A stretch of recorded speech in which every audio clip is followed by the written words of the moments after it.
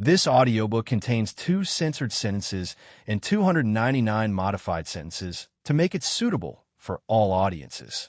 Visit our website to listen to the original version without censorship or modifications. Link in the channel bio. I'm glad that Danu is safe too. Now, let's go back to patrolling. We don't know if the attacks are still ongoing or if they've stopped, but it's better to stay alert. Aang turned around first. Kana tried to stop her, but was unable to, so we were left by ourselves. Ken turns back to me, and with a more serious and mature look, did you really go investigating something by yourself, Danu? You've always been a bad liar. Feeling a smile creep up on my face, I stare at Kana and smile. Even when you have your more childish personality out, you don't fail to notice the more subtle things. But I suspect you saw Aang's reaction this time around.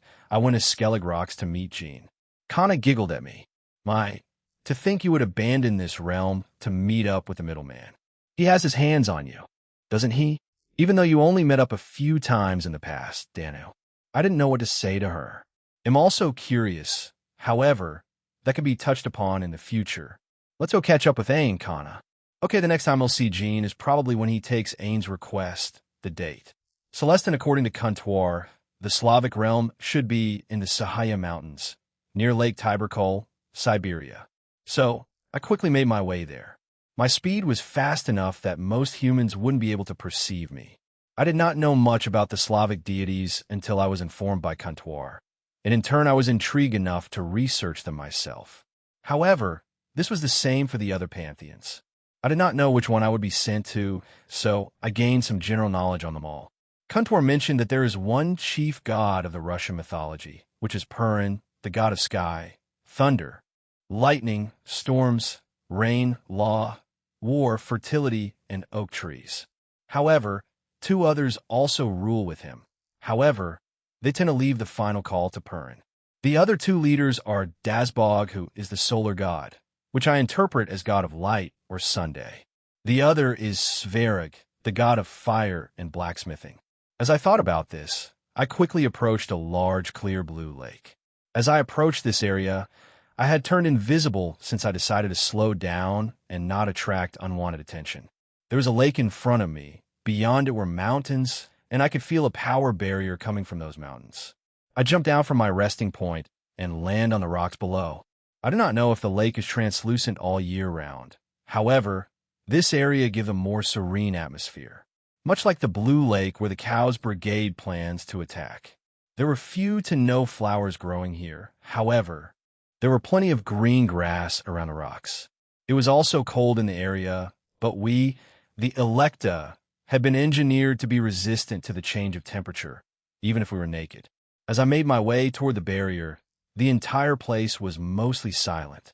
The occasional animal's cry or my own footsteps, but that was it. It was an idyllic moment that I will cherish before I face whatever awaits me beyond that barrier. The Slavic realm. I wonder what it looks like. My hand touched the barrier when I reached it. I was still invisible, but I still looked around me to make sure that there wasn't anyone watching me. I didn't feel other life energies near me or see anyone with my own eyes. So, I nodded to myself before stepping through. Slavic God's realm, this is... I was surprised by the scenery in front of me, but also by the lack of security. Although, I feel like I am on a cliff edge. It seems like the realm is in a constant state of winter. A slow but cold breeze that carried snow was slowly blowing into me. There were many large and unique-looking buildings, but what stood out to me was some kind of large ice structure. This seemed to be in the middle of some kind of lake. Beyond this city lay a solitary range of mountains. I wondered if there was more to this realm than this city. Currently, right now, I could feel 5 gods in this city. Purin, the chief god, may have sent the other deities to help out other settlements in this realm. I sigh. I will find out soon. Looking to my right, there seemed to be a pathway covered in snow. However, there were signs indicating on where to go. Following the path, I slowly descended the small hill I was on. I eventually came across some kind of archway that was also covered in snow. However, there was a lone guard on duty. They spotted me and put their hand up. "Stop, who are you?" I nod and pull out an item that Jin-sama gave me beforehand. I pour some magic into it, and the video plays. "Hello, This is the middleman. Anyway, to make a long story short, I can't personally make it to the Slavic god's realm right now, and I sent my subordinate instead. If you could let him through and meet your gods, that would be greatly appreciated. The guard seemed a little stunned, but nodded his head in the end. I see, yes. Master Purin has been expecting a visit from a middleman. Please follow me. That's to be expected. Gene Samus' fight was broadcasted all over the supernatural world after all. It is inevitable that he will be sought out by certain pantheons. I follow the man who is guarding the gate. Before you ask, I'm not a guard. Master Purin and the other gods, they received a message from the governor of the fallen angels about what's happening, so they were expecting the middleman any day now. I see. It seems that Azazel was helping Gene Sama in his own way. I will put a good word in for him. Gene Sama may reward him with more of those pills. However, may I ask which gods are currently present here today? Sure. They're Master Purin, Svarik, Dazbog, and Mistress Mokosh and Zoria. The other gods and goddesses were spread across our realm after a decision was made about when they would formally invite the middleman here. However, as I mentioned, we received a concerning message not too long ago. He explains, I see. May I ask who you are? Me? I'm just a servant to Master Dazbog. Since I was looking forward to meeting the middleman, I decided to volunteer to wait for him. Oh, I'm a Lopa, by the way. The man called a Lopa has short white hair that's swept backwards, gray eyes, and tan skin. He wore a red plain coat. He wears a black body armor, which consisted of a black tight and sleeveless shirt with silver accents that outlined his muscles and a metal plate on his collar. He also had black pants that had 2 black straps on his thighs and another 2 strapped around his shins separate from each other. He wears black metal-plated shoes, which appear to be attached to his trousers. I see. Nice to meet you. I'm Celestin, a butler of Gene Sama. Butler? I didn't know the middleman was rich, though, thinking about his job. He must get a lot of money for it, right? Yes, he indeed does. Our conversation stopped there, and we walked through the streets of this realm. However, it wasn't silent, as Alopa was quite well known and apparently popular, as he was greeted multiple times on our journey. Alopa, what's that ice structure in the middle of the lake? I can see others like it in the distance. I've been curious about them since I saw them. They're just old remnants of a prank Master Purin did in our realm. However, the people around here like them, so he didn't get rid of them. They're more like tourist spots, since the inside of them is like outer space or the galaxy, but a bit colder and made out of ice. Each one is a different part of outer space. He himself doesn't know how he managed to create such an effect, but didn't question it and left them there. Do you want to go to one of them? I shake my head. While I'm curious, I have a mission to finish. Gene Sama may want to in the future, though. I will have to decline Alopa. However, I am confident Gene Sama will do so in the future. So, is the tall building across from us where the gods are at? I could also feel their divine auras from there. To this, Alopa nodded. Yes, it is, although it was built with that kind of aesthetic in mind, you know? There's only one building here that people may mistake it for, and we're coming to it right now. We had arrived in the western half of the city, and there was a building with a large glowing sphere. I could also feel many people in there. And below it, perhaps an underground portion? This is our laboratory or research facility. The governor of the fallen angels isn't the only one trying to do research into creating sacred gears. However, he was the only one that had been successful, not including Cal's brigade. Our hope is that when we join the alliance, we will finally be able to perfect them. Well, that's one of the reasons we wish to join. The other is maintaining the peace that Master Purin desires, and even some old gods and other pantheons joined. He saw it fit to do so now. A research facility, huh? On closer inspection, many of the buildings and structures here seem quite unique, almost futuristic, but still reminiscent of an older era. However, they also wish to create their own sacred gears. Although they are not the first, I wonder what Gene Sama will think of it. We were quickly approaching the large ice structure. Even from a distance, I could see the inside was quite dark, and I could see there were some shapes in the ceiling. Interesting. However, we had to turn left, and so I did not see any more. Are you not cold in just those clothes? Gene Sama created these with different temperatures in mind. Currently, I am quite warm. If I went to the Egyptian mythology, it will change to keep me cool. It's quite convenient. Alopa's head fully snapped backwards as he was only glancing at me. His eyes were quite wide. He was apparently shocked by this revelation. Seriously? That would really sell a lot if the middleman did it in the supernatural, you know? Why hasn't he? I shook my head. I do not know. Jin-sama tends to hold back in releasing many things to the public. As to why, I do not know. He never divulged that information to us. Perhaps Jin-sama is waiting for the right opportunity? Or does he have a larger plan? I'm not sure. We'll all just have to wait, Alopa. I see. It's unfortunate, but I think I know why. A lot of companies in the supernatural world will try to copy him, and he probably doesn't want his potential earnings to take a hit. I couldn't help but chuckle at his reasoning. Yes, it would make sense if Jin-sama wanted to do it for profit, but he can basically create money and also go to the pocket dimension to earn more gold to exchange for currency. Alopa looks confused. What's so funny? Jin-sama isn't worried about making a profit. With his job as the middleman and other ways of making money, he's essentially a trillionaire already. I'm also sure he can stop any others from copying it. So, if he were to truly release that, then it would probably be because he just did it on a whim. Nothing more, nothing less. Trillionaire G's. I can only imagine owning that kind of money in my dreams. Alopa and I spoke more about Jin-sama, but we eventually came to a small bridge and crossed it. To our immediate right was the building where the divine aura of the gods were. There were more guards there, and Alopa saluted them and nodded. They did the same thing to him. I wasn't stopped as I was with him, and we walked into the building, like the rest of the realm's buildings. The interior of this building was of the same design. Of course, it had furniture in it, but they were mostly made out of Russian birch, also known as Baltic birch. They're in the middle tower at the very top. I followed Alopa. However, I was expecting to climb upstairs, but instead he brought us to an elevator. It was a modern one, but powered by magic. We both stepped on it, and he pressed a button that was numbered 0. The elevator quickly shot upwards, and a few seconds later we arrived at the top. The doors opened, and we stepped through. This floor was much more professionally done. It had some vending machines, landscape paintings illuminated by magic lights, and other decor that made it look like something from a rich person's home. We walked forward because not too far from us was an ornate door with many beautiful designs on it. Once we were in front of it, Alopa pushed it open. We stepped through and were in the room.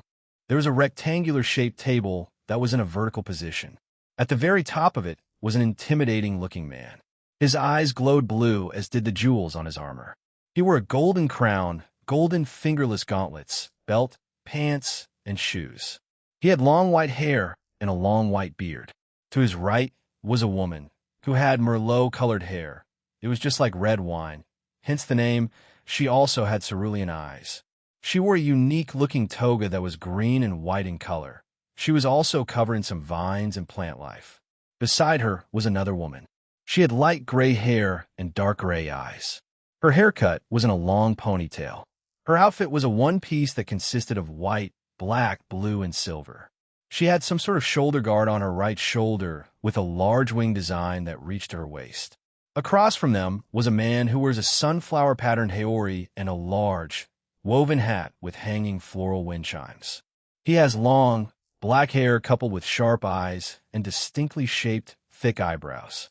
Also, beside him was a man with golden-colored hair, golden-colored eyes, a golden-colored robe, and some sort of spikes protruding from his head. He also had gold clouds constantly circling him. Alopa, you have returned. The golden-hair man says, and Alopa nods. Yes, I have, Master Dasbog. I brought one of the middleman's subordinates. Alopa turns and nods at me, so I took a step forward and bowed. I am called Celestin, one of Jin-sama's subordinates and butler. It's a pleasure to meet you all. I am here for business. However, I trust you all know that already.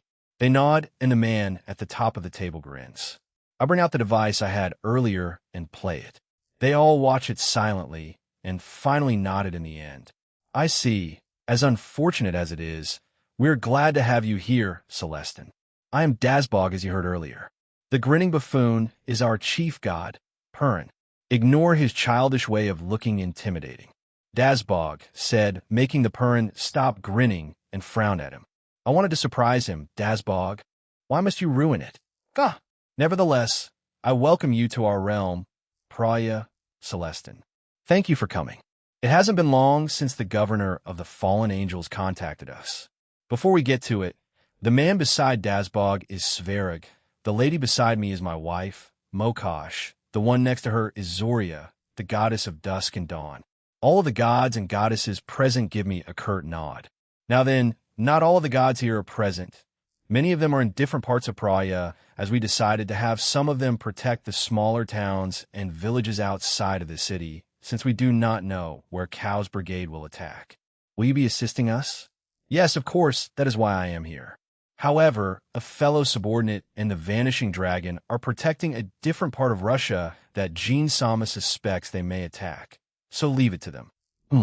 I will leave it to them then. All that's left to do is wait. I nod and put my hand up, which confused them. I smile and create a barrier around the building.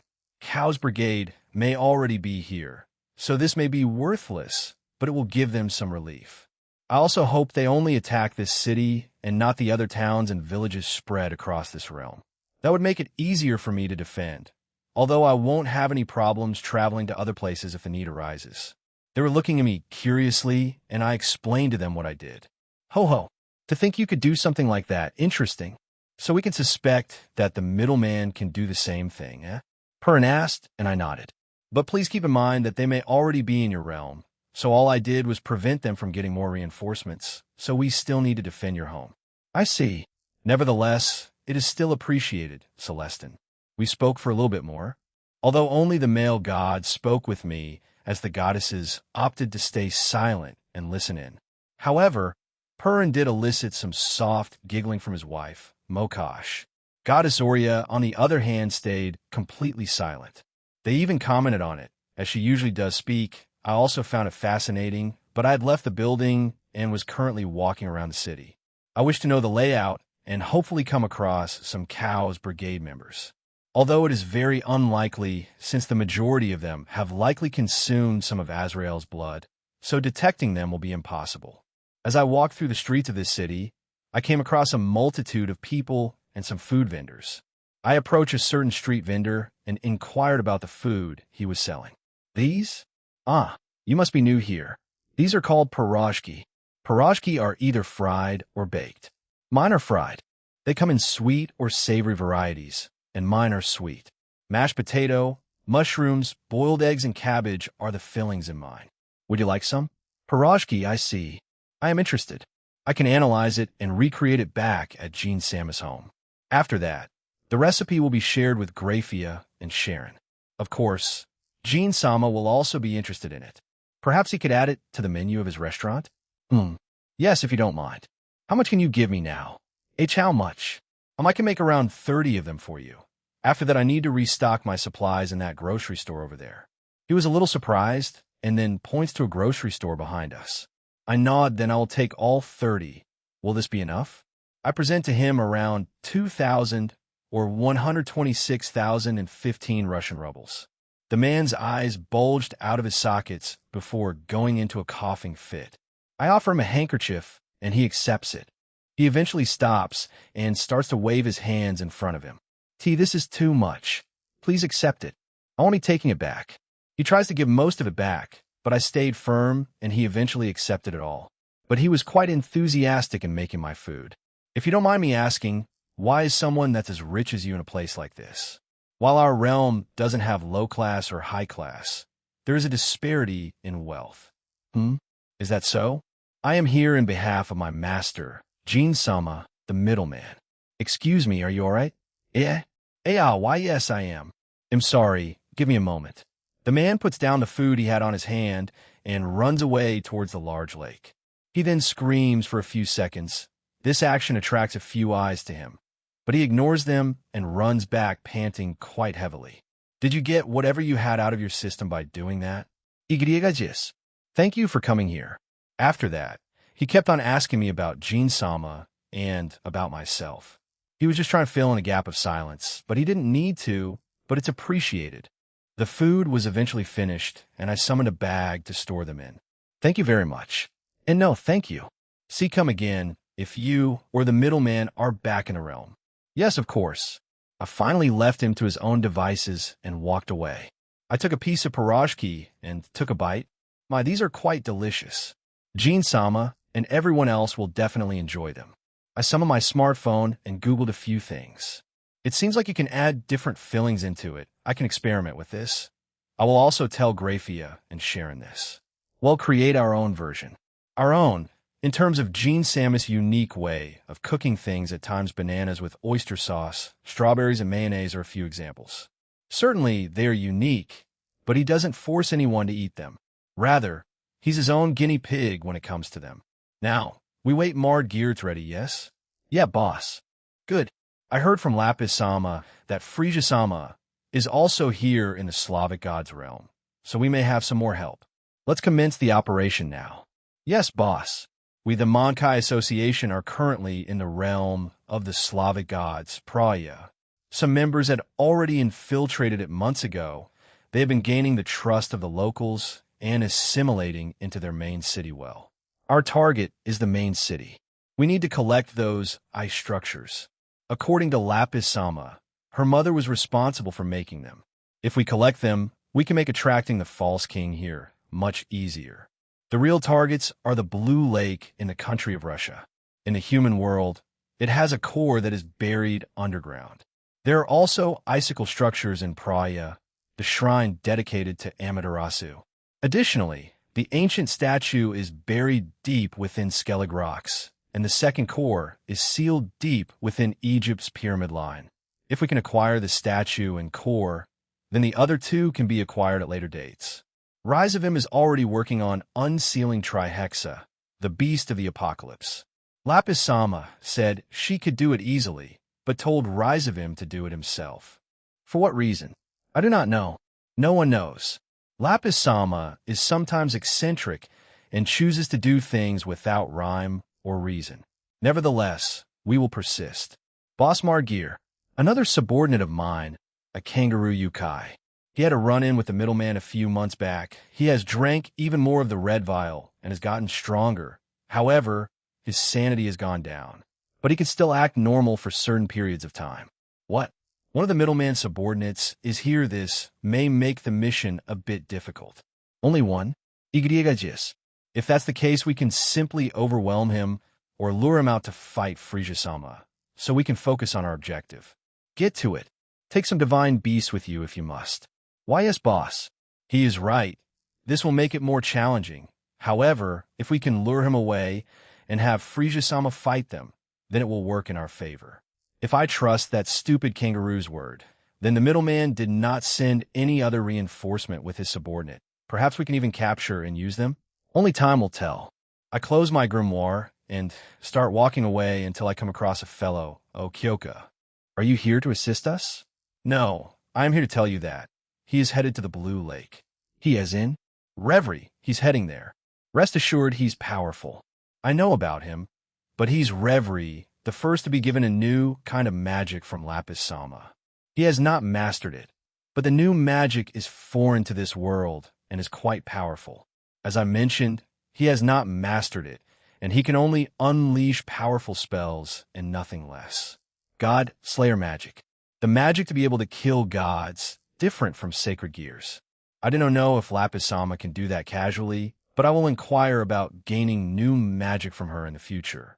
It doesn't matter, as long as he kills whoever gets in our way, we win in the end. Very well. Celestin rumble. Rumble. Rumble. As I was trying out more foods in the realm, the entire city began to shake. So it started, huh? I look below me and at the 20 shadow knights assigned to me. I nod and they leave my shadow. I will leave it to them to keep the residents here safe. Suddenly, the gods I met earlier appeared beside me. Celestin, is this? Yes, it seems to be starting. I will fight whoever appears. Please, I also have some shadow knights that are here to help. Please keep that in mind. I tell them before jumping into the sky and flying towards the source of the shaking and rumbling. How cam Don? I blocked the punch. Looking at the culprit, it was Frisia. What's he doing here? I have to tell Jean-sama. Ho ho ho. No need to contact Papa San. Let me have a bit of fun, Bam. Don. I cut him off by kicking him on the side and followed it up by punching him in the face. This sent him far away from the city, and I quickly followed him. I must leave it to the Shadow Knights to defend this place. Jin-sama, Frisia is Russia Albion. I look upwards as I saw a large black ball of flames. What the hell I was about to move when Edel beat me to it. She gestures with her hand, and a large amount of water suddenly shoot out from her palms. Boom! The two attacks collided and they canceled each other out. However, the collision created steam and it covered the sky. Earlier, we covered this area with a barrier, and Edel used some kind of hypnosis magic to make normal humans avoid this area. I wish I could do that, but I'm quite limited to what I can do. I should ask Jean in giving me some new powers. Albion-chan. Focus, right?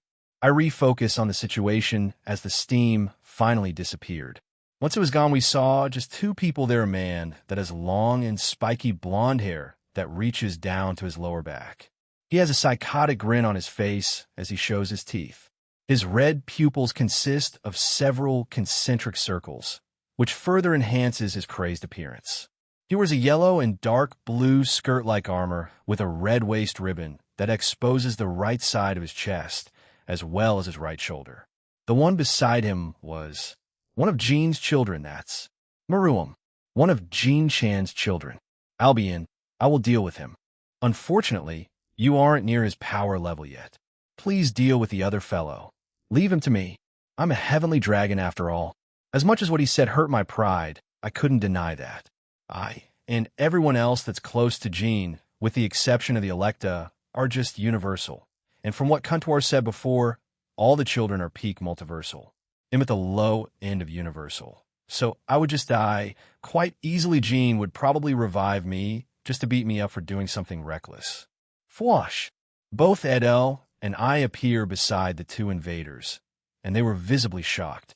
I kicked the blonde-haired man, and Edel slaps Maruam away. Hi ha ha ha! As expected of the vanishing dragon. Make this exciting for me. This man looks like Zancro from Fairy Tale. Drake had forced me to read the entire series with him up until the 100-year quest sequel. I have yet to read that, however. If I had to guess, this guy has Fire God's Bellow. The Zancro clone fired a large mass of black flames toward me. I already touched him, so divide. Divide. Divide. Divide. Using divide 4 times in a row made the attack weaker and smaller until a small speck hits me. However, the man in front of me just grinned. He wasn't bothered by what had just happened. No, this reminds me of how Drake and I used to be. We just enjoyed the fight in front of us. Perhaps I could do the same here in Reverie, Fire God Slayer. Nice to meet Cha, Vanishing Dragon, Albion, Vanishing Dragon, and White Dragon Emperor. Enough chatter, come. Hell yeah. Dawn, Dawn, Dawn, Dawn. Reverie and shot forward and exchanged punches. However, he was significantly weaker than I am, but he made up for it by imbuing his fist with Fire God Slayer magic, and they hurt a little. But my punches made Reverie flinch and bleed, but he still enjoyed it. Was he some kind of masochist to pain? I sent another punch toward Reverie, but he dodged in time by ducking below. He then tries to sweep me off in the middle of the air, but I swiftly dodged that, and so a spinning drop kick onto his head. This caused the young man to quickly plunge into the water below us. However, after crashing, he quickly recovered, and he spreads his arms and legs and unleashes a giant ball of black flames around himself. It kept expanding until he sent it towards me. Hurrah! Reflect, I slapped the attack back toward Reverie, who wasn't expecting that. However, he dodged it instead, trying to eat it. I appeared beside him and kicked him on his ass and launched him into the barrier. The barrier was significantly stronger than I was, so it didn't break after Reverie hit it. If I remember currently, don't Slayers eat their own element, but I guess Natsu Dragneel did say that they don't eat their own flames since it's weird. Also, this is the Draconic Dais, not the world of Earthland. Maybe it works a bit differently. Reverie spins around with that grin of his still present. Reverie starts to do some motions with his hands, and then molds a scythe out of the black flames. An even crazier grin appears on his face as he swings it towards me. I dodge it, but slice. Slice. Slice. Boom. Boom. The attack passes by me, but slices and destroys the trees around us. It also feels like his power is slowly increasing over time. If he keeps going like this, he may get to a point where a hit from him may deal some damage. It's better to end this now. I put my hand forward, divide, divide, divide, divide, divide, and use divide on Reverie. After his powers were divided 5 times, Rever's body slightly slumped, and he had a hard time looking up at me. He was sweating quite profusely and seemed unsure in what to do. Vala Lucifer, I will take this move from you. Even though you took it from a different character's move set, I gather a large quantity of draconic aura around my right fist. Reverie notices this and tries to flee, but his body does not respond, so he was stuck to the spot. He gathers a bit of black flames around his fists in a desperate attempt in defending against my attack. The draconic aura had encompassed the area around us, as the attack had finished charging. I then rushed towards Reverie as he thrusts both his hands my way. I, however, dodge them with minimal movement and punch him in the chest. Haughty Nova Boom. A large explosion of white draconic aura covers the barrier. After my fist made contact with his chest and the subsequent explosion, his body disappeared. Once the attack is finished and the white explosion is gone, Rever's body was also gone. I did not feel his presence anymore.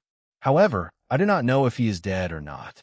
His body just disappeared, so I'm not sure if someone teleported him away or something else happened. I will ask Jean about it later.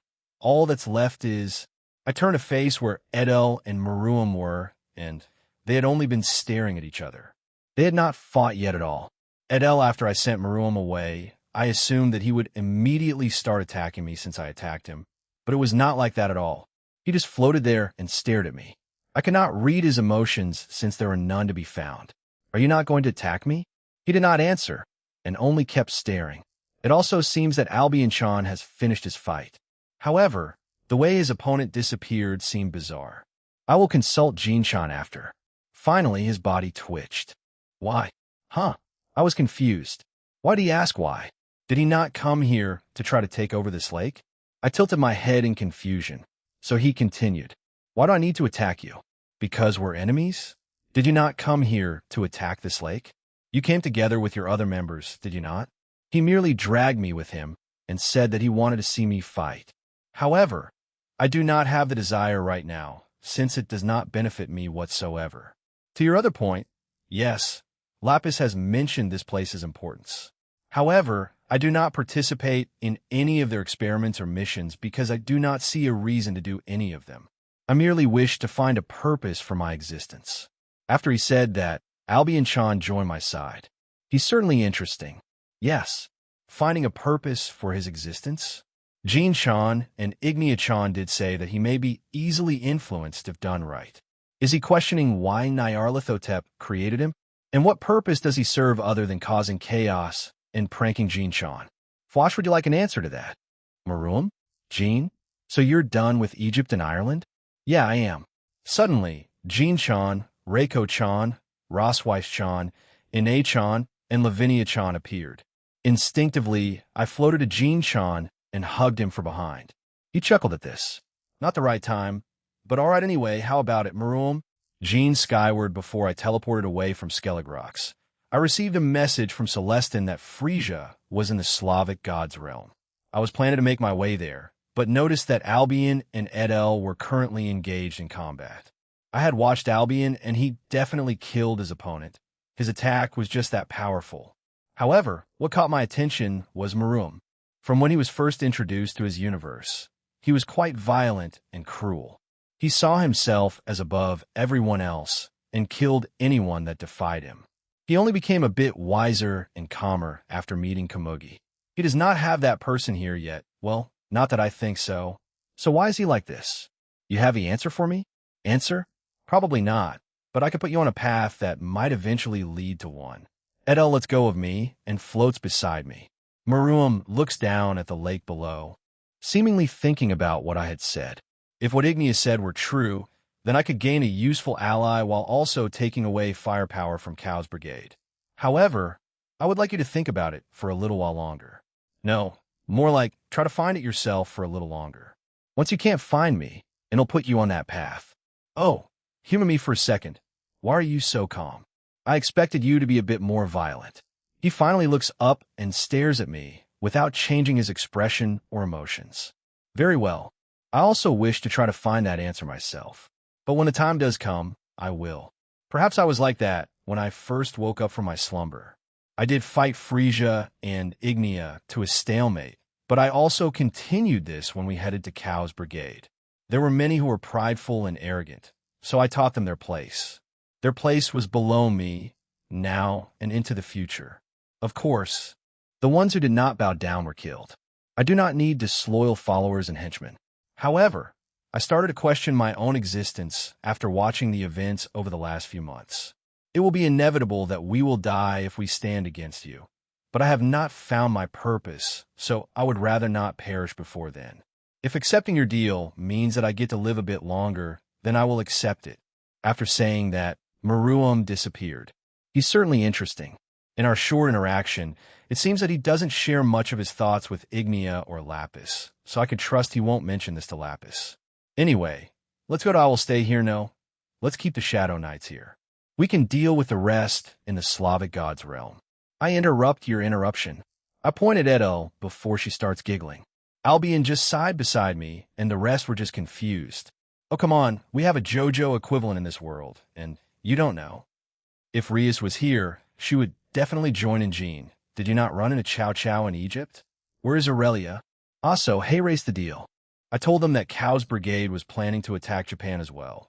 So I sent Aurelia, Scathack, Leanne, and Celine over there. It may be overkill, but it won't hurt.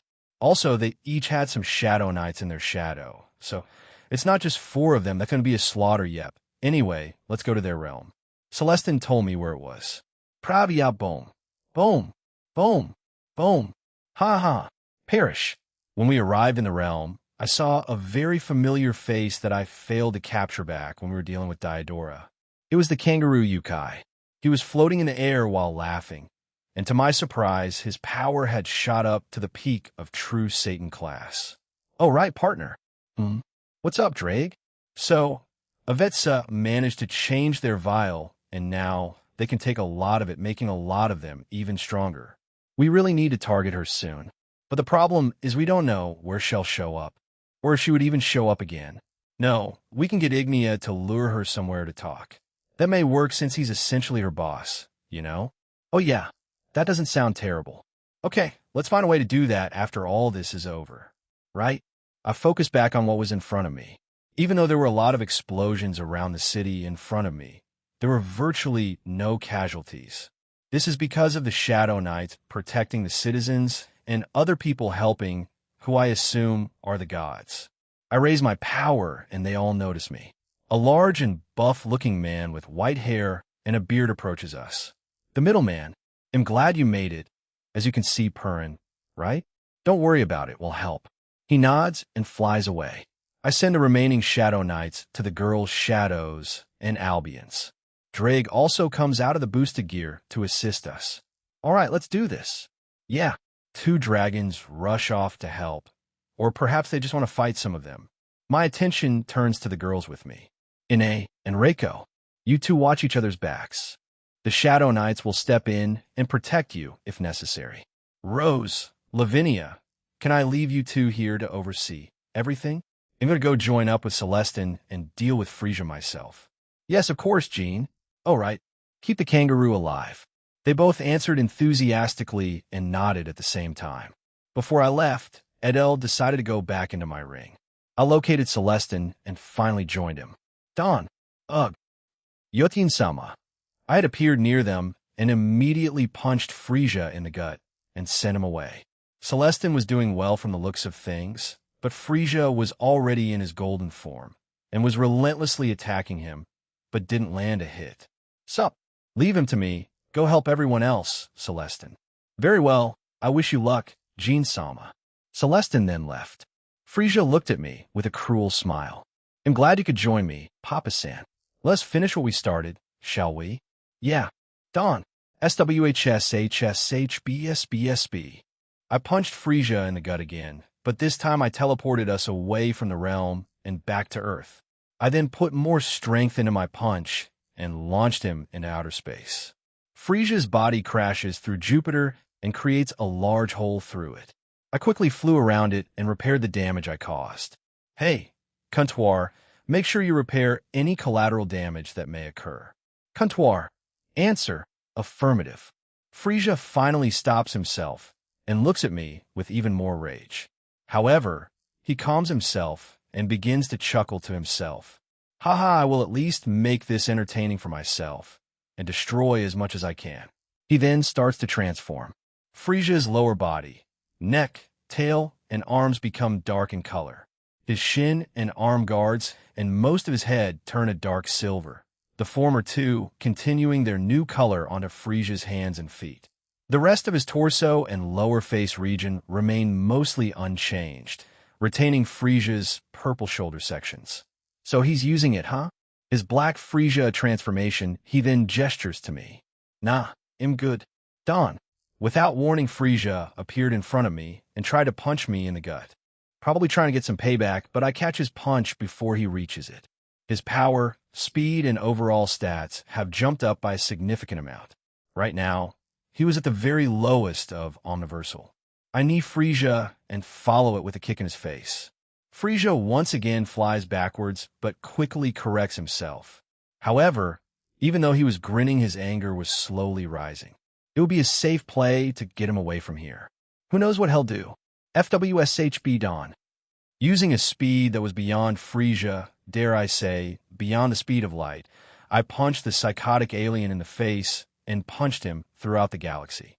Since Frisia was removed from our neighborhood of the universe, I kept up with him by using more speed.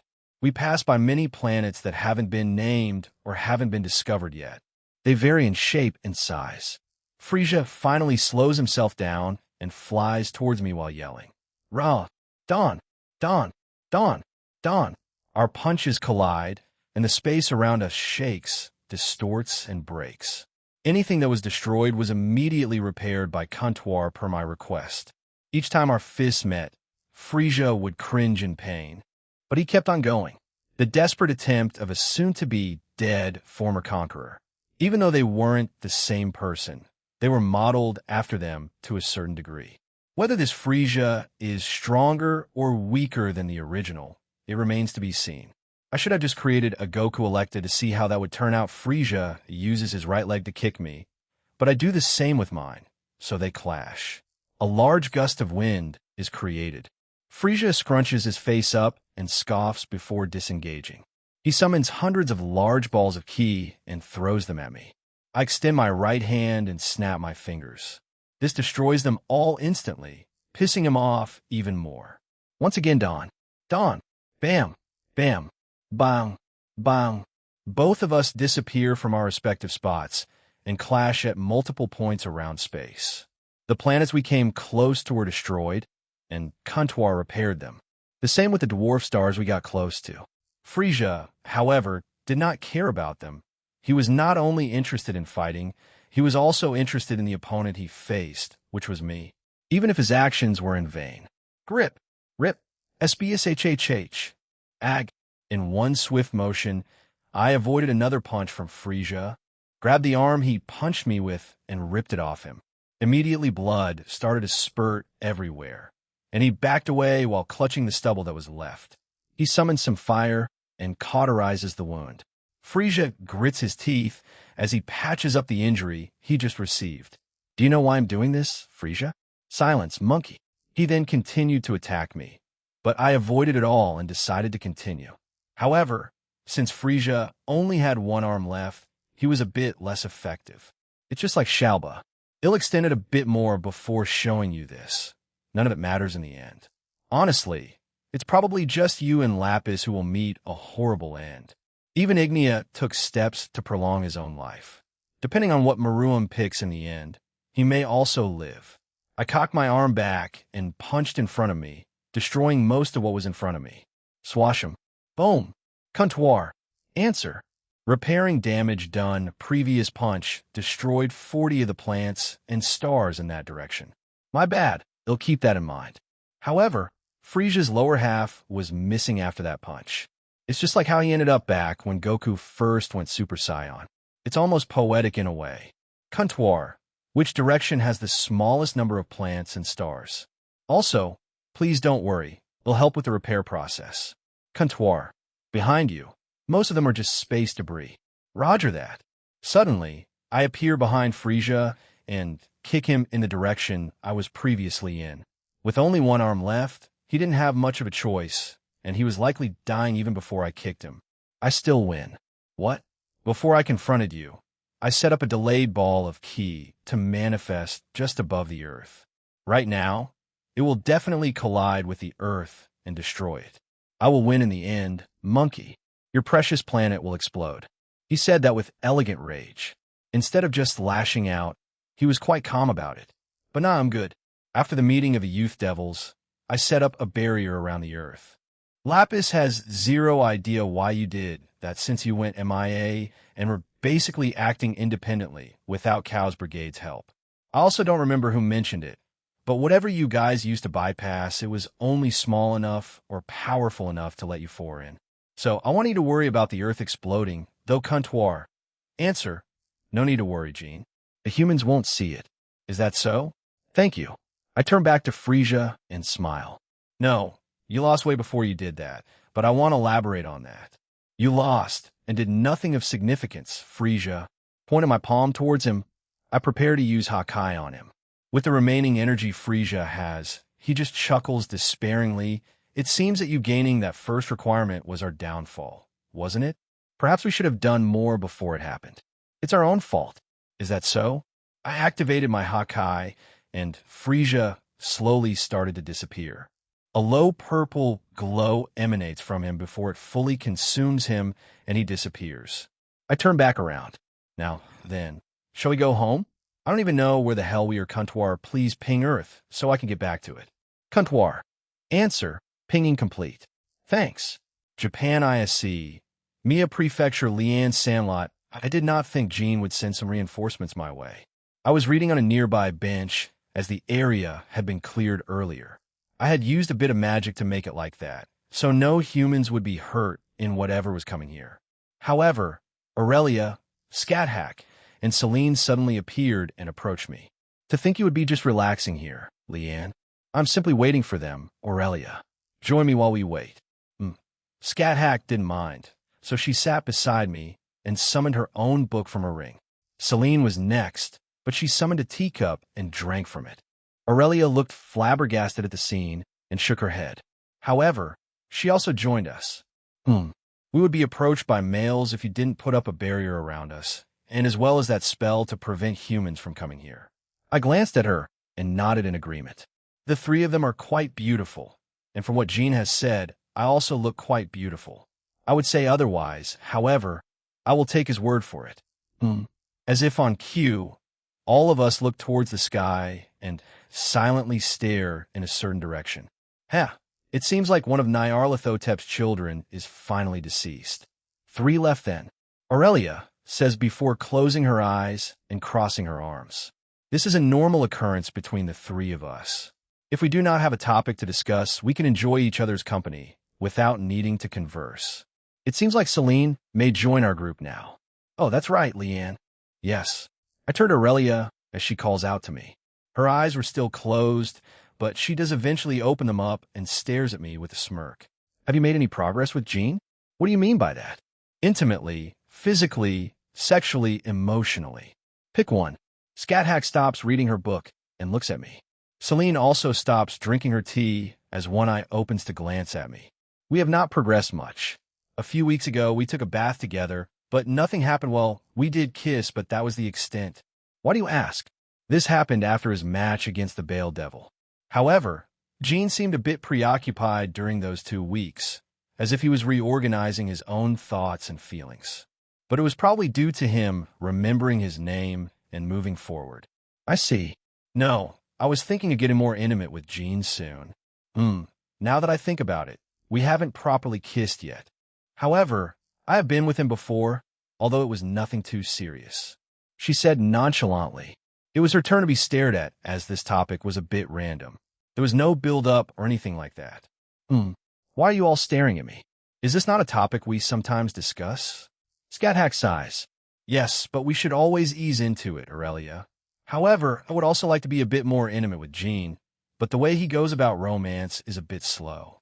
Perhaps we may need to be a bit more direct about our feelings and intentions. I did make a small amount of progress back in the pocket dimension. I was a bit forceful during that small moment in the bath with Zenobia and Leanne, but it hasn't happened since. Aurelia looks at me and smirks. That time I see, yes, I remember. It seems like a lifetime ago. However, that was the first time I kissed Jean. We have done so a few times since, but it's not to the degree with the women in his harem. Does that mean that we, the females of the Electa, are not seen as? I am stunned by the revelation I have just received. Leanne, is something wrong? I look back at Scat Hack and nod. I also tell them about the realization I came to. Aurelia was also a bit shocked. However, Celine did not. She finally opened her eyes fully and chuckles. We look at her a bit confused. Is it not obvious? Jean-sama created most of us during a period of time when he was at his lowest. He definitely created us with a large amount of affection towards him.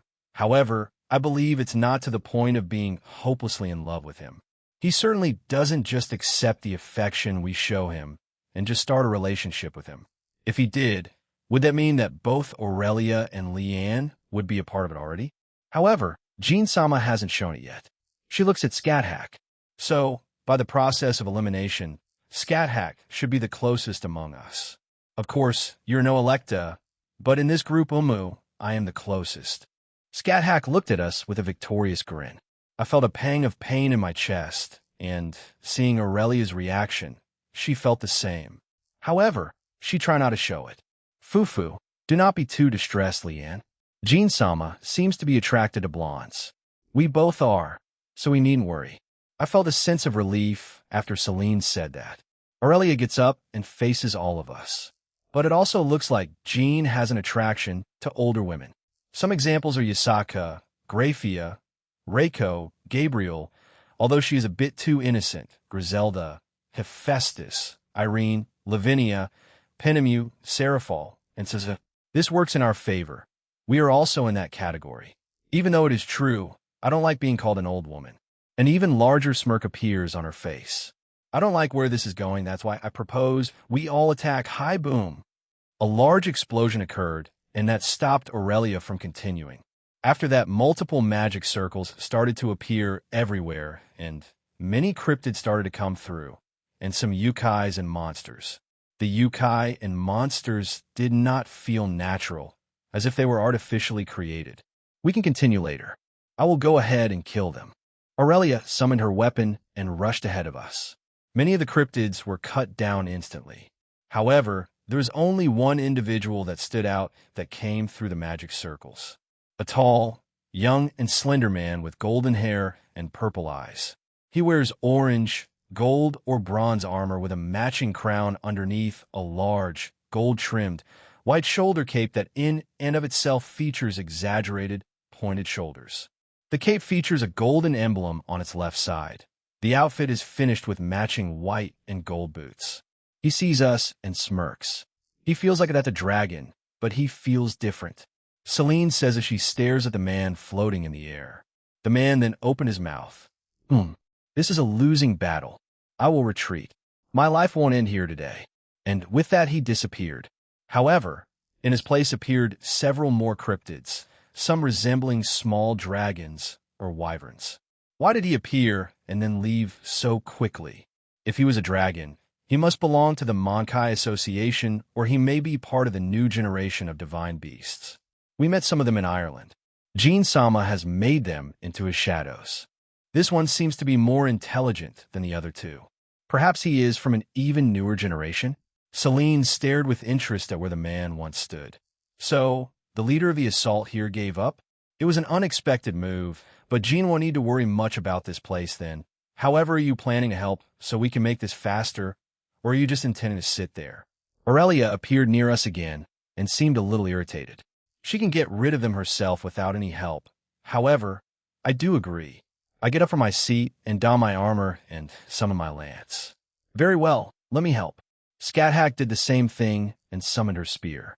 We looked at Celine. However, she was in deep thought. It does not look like she will be helping us. We'll be fine. Let us clean up and inform Jean. All three of us set out on our overexalted cleanup mission without another word. Praya Rosweiss Shing. Shing. Shing. Shing. Boom. Boom. Boom. Ine, please get behind me. Some of these are a bit too powerful for you. Yeah, I tried to attack one earlier and my light spear just bounced off. The assault on the city was still in full swing.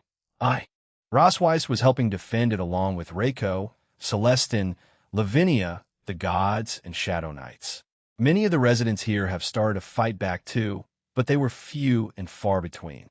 Celestin arrived not too long ago and said that Jean was fighting Frisia instead.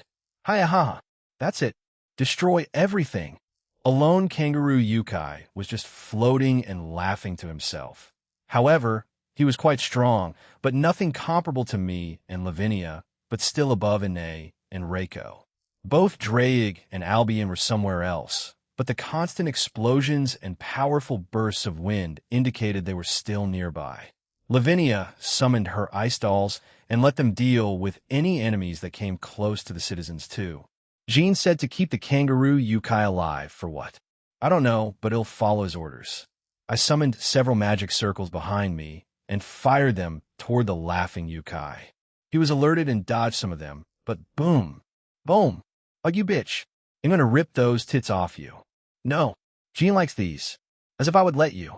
I cover my breasts in disgust at his comment. He rushes towards us, but bam. Crash. He came across a Shadow Knight who accidentally slapped him down to the ground and knocked him out. He's useless. Ine, be nice. Although he is an enemy, be careful not to take it too far. We still need to capture him. Yeah, Jean did say that. With Ine in tow, I land beside the unconscious Yukai and use my own magic to summon some magical ropes to tie him with. I strengthen the ropes even further, just in case, and put some weights on his wrists and ankles. Finally, I ordered a Shadow Knight to watch over him, and they dutifully did so. I went back up with Ine and could see that the numbers were slowly dwindling and everyone was starting to relax. But the attacks have been somewhat weak, even the ones in Egypt, or is it because Jean took care of most of it along with Aurelia and the other Electa? Regardless, the area was suddenly engulfed in a bright light, and a large cube appeared in the sky. What is that? I don't know, Ine, but please stay close to me. It's ominous. Even Lavinia-san thought it was a bad thing. I felt the girl grip onto my clothes tightly. I fired a large ball of fire towards it, but to my surprise, it was absorbed by it, and the cube grew in size. Fwash, that thing, did it just absorb your attack? How much power did you put into it, Rosweiss? The two heavenly dragon appeared beside us and looked towards the cube too. Reiko and Celestin also joined us. It appears demonic, however, it's a bit different from the devils of the underworld. Perhaps the thing was artificially created? But to be able to absorb the attack from Rosweiss, Celestin says, and looks at the thing with concern. I used the power of a dragon god on that attack. Just now, is it safe to assume that it is of that power class? It doesn't feel alive as I finish saying that. Celestin shakes his head. No, it's definitely alive. It's like a floating fortress that's alive, but I do not feel any other life forces from within it. It may have been sent here as an experiment, just like the latest generation of divine beasts. However, this one doesn't seem sentient at all. Celestin nodded at my account of what we saw at Skelegrox. I see. If we assume that it is a new generation, then it may be powered up by more blood, but with no sentience. It may be just following preset orders from someone. But gah! Suddenly a mouth appeared in front of it, and multiple tentacles. Vuvuha! Grip! Grip! This is... Destroy them and fly into the sky, everyone. Suddenly tentacles also shot up from the ground and tried to restrain us. I destroy it quite easily. However, Ine and Reiko seemed to struggle, so I destroyed the ones holding Ine down, and Celestin helped Reiko. Draig and Albion just burned them away with their fire, and Lavinia froze the ones around her. We all flew into the sky. However, the citizens who weren't near the Shadow Knights were captured by them, and they slowly started to turn into stone. The Shadow Knights defended those near them by not allowing the tentacles close to them. Even the kangaroo Yukai was turned into stone. The Shadow Knight, protecting it, had departed to another area to help the other residents here. I summoned thousands of magic circles and fired them all towards the cube-like enemy. Some of the attacks were absorbed, but just as I thought, it couldn't absorb them all, and it started to take damage. Once the smoke died down when it made impact with the cube, to my horror, it started to regenerate. What? How is that thing's regeneration on par with the dragon god's? How? Then how about, just as I was about to summon even more magic circles and use more power that was called Universal by Jean, Celestin stopped me. Raswai Sama, it seems that the attack and power you used just now is enough. We do not want to destroy this realm. However, I have some anti-healing magic. It's the same as Jean Samus, so let me apply it to it first before we attack it again. He turns to everyone and nods. I will attack first and apply my anti-healing to the enemy. Everyone else, please get ready to attack. Celestin flew towards the cube at an impressive speed. The tentacles that appeared on the ground tried to attack us during that time. However, the Shadow Knights were there to help defend us, so we could focus on this more. He didn't tell us what kind of signal head give, knowing Celestin will inform us in some way. Do not fret, Drake. Am not Drake cups his hands and... Seriously? God, an otaku dragon, how embarrassing. Shut up. Leave me alone. It's cool. I'll be in size again before cupping the sky with his right hand and creating a large white ball of draconic aura. Drake gained a grin. That's just the spirit bomb, you hypocrite. It is not. Why was there a pause in your reply?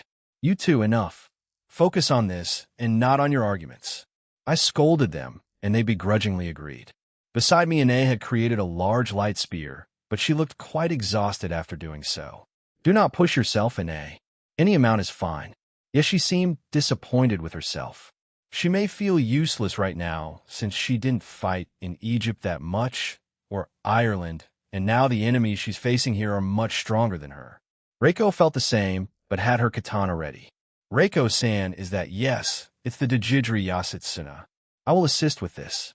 She readies her sword in a stance, and a large amount of electricity started to gather around the blade.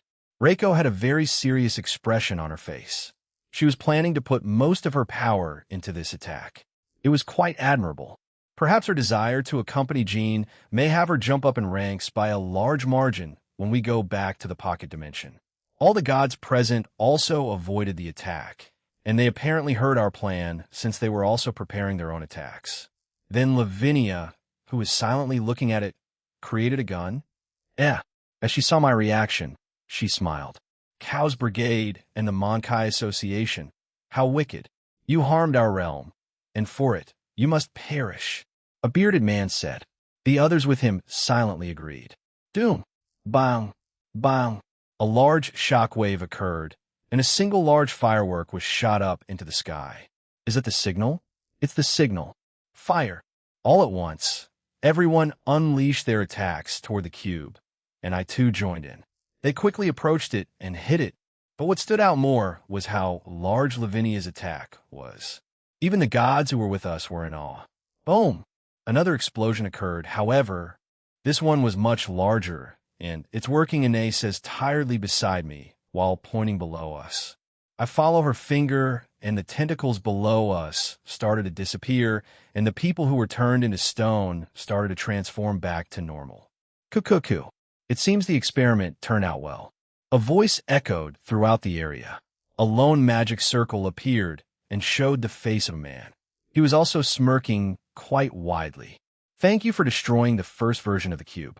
We learned many things from it. Even though this failed, it's a learning experience, and we can improve for the future. Although we did lose a faction in our organization, perhaps it will give birth to a new one. Fufu, maybe? Maybe not. Only time will tell. They plan on attacking again? Farewell for now, DXD Alliance. The magic circle disappeared, and just then, I was late. Jean appeared. Jean Sky were my bad damn. I shouldn't have gotten distracted looking at those plants and stars anyway. Rose, Lavinia, can you two update me? I was making fast progress on getting back home, but got distracted by certain planets I saw. That was the furthest I had ever traveled in space. Even further than when I first became an outer god. A planet full of butts, boobs, and one that was made out of jello. Yet there were no inhabitants there, as Kuntwar had claimed months ago. Wait, duplets count? No, if Contour said. So then, pinch, listen me, Gene. My bad, I had started to monologue and ignored the two of them, which resulted in them pinching me. So, I listened into what had happened, and my gaze slowly drifted to the still knocked out kangaroo Yukai. I see, well, let's clap. Suddenly we hear clapping, and from a magic circle came a person. He had 16 pairs of wings. Some were white, while the others were black. He had red horns, white hair, and wore some unique-looking armor. This had to be MKHL. He had a calm look on him and was floating a reasonable distance away from us. His back was also adorned with a large sword. I was expecting him to look more dignified, but MKHL. Oh, the middleman knows me, huh? Imhano, I put my hand out and stopped him. Just like his two fellow fallen angels, I froze him in time. I slowly floated towards him. What? I said nothing as he struggled to move. His panic was rising quickly, and he was using every ounce of power he had to try to break free, but it was futile. I then read his memories. I see. So those spots have their own uses, huh? He'll go back to that blue lake and put a barrier around it. The same for the city. Hell, since I'm here, I might as well. I snapped my fingers, and an invisible barrier appeared over the city. But they also have new generation divine beasts like we suspected, and new types of artificially created sacred gears. Even Ares has one that's an independent type. But what had me concerned was Ain. She showed up in the memories. Some independent or rogue members wanting to cause their own chaos made contact with Ain. They plan on working together with her to expose me. But they had their own reasons for helping her. Brainwash, and also for her own body. They even revived one of her old husbands. They plan on doing something between them, Alam. Beyond that, only vague topics are mentioned, such as future world events, so nothing too significant is mentioned. Their plans with Grigori are going to be thwarted, but since the others are missing, well, Satinol is still a factor, since he's definitely building up his Abyss team. They may not be normal humans anymore. I saw them being forced to drink the vial. For now, it'll turn him into another insider, so it'll have another one. So in total, it's Yaku, Kubota, Pluto, and now MKHL. Not including Ignia and maybe Maruam in the future. In addition to the betrayal thing, I will also warn Azazel about the higher-ranking Fallen, and we'll take it from there. I felt a hand on my shoulder and looked up. Partner, is something wrong? The face you're making is pretty. Intimidating. You mean scary, right? Drake? Akka. I'm not the type of person to get scared in a... Tiamat. Shut up. No one asked you. No, it's fine. I just saw a few things. I'll tell you guys about it when we get back. You'll need to inform Azazel about something. Anyway, I'll be taking that kangaroo Yukai, if you don't mind. Purin. The Slavic gods have been watching silently until now, and I called out to the chief god. He nods and comes over. He puts his hand out, and I shake it. Feel free. It is up to the Alliance to deal with him. Your subordinate Celestin was accommodating. We wish to join the Alliance, Gene. Please come back here in the future. Yeah, I will. I need to go visit 2 other places first, though. You need not rush, young one. Thank you. Purin then proceeded to introduce me to the gods that were currently here.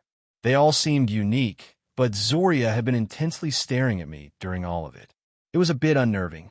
Purin notices this and chuckles. If you want to speak with him that much, go ahead, Zoria. No, it is fine. I will speak with him when he comes back. Zoria turned away after saying that, and Peru shrugged. Is that so? Very well then. There wasn't much damage here, probably due to everyone defending it.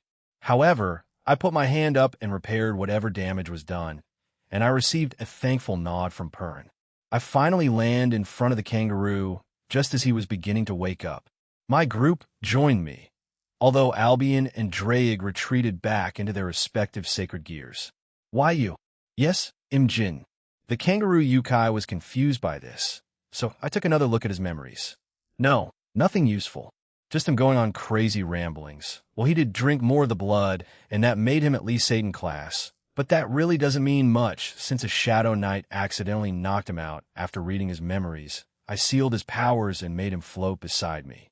The next thing I need to tackle is Avetsa and getting her out with Ignia. After that, I can focus on Ain and whatever else happens in Ireland.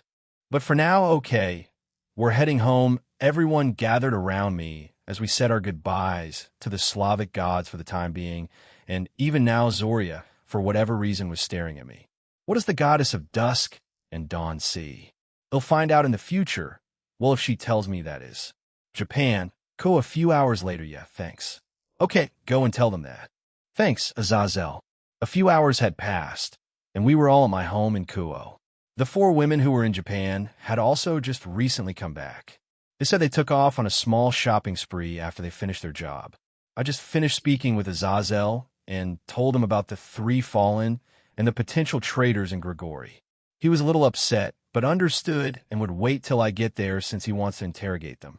Also, I don't mind the girls doing some shopping, but I kind of wanted them to be back earlier since I needed to know some info, so tell me what you found out. Nothing much, Jean.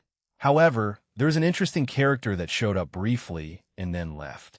I wait for Scat Hack to continue. She then proceeds to tell me his physical appearance, and my eyes widen. That description looks like the person I saw in 10k-15kThis memories. The person they saw by ISC was probably Ain's former husband, Alil Alam, but Celine mentioned that he felt like a dragon. Did they revive him using a divine beast made out of a dragon's flesh or something? These next generation's divine beasts are annoying. I audibly sigh. I see. Thank you. I slumped back down on the couch. Aquino and Lavinia were hugging both my arms, so I couldn't really move. All right, let's contact Ignia. Ignia? Father? What's up? I was wondering when you were planning to get the hero faction members. I have them with me. Oh, right, they'll come get them soon. Anyway, do you know where Avetsa is? Avetsa? No, I can't say I have. She tends to stay in her own lab at our base. Why?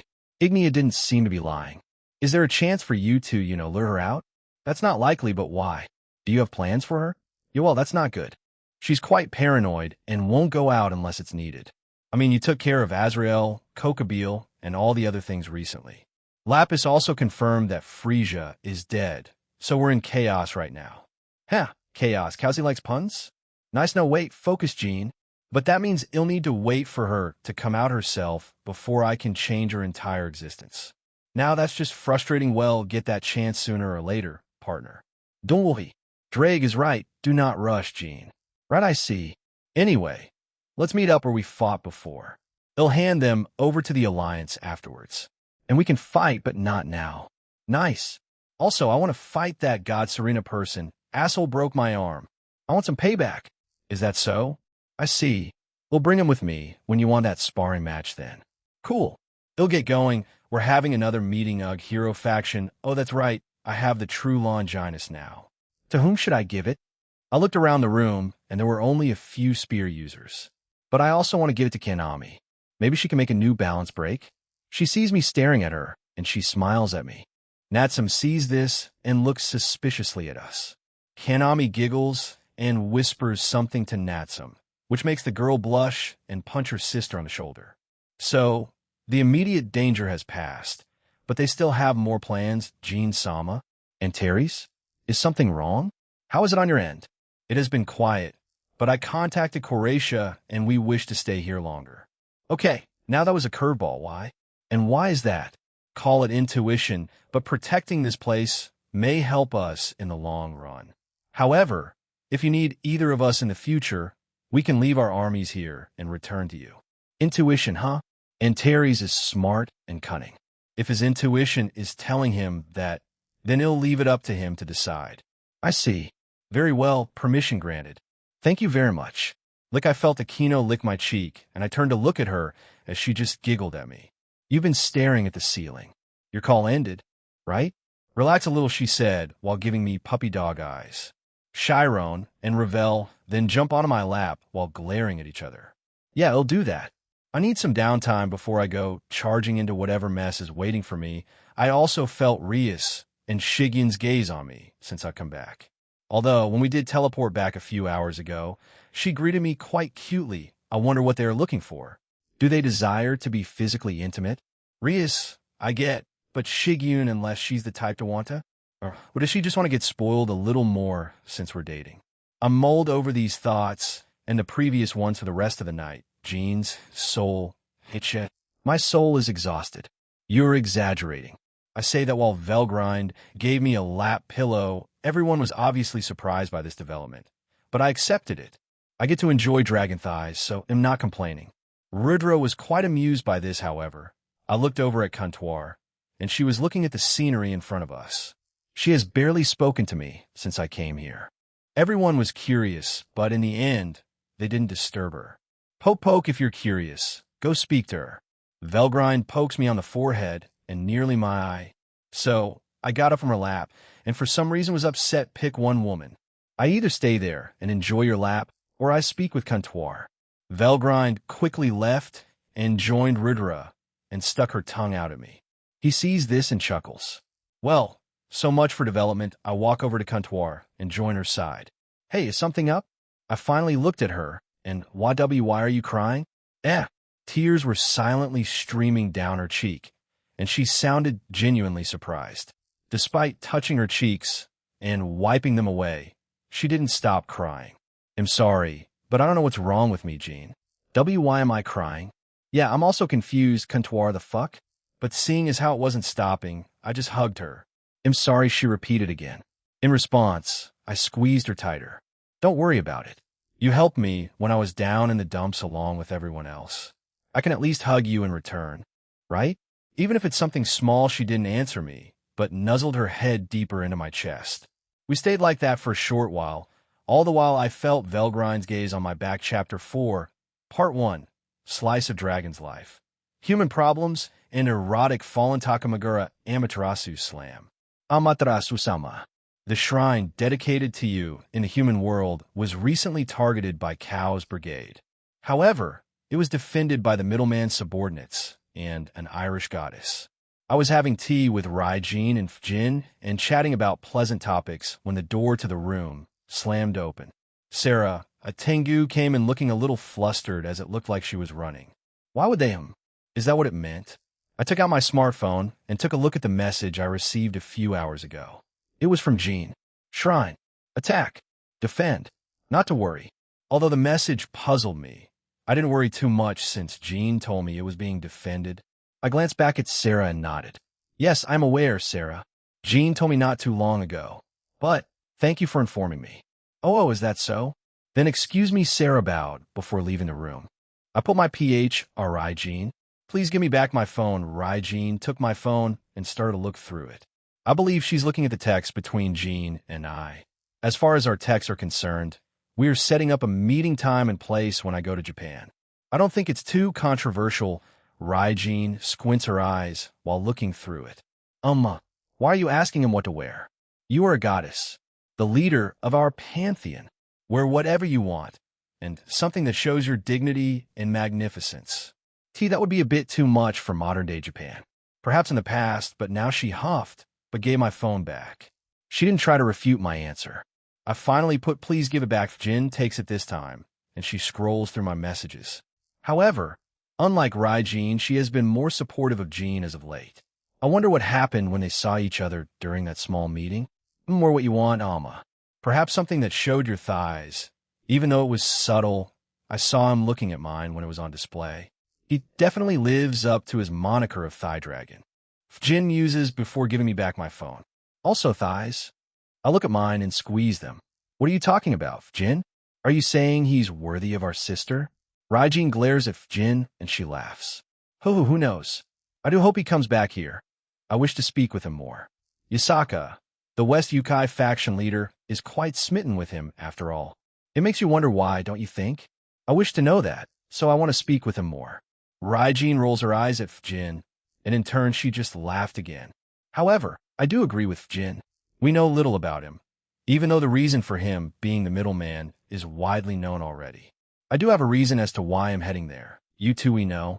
I tell them, but they also answer me at the same time. These two were just worried about you, Alma. We've been together for the longest time. Now this new red dragon shows up and starts trying to unite us all. It would be strange if we weren't on guard. I do agree with Raijin's viewpoint, but Jean, although he was only here briefly, he's been quite honest with his intentions, so I I don't suspect he's lying about anything well. I don't think he's human, but the fact he's hiding that makes sense. Cow's Brigade and other enemies he has made, they would surely use that as some kind of weakness. I'll understand more about him once I meet up with him in Japan, and also meet up with Suzaku Himejima. Yes, it should be soon. Japan, Kuo Academy, a few days later. Bah! Smack! Smack! Bam! Bam! Ho, I give up. You shouldn't have tried in the first place.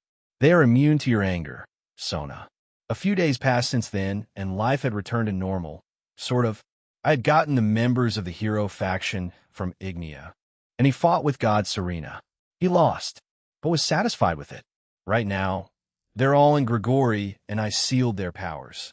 Now back to the present day. School hadn't started yet, and I, along with Sona, Tsubaki, and Ingvild were in our classroom.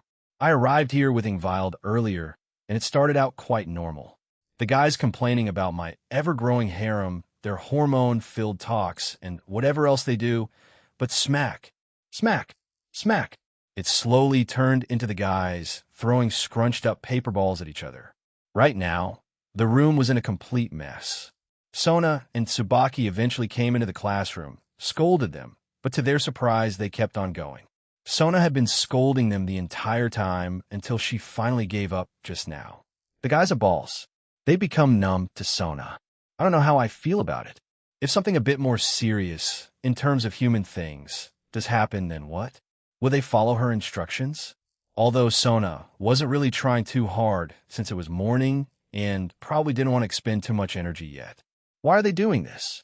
Well, it's quite obvious Gasper has the hottest thighs. You dumb idiot. It's Riaswani-sama, Zenobia, Asiya-sama, Ravel, Jean.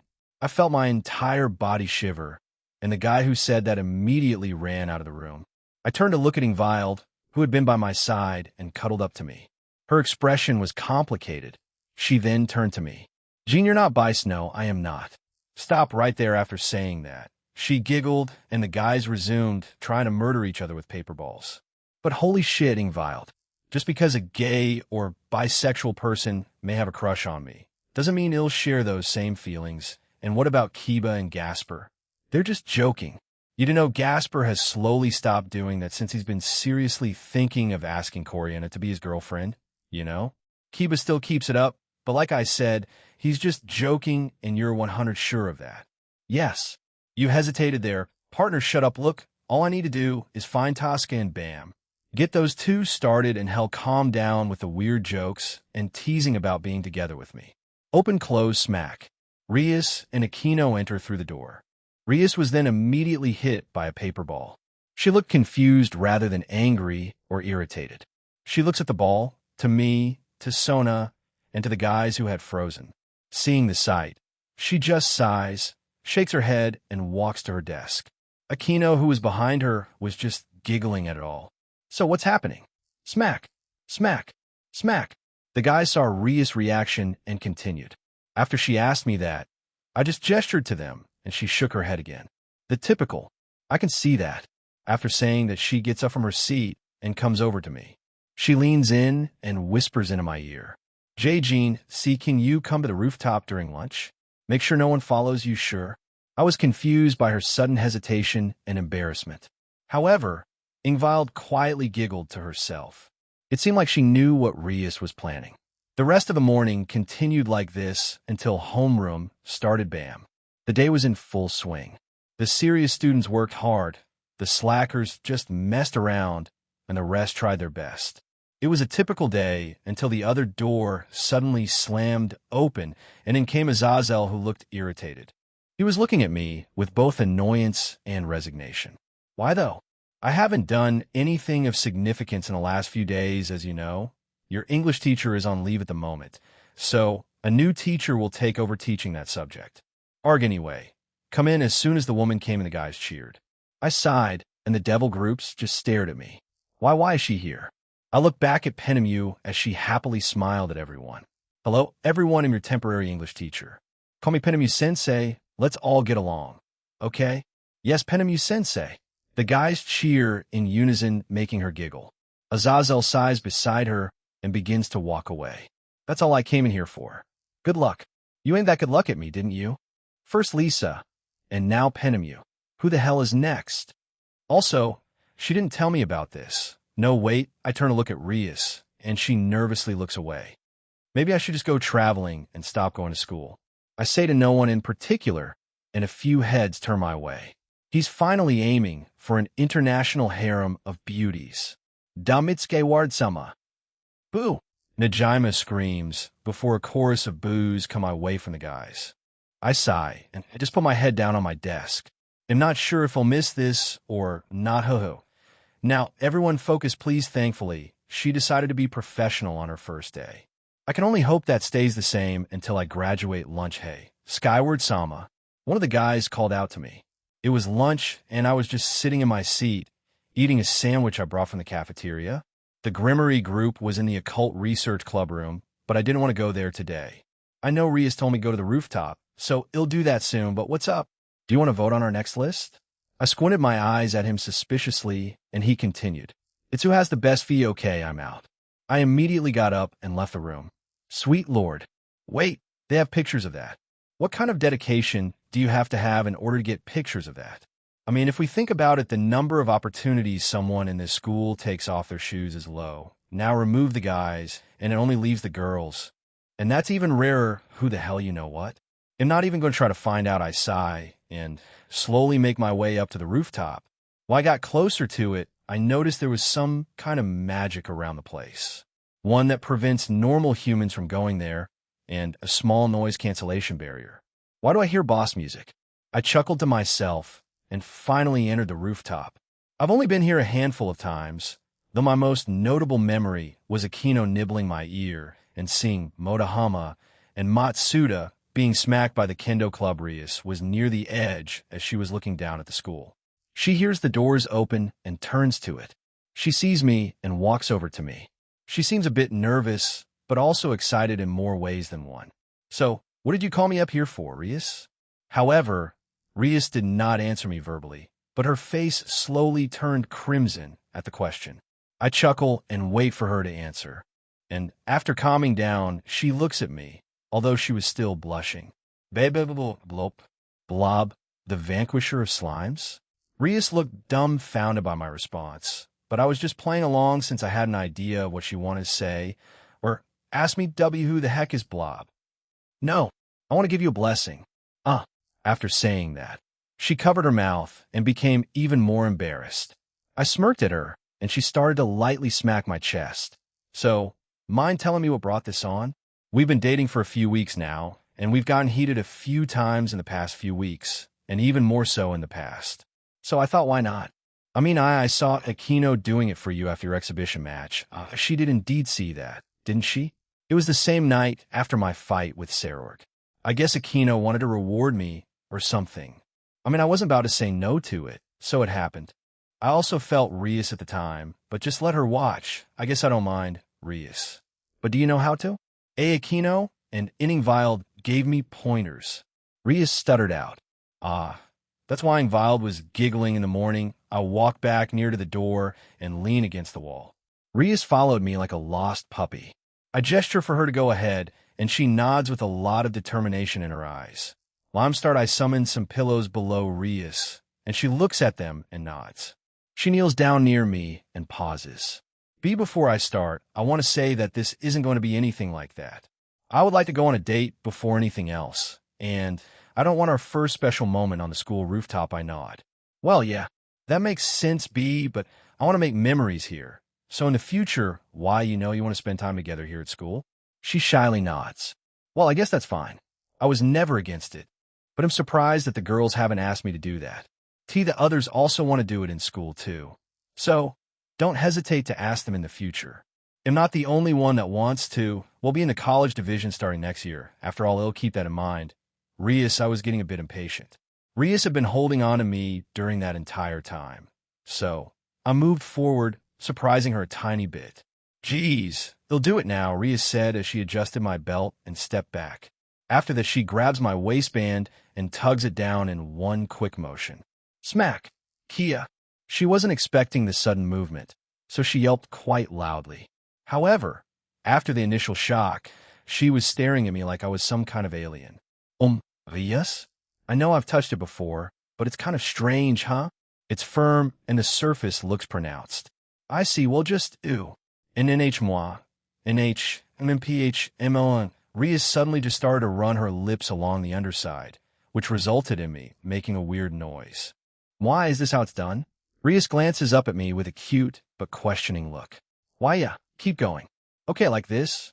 MLPP, nah. Yeah, just like that. MH, okay. Let me know if there's anything else you want me to do. When I nod, Rhea leans in closer with an eager expression.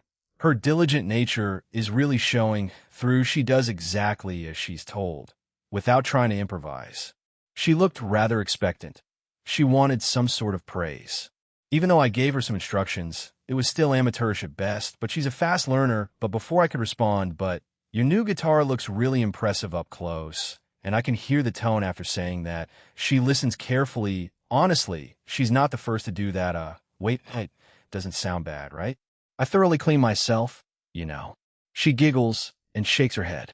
So can you give me an honest answer, Jean? Reyes waited patiently for an answer while they talked. She did say to give her an honest answer, so he did. Compared to the people I spend my time with regularly and who do this well, you're still pretty rough, but with enough practice you can improve. So I need more practice? Would a wooden dummy or training tool be a good item to practice on? Or should I just ask Aquino and Ingvile for more coaching? You could just practice regularly on me. Reyes had resumed, and then stopped her licking and stared at me in stunned silence. Did I say that out loud? She burst into a fit of giggles before calming down and wiping a tear away. Yes, you did. But if my boyfriend says that, then how can I say no to it? Thanks. Can you use your hands too? Like this? Tell me if there is anything else I can improve. Okay? That's much better. She holds my wrist gently, her light grip a comfortable pressure. But what she doesn't know is that the mere thought of Reyes doing such a thing is stimulating enough. I looked at her lips before I reached my peak in front of everyone in the pocket dimension. NH, am I doing this the right way? It doesn't hurt? It's fine. I wouldn't mind if you tried a little harder, actually. Huh? Oh, really? How about this? Feeling Reyes put in a bit more effort, I encouraged her along with my movements. Her clumsy but well-intentioned attempts slowly built up my excitement. Moi, MMPH. She notices him reacting more intensely. She smiles and redoubles her efforts. You're really feeling good. Yeah, Reyes. Keep going. MH, got it. Moi, NNGH. NHGH. NH, try something different right there. Kiss, MLNMPH. In NFH, I love your expression right now. She glances up at me while moving her head. I already feel like I'm about to lose control. Maybe it's because I finally get to be so close with her, or her earnestly doing this for me. But whatever the case, I try to hold back. Even more is coming out. I told everyone that I want to speak to you privately, but Penemu is here already, so she might try finding us. I don't want her seeing me like this. For some reason, the thought made me really flustered. Someone else I'm interested in walking in on Reyes with me. Now that I think about it, this happened in the pocket dimension, didn't it? She walked in on Graphia being intimate with me. After that, she becomes even wilder, acting with intense enthusiasm. In a way, silently telling me to hurry up, and not far off going to finish Reyes, go even faster, MH. Okay, MHPH like this? MNG, MLLNN, can you finish like this? Yeah, keep going. Okay, I'm ready whenever you are, so go ahead and enjoy. Come on, NNH. Reyes keeps going. I'm really close, Reyes. Reyes? Hello. Is she too focused to hear me? But she opens her eyes up and looks at me. I could read her eyes. It basically told me to let it out however I want. In that moment, I gave in to my desire. She was a bit surprised, but I felt her keep her mouth close, encouraging me to continue. However, I also had another desire, to sully the face of the next head of the Grimoire. So I released at the last moment splurt MGH. Wow, there's so much of it, More is coming out, more and more of the liquid keeps spurting and covering Rhea's face. She finally lets go before kneeling there with a proud but tired look. She looked at a little bit of something that had landed on her hands and began to wipe it away. Reyes, you don't need to do that, but it makes you happy, right? I can tell. Your thing is still throbbing, and it looks even harder when I started doing this. She smiles seductively before licking my member again. Wait, Rias, not now. I'm really sensitive right now. She looks up at me with upturned eyes. I want to do it more shit. How can I say no to that? Sometime later, you really want to make a mess of me, don't you? I have no idea how many times she's overwhelmed me with just her enthusiasm alone, but I think Rias will become quite a handful in the future. Well, not many people can say that they can make a bold move on the Switch Princess and the future head of the Gremory clan. Lick, well, you have a point, but it looks like lunch is about to end soon. But you can keep going indefinitely, right? Yeah, Rias gave me one last kiss before we had to rush back to the classroom as the bell was about to go off. I had to quickly clean her with magic. Rias, for the rest of the day, was crimson in the face.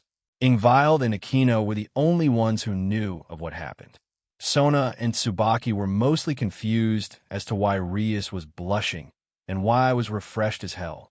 Lime End After School Occult Research Club, Jean Senpai. What's up, Kiba? We were in the club room after school, and everyone was here, well, except for the teachers, so it was just us, the students. I would guess that Pinemu was being welcomed in the staff room like Griselda, and Rose was in the beginning. Kiba came up to me and held up a contract with a big smile. Would you like to do this contract with me? It's different to my usual ones. They want some help at a high-class restaurant in Tokyo. What? I'll look at Rias, your flyers, even make it all the way to Tokyo? Yes, they're spread everywhere in Japan. As a Japaneo, as a lover of Japanese culture, I wanted to be summoned to as many places as I can. She says quite enthusiastically. I put my hand out, and Kiba gave me the piece of paper, and I read through it. So, basically, they were missing some staff members because of one reason or another, and they want to hire devils for the night. Apparently, there's some kind of reservation from a large group. But doesn't it say to have at least 3 people, Kiba? Yes, that's why Zenobia is joining us. Zenobia comes out of the other room and crosses her arms while looking at me proudly. Looking at it again, it says to have at least 2 servers and someone who can work in the kitchen. I'm all right. So how are we playing this? You, and I can be in the kitchen, so one of us has to join Zenobia on the floor as waiting staff. Why can't I be the one to cook? Kiba and I look at Zenobia with a questioning look. Rias coughs, and we look at her. Zenobia, in secret, has been learning how to cook with Sharon and Grafia. I believe she can cook up a decent meal, Jean. I see. But no offense, Zenobia. The cooking in places like those can be quite stressful, and they have high standards. Are you that confident enough for it? Zenobia frowns, and I see Rias nods. That's true. What do you say, Zenobia? It'll be wait staff then. He'll go wait with Zenobia too. I don't think I can keep up with the high demand and pressure of kitchens like that. I may be able to cook, but Kiba trails off while having a complicated expression on him. I nod. So I'm kitchen staff, then we gather around Kiba as he teleports us away. Tokyo. So it is real incredible. The moment we teleported into the place, we were surrounded and treated like zoo exhibits. Kiba and Zenobia go on to explain how this works while I stand to the side and wait for them to finish. I see. So who's doing what? The man that looks like the head chef asks. Kiba. Anyway, this girl is Zenobia and the man over there is Jean. The 2 of us will be wait staff and Jean will be helping in the kitchen. The chef nods before telling the other wait staff to get our attire. He turns to me and examines me up and down. You know your way in a kitchen, kid? Yeah. Show me the way, chef. He snorted and nodded before turning around and walking through a door. I glanced back one last time, and the entire place was already ready, but no one was there yet. Balloons and other decor littered the place. It's almost like, is this a wedding party? Yeah. How can you tell? Oh, just the decoration and feeling. He grunts before pushing another door open, and quite a few people were already there working away. He points to the right. You'll be responsible for cooking these. Memorize them and get started right away. We can't fall behind schedule even more. I take the piece of paper from him and give it a once-over. It was a few dishes that range from main dishes to some desserts and other items. They were easy enough, and I quickly arrive at my station. Don't slow us down, kid. Don't plan on it. I snapped my fingers to change clothing. The few who saw it were amazed, but I ignored them. Hey, Race, wait. When did he get changed? He just snapped his fingers and changed into our uniforms. Magic and devils are pretty wild, right? No, kidding, I took a deep breath in before starting on my work. Kiba Yudo, this fits fine. Thank you. Is the work just the regular? Yeah. You have done this before? We had a school festival not too long ago, and I was part of the waiting staff. Good, you have experience. And the other one? She won't break or let anything fall. That I can promise. The staff member in front of me shook his head and left. Although I believe I kind of exaggerated that. Zenobia has gotten more delicate or gentle lately, probably due to Jean Senpai and the other girls influencing her. But if you ask her about it, she'll say I'm still a muscle brain, or something like that. But with all the cramming for the finals and general study, she's gotten a lot smarter. I sigh and left the dressing room and stood waiting for her. I took a glance at my uniform, and it looked quite professional, even more so than what we wore for the cultural festival. It was mostly red, white, and black. I heard the door open, and out came Zenobia. She looked a little uncomfortable. How is it? Horrible. How can Graphia wear something like this all the time? Be careful.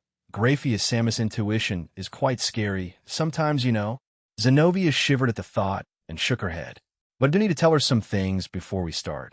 Zenobia, before we go, I know. I can't go losing my temper or starting fights. I'm not that bad, Kiba. Honestly, we should worry about Jean.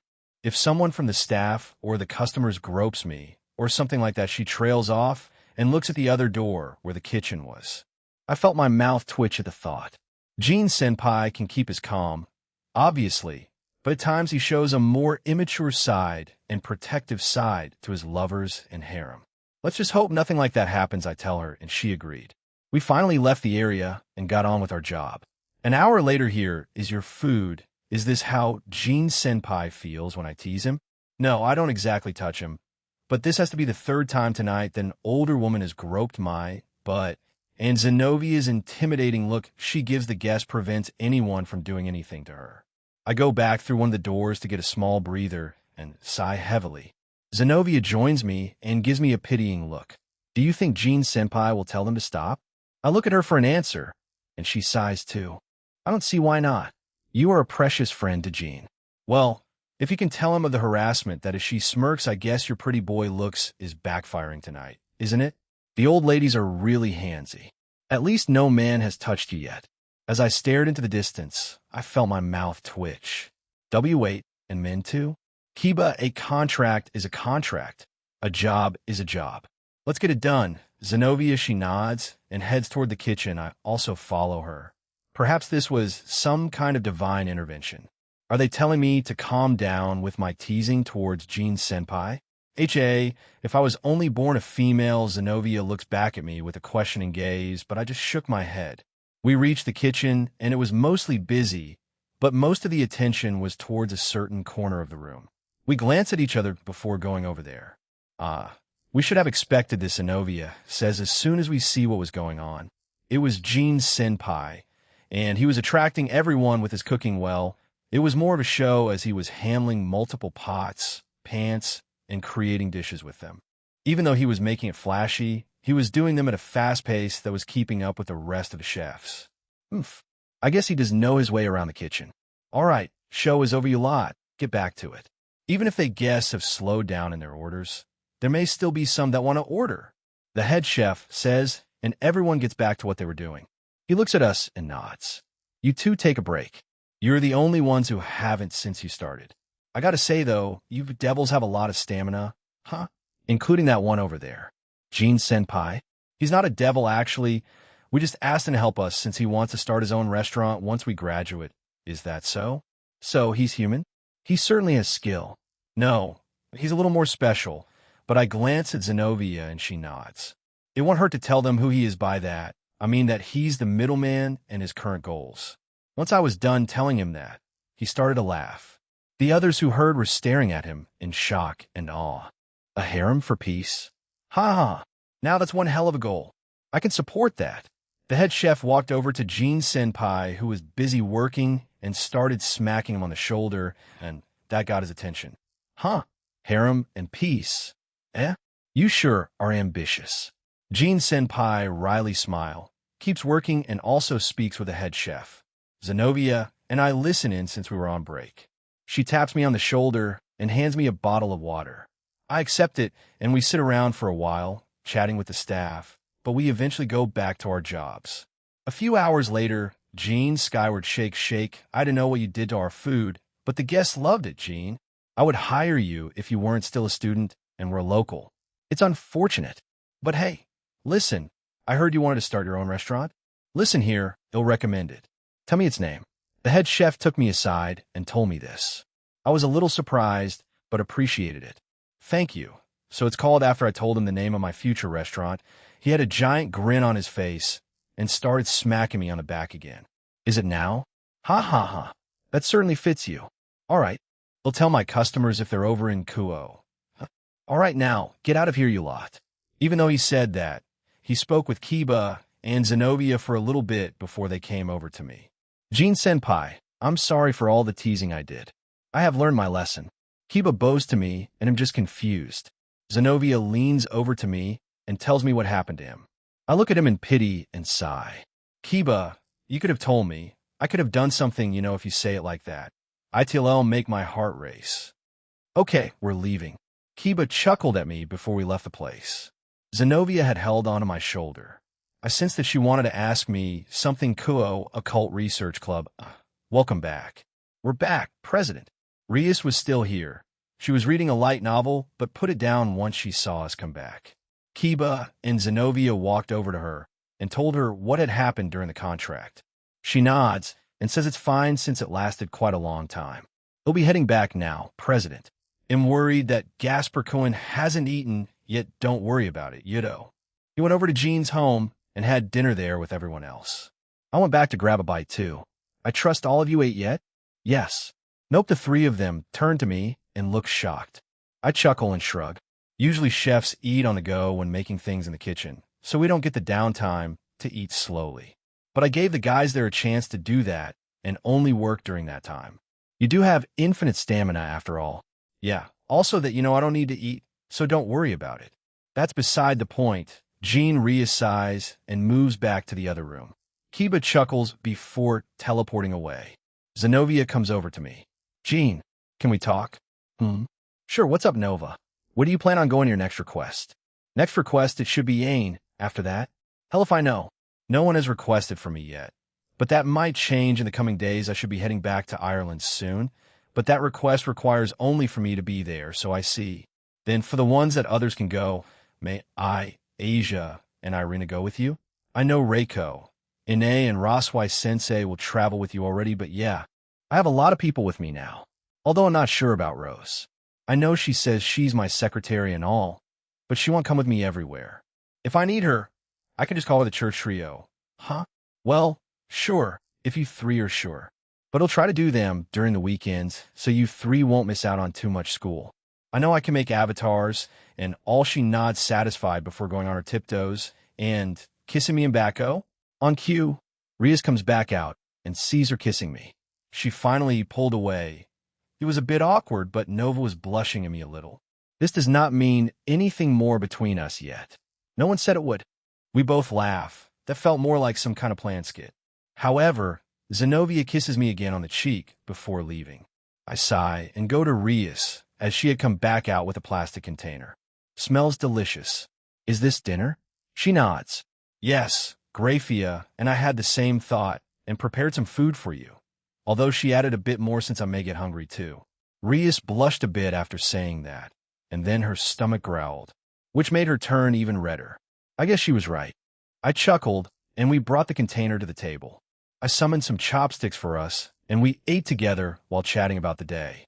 When we were about to be finished, Rias fell silent and was staring at my crotch. Rias? Are you feeling okay? Bonk. I tapped her on the head, and she clutched it looking at me angrily. No, I am not. Perhaps you are? Didn't we fool around a lot during school lunch? I thought you were. See? You're acting weird. She points at my midsection. I move a tiny bit, and it goes flat. She becomes quiet and finishes her share while blushing. Yes, she might get addicted to sex. Gotta do something about that after we do it. I store our things after we clean them up, and we check over the club one last time before heading home. Skyward household were Ho Yank. Yeah, as Scat Hack san. I didn't get to finish my sentence when Scat Hack just grabbed me by the collar and dragged me away. I turned back to the people watching me, especially Rias, who was shocked at the sudden turn of events. Before I was dragged upstairs, I saluted her. I could feel other auras upstairs. They were in the bath, and Scat Hack was dragging me towards the place.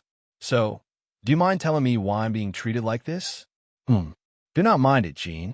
We merely wish to speak with you in regard to a few things. Perhaps even pleasure you while we chat. I see. I remove her hand from my collar and walk to the bath by myself. She does not resist me taking her hands off, so we enter together. I snap my clothes away, and Scat Hack quickly tosses hers to the side. I summon a towel around my waist, but she doesn't bother and just goes in her birthday suit. Seeing as how she's skipping the cleaning part, they'll assume she already did it, so I do that really quickly and join her in the indoor open-air bath. As I looked up, it looked like the night sky of Kyoto. This was the right choice. I liked the view back there. I looked back down to see the others there. Not including Scat Hack, there was Celine, who had opted to stay in my home and not in the ring. Leanne, she mostly comes and leaves as she pleases. Aurelia, she's self-explanatory. And finally, Reiko, she was the odd one out, as she was the only one blushing at the situation. She looks over at me, blushes even more, and averts her eyes. Why would you drag this poor woman here? She's clearly not ready for this kind of event. I finally joined them and sank into the water. Ho, old man skyward. Scat Hack and Aurelia both say the same thing at once, and I snort after shaking my head. So why was I brought here? Scat Hack nods and turns to me. An org no. Now, I was joking, Jean. Leanne scoots over to me and leans against me and then speaks. We spoke about this when we were by the shrine of Amaterasu. We wish to get closer to you. We notice that you don't show the Electa the same care as you do to your harem, even though you made us with certain things in mind. However, we understand that you made us during a difficult time. So that's what they're talking about. I mean, yeah, I guess so. That was probably me just getting ready in the back of my mind, a small chance of them leaving me, you know? But, I haven't been neglecting them that much. Nudge, nudge, rub, I sigh at Aurelia as she had started to playfully nudge my leg with her foot. Though I don't stop her. I see, well, don't worry too much. I do love all my Electa. You're all important to me. You support me and make my life a little easier, and I can rely on all of you. Nudge, nudge, rub, Aurelia increased the strength and pressure a bit after hearing that.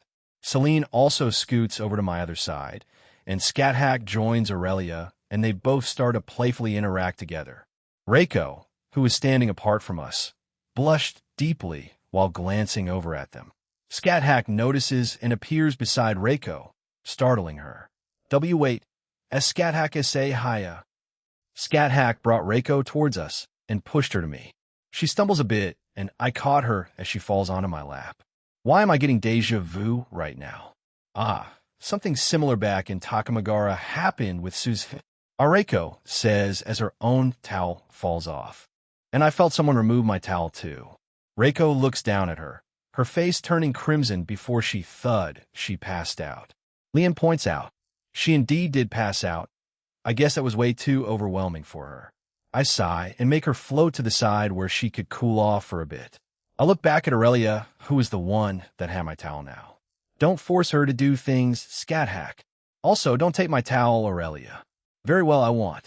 However, you seem flustered, Jean. I mean, with all the fuss. It would be weirder if I wasn't.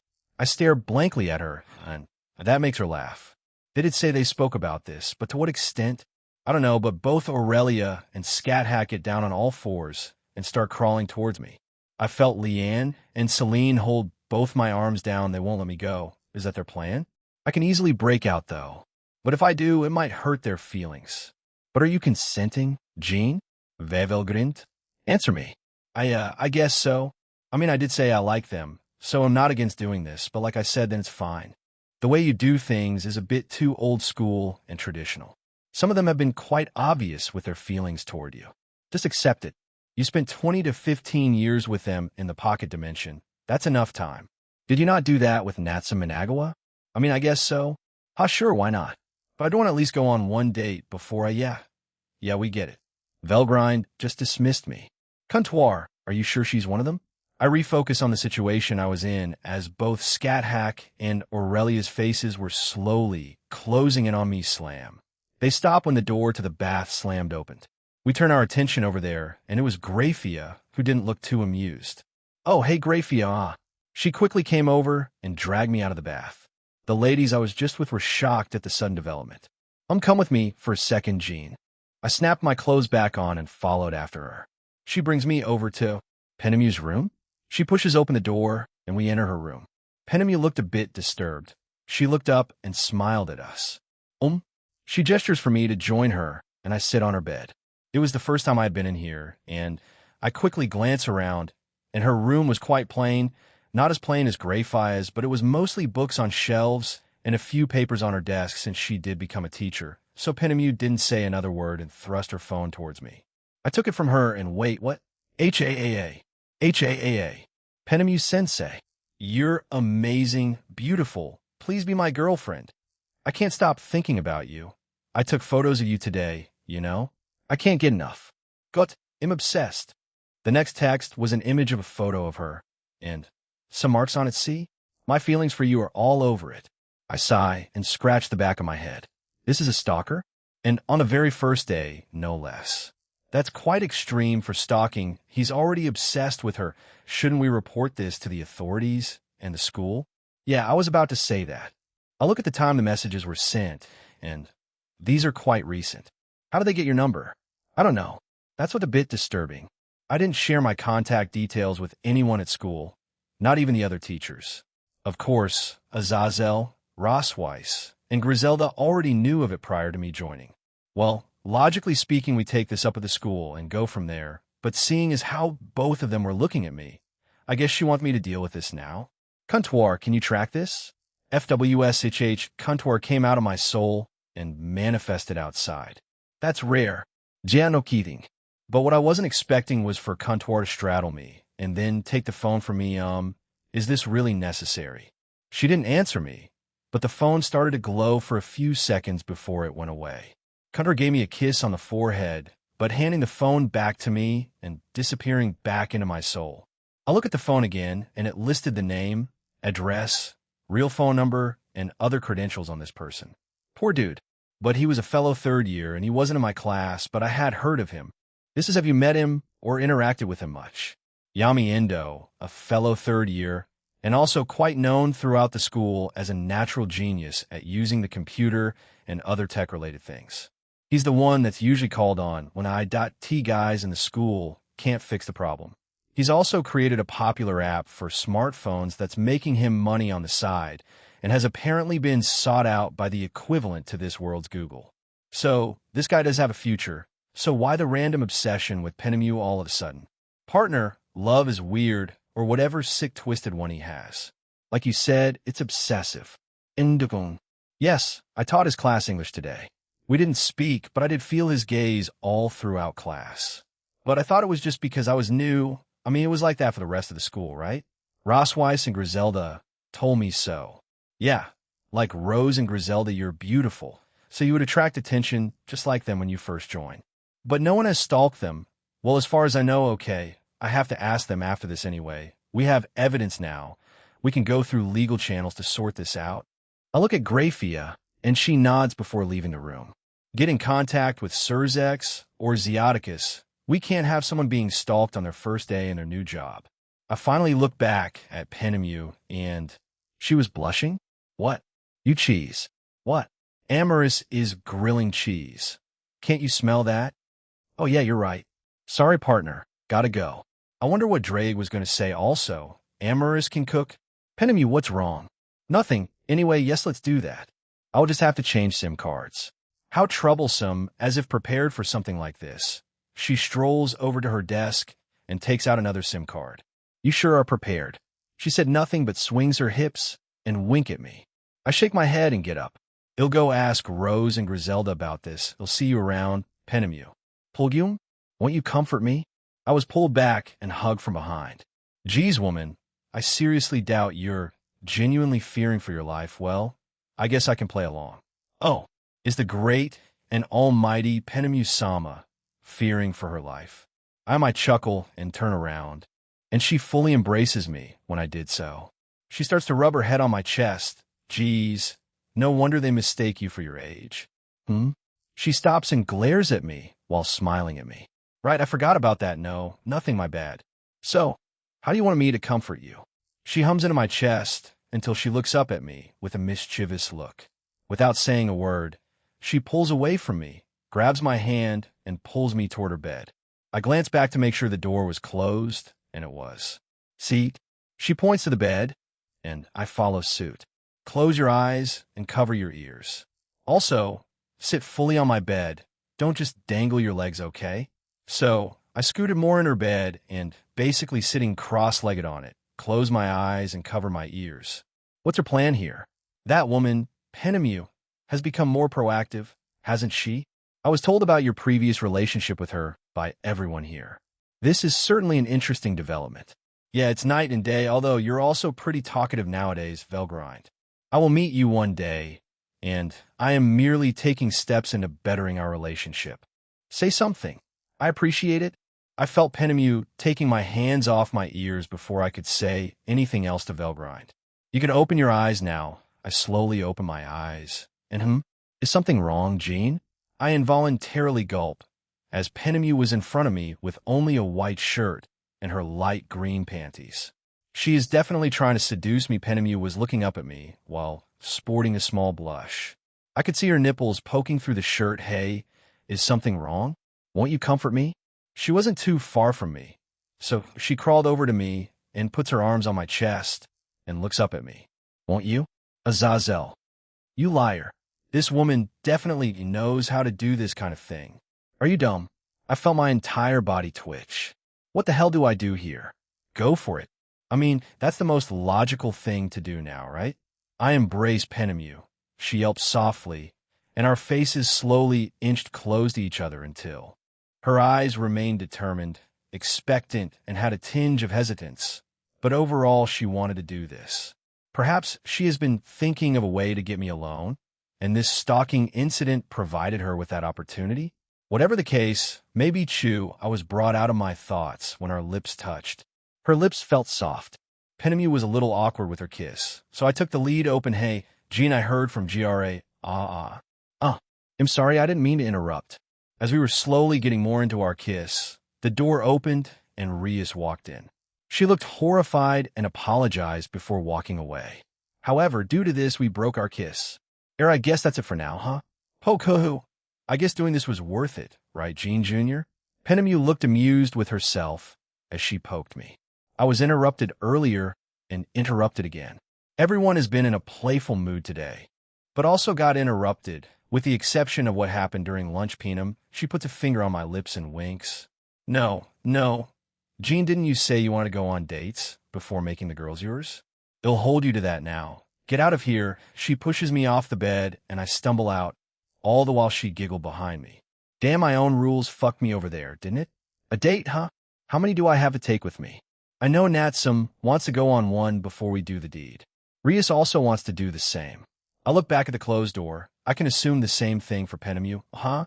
What about Scathack? No. She said before that she didn't care too much, but I'll take her on one that's more, I guess, activity-filled: paintball, rock climbing, and other physical crap. You technically Barato, block yourself, partner. Shut up, Drake. He said nothing else, but just cackled at me. I make my way downstairs and into the kitchen. Once I get there, Griselda, Rose, Rias, Grafia, Ine, and Reiko were there. Once they saw me, Rias looked away awkwardly. Reiko also did the same thing, but she also kept glancing down below. Hey, I got a question for you two. Both Rose and Griselda pointed at themselves, and I nod. Ever experience any stalking since you started school? Please be honest with me. I take a seat beside Rose and wait for their answer. I'm both worried and not worried. They're strong and can deal with normal humans, and the majority of the supernatural, but it would be shitty of me not to act the concerned boyfriend part, even though Griselda isn't but I've seen a lot of the males in the school looking at me with lewd eyes, but they're teenagers filled with hormones, so I can excuse it. However, it is still inappropriate. Rose says with a huff. To this, Ine just laughs at her. What? Pretty cheap coming from you, Rossweiss-san. You're dating Jean, aren't you? That's like super taboo tea this, and that are two different things. She quickly says back, but Anae just laughed again, making Rose turn red. She leans against me and nuzzles her face against my shoulder.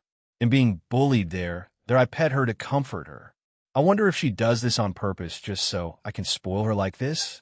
We turn to Griselda as we wait for her answer. She seemed to be in deep thinking about it and looked quite serious. It's not stalking, but do you remember my first day and that I mentioned that a teacher asked me out for drinks? He hasn't stopped, and he's quite persistent. But he does stop when I do tell him. The type that can't take a no. They're usually harmless until they become a little more aggressive.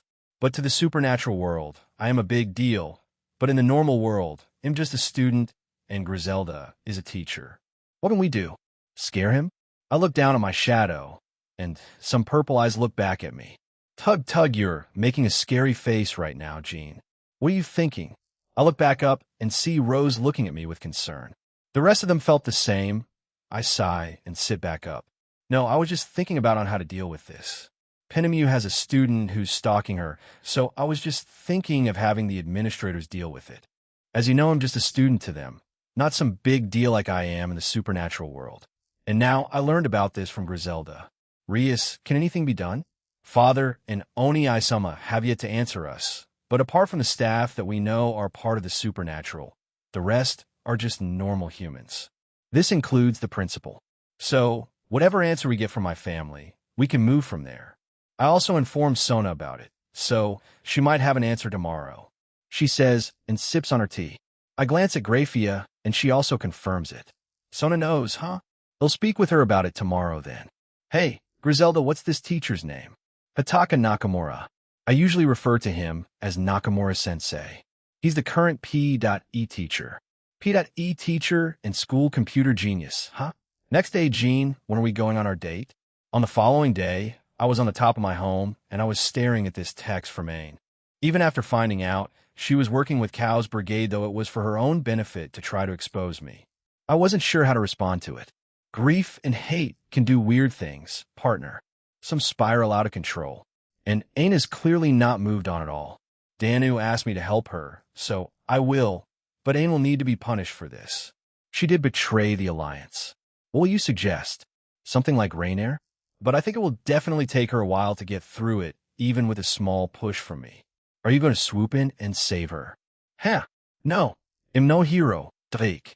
Like what I did with Aquino and Lavinia, and just needs that last push to take those necessary steps forward in moving on from her past. I bet many tried in the past. Maybe that's why she became a wanderer? Whatever the case, hopefully I can help poke Jean-san. I look up from my phone and see Asia there. I gesture for her to join me, and she sits on my lap. What's up? I know this may sound rude, but may I go with you on your date with Aine-san? Damn, she's bold. Asia, may I know why? Woman's intuition. Well, they all have that one way or another, partner. I don't mind, but we'll need to tell or ask Aine first, do you mind if someone tagged along? She really wants to experience Ireland. I text to Aine and wait for a response. In the meantime, Jean-san, will you be joining a club in the college division? I don't know. My avatar will mostly be attending for me, since I'll be focusing on my own restaurant and job as the middleman. However, I may just join the one Aquino, Rias, and Ingvild are in. Well, assuming they all joined the same club, if I remember correctly, Rias and Aquino toured the college division of Kuo Academy and didn't find a club they wanted to join. Therefore, they founded a society that focuses on researching Japan and its culture. It's called the Japanese Culture Research Society. If they do make it, we'll all be invited to join, when others start graduating as well. I see. So we'll be together there too. She sounded a little relieved. Are they that worried about us graduating? We're not that far from the high school division, and we also live in the same house. I felt my phone vibrate and checked it. Can I speak with them? Okay. My phone then began to ring, and I answered. Hey Race Asia. She wants to go with us, right? She nods and takes the phone from me. She gets up from my lap and walks away and speaks to Aine. I watch from afar and decide not to listen to their conversation. It's safe to assume that some sort of attack will happen during our date. I can trust Asia can hold her own. She has her own shadow knights, and the others in my shadow, and the Electa. Do you want us on standby, partner? Yeah, that would be the right call. But we'll probably be fine on our own. Eventually, Asia comes back looking happy with herself. She handed me my phone back. She's okay with it. We'll have a fun day ahead of us, Jean-san. Kuo Academy 2 classes had passed, and for some reason the school was in a buzz. For what? I don't know, but it looked like Najima and Kuda knew the reason, so I approached them. The next teacher was usually late, so I wasn't too worried. Hey, Najima, Kuda, what's up with the school today? Oh, Jean. Yeah, you were late, weren't you? That's not like you anyway. Some weird stuff has been happening. Kiba Yudo, the prince of the school, had his desk drawn on. The same with Gaspar Vladi, a first year. Kuda explains. What? Like the Japanese bullying thing? He then continues. This is my own theory, but I think whoever is doing this is targeting the guys in the Occult Research Club. It's a miracle yours wasn't vandalized. This isn't a coincidence. I know for a fact that Penemu and Griselda left early today, followed soon by the Grimory group, but they usually stay in their own club until school starts. I didn't get time to talk to Sona since I was late. Why was I late? Hoo-hoo, it's quite easy. Scat Hack wanted to set up a date soon, so I got caught up in conversation. She wouldn't take the let's talk about this when I get back answer, so I had to speak with her. I should have made a time dilation barrier. That was my own oversight. Rias, Natsum, Penemu, and now Scat Hack. Busy days ahead of me. If I include my job, as well I see, they'll talk to them about it. Knowing those two, they won't be too bothered by it. I mean, if it was Gaspar at the start of the year, then yeah, he'd be crying his eyes out or scared out of his head. However, he should be all right. Kiba isn't bothered by this kind of thing, but checking on them wouldn't be a bad thing. But Gaspar has Ravel and Chiron with him, Kiba in his class. He has no one, but he has the church trio to talk to since their second years, thanks for telling me. Sure thing, Skyward Sama. Anyway, you were shit last night. Did you even practice being a jungler? Man, fuck you. I have. I'm just bad at the role. I walk away as they talk about some MOBA they were playing. This time I approach the two devil groups. First, Sona. Hey, got a minute? I'm finished preparing. How can I help you, Jean? Tsubaki was close enough, so she could hear us. I leaned down on her desk and whispered to her what I heard from both Najima and Kuda. Sona grew concerned. It's like that Chase guy with Aquino last year. She told me about it, but she dealt with it in her own way, apparently Sona's side after I said that, but nodded in the end. Yes, we would have preferred if she told us and let us handle it, but what's done is done. Sona looks at Aquino, who is smiling back at us. Yeah, that also ties into what I want to talk to you about during lunch.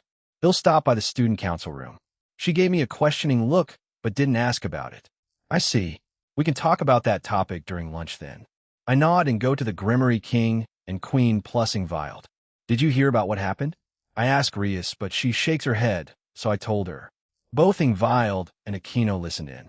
They were clearly angry about it, especially Rias. Although she only frowned, it was evident that she was annoyed. I'm speaking to Sona about it during lunch. Do you want to join, or? I will try to contact my father and Oni-sama again, and hopefully end this. We already have the supernatural aspect to deal with. Adding this drama in the human world is just unnecessary baggage. Agreed. Let's work on our ends then. At times like these, I wish I could just use brute force or scare tactics. But that makes me a little childish, however. Let's be a bit more methodical about it. If the two that I discussed last night are the culprits, then Yami Endo, the school computer geek, and Hitaka Nakamura, the P.E. teacher, so much for resting until I take aim on that date. I inwardly sigh lunch Rias. Aquino and Ingvild headed to the club room as soon as lunch started. Sona was called to the faculty room, and I was walking to the student council room with Tsubaki. The guys made a small fuss about it. Najima and Kuda got glared at by her since they said another one in his harem or something like that. Do you know why Sona was called to the faculty room? It might be related to the current events at the school. Doing something like that is not tolerated in Kuo. They don't want something like last year to repeat, so we are cracking down on all types of bullying from this year and onwards. In the college division, you may have a chance of being outright expelled. She says it in her usual stoic way. But damn, outright expelled? That's kind of hardcore, but Aquino did tell me the stalking was a bit much last year. You're quite calm about it, partner. I mean, I was mad when I heard about it, but what's done is done. I can't really change it. And also, am not a child who'll respond by throwing a tantrum at every little thing. Drake, I know, I wasn't saying you were, I just meant you're quite calm at the current situation. Isn't that better than letting my own emotions run amok? Getting evidence and exposing them to school, and then having them fired or expelled would be better. And if they keep pursuing after they are expelled and fired, I look at my hand and clench it. Then it's fair game. They're messing with them outside the safety of the school. They'll traumatize them for life. Sheesh, a bit hypocritical there. I'm a walking contradiction. Drake didn't answer after that. Tsubaki and I eventually reached the student council room. We both enter, and everyone was already there smack. Smack. Genkan. Wait, I haven't done anything though. As soon as we enter, I see Jinshiro Saji being smacked by his girlfriend Ruruko Nimura. Tsubaki, without missing a beat, kept walking. Is this a regular occurrence? A Jin-senpai help, trying desperately to crawl towards me. He was dragged back while screeching like a banshee. I just gave him a peace sign and kept walking to Trader. Jaya. A loud thud then occurred, after which silence followed. I sit by the chessboard and wait along with the rest of the peerage. Momo smiles and walks over to me. Jin-senpai, are you here because of the rumors? Yeah, pretty much. By the way, what the hell happened with those two? Saji, who was knocked out, was being dragged by Ruruko. She propped him onto a chair and waited for him to wake up. Momo nervously laughed at my question. However, Ruruko turned to me and answered my question instead. Listen to this, Jin-senpai. As I mentioned before, I don't mind Jin-chan having a harem, but he hasn't given me a reasonable enough answer yet. Today before we arrived here, I saw him looking at another first-year girl, and she wasn't part of the supernatural either. That requires divine punishment. She says quite proudly, I'm sorry, man, but good luck. I'm thankful every day that none of the girls react this way. The door then opened, and in came Sona. She quickly walked over to her desk, and Saji miraculously woke up. I'm sorry for the delay. I was in a faculty room, as you know. Thank you for coming, Jean. At any rate, let us begin. She turns to me, and I nod. Before I say what I know, can you share yours, Sona? There's been a case of bullying, and as you know, this school does not tolerate it. Sona goes on to say the incident from last year, no, it wasn't just one, but a few. Some got out of hand, and a female student tried to take her life. I see. So that's why they're so harsh on the punishment. But something appears to be happening on the teacher's side too, although I wasn't informed of it. Do you know, Jean? I nod and tell them about Penemu being stalked by Yami Endo and Griselda's troubles with the PE teacher Hataka Nakamura. I see. So it was that student. Truth be told, he has stalked people online before. However, he only did it to scare them and also troll them. But if he has taken it into the real world, then it's troubling. However, Nakamura-sensei has a clean sheet. He has never had any type of complaint filed against him. However, there's always a first time for everything. Jean, I will inform the school about it.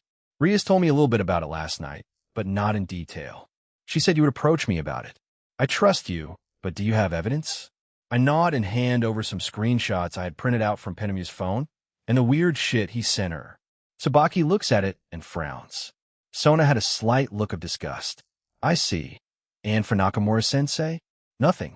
Griselda only told me about her experiences, but he'll keep an eye on him just to be safe. I know she can defend herself, but you know, I'd rather have my bases covered.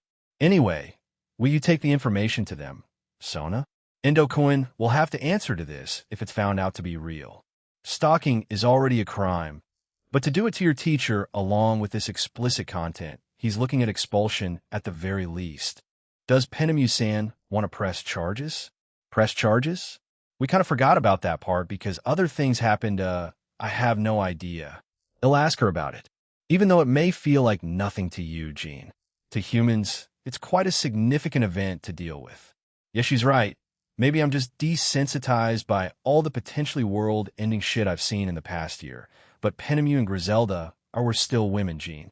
These things may affect us just as much as normal human females. Sona sighs before turning back to everyone else, and they begin discussing more student council topics. I fell out of place, so I left. Once outside, I walked around the school while thinking about what she said. Those two did say they were fine. I didn't feel they were lying last night. Ugh, you'll just have to check those two out. Yami Endo and Hataka Nakamura. First, the computer wizard. He's a third year. So we'll check out the third year floor first. I made my way there and found many still in their classrooms or just in the hallways talking to other students. I had observed actively on and looking at each male student. But it didn't take long for me to find him.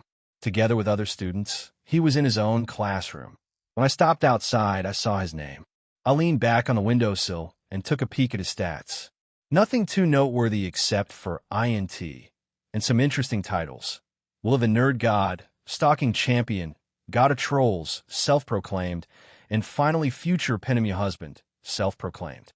Comptoir, can you analyze him? Comptoir. Answer. Yami Endo, 18, third-year student in Kuo Academy, high school division. Computer genius, stellar grades, and internet troll. He mostly keeps to himself out here in the real world, but becomes someone else when online. Takes pleasure in making people upset online, and has some kind of business online that makes him some money. Comptoir. Answer. Nothing else notable, and no prior complaints except being a bit antisocial. His classmates don't bully him because of school rules, and some even praise him for his skills in using gadgets. So, you're saying that this just came out of nowhere? Some kind of love at first sight kind of deal? That quickly turned into something obsessive? Comptoir. Answer. Yes. Jesus Christ. He's dead. Goddamn. Dragi's also dead. Smack. Ow. What the hell, Albion? Suddenly, a teacher came over. Oh, it was Sadako Sensei. He reluctantly goes over to her and sees me. We make eye contact, and I feel a smirk make its way onto my face, but I quickly get rid of it. However, he sees this and glares at me. They'll go to the club room, then gotta check up on my juniors. Occult Research Club. I grabbed a bite to eat on the way to the club room. Once I was there, they were already discussing things. Oh, Jean, I'm glad you could join us. Azazel, Ross Weiss, Lisa, Griselda, and Penemy are in the faculty room. Rias greets me, and so does the rest of them. Is that so? I saw Yami Endo going with Sadako Sensei, you know. Maybe they'll confront him? Maybe Sona informed them using magic or something since they were still in the student council room. No, it was me. Cummer gave me copies of those screenshots he took. I just forwarded them to Azazel, and he said he would take care of it. He's also Penemy's boss, after all.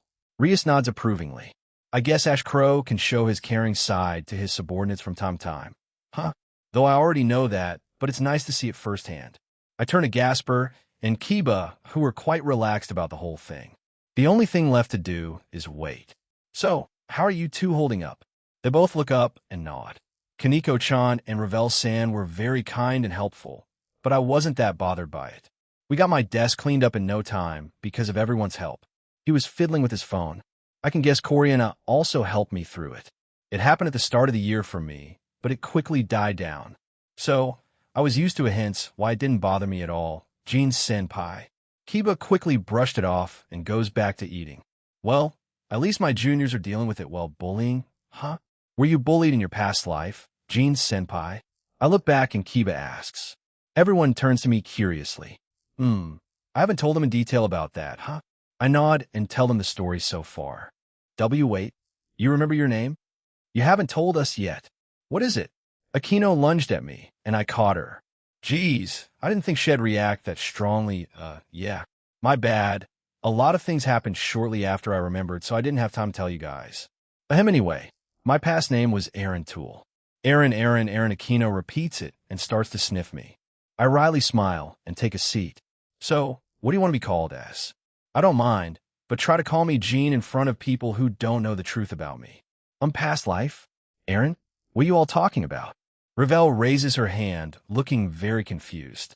I haven't told her yet. I chuckle and tell her what the deal is, who I am, and what the deal is. By the end of it, Ravel was completely shocked. Outer, God, multiverse, other life. This is a lot of information to deal with. She clutches her head and takes a few minutes to process it all down. Once Ravel was done, she turns towards me. I will still support you regardless. To think that there are more powerful beings across such a vast place.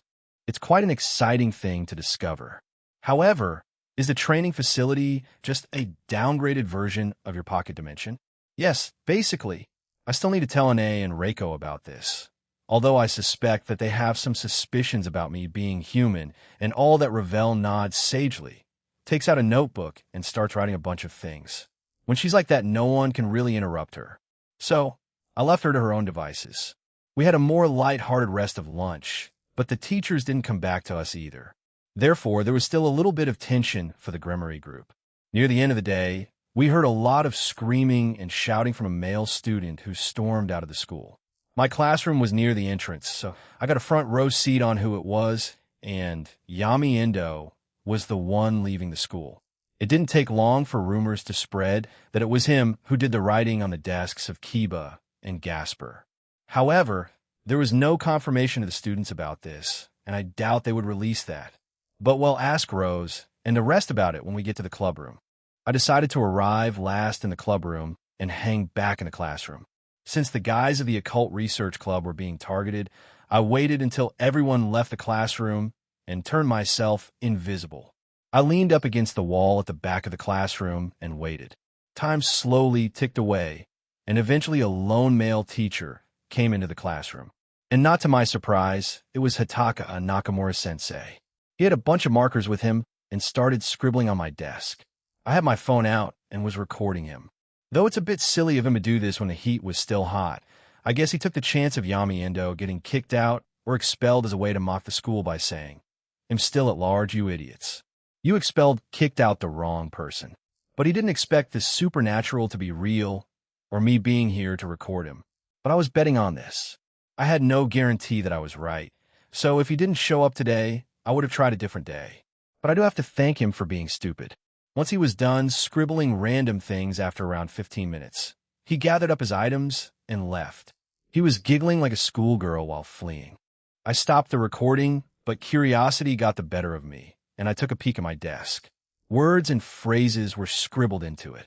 Some examples of them are, "Die," "Playboy," "The world would be better off without you," "Are pissed," "Womanizer," and other colorful language. That's so plain don't encourage him, Drake. Shrugging my shoulders, I sent a text to Aquino, saying it'll be late since I just got this evidence. Next stop, Sotan. Student council. I had canceled my invisibility before leaving my classroom, so I was now in the student council room. This is twice in a day, Jean Senpai. This could bring us fortune or a bad omen. After saying that, Saji was lightly smacked by Ruruko. However, they seem to be on good terms now. Maybe they made up after I left. Jean, why have you come here? Do you need something? We were about to start our club activities. Oh yeah, I thought I would show you something interesting. Sona furrows her brows, and I pull out my phone. I tapped it, and a holographic screen appeared above it. It was quite large, and then I pressed play. It showed the PE teacher Hitaka Nakamura scribbling things on my desk with a marker. They all watched with mouths agape, except for Sona and Tsubaki, who looked unamused by the whole thing. By the time it ended, the king and queen of the peerage sighed a heavy sigh. What the hell? Why would he do that to Kiba-kun and Gasper-kun? I can understand why he would do it to Jean Senpai, but not to them. Saji said furiously. Hey, what do you mean by that? Oi, I don't mean anything bad by it, Jean Senpai. He puts his hands up in an apologetic manner. Then what the hell do you mean by it? A good way? How? I sigh and look back at Sona. Would you like a copy? I can make it HD, Blu-ray, 4K, Ultra WI enough. I will, thank you, Jean. She cuts me off, and I grumble a bit. I create a copy of the file, as well as a disk copy, and give it to Sona. She gracefully takes it, and I start walking out of the room. Jean, wait a moment. Huh? I see Sona get up from her desk and hand me a letter. Then she goes back to her desk without saying anything more. Saji then falls to the ground and on his knees. It's over.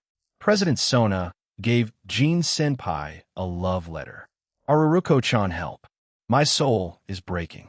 He was genuinely crying, and I was looking at the guy in pity. I glance back at Sona, and she rolls her eyes.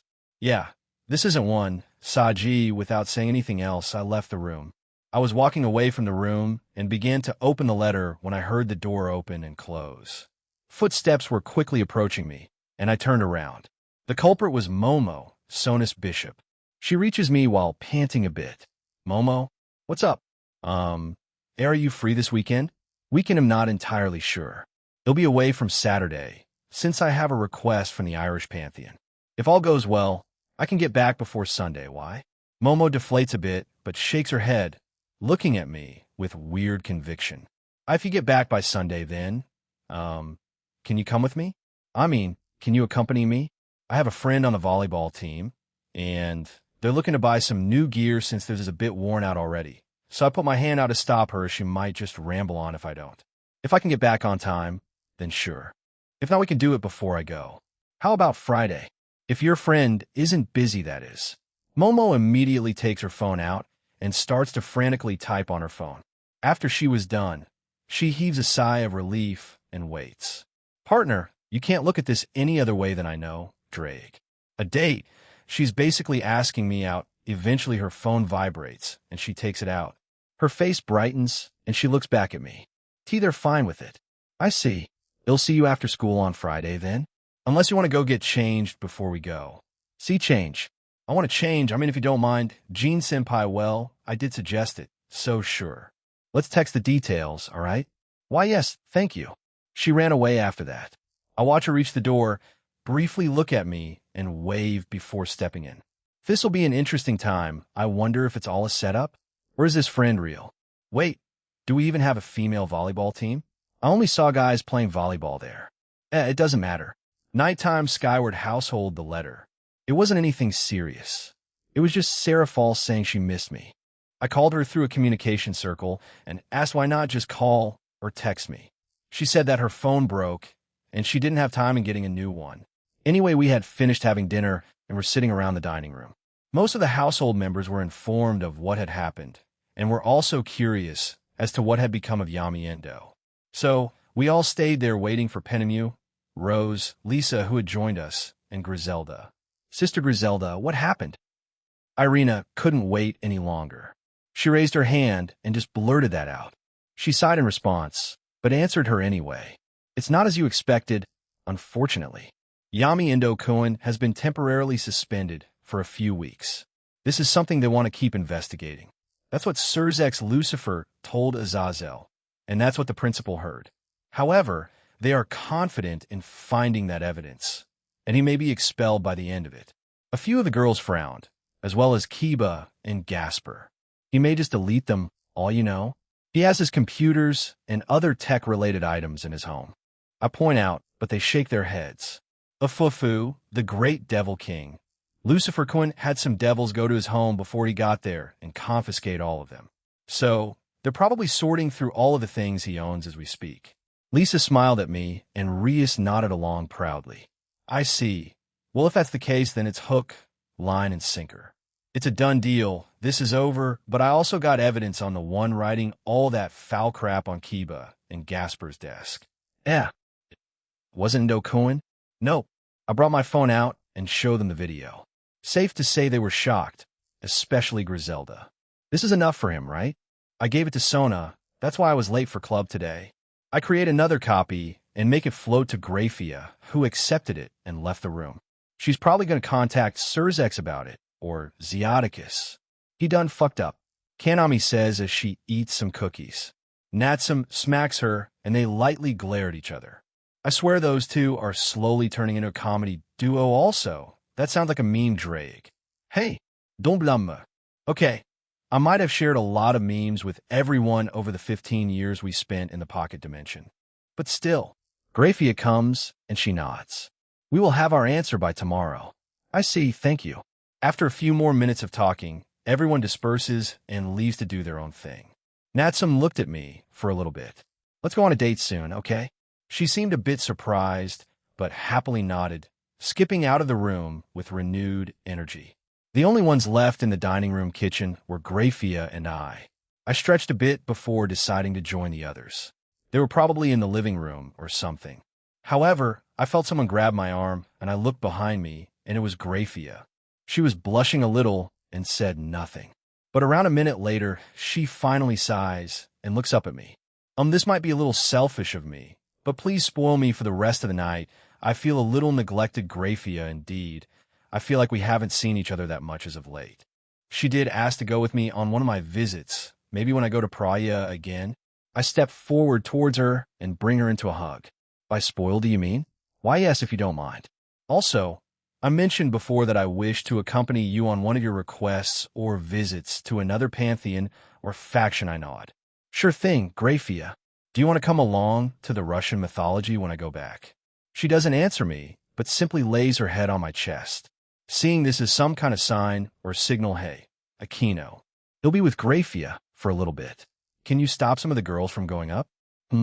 Sure thing, Jean. I nodded to myself and picked up Graphia, who allowed me to do it with ease. I started to go up the stairs when Jean's going to have sex with Graphia-sama. So don't go upstairs.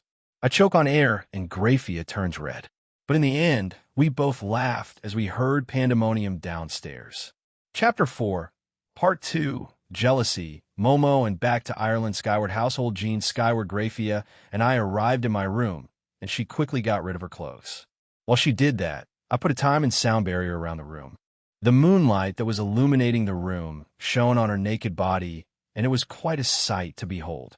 I also take off my shing. Magical girl Levi, www, the heck, is Graphia-chan naked? Seraphal had arrived via teleportation circle, did a pose, and then had a look of horror on her face. This was such an absurd situation that I began to laugh smack. Sorry. However, it was short-lived since Graphia smacked me on the head and glared at Seraphal, making her flinch. Graphia points at the ground, and Seraphal immediately shifts into the Seiza position. Her head was down, and she looked apologetic. And what might you be doing here, Seraphal-sama? Graphia asked in a slightly irritated tone, making the magical girl flinch. I wanted to see Jean. It's been so long since I last saw him. I even gave Sotan a letter to give to him since my phone broke. BBB, but I didn't. Think I would come here to find you two about to do something so scandalous. Seraphal was still clearly flustered by the whole thing. Graphia put a hand on her head and sighed heavily. However, before she could speak, Seraphal continued. Now that I'm here, let me get in on this too. Both of us were left utterly speechless, but without missing a beat, Seraphal quickly joined in. When she struck playful poses to draw my attention, I felt my lips twitch, though I stayed composed. I glance at Graphia, and she nods. I'm not against it, and my time with Seraphal in the Greeks realm, in a way, counts as a date too, right? We also messed around there, but got interrupted by Ares attacking Valerie. I don't mind, Sarah. I mean, if you're 100% sure of it. No problem. She said that in English and gave me a thumbs up. I shrugged my shoulders and scene flag for explicit content. Well, since you asked for it, Sarah, Graphia gave me the go-ahead and didn't mind waiting.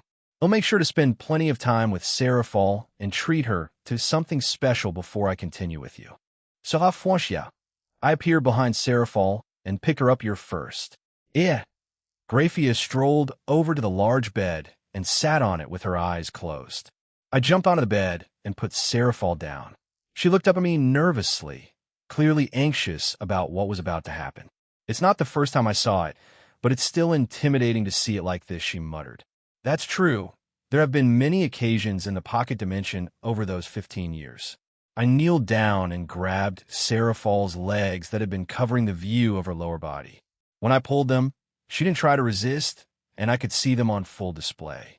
However, Seraphal still felt embarrassed by it, as her face was still red. She was clearly flustered already, so there was no need to hesitate. Hey, at least say something. You idiot, I'm excited. Let's get started. Seraphal stares blankly at me for a few seconds before bursting into a fit of giggles. That at least got her to relax a bit. I kneel down and move closer to her. I tease her a bit down there, gently rubbing against her and playfully pulling away. Minji. Stop teasing me. Seraphall's breathing has been increasing for some time now. Now that I stop and think about it, this was kind of spur of the moment, isn't it? So, just making sure. But are you sure about this? We could take it a bit slower, you know. It's fine. I also get to beat Gabriel-chan. All right. She's still fixated on that, isn't she? I confirm her question with a nod, and she pumps her fist. Although, I do need to do things with Gabriel too, even though she lives here now. She's mostly up in heaven. Even now, she hadn't come back down. I should make another elected to take her place, an angel-elected Jean. Focus on me. Sarah Fall sounded a bit sad while saying that.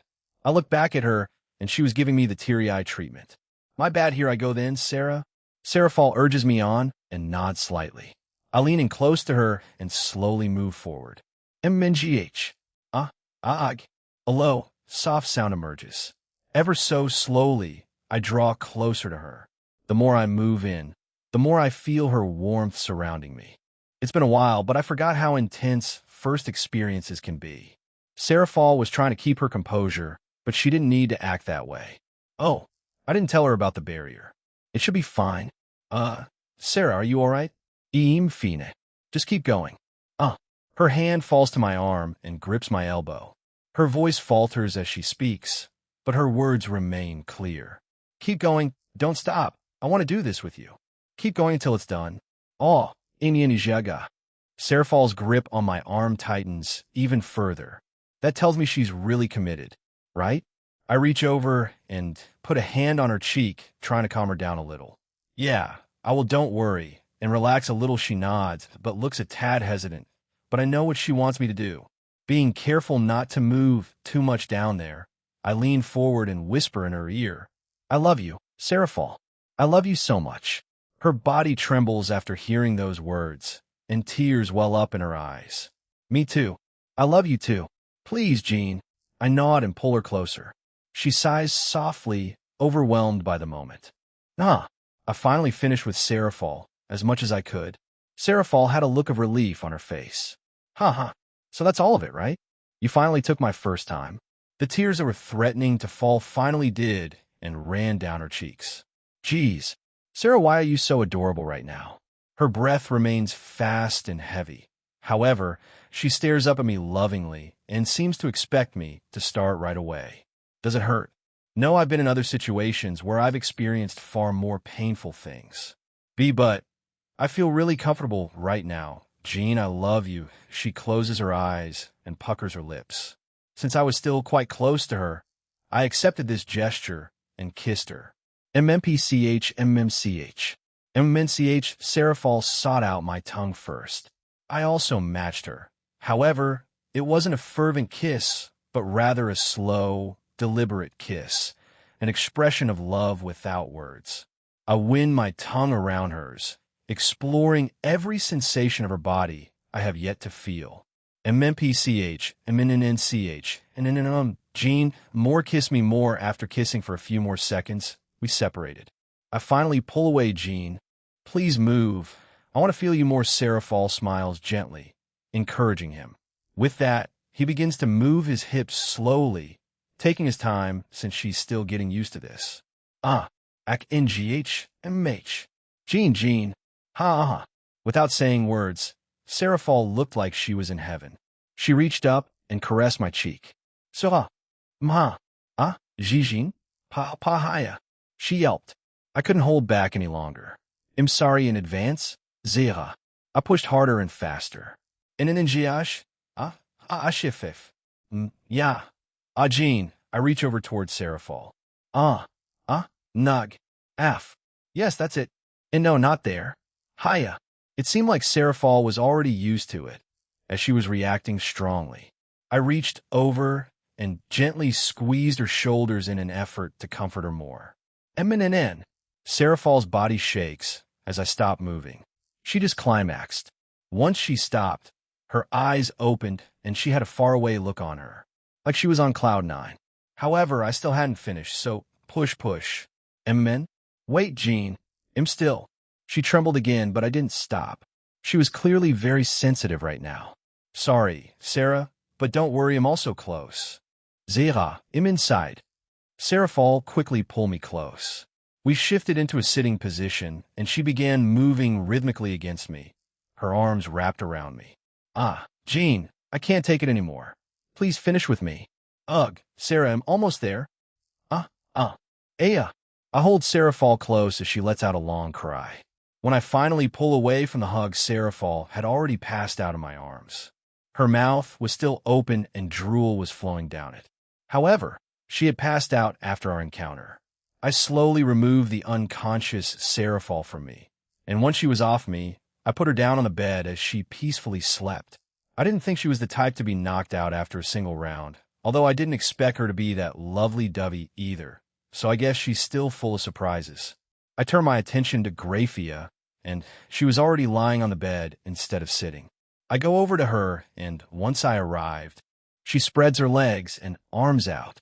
She was clearly very excited, definitely worked up from watching Seraphol and I together. Jin-sama, come be with me too. I felt a smile creep up on my face, and I nodded. We came together in a passionate embrace. Nah, here is Hanan. You're pushing all the way and it's spreading me apart all the way in KH Graphia. Her body responded, overwhelmed by the intensity of the moment as I was with her. I was in Seraphol not too long ago, but being with Graphia felt even more intense than hers, almost as if it were tenderly and fully enveloping me. Graphia's breathing became ragged as she held me close. Jin-sama, we're together again, she whispered. Yeah, we share a quick kiss before I gently begin to move. Jin-sama, you don't need to be so careful with me, she breathed softly. Do it however you like. I followed the instruction and increased my pace. Since I was still sensitive from earlier, I quickly reached my limit. Graphia, I called out. Jin-sama, he'll accept it all. Pa-pa, smack, smack, I felt her actively tightening around me, and it's definitely working. I can't hold it. Splurt, ha-ha. Graphia shivered as I released the first wave of the night. After I finished inside her, I continued with Graphia again. Her body hadn't stopped trembling the entire time, and now she was reacting even more strongly. Graphia pushed herself up from her position and rose into a sitting posture, just like Seraphol. I feel like these girls enjoy this posture a bit too much. Just like the rhythm we had established before, Graphia wraps her hands around my neck and starts to move in perfect sync with me. This feels amazing. Focusing on savoring the closeness and connection, we move together in unison. Graphia wasn't trying to hold back her vocal reactions like Seraphol, and she just let it all out. If it weren't for the barrier I put up, the whole house would hear this maid's sounds. Of course, those reactions spur me on even more, and I push the encounter further. Sorry, Graphia. Papa, I don't mind. You can go as hard as you please. Just use me all you want. I tightened my embrace on Graphia and kissed her on the cheek. However, I slowed down my movement, which confused her. I want just to use your bodies for my own pleasure, you know? I choose she kissed me and cut me off, holding me closer. She finally breaks the kiss and smiles lovingly at me. Forgive me, Jin-sama. That wasn't what I meant. I just want her love, that's all. So please. Using all the force I can muster, I pull back and press close against her with careful, deliberate rhythm. Aya, H-A-A-A. All right there. M-M-M. Right there. Please keep going just like that. That's my plan, Graphia.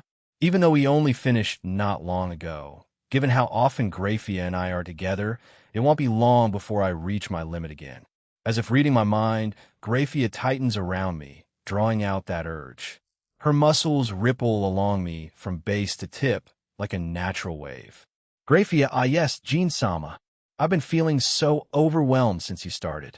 I think you've changed my body, and I can't live without you anymore. I feel a big wave coming, Jin-sama. Together. Stay together with me. I felt hot tears dripping down her face as she desperately looks at me. She looks like she wants to say something important to her. Jin-sama. Jin-sama. Please, I'll do my best. So please release it inside me. Like this. I felt Graphia hold me even tighter. Tears, drool, and sweat started to spill everywhere. Times like these are when I see Graphia with her emotions out in the open. For someone like her to only show this side when it's only the two of us, she would cry out passionately to Jin-sama, begging him not to hold back and declaring that her heart belongs only to him, overwhelmed with intense emotion. She was still hesitant even now, so I'll give her last push then. I capture her lips and force my tongue inside. Graphia answers in kind and starts to lick and suck on my tongue desperately. Go ahead, tell me, Graphia. I pull away and say those words, her tongue still out. Tears down her face. She couldn't take it anymore. "On be with you, Jean Summa. Please, in the future, let me have your children," she says in a desperate tone. I didn't know Graphia wanted my kids that badly. I wonder why all of a sudden. I'm not against it, so I agreed. That's how I choose to answer her. Graphia's eyes widened. "Jean Samus seed. Ah, Esho Gudim not done yet." I had pushed myself up against her as I finished. Even though I had not been careful, I chose to do this to give her one final silent answer. She seemed pleased with my response. "Graphia," I whispered to her. She smiles at me and nods. "I will accompany you for as long as you like." A few hours later. Zzz. After a few hours together, Graphia had tired herself out and was sleeping soundly.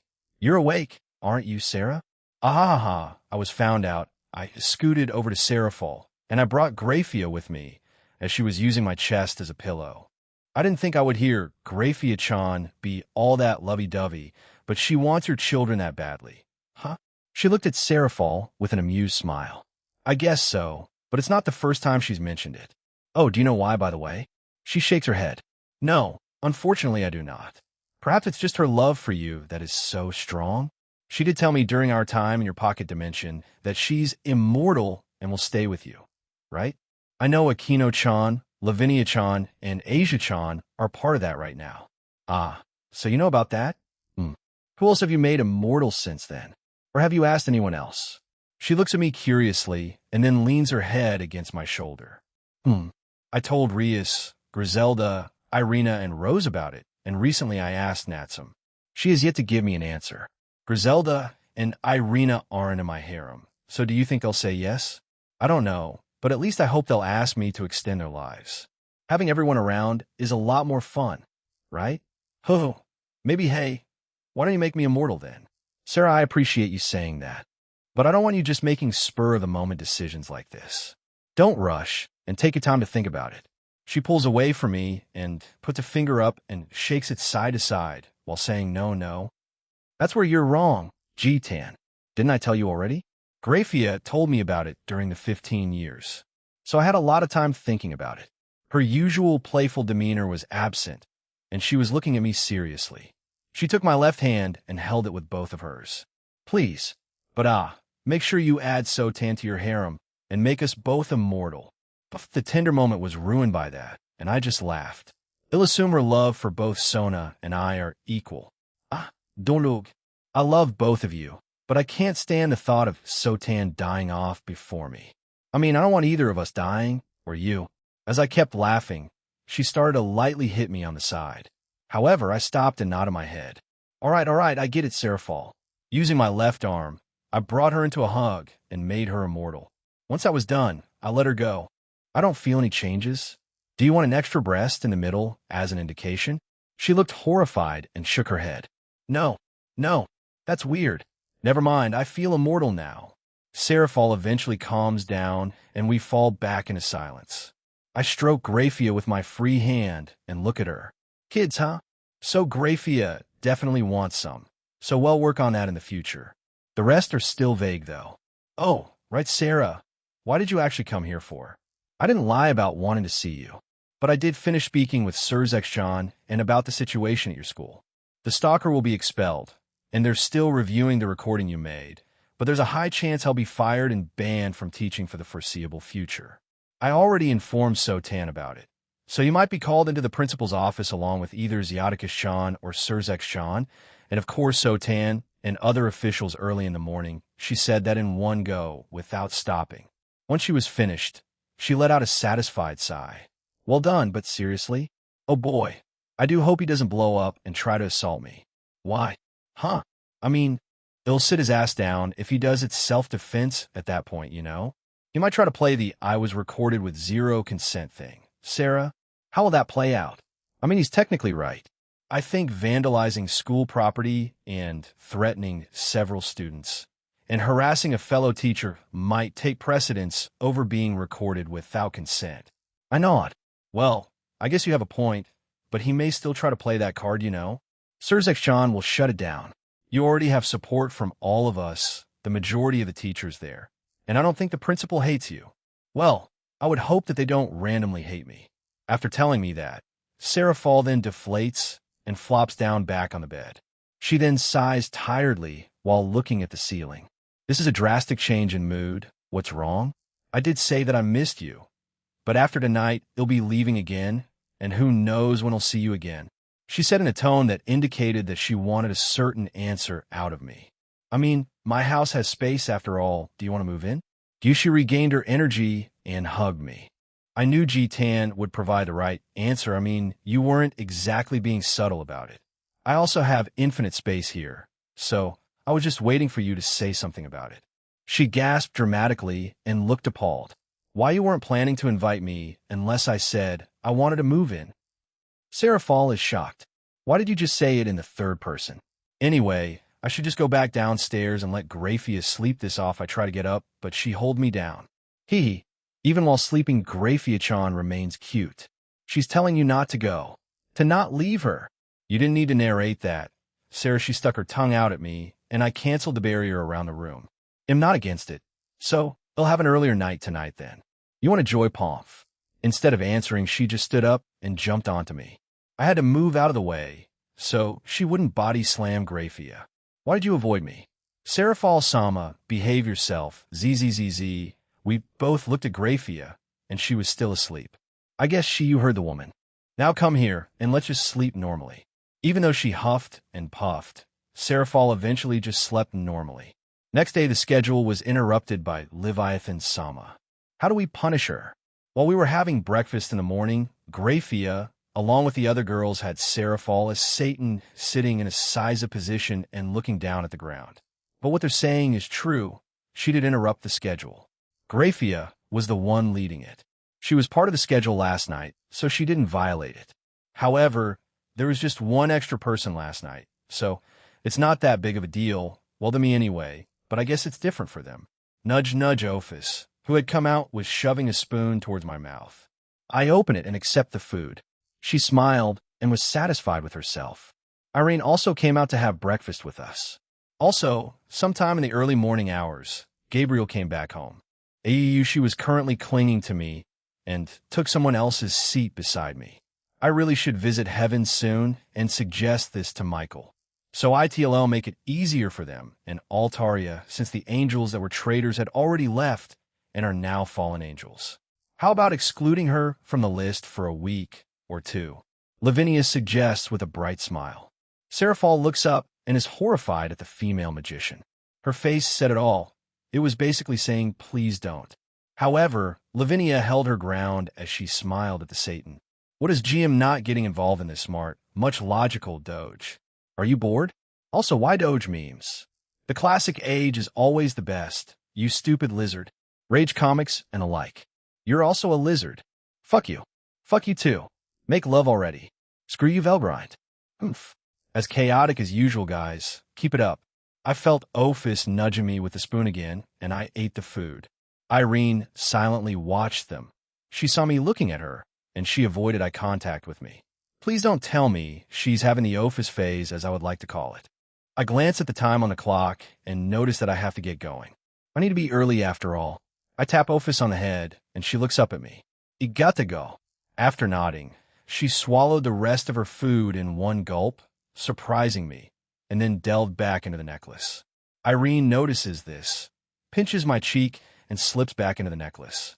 The hell was that about? She's at Sundara. Partner. Cuckoo. Silence. Drooling dragon emperor.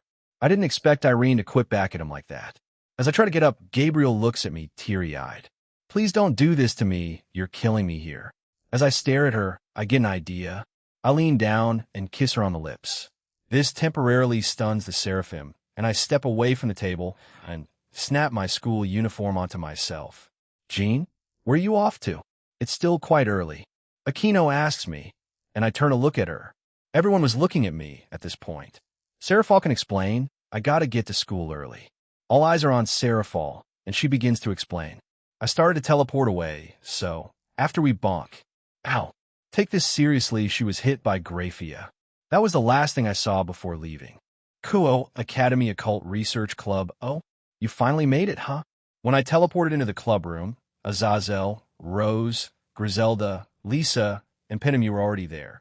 They did say they needed to be there earlier than me, but I didn't think they'd be here of all places. Sup? Did you guys eat yet? Also, why here? Aren't we meant to be in the principal's office? Azazel nods and answers me.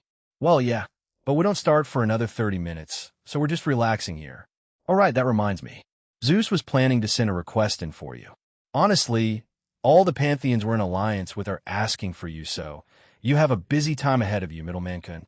Is it about the damage done? And whatever aftermath? Pretty much, but some have other requests for you. I see you'll take them all then. I took a seat while I answered Azazel. He just gave me a strange look. Are you sure? Yeah. I mean, you'll need to do them eventually, right? So I might as well take them all now. He shrugged to my response and contacted each leader of the Pantheon and told them I would take their requests. We made idle chatter until the start time arrived. We had arrived at the principal's office. The teachers went in first, and then I walked in. Sona was already there with Tsubaki. Surzex and Xiaticus were also there along with Hitaka Nakamura, the PE teacher, and Yami Endo with his parents. Hitaka had a look of surprise on his face when he noticed me. Yami also glared at me. Sheesh, I sure have a lot of hate towards me. Ah, Shevarit-kun, welcome. I'm glad you could make it, and I apologize for asking you to come in so early. The principal greets me, and I do the same. Ah, it's not any trouble. So why was I called here for? I glanced around the room. Both Gremories had amused looks on their faces, while Sona rolled her eyes. Tsubaki remained the same, and the teachers had varying degrees of reactions. Have you heard about the rumors lately? I've heard of one, the desk thing, right? You're still new to our country, and you probably don't know, or it was different in Ireland, but bullying here is a little more subtle, so it's a bit difficult to crack down on them. However, after last year's incident, we have started to take them even more seriously. This is because we don't want a repeat of it. He looks down sadly and shakes his head. We do not want a repeat of that. Anyhow, allow me to introduce to you to Xiaticus Gremory and Surzex Gremory. Xiaticus is an administrator of our school, along with his son Surzex, and yes, they are related to your classmate Rias Gremory-kun. I see. I glance at them, and they wave at me. If I may interrupt, Hiroshi Kocho-sensei, why have we been called in here? I understand why Endo-kun may have been called here, but why am I here? I have my P classes to prepare for. Now, Nakamura-sensei, this won't take long. The principal Hiroshi turns to Endo, and he looks away. His parents didn't look too happy with him, and didn't seem to be defending him. Endo-kun, after a lengthy investigation overnight, we have found a lot of evidence against you, I'm sorry to say. We have to expel you. Stalking and sending lewd and explicit content to your teacher is a very serious crime. However, Penemu-sensei won't be pressing charges against you. What Hiroshi puts his hand up and brings up a remote and clicks it. A projector starts and shows a mass of screenshots of his trolling online and behavior. I could tell that he was seriously pissed off. Finally, it showed the messages from him to Penemu, and he looked mortified. Do you want to say anything, Endo-kun? He remained silent and kept his head down. Both of his parents looked disgusted at him. Yeah, I don't think I'll be helping him. Principal Hiroshi nods his head and looks over at Penemu, who also nods. That matter is settled then. Endo-kun, you'll be expelled. I take it your parents do not have a problem with that? No, we don't. I'm sorry for our son's actions, Hiroshi-sensei, Penemu-sensei, and thank you for not filing any criminal charges against him. Penemu just smiled and nodded. Hiroshi gestured for them, and they left. I guess they'll talk more about it after the next part, because I don't sense them fully leaving and they were just outside. Our next topic is the vandalism of school property and the mystery bully. Principal Hiroshi says, and Hitaka Nakamura has a smug look on him and interrupts the principal. I see. So, the culprit is Gene Skyward-kun? I didn't expect that. He's been mostly an excellent student. I'm very surprised by this sudden development. Are you not part of their club, Skyward-kun? Why did you target your fellow members? That's not very nice, you know. You could be looking at an expulsion, too. Nakamura said it in a way that would rub salt into an open wound, aka really fucking smugly. The way he said it made me want to punch him in the throat. But I have to stay calm. The principal sighs and shakes his head. He silently played another video, and it was Hitaka Nakamura writing on my desk. Yeah, my own recording of him. The guy literally froze when it started playing. Ha, look at him. Freezing up like a little bitch. Drag. Language. P partner. Hello. We curse a lot, you know. W, why are you doing this to me? Doing Yoma. Welsh Dragon, please be quiet. As you can see, Nakamura-sensei, we have a recording of you doing this to Skyward-kun's desk. Care to explain yourself? I won't even mention the foul language you used, however. Nakamura didn't say anything, but his body started to shake. He was clearly pissed off. I wonder if he'd explode. He finally looks up and looks at me. Bruh, his eyes look so dead and ready to kill me. He points at me and then laughs. Why do you even exist? He asked a single question that confused the room. Everyone started looking at each other, clearly confused. He laughed again and continued.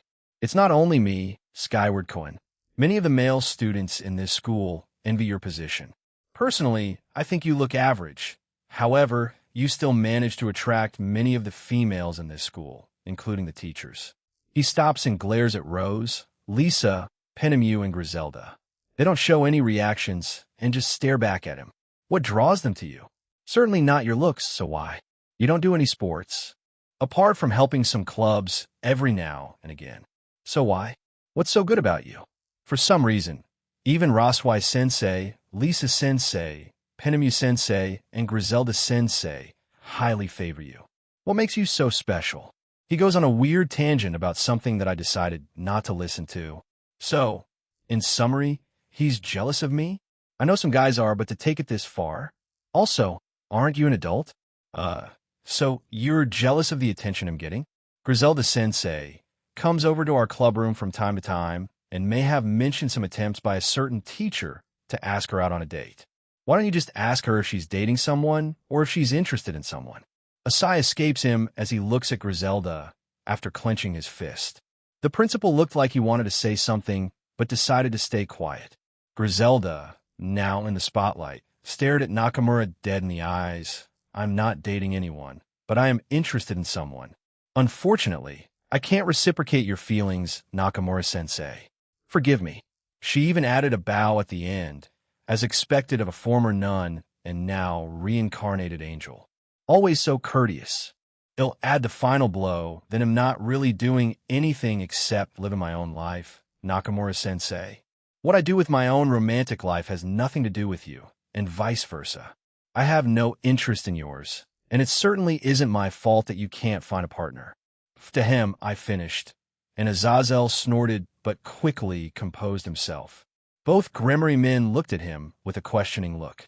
Being jealous, I get, but doing this petty shit is weird. I'm not Japanese, so even if I found out about this scribbling thing at a later date, it wouldn't affect me apparently. That was what made him erupt as he lunged at me. He tried to grab me, but I dodged him, so he started to throw punches my way. And Nakamura-sensei, please stop. This is assault. The principal tries to explain, but it falls on deaf ears. What am I supposed to do? He's like an immature child having a tantrum. I look at everyone else, and they shrug. Seriously? You're leaving this up to me? I look at the principal. Hiroshi Kocho-sensei, if I fight back now, it's self-defense, right? Before the principal could answer yes, I would say it would be, wouldn't you agree, father? Surzex asks Zeoticus, and he nods. The principal looks at the two of them before sighing. Sorry, dude. He tries to punch me again. I sidestep his attack and put my right foot out, making him trip. As he fell, I put a hand on his chest, flipped him around, and slammed him to the ground. I used enough force to knock the wind out of him, but not hurt him too much. Once he was on the ground, I sat on him and sighed. Should we call the police or something? This was stupid. Even Saji wasn't like this, dude. You should really learn to shoot your shots at different places. The principal becomes a little anxious and starts using his smartphone. I didn't want my day to start like this. At least Endo was more civil. Well, I won't relax about him yet. He did look really pissed off, so the stalking might continue. If it does, they'll do something about it. You want kill him, right? Drag. I'm not a murderer, maybe just traumatize him for life like Aquino did to that Chase guy. If you say so, partner. I sat on the teacher until other teachers came in and handled the rest. After being asked to stay and answer some questions, I had no idea what would happen to him as I was asked to leave. So, I headed to the clubroom. Once I arrived there, the Grimory group was already there. Oh, hey guys. I didn't think you'd all be here. We were curious. So do you mind telling us what happened? I greet them and Rias nods at me. I sat on the couch and told them what had happened. Jealousy is a heck of a thing. Huh? Jayasuk says while fiddling with his phone. Ravel and Chiron were sitting on my lap, agreeing with him. I thought he was okay. He didn't come off as creepy for once. I agree with you. Ravel agrees with Chiron on this point. A rare moment between them indeed. The rest of the morning was mostly normal, apart from the students being curious about the bully and Endo. Next day, lunch. So he really got expelled, huh? And we don't have a PE teacher now. Some rumors say that it was Nakamura-sensei who scribbled all of those awful things, you know? It was Friday, and it was lunchtime. I was dragged by Kuda and Najima into a guys group, and they started discussing about what had happened recently. Evidently, there was some kind of investigation group among the students, and they discovered some things. So, Yami Endo has become a target of hate among the student body, and Nakamura, the PE teacher, was also targeted with rumors. Your thoughts, Skyward Sama? Rumors are rumors. Who knows? I answer him, and a guy points at me. 2 days ago, someone from one of the clubs said they saw you early in the morning. They're reliable since they belong to the investigation group, and are part of a club who comes here early in the morning. They all looked at me, and I shrugged at his accusation. I don't know the full details, my guy. However, all I know is that he was definitely arrested since he tried to attack me. Yeah, I pressed charges, though it was Surzek's idea for me to do so, and to make it easier to charge him. On top of his other charges, I just went with it. One human problem solved. All that's left is Endo. There's been no activity from him. I have a nanofly on him, so I would know if he was up to something. I also have one Shadow Knight in his shadow, just to make sure. But I'm leaving that problem for another time. Today, I'm going out with Momo after school today. After that is the weekend, and me heading to Ireland with Asia for the date with Aine. Poor Penemu-sensei. She said she was dating someone, but I doubt it, because she's probably saying that to keep some weirdos away from her, you know? Kuda says, and the other guys were shocked. She didn't mention anything like that to me. Hey, when did you hear that? I asked him, and he nodded. Just today, someone asked her during her first class, and she said she was dating someone. However, we realized it was a lie, didn't we? After what happened? I see. They continued talking about it, but I got up from my seat and started wandering the halls. I come across a few students muttering when I walk past them. I somehow end up at a certain part of the school, and era. Fiinkon. I had been staring at the ground and looked up. In front of me was Kyome Abe. Oh, hey Kyome. What's up? Actually, where the hell am I? She chuckles at me and shakes her head. You're near the sewing club. We have a sewing club. She laughed at me again and nodded. She came over to peer at my face. Is something troubling you? Nah, I'm just thinking about stuff. You know, all the rumors and stuff.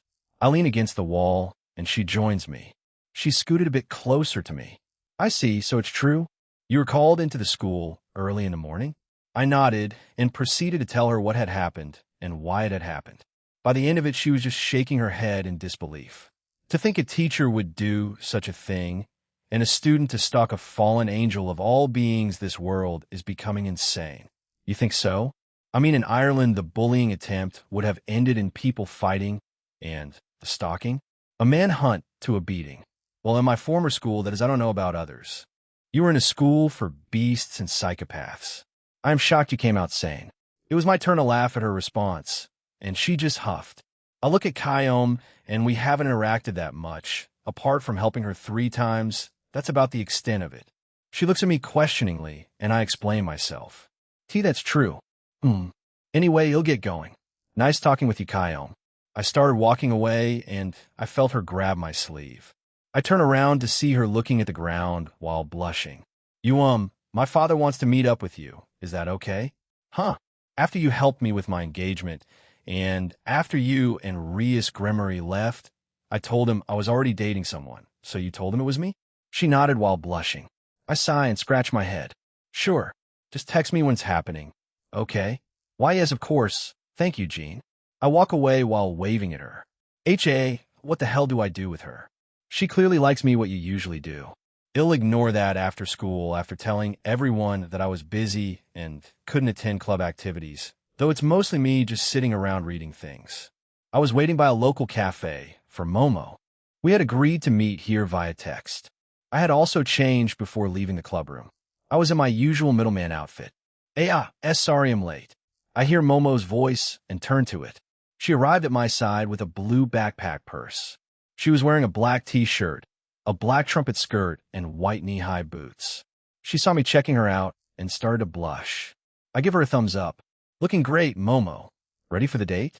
She was shocked by the question and turned even redder. I couldn't help but chuckle at her. I'm just teasing you. Unless you want it to be. I put my hand out and she looks at it, and then back of my face before meekly nodding and grabbing my hand. I let her lead as she starts to take us to the local sports shop. Once we got there, to my surprise, Kuda was there with a girl. Ashurishit. Skyward Sama. He covers his mouth as the girl beside him looks at him with a questioning gaze. Sakura-san, I'm sorry for being late. Don't worry about it, Hanakai-san. We weren't waiting too long. Shall we go? Momo lets go of my hand, and the two girls take the lead by going into the shop. Kuda and I hang back, and he pulls me towards him. Keep this a secret from Najima, and why should I do that? He sighs and explains. Look, his folks keep hounding him about finding a girlfriend, so he can continue the bakery business, you know? But they had a fight about it, and now he's really salty about not being together with someone. Wait, is that why you've been avoiding relationship talk when we're around? He nodded sagely. Well, okay, I understand his parents' concern, but didn't we say to try to get together with one of Ingvild's friends? I pull out my phone and text Ingvild. Hey, and got a minute? I'm free. Is something wrong, Jean? No.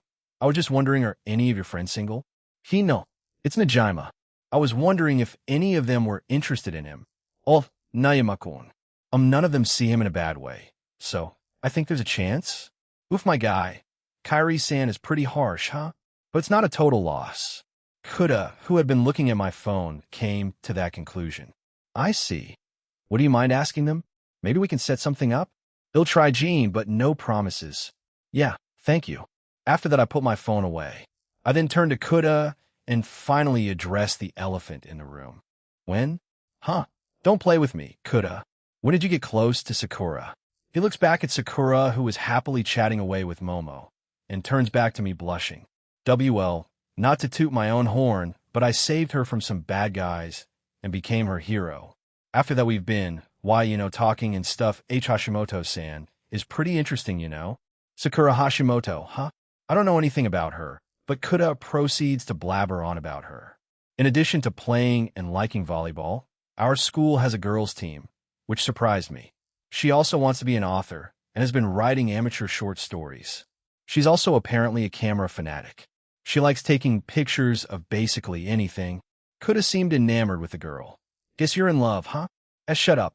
Oh, okay. Maybe I am. But he falls silent and looks at Sakura again. But he's probably not sure about her relationship status. Huh? Well, I don't care about such things, so I'll ask her. Ashu. Hey, Hashimoto-san. The two girls stop and look back at me. Kuda starts to violently shake me, and I ignore him. Are you dating anyone?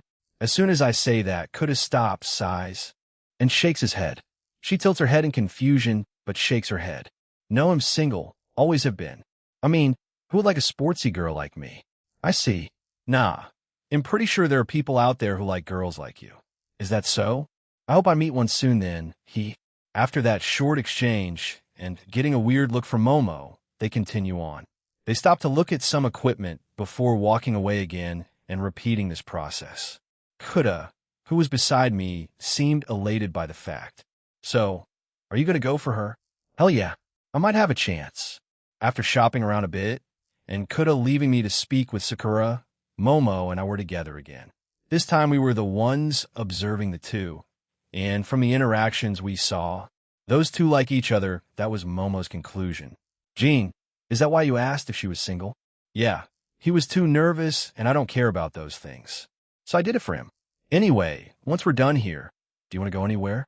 Maybe the amusement park? When Momo and I were talking and observing Kuda and Sakura, we had been holding hands. I had to initiate it, but she didn't shy away from it. Oh, okay, we'll see you on Monday then, Sakura-sen, Kuda-kun. Why yeah. See you around, Hanake-san, Jean. See you soon. Don't die now, Kuda. What kind of goodbye is that? After saying our goodbyes, the two of them walk away together. Momo and I do the same, but towards the amusement park. That place won't close too early, which is a plus. Nighttime dates and all that. We quickly arrive there, pay the entrance fee, and immediately Momo dragged me to a guy selling cotton candy. I'm having flashbacks to Kiba buying these when Surzex and Astri were here. Of course, I paid for it. Do you like cotton candy? Yes, I saw it featured a lot in films and movies, so I always wanted to try eating them while in an amusement park. She says that while taking bites out of the food, but I didn't think someone could like that for such a weird reason. But now that I think about it, I probably got transfixed on certain ideas as a kid from watching shows, so it's not that weird. An idea popped into my mind, and I was the one to lead us this time. I brought us to a haunted house, and Momo froze. Is something wrong? Bishop of Citri? You couldn't possibly be scared of haunted houses and ghosts, right? Momo squints her eyes at me, while silently telling me bring it on. I snorted before going inside the thing. But that facade quickly faded, as each time a jump scare came out, she would freeze on the stop, but not scream. So she was doing well on that front, and she would also tightly grip my arm. However, we eventually come out of the haunted house, and Momo heaves a sigh of relief before looking at me with a triumphant look. See? I wasn't scared at all. I silently point behind her. She looks confused, but turns around. When she does, a staff member jumps out while screaming. Hiya! Momo jumped onto me and screamed her lungs out. I didn't want her to be mad, so I kept myself from laughing. I turned around and gave the guy a thumbs up. He also did the same to me. We finally leave the haunted house as she finally calmed down from the jump scare. That was no. I looked up, and the sun had already set. The sky was dark. The area had also become a bit colder, so the day was coming to a close. I felt Momo tug on my sleeve. I looked at her, and she was pointing at the Ferris wheel. What a cliché way to end a date. I mean, I don't mind, and I certainly won't say that out loud, sure thing. We walk there, pay and wait for our own capsule or pod to come down. One eventually does, and we both step in, but I noticed that not many were here. I was sure this was famous in anime, and couples liked it. Did they lie to me? I put my hand up and clench my fist. You'll never forgive the Japanese. White one, he did the thing. I hate how I know what you're talking about. Winner, Drake. Suck it. Oh, so you two are going to get together. No. Momo looks at me confused by my actions. What are you doing? Nothing. Anyway, sorry for the short date. No, it's fine. We spent a bit more time in the sports shop. Sakura-san really needed a lot of new equipment. Geez, I nod and sit beside her. Well, there's always another time. After I said that, she blushed and glanced out the window. Our capsule was slowly reaching the top. Normally, this is where some kind of confession or kiss happens, right? I also looked out the other window, but then looked back at Momo. She was staring at me, but seemed to be deliberating to herself about something. But she finally opened her mouth to say something. You, Jean Senpai, do you like President Sona? I did not expect that question at all. Yeah, do. I mean, I wouldn't have asked her out on a date if I didn't, right? Oh, all right. Jean Senpai, do you have space left in your harem? Infinity does go on forever after all. That sounds philosophical, right? I nodded to myself. No, aren't you meant to support me in these trying times, Vel? I will correct your stupidity when the time comes. The same with Amorous, Elsha, and Comptoir. We, the ones in your soul, know more of your stupid thoughts more than anyone. J. Aaron. Ouch. Thank you, I think. May I join? I blink a few times before laughing. She seemed shocked at my reaction. I put my hand up and eventually stopped. I'm sorry, I didn't mean to. It's just that's the weirdest way someone has asked me before. Normally, wouldn't you say, I like you? Or something along those lines. I've never heard that one before. Momo turned even redder but nodded. I'm too embarrassed to say that certainly will be a problem in the future. I lean towards her as she backs away, but she eventually hits the window and couldn't run away. I whispered in her ear. Saying it during intimate times would be crucial, you know? If you're too embarrassed, that would be a bit troubling. I pull away and smirk a bit at her. Momo was already red, so she wasn't changing anytime soon. She fiddles with her fingers for a little bit while looking down, but she stops and looks back at me. Well done. However, Momo squints her eyes at me, waiting for my own answer. I chuckle and lean forward again and kiss her forehead. Does that count as an answer? Thud. I guess it was too much. Momo fainted and was slumped against the window. I sighed as the ride had come to an end and I had to carry her out. Is your friend okay? Oh yeah, don't worry about it. The one watching the ride asked worriedly, but I brushed off his concern. She probably fainted out of shock. As I carried Momo on my back, I felt her starting to wake up again. Jijin Sompe? What happened? Welcome back. Oh, nothing. You just fainted after I kissed you. I felt her head sink more into my back as she fell silent. I made my way back to our original waiting spot, and I finally let Momo down.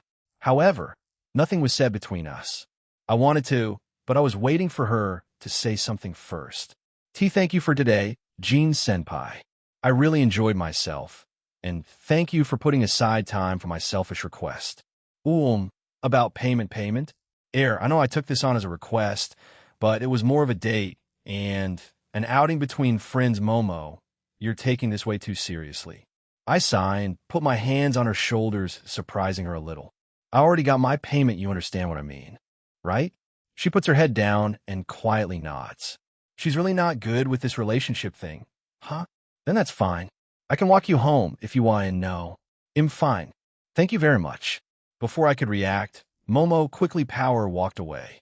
Geez, I wonder if she'll be slower than some other girls I know. Those 20 years I spent with the girls, some were quite slow on the whole romance and intimacy thing. But since I'm dating Momo now, should I include the Citri peerage in my next escapade in the pocket dimension? I'll mull it over. I watched Momo until her figure had fully disappeared in the distance, and I also went home. I was in the infinite black void again, but this time I was standing in front of what I thought to be Azathoth. Now to me, Azathoth had always been genderless, but after seeing the eye, I started referring to Azathoth as a he. It's my fault for not asking Comptoir about Azathoth in detail. I should be able to now, right? I did get my first requirement. I also don't know how long we've been silently staring at each other. This is because the passage of time in this place is weird. Hours could go by without me noticing it, but the silence is getting to me. Hello? Azzy? Azo? Bazo? Chazo? Azachan? Oh, that last one made Azathoth's eye twitch. Maybe Nyarlathotep refers to her as that? That's the only conclusion I can come to. A staring contest, it is.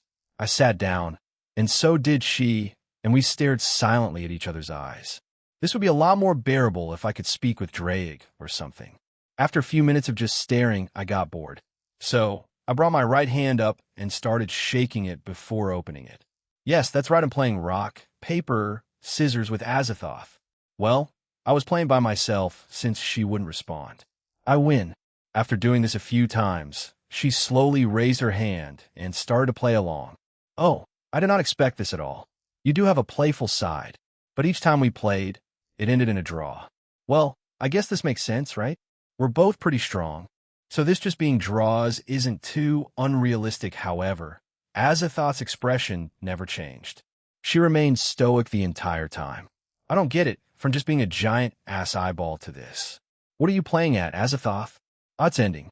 The place started to fade, and before I fully left, her face finally changed. She was looking sadly at me. Why? Explain in words, damn it. Japan. Koa next day, as soon as I woke up, someone's ass was in front of me. Who the hell? Using a bird's eye view, I quickly found out who. It was Ingvild. Weird curiosity took over me, and I poked it. And poked it, I repeated this a few times until she started to rustle and turn around. Both looking embarrassed and slightly angry. What are you doing? Honestly, I don't know. I got curious. I've only felt your ass a few times. I know it's soft and squishy, but fully turning around, she covers my mouth with both her hands while blushing even more. Stop, I get it, geez. Oh, about that thing we texted about yesterday. Yua-san said she didn't mind going on a date with him. So please tell Najima-kun to be on his best behavior. Best behavior? Was he a dog? Yua. Yua who? Yua Amasawa-san. Ah, the one that has black hair and a long ponytail? Ingval was looking at me with cold, dead eyes. I'm sorry. It's already established that I like ponytails. She sighs and shakes her head, then begins to play with her hair. Do you want me to have a ponytail? I did try it out during our last training session, but it's fine, Ingvild. Look, I admit I like ponytails, and that's how I remembered your friend Yua, but like it's not that important, so Ju yank. Squish him. Ma was suddenly pulled into somebody's boobs. I know, these are Gabriel's. It also seems like she is still asleep. I didn't think she'd be this greedy in her sleep. Ingval was a bit surprised, but chuckled at the sight. Contour, what time is it? Contour. Answer. 7:52 a.m. Asia Argento is already downstairs and ready. Crap. I can't stay here and slack off then, phasing through Gabriel's grip. Once I was out of her arms, she frowned in her sleep and looked a bit upset. Even while asleep, she makes me feel guilty by doing that to her. Ingvild clung to me, so I carried her out with me. Once outside my room, I let her down, and we walked downstairs and into the kitchen. Ine, Reiko, Grafia, and Asia were already up. Oh, hey Penemu, actually, I have a question. Is it about my boyfriend? Penemu-san has a boyfriend? Ingvild asks and looks at me confused. I shrugged, and we heard her giggle behind me. It's just made up. I didn't want Nakamura-sensei or any other student asking me about it constantly. But I doubt it would work since I magically got one after those rumors started after all. I see, at least I got the answer I was looking for. Ingvild shuffles over to sit on the couch, while Penemu keeps on hugging me from behind. Ine, Reiko, Grafia, and Asia were all cooking. I feel like I'm not cooking enough anymore since these three, Ine, Reiko, and Grafia, typically prepare breakfast, lunch, and dinner. I rarely get to cook. Only when I decide to practice a little more is when I do cook. Most of the time, they kick me out. I need to make another space where I can practice making the new dishes and add my own touch to them. My status as a cook is in danger, I muttered, and sat down beside Ingvild. Both women hugged each other as Penemu sat on the other side. But cooking aside, I wonder what will happen today. I won't need to worry about Momo since we went out yesterday. BZT can't wait for today. My cougar powers are rising. Asia said she would make lunch for us all, so it was up to me to pick out a spot for the picnic. I found a great place lunch, huh? I see. So that's why Asia is helping with breakfast today. She's making our lunch along with it. I'm guessing Grafia is also helping with that. Yeah, we'll be there soon. Probably around 10 or 11. That's fine. There's someone who wants to meet with you. We'll be staying here for a short while. Oh, it's in the land of Heaven Falls, by the way. So just teleport here when you two are ready. We'll be spending our time in the supernatural side of Ireland rather than in the human realm. I see. I see what you mean, I see. Have a better response than that. Harem King-sama. Like what? Tell her you'll sweep her off her feet tonight. Jean, what? I looked to my right, and Penemu had been looking at me, texting Aang. She and everyone else knew more or less what to expect out of this. I've already told them of her betrayal to the Alliance. Grafia, who was as systematic as ever, wanted to report her immediately, but I told her to wait. I'll contact them myself. I want to find out why. I know her history from my world and also saw that one of her husbands, Aelil Olam, was resurrected as a divine beast and a dragon at that. I'm curious if she knows or if she doesn't know about that. No, knowing Cow's Brigade, probably not. They're just using her, and she's using them. It's more of a give-and-take relationship, but even so, she's still betraying us. She'll need to be punished, but I'll try to get them to let me do it instead. How? I have zero idea right now, but I guess sealing her powers would be a start, and keeping her in a place where she can't do it again as easily, so maybe in the Tuatha De Danan's realm? There are multiple gods and goddesses there. It sounds like Danu and this person, well, Meat goes there regularly now. I'll also need to monitor her. I'll put one of my most recent shadows in hers then. Is that silence a yes to my suggestion? No.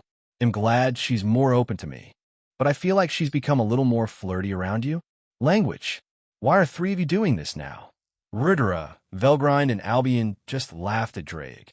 Come on, guys. Don't bully Drake too much. Partner is my only ally. Lo.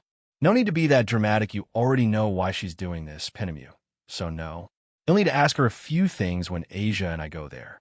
Mo, I wonder why she allowed Asia-chan to go. Perhaps she has her own plans? I don't know, but if she does, we're ready. So we don't need to worry about it too much.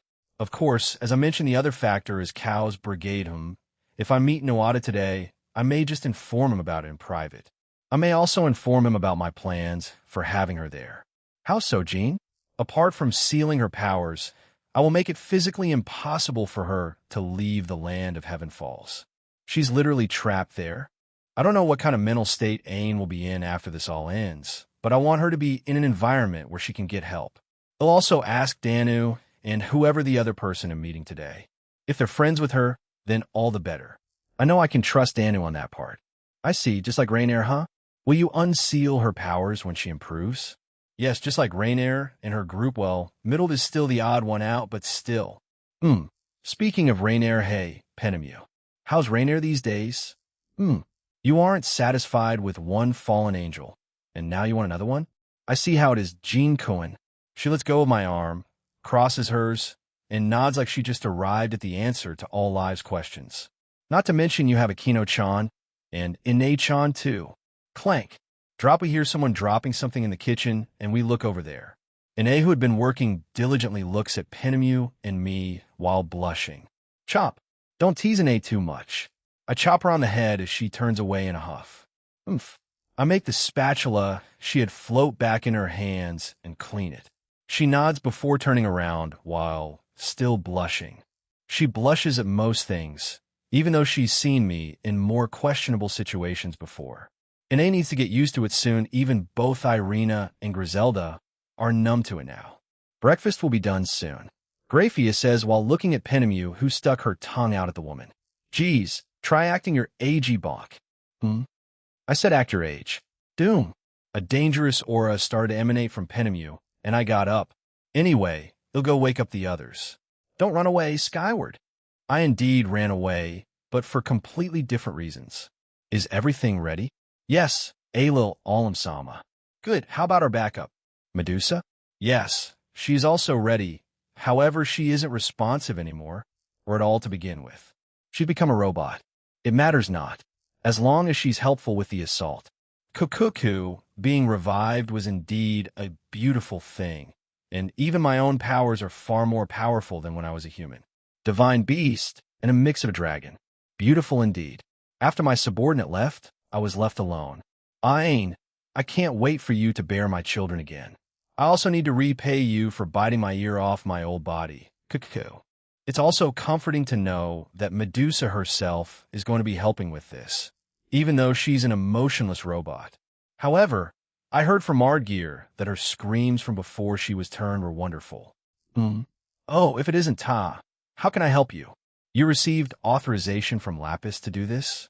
Even if I'm nothing more than a divine beast, I'm still part of the newest generation.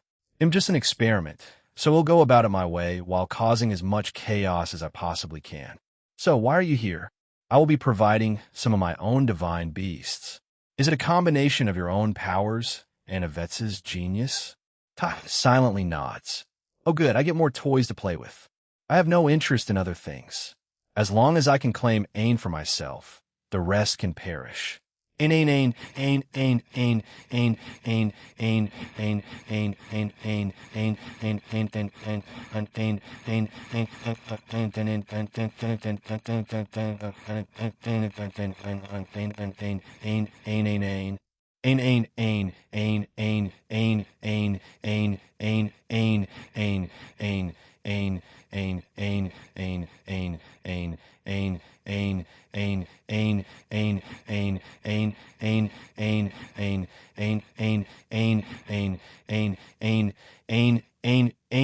Wait for me. Japan.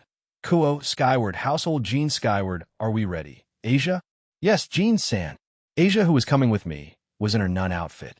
I suggested she were something else, but she said she felt the most comfortable in this. But we did get another unexpected guest who was traveling with us, and you, Rainier. I'm ready. Penemu was responsible for it.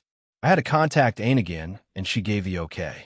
It was surprising to see Rainier at the peak of middle-class power. She's definitely been working on getting stronger. I'm strangely proud of her.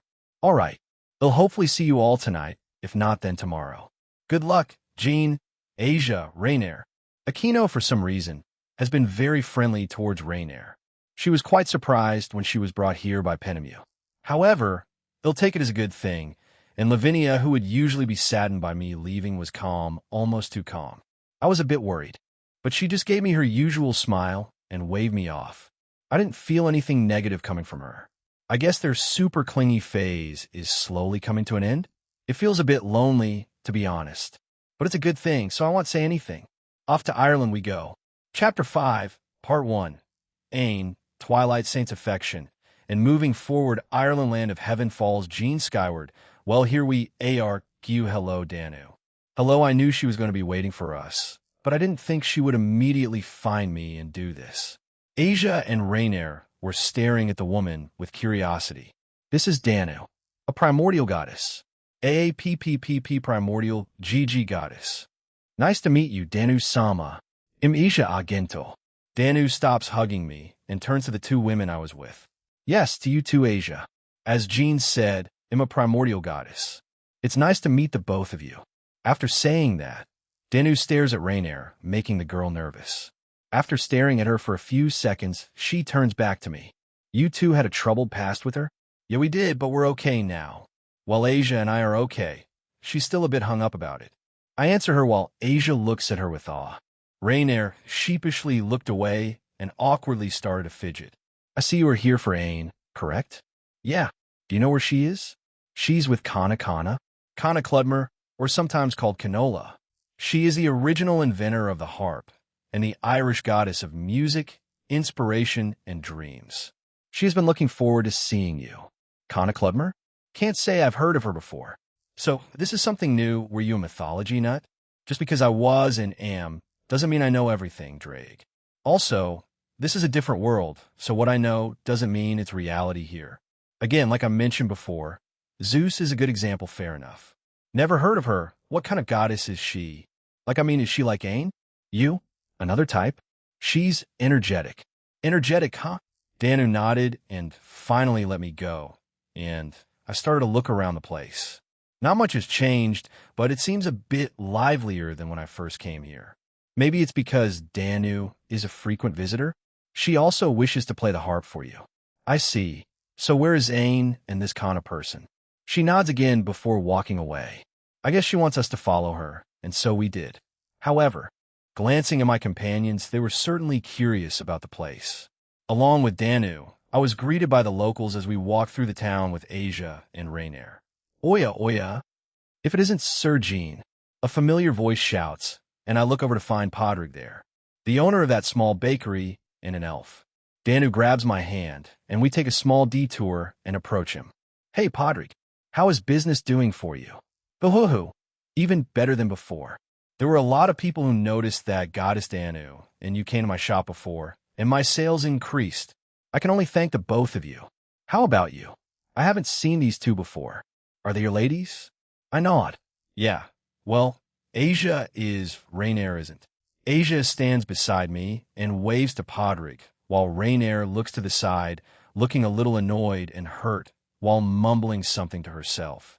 Podrick notices this and shakes his head. Pat, be kind to the future lover of yours, Jean. You sure are lively. I'm always lively. Do you want to buy some of my bread? I got a few new ones after all. Goddess Danu can vouch for their taste. Podrick walks to his shop, opens the door, gestures for us to come in.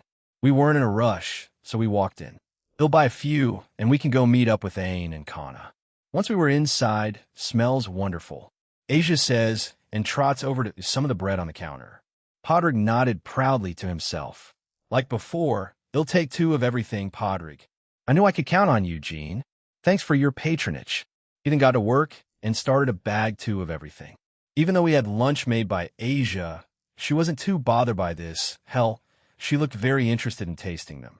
It didn't take long for Podrick to get them all, and I paid for them. Actually, why are you here, Jean? Did our gods send a request for you? Yeah, Ain sent a request in for me, and am apparently meeting a new goddess today. Kana. She's a sweet thing, a bit energetic for me, but she's got a good heart. Podrick said that like he was complimenting their grandkids, or something. How old is he actually? I would rather not ask. I store the bags of food in my inventory before turning around. We'll get moving then, Podrick. It's nice to see you again. Of course. Of course. Try to come again before you leave our realm. Your food is delicious, so you'll definitely try too. We finally left as he whistled in approval. I do have one more place to visit before meeting up with Ain. Danu starts to pull me away, but I stop her. She looks at me confused, as did Asia and Rainier. Danu, I'm going to have to speak with Noada first before we go to Ain. Do you mind taking these two around for a little bit? Yes, of course, Jean.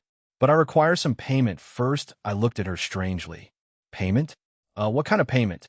Before I could ask about it, she stretched out her arms and silently asked for a hug.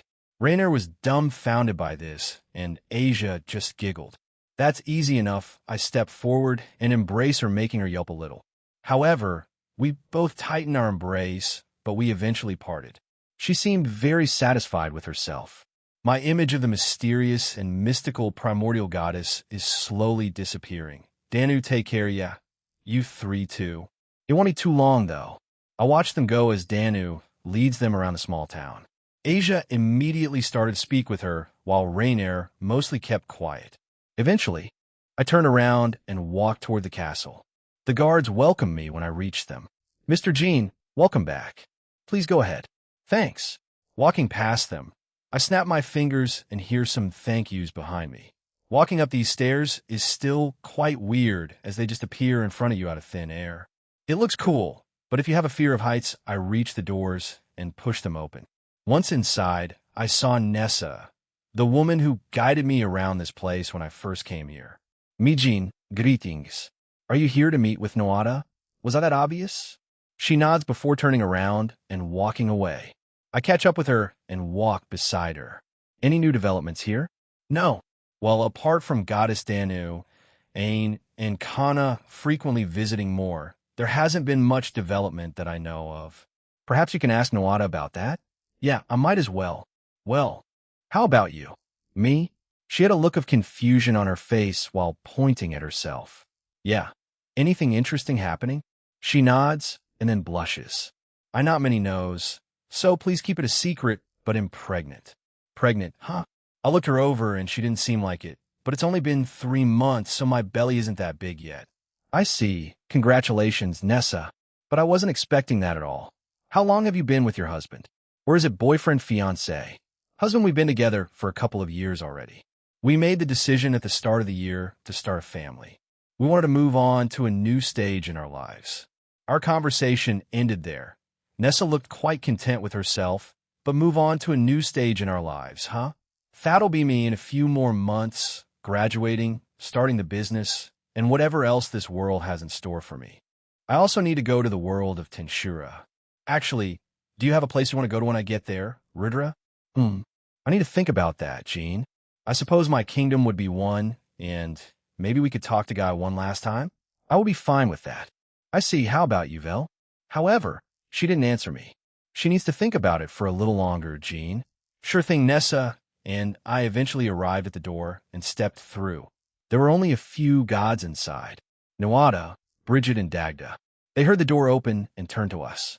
Jean, how can we help you? Noada was the first one to speak, and I walked over to him. Nessa left the room soon after. Hey, I have some business here. Ain asked me to come for a personal request, but I'm here to talk to you about her. I glanced back at the door, scanned the castle, and then put a barrier around us. They seemed a little surprised by this. A barrier? Is it sensitive information? Yeah, so he might be collaborating with Cow's Brigade, but I don't think she's part of their organization. All their gods closed their eyes after I told them that. All of them seemed to be thinking about it, as they didn't answer me for a full minute. Finally, they opened their eyes. How did you come across this information? Noada, looking a lot more serious, now asked me in a tone that's more fitting for a leader. It held authority and weight. I can read anyone's memories, and after reading through one of their high-ranking members I'm mind-controlled and am using as a double agent, I saw Ain in them. Now, she is definitely being used, but she's still working with them.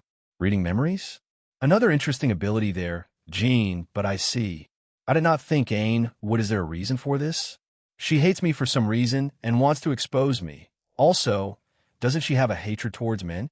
And finally, in those memories, one of her previous husbands has been resurrected by Cow's Brigade, and am 100 sure that these two will meet. Which one? After explaining that, Bridget immediately asked. She's quite close with Ain, so she's obviously worried. Ailil Alam. Bridget frowned upon hearing that name. TCH, him of all people, so what do you plan on doing, Jean? It's not up to me. But she will have to face some consequences of her actions since she's betraying the Alliance. I'll bring her in myself, but I'll let it play out to wipe out more of the Cows Brigade. Once that's done, we can proceed from there. You want hurt her? Bridget asked worriedly. Well, I'm not against beating the living daylights out of anyone, regardless of what's between their legs, so if she comes quietly and doesn't fight, then I won't need to be rough with her, but I can always just force her to sleep. I see ain't she's hurting, so please don't be too harsh on her. I know this is asking a lot since she's betraying us and has probably been leaking information, but grief can make people do strange and extreme things, you know? I opened my mouth to answer, but Noada beat me to it. We all know of her past, but it's as Jean says, she betrayed the Alliance and will have to face the consequences of her actions. Jean, you said you'd bring her back. Do you have some sort of plan? I nod. Tell them about the other person I brought with me, Rainier, and what I did to her. So, if they accept, I can have her confined here, with her powers sealed, and I can ask Danu, Kana, and hopefully the rest of you to help her deal with her problems. I believe she became a wanderer to run away from them. Of course, if the rest accept this proposal. And if they don't, Noada asks grimly. I shrug, I wouldn't know. But hopefully I can convince them. For that I will have to bring Rainier along and have Azazel vouch for me. Maybe even pin him you with Calawarna and Donasik. Then we can't do anything about it. We'll leave her fate up to whatever punishment they decide to enact upon her. I see. Will we need to prepare here? Probably not.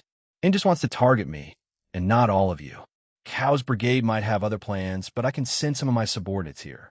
So don't worry about it. I finally turn around and start walking away. That should be all of it. We'll see you in a few hours once this is all done. However, I didn't get an answer and only silence. They're probably still trying to process it all. Once I left, I removed the barrier and started to walk out of the place. I quickly reached the hallway entrance and met Nessa again. Congratulations again. Nessa, and stay safe, all right? We'll try to send a gift when your baby is born. You don't need to, but thank you, Jean. I wave at her as I leave. Quickly finding those threes auras, I jump toward the area. I move through the area and land not too far from them. They were a little surprised by the sudden entrance, and I walked over to them. It looked like they were checking out some flowers. Even here, she still looks after them. Huh. Hey, I'm back. Let's get going. Jean-san. Asia runs over to me and hugs me. I notice that she has some kind of flower on her head, and so does Rainier, who was looking away while blushing. Danu also had one on her. I'm guessing it was her idea. They look cute. You certainly don't stop with the flower thing.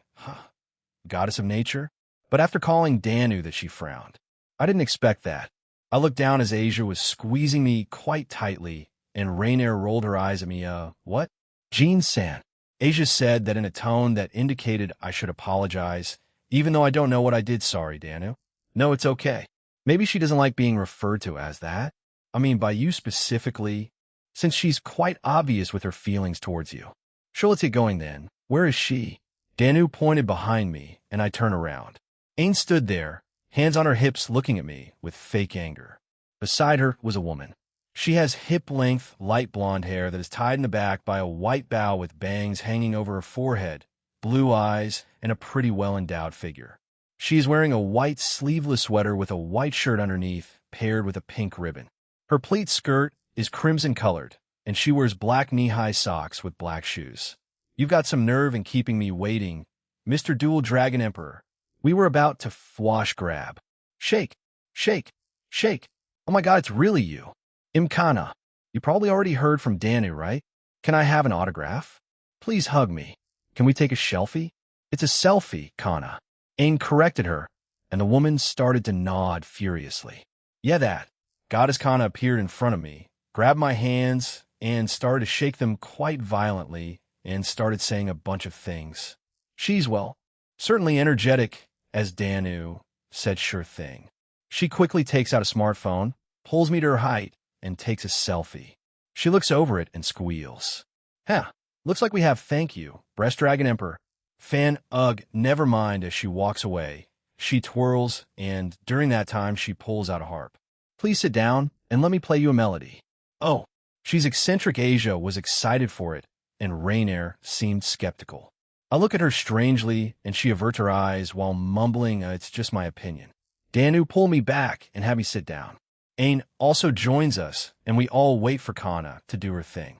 A small crowd also started to gather. She closed her eyes, and then Kana then started to play.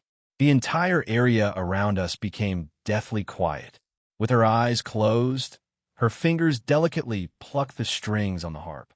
A beautiful melody started to be heard all around. Everyone who had stopped to listen were all captivated by the music they heard. Asia had her hands in a prayer with her eyes closed. Rainier, who was skeptical about it, listened intently to the melody. Both goddesses with us were enjoying it. They are probably used to this type of thing from her, but still enjoyed it. However, this song she was playing, it sounded nostalgic. Have I heard of it before? Kana opens her eyes and looks over at us, and started to sing, let me sing a lullaby as you close your eyes, and as you're drifting off to sleep, how I hope that the dreams that you find are bright love. Can we meet again, soon in the bluest of skies? Where tomorrow waits for you, and I so hold me tight one more time, but don't kiss me goodbye, 'cause I know that'll see you on the other side. I will think of our song when the nights are too long, ill dream of you, for that's where I belong, love. Can we meet again soon in the bluest of skies, only in my dreams? Do we meet again? The final pluck of her string is done, and her harp disappears. However, the area remained silent after she was done, until clap, clap, clap, clap, clap. The crowd who had come to listen erupted into a frenzy of clapping, whistling, and praises. This also included Asia and Rainier, but those lyrics, they were Isabella's lullaby from the Promised Neverland. Is it like Ingvild? She somehow made it into her own original song while in this world. The crowd started to surround her since they wanted to talk to her.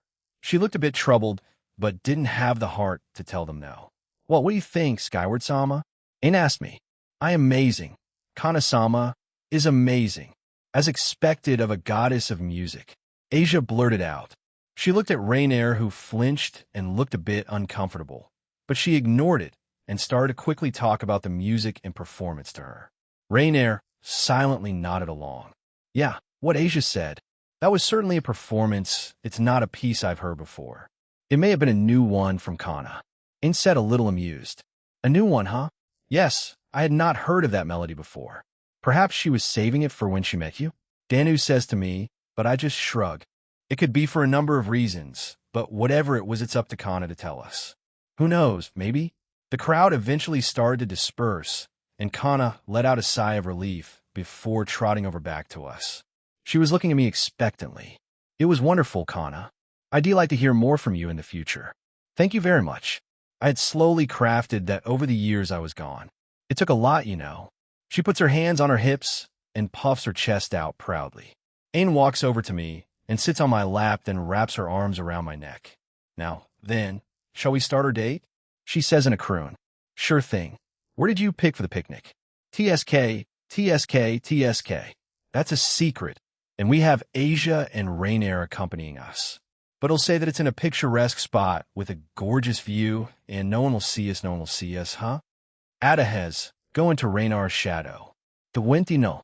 40 shadow knights remain in this realm. 2 of you go into Danu and Kana's shadows.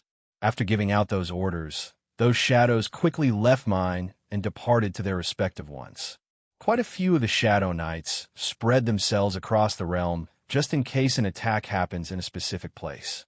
And finally gets off me and stands to the side. I look at Danu and Kana. We'll get going then.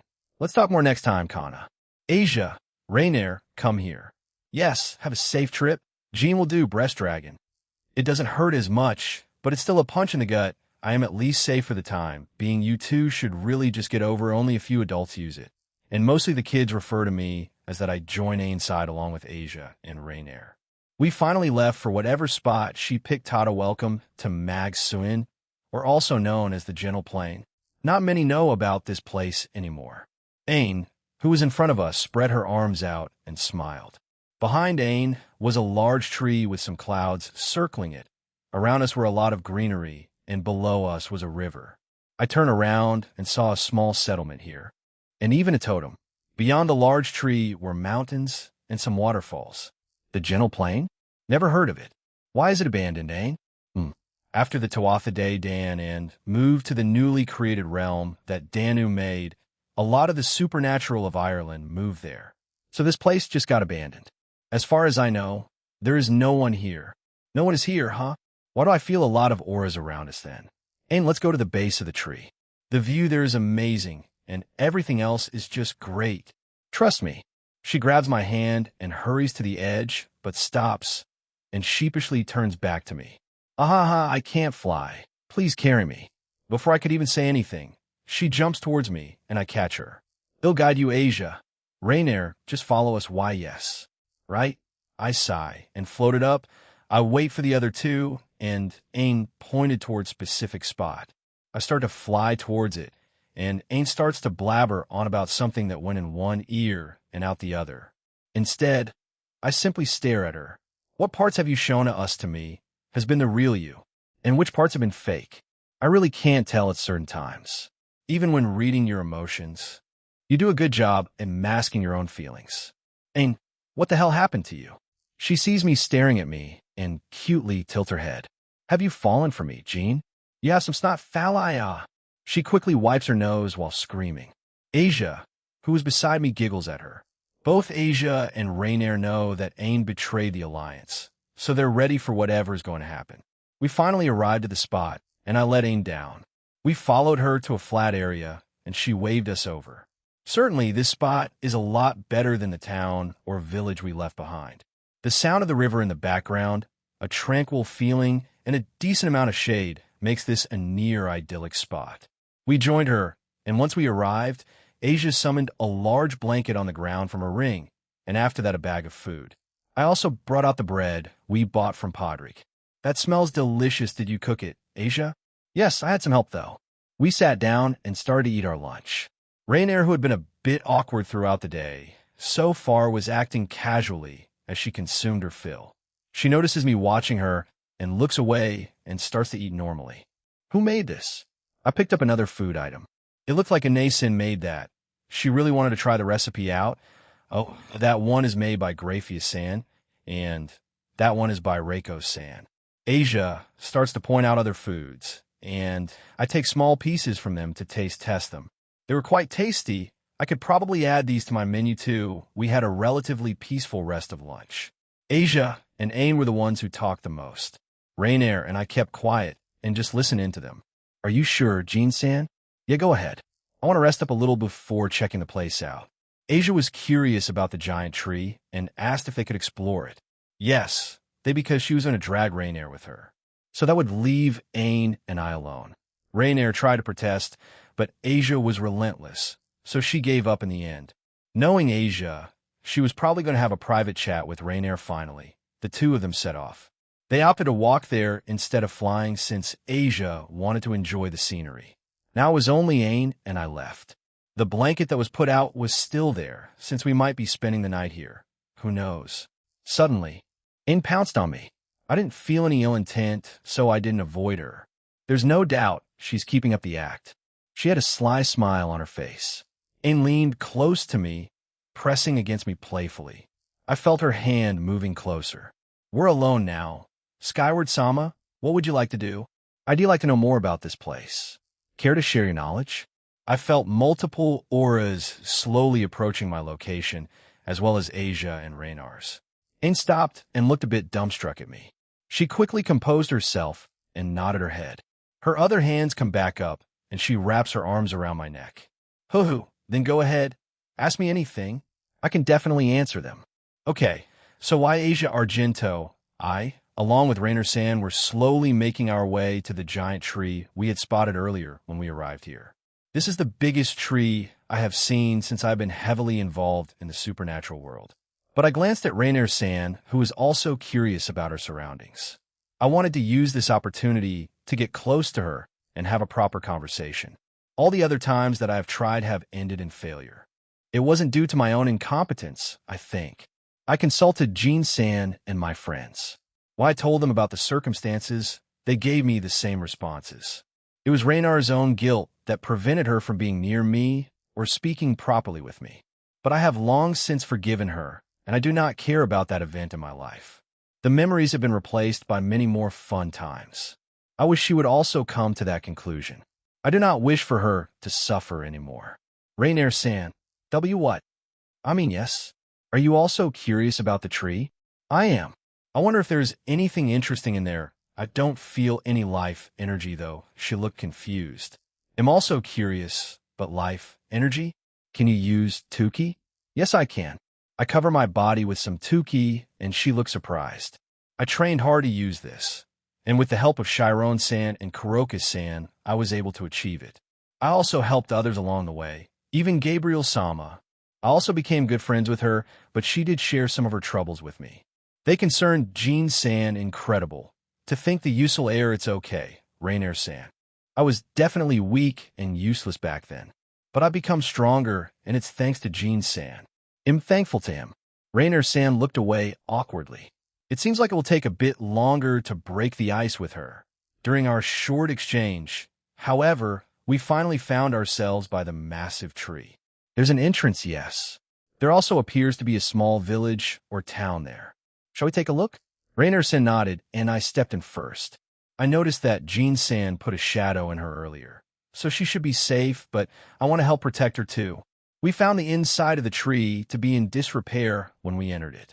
The houses that were made out of wood were already destroyed or on the verge of collapse. The path was also covered in a lot of grass. Above us was some kind of large gem that was no longer shining. When I looked at the totem in the village earlier, it had a gem that was glowing blue, so I believe the gem above should also be glowing. Ray. Huh? Is something wrong? For sure. What the A shadow? Why did it come out of mine? Did Jean put one in there? Raynair-san was startled when a shadow soldier came out of her shadow. It looked like Baru-san, but I think this is the new one Jean-san made. I think his name was Adahez-san. Raynair-san, please stay close to us. I feel a lot of life energy coming our way. So it started boom. Rumble. Rumble. Yes, Jean skyward. Why are you doing this? Huh? Ain seemed confused, so I continued. Why are you pretending? Why do you hate me? When are you planning to expose me? Her body stiffens, and she slowly got off me. She jumps away and was looking at the ground. I also got up and dusted myself off. I put the blanket into my inventory, and Ain's entire demeanor changed. She finally looked up at me with cold, dead eyes. Her bright and happy personality was absent, and she was staring at me with a lot of animosity. And then she chuckled. It quickly turned into full-blown laughter. You knew, and played along? See? There's no doubt you're proving my point, Jean. How many more lies have you told everyone? Peace. Harem? Are you insane? Peace can never be achieved, especially not from such an immature child like you. Ain scoffs. I can see it in poor Asia's eyes. You brainwashed her, didn't you? You also definitely did something to Danu. For someone like her to just appear out of seclusion and start acting like that, it's strange. No, it's unnatural. You're despicable. Alo Alam, and finally I can add you. It's a never-ending cycle of sexual assaulters, isn't it, Jean? How far will you keep going? You're nothing but a scam. A wannabe hero. You're nothing. You're shallow. Everything you've done has been meaningless. That's why boom. Rumble. Rumble. Loud explosions occurred, and the entire realm started to shake. Ain had a grin on her face, but flash capture. Suddenly a woman appears behind Ain, surprising even her. It is a woman with long, light magenta hair and a blindfold resembling a magenta visor over her eyes, as well as a red mark on her forehead. She wears a short black dress modified from Greek mythology and a magenta collar-like choker along with bands and handcuffs and cut-off black leggings with magenta armor on the legs. Who are without saying another word. She grabbed Ain and teleported away, but they didn't leave the realm. I still felt Ain, so I followed it. But what surprised me was that person. It was Medusa, but I couldn't feel her aura. As I was quickly approaching the spot where Ain was, I also felt Asia and Raynair there. Once I arrived there, another person was there. A male. He was tall, young and slender with golden hair and purple eyes. He wears orange, gold or bronze armor with a matching crown underneath a large, gold-trimmed, white shoulder cape that in and of itself features exaggerated, pointed shoulders. The cape features a golden emblem on its left side. The outfit is finished with matching white and gold boots. Ain was staring at him with pure fear in her eyes, and she was shaking violently out of fear. He floats beside her and strokes her cheek. "On my Ain, my dear and precious Ain, how I've missed you. Let's spend many of our nights together again, shall we?" He said in a sickeningly sweet voice. However, Ain did not respond but shook even more. Words wouldn't come out of her mouth, as she was just too shocked. I quickly used Observe on him, and it was definitely Alil Alam, his former husband, and the one I saw in that kangaroo's memories. How I came back to life, because my love for you transcends all. Let's depart, shall we? He snapped his fingers, and thousands of magic circles appeared, and cryptids and divine beasts started to come out of them. Let's see, rescue Ain, get back Medusa, capture and use Alil Alam, and kill the creatures he brought. Easy enough. I put my Han Jin-san. Please let me take care of him. Asia stops me, and I look at her. She had a very serious and determined expression on her face the last time I trusted no. They're all stronger now, and I also said I'd trust them all more. I can't go against what I said. All right, Don. When I appeared beside Medusa and punched her on the side, I also brought the rest of the cryptids and divine beasts with me. Whatever plans Asia has, I'll let her deal with them. I'll put my trust in her. Partner, Jean, keep an eye on her for me. You too. We'll be fine with the rest. Got it. 2 small balls of light left me, and I felt them fly back to where Asia and Rainier were. I finally launched Medusa away and floated on the spot. Medusa, Kuntuar mentioned her briefly when we were in the Greek god's realm. So she was with Cow's brigade all along, though I should have suspected that since we couldn't locate her aura anywhere. She corrected herself and stared back at me. Those eyes of hers won't affect me. She was also high-tier god class. That blood definitely did wonders for her, should I? It would be convenient. I cover this realm with a barrier that prevents any kind of teleportation for the Cow's brigade members. Even though she had a blindfold around her, she frowned after seeing me do that. Eliminate. She brings up her dagger and appears beside me. She swipes the dagger towards me, but my true infinity stops it and prevents it from going any further. I've rarely used this thing, but I might as well. Alarmed by this, Medusa backs away and stares at me with caution. She appears to be thinking about her next move. She makes a small gesture with her dagger, and hundreds of blood-red magic circles start to appear behind her. From them shoot out spears made out of blood. Their speed is quite fast as they quickly approached and hit me. However, the assault didn't end there, as Medusa was behind me again. She tries to slash me with her dagger, only for it to hit my wall of infinity. The same thing happened to her earlier attack. Because I'm curious about what she's going to do, I haven't retaliated. I intend to bring her back to the Greek realm afterwards and remove any brainwashing she had suffered. She backs away again and starts to speak. I see. That barrier around you is constantly on and doesn't just activate when you desire. It can also block physical and magical attacks. But that leaves the question, how much can it take? Let us find out, shall we? I felt my mouth twitch. Well done on the analysis, but it's going to last forever, sorry to say. Doing the same thing again, but on a much larger scale, Medusa summoned hundreds of thousands of magic circles with spears coming out of them. Might as well have ended my fights a bit too fast lately. I'll humor this one for a little longer balance break. Vanishing Dragon Balance Breaker. The announcement was made even without Albion, and I donned my white armor. So you're using your own divine dividing. How troublesome. Yeah, divide. After using divide, once Medusa frowned at the loss of her strength. Even with the loss of strength, she sent the attacks she had already manifested toward me. I ready myself and swipe my right hand horizontally. Have to mention, the attacks and slowly started to shrink and become half their original size. The same could be said for their power. I never tried it before, and since I have infinite stamina, have to mention, Again, the attack started to get smaller and smaller until they became so small that when they hit my wall of infinity, it didn't do anything. Wouldn't it be easier to go into that overdrive form and use compression divider? I thought about it, but I thought I barely used this form, so quit being stupid and use it. Fine, Vilgrin Sama. I started to chant. I, who am about to awaken, am the white dragon emperor who will dominate the law to seize the darkness. I walk the road of domination with infinite destruction, and by piercing through the imaginary dream, I shall become a god emperor of pure white dragon, and I shall have you obey the silvery white illusions and the perfect evil ways. Juggernaut Overdrive. I donned the new silvery white armor, and Medusa again looked shocked. Lapis-sama mentioned that before it's dangerous. I must retreat. She tries to summon a teleportation circle, but it doesn't work. And again, she looks shocked before turning back to me. So, that was the reason for the barrier? To prevent escape? I shrug in response, and she sighs. I did not want to do this, but you left me no choice. She takes off her blindfold and reveals her eyes.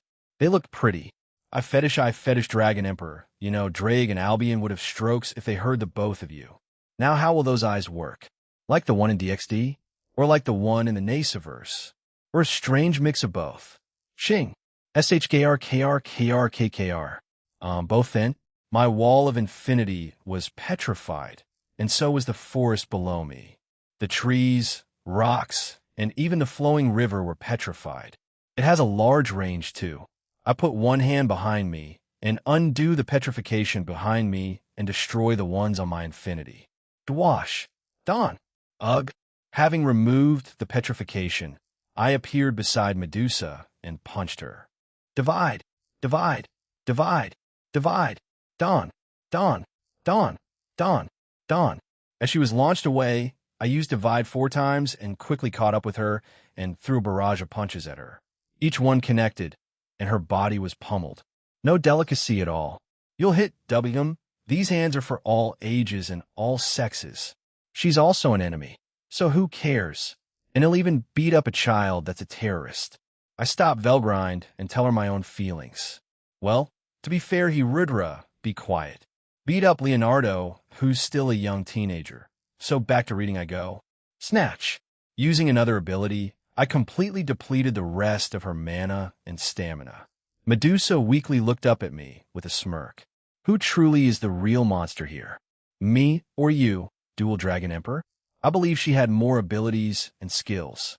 However, due to the things I did and her own analysis of the situation, she probably came to the conclusion of it being utterly useless. So, in a way, she knew she was fighting a losing fight from the beginning. I desummoned my Imperio Juggernaut Overdrive and caught Medusa as she had fallen unconscious. Now then, comptoir, if you may. Comptoir. Answer. Analyzing Medusa, detecting anomalies, removing mind control and blood of Azrael. Processing. Complete. A small soft yellow glow surrounded Medusa's body and she was finally free. But I wonder how the Alliance will look at her. The Greeks will surely try to side with her and point out the mind control. Let's read her memories. First I see. It was slow, but it happened at the same time as Athena. Both of them were influenced by the dark cloud Nyarlathotep produced, while Athena's was instantaneous, and she even changed her appearance. Medusa's was slow and didn't activate until 12 years ago. That was when she killed her sisters, Stheno and Euryale. But before that, and even while she was being tortured by them, she still loved them. But I guess whatever influenced both Medusa and Athena drew out their more darker desires. After that, she was mostly kept low until she was captured by Chaos Brigade and tortured even more. I won't go into detail, but she was part of some sort of experiment with regeneration of limbs and other body parts. She was also part of other experiments and was physically and emotionally violated on a regular basis as she was tied up. As for Athena, even though their interactions were few and far between, she's definitely being mind-controlled. Her appearance was the biggest shock for me. Since Medusa didn't change that much, perhaps it was due to being close to the blast radius of the Dark Fog. Regardless of how it works, she was working with Chaos Brigade, and I saw small glimpses of Ares with some kind of animal. Perhaps another generation of divine beasts? Comptoir. Answer. Aaron.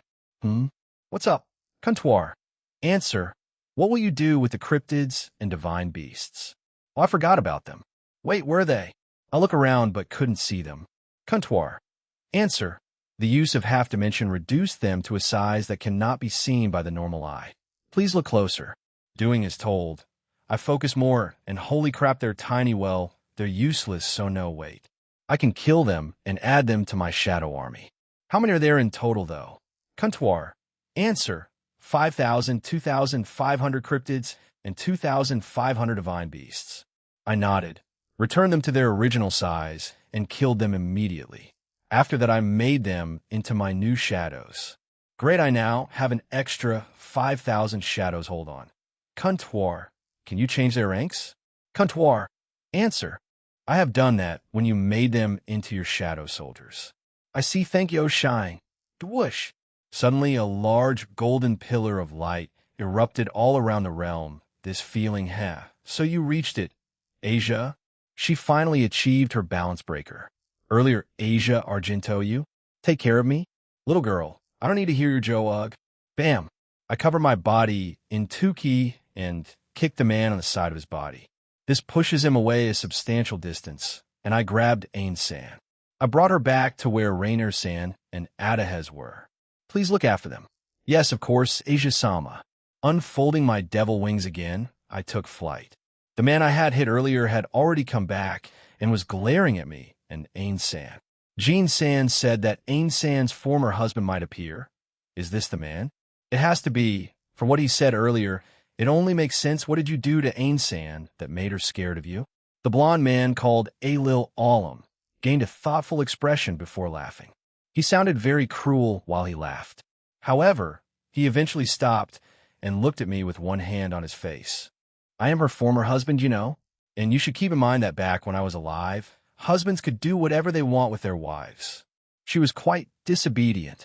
Even after revealing the supernatural was real to me, I did not falter and loved her even more. Agudes shuzme? Surely it meant I would end up doing great things, correct? And I surely did. I became the king of Munster. On the night of our marriage, we celebrated our union and hoped for an heir as soon as possible. So, we looked forward to the coming days and weeks until finally, lies. Alil Alam was interrupted by Ain-san, who screamed. I looked back at her, and she was breathing heavily with a look of distress. Rainer-san recoiled back in surprise, as she wasn't expecting the previously unresponsive Ain-san to shout like that. I was blinded by love when I first met you. I thought you were a kind, gentle, and caring man who carried himself with dignity and respect, but immediately after our marriage, you showed me your true colors. I was disgusted and tried to run away. And then we were together that night, as how husbands and wives are meant to do. How was that a difficult thing to say? You hurt me. Make love. Are you insane? You hit me, tied me up, and abused me. You even kept hitting me the entire time. I was too shocked by it all to retaliate. You did that for the next few weeks until something happened when you didn't raise your hand against me during those months. That was the only relief I had. I thought we were making progress. But then you. What? I didn't know how to feel about all of this. Ain-san suffered a lot. Any why? I thought when you love someone, you shouldn't hurt them. Diodora-san's love was twisted. That was the first instance I saw, but I thought it was because he was a devil. It's in our nature. While many can hold off those traits, some just embrace them and act upon them. Rias when Isama told me so. Graphiasen also said something similar in the past. But no, I would have thought so in the past. But I've made many friends, and they've given me different perspectives and opinions, and I would have said something like only beings born with evil nature in them could enact such horrible acts. But after hearing from Kiba-san and other things from the church, I started to question things. However, I still didn't lose my faith. It's just been with me for the longest time. But I'm not that naive anymore. 5 years, and then 15 years. I've spoken with many people. Evil exists everywhere. It can come from anyone, and not just from certain groups of people, be they devils, fallen angels, humans, or even angels. Gabriel Sama said that there were traitors in their ranks. You killed him. Why? He was just an innocent child. Ain shouts at Alil Alam, who had an indifferent look on him. He had no future. He had defects. Anyone with defects cannot lead my kingdom into the future. It also showed me that you were, and still are, defective. If you cannot birth a child without a single defect, then I had no use for you. As far as I can see, you have not changed at all. No, you've become worse. He smirks. It seems like you're defective all over. You really are a failure, Ain. What kind of goddess fails this miserably? You failed to protect yourself and failed to protect your child. You could say it's all your fault. I have also learned of what had happened to you during my long absence. Pitiful. You're supposed to learn from your first mistake, but you didn't. The same things kept repeating, didn't they? And you paid the ultimate price with your last husband. And the funny thing is, he's still alive. A fellow god, might I add. Shut up. Tears streamed down Ain San's face as she said that. She had a furious look on her face. Why don't you keep shut up? Don. KH. I didn't want to hear anymore, so I punched him again, but he blocked it on time and minimized the damage. He stands far away from me and glares at me again. I heard from Medusa that you compared me to the current Red Dragon Emperor? No, he's called the Dual Dragon Emperor, is he not? Is he not the same as me? World peace. Harem? What kind of foolish child has a dream like that? You should already know what kind of world we live in. It's impossible. I agree with what Ain said, though. Noon. You are being mind-controlled by the dual dragon into being in love with him. Break free of that, and as do the rest of his women.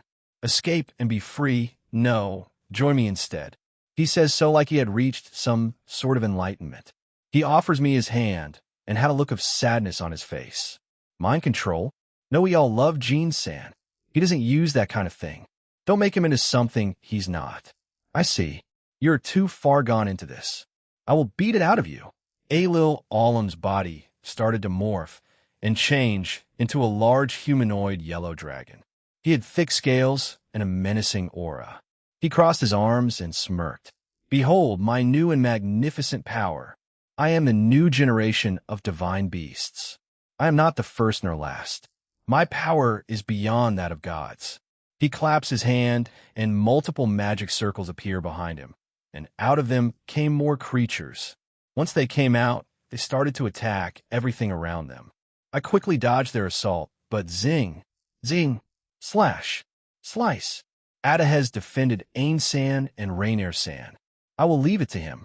I flew towards Alil Alam and fired multiple bullets of fire and wind. However, Alil Alam released a large breath of fire towards my attack, and they collided. Boom! He flew up higher as the smoke cleared and fired his own elemental attacks at me. I countered with my own, and they collided again. I covered my body with Tuki again and clashed with him. I don't like fighting. If I can avoid it, I will. If I can find a more civil way of resolving the conflict, I will. But Don. But if it's for the sake of protecting those dear to me, Don, I will fight and protect them without hesitation. Don. We clashed at multiple points. Each time our fists met, Alil Alam cringed as I had much more power than him, but he did not back down. No, he was even more intrigued by me. His fists were bleeding, but his smirk was even wider than before. Incredible. I did not think a small girl like you could match me. State your name. Human. Asia Argento. He laughs and opens his arms, confusing me.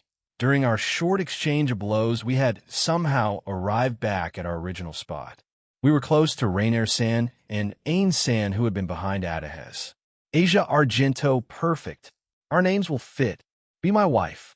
Along with Ain, you will be called Asia Alam after today. Fwahaha. Triple A. Ain Alam. Asia Alam and me. Alil Alam. It's perfect, don't you think? The thought of marrying anyone other than Jean-san makes me sick. I felt my stomach churn. He seemed offended. My face must have given me away. Is such a thought unpleasant to you? Someone of your power and status won't end up like Ain. We will be equals. Now come to me. I am a much better candidate for you than the Dual Dragon Emperor. No, I love Jean-san. He's the only one for me. I love him. He's shown me so much, done so much for me.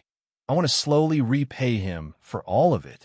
A home, friends, a new family, Never-ending happiness. I can list so many more things. I love him. Akino-san phrased it perfectly. If fate exited, I surely was meant to meet him. Alil Alam made an unpleasant face. What bullshit is that?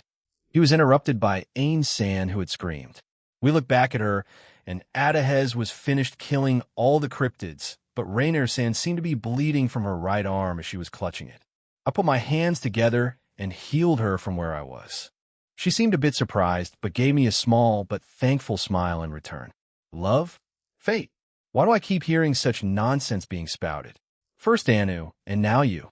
If fate existed, then all those things that were done to me should have never happened. If love existed, then those past monsters wouldn't have Ain-san touched just above her private area and belly. She started to shake, but looked up. Lies, all of it are lies. It doesn't matter who it is. Be it Alil Alam or Gene Skyward. All their words are lies. All men are cruel, disgusting creatures. They only exist to inflict pain onto others and enjoy every single bit of it, I turned back to Alil Alam, who had clutched his stomach and covered his mouth. Once he saw us looking at him, he started to openly laugh. It was definitely targeted at Ain, the both of us. Ha ha ha ha ha. I've never heard such a childish thing. Love? True love? Fate? Are you insane? There is no such thing. Whether that person is pursuing one-on-one love or a harem. We as creatures will lie, cheat, and do anything to get our way, to get our own happy ending. Isn't cheating, infidelity, and divorce rampant in the human realm? Love does not exist in this age. No, it never existed at all. It's all smoke and mirrors. Love, what a childish concept. However, this is mine, and it's realistic. Yours is clouded in hope and fairy tales, and neither exists. The relationships that the dual dragon emperor pursues will eventually come crumbling down, and it will end terribly for him. That is why I offer you to join me. Asia Argento? I shake my head. He showed me, he showed us. It exists.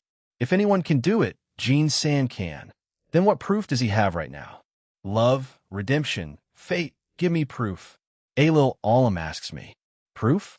I turned to Rainier-san, who flinched, but I smiled at her. They see this and are confused.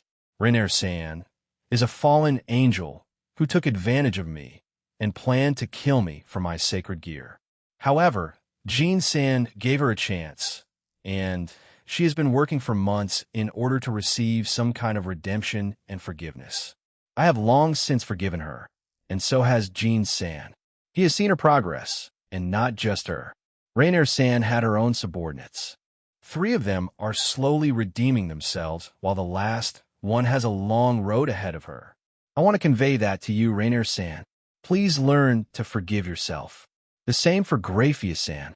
According to Akino-san, she was suspicious of Gene-san from the start and thought he was using mind control to make her and Kuroka-san to fall in love with him.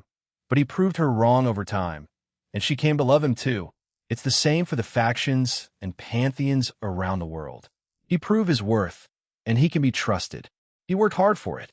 It took him many months to achieve it. He's not perfect because I saw him struggle and fall and move forward. That's the kind of person he is. He may come off as perfect to everyone else, but to anyone who's close to him, he's full of imperfections. He makes mistakes like with Kuroka-san and Ryuswani-sama. They miscommunicated, but he made up with Kuroka-san. With Ryuswani-sama, their friendship started out as fake, but they made up and started again. Now look at where they are. They're in love. I felt a pleasant warmth burning in my chest. He's not just the labels you people put on him. He's as normal as the rest of us. Don't mislabel him other than those things. All you spout are lies. Ain-san, Gene-san is a great person. Please try to see it like that. I felt a warm sensation welling up within me. A brilliant golden light emanated from my body and started to expand rapidly. Wada, what's happening? Alil Alam says in surprise and flies away. Fuso, Drake-san and Albion-san arrived by Ain-san and Adahez. She reached it. That's her balance breaker. The light started to the shape of a dragon and swallowed the entire realm Gene skyward. When I arrived at the area while carrying Medusa, I began to see the light slowly disappear. From the center of it was Asia, and she was covered in that's different from her canon balance breaker. It's supposed to be golden dragon armor with red jewels, right? So why is it gold, black, and blue jewels? Comptoir. Answer. Because you influenced it. Excuse me? How? Comptoir. Answer. Did it occur to you why your queen form looked different to Hyutis? Well, you did, but I chalked it up to my own powers plus dregs. It's my X side, right? Comptoir. Answer. Yes, you are partially correct. However, both your queen form and Asia's are both very irregular balance breakers. Your queen form is a result of both X side and Abyss side combining. Comptoir. Answer. If you followed the same path as Hyudu, then it would have only made small changes and would have been a regular X side balance breaker. However, you also wish to improve yourself. You came to that conclusion in your match against Serog. Comptoir. Answer. So, in turn, both the Abyss side and the X side merged to create that unique armor of yours, an irregular and improving yourself. Sacred gears respond to their wielder's desires and will after all. Your boosted gear had already reached its X side when you upgraded both of your sacred gears. All you needed to do was enter it. Comptoir. Answer. But as I previously said, you improved over time and perfect the use of your sacred gears, and in turn giving the ability to reach an Abyss side balance break. The same can be said for Asia Argento. Comptoir. Answer. She has been working hard to achieve her balance break, and over those many years she was slowly arriving there. However, she needed one last push. You were her biggest influence. You should know that. Comptoir. Answer. She also absorbed some of your essence over time, and in turn influenced her balance break. The essence of an outer god, her own desire to improve, her desire to protect those dear to her, and her love for you gave birth to this new balance breaker. Jesus Christ. Comptoir. So, what the hell do we call this new form of hers? Comptoir. Answer. It has not changed. While it may look different, she's only much more powerful in it and has the same abilities as her canon counterpart's balance breaker. It is still called Twilight Saint's Affection. So what if you achieved a balance breaker? It doesn't matter. Alil Alam screamed and summoned more magic circles behind him. He also had turned into some kind of humanoid yellow dragon. He fired a good deal of elemental magic from those magic circles. He even added his own breath attack.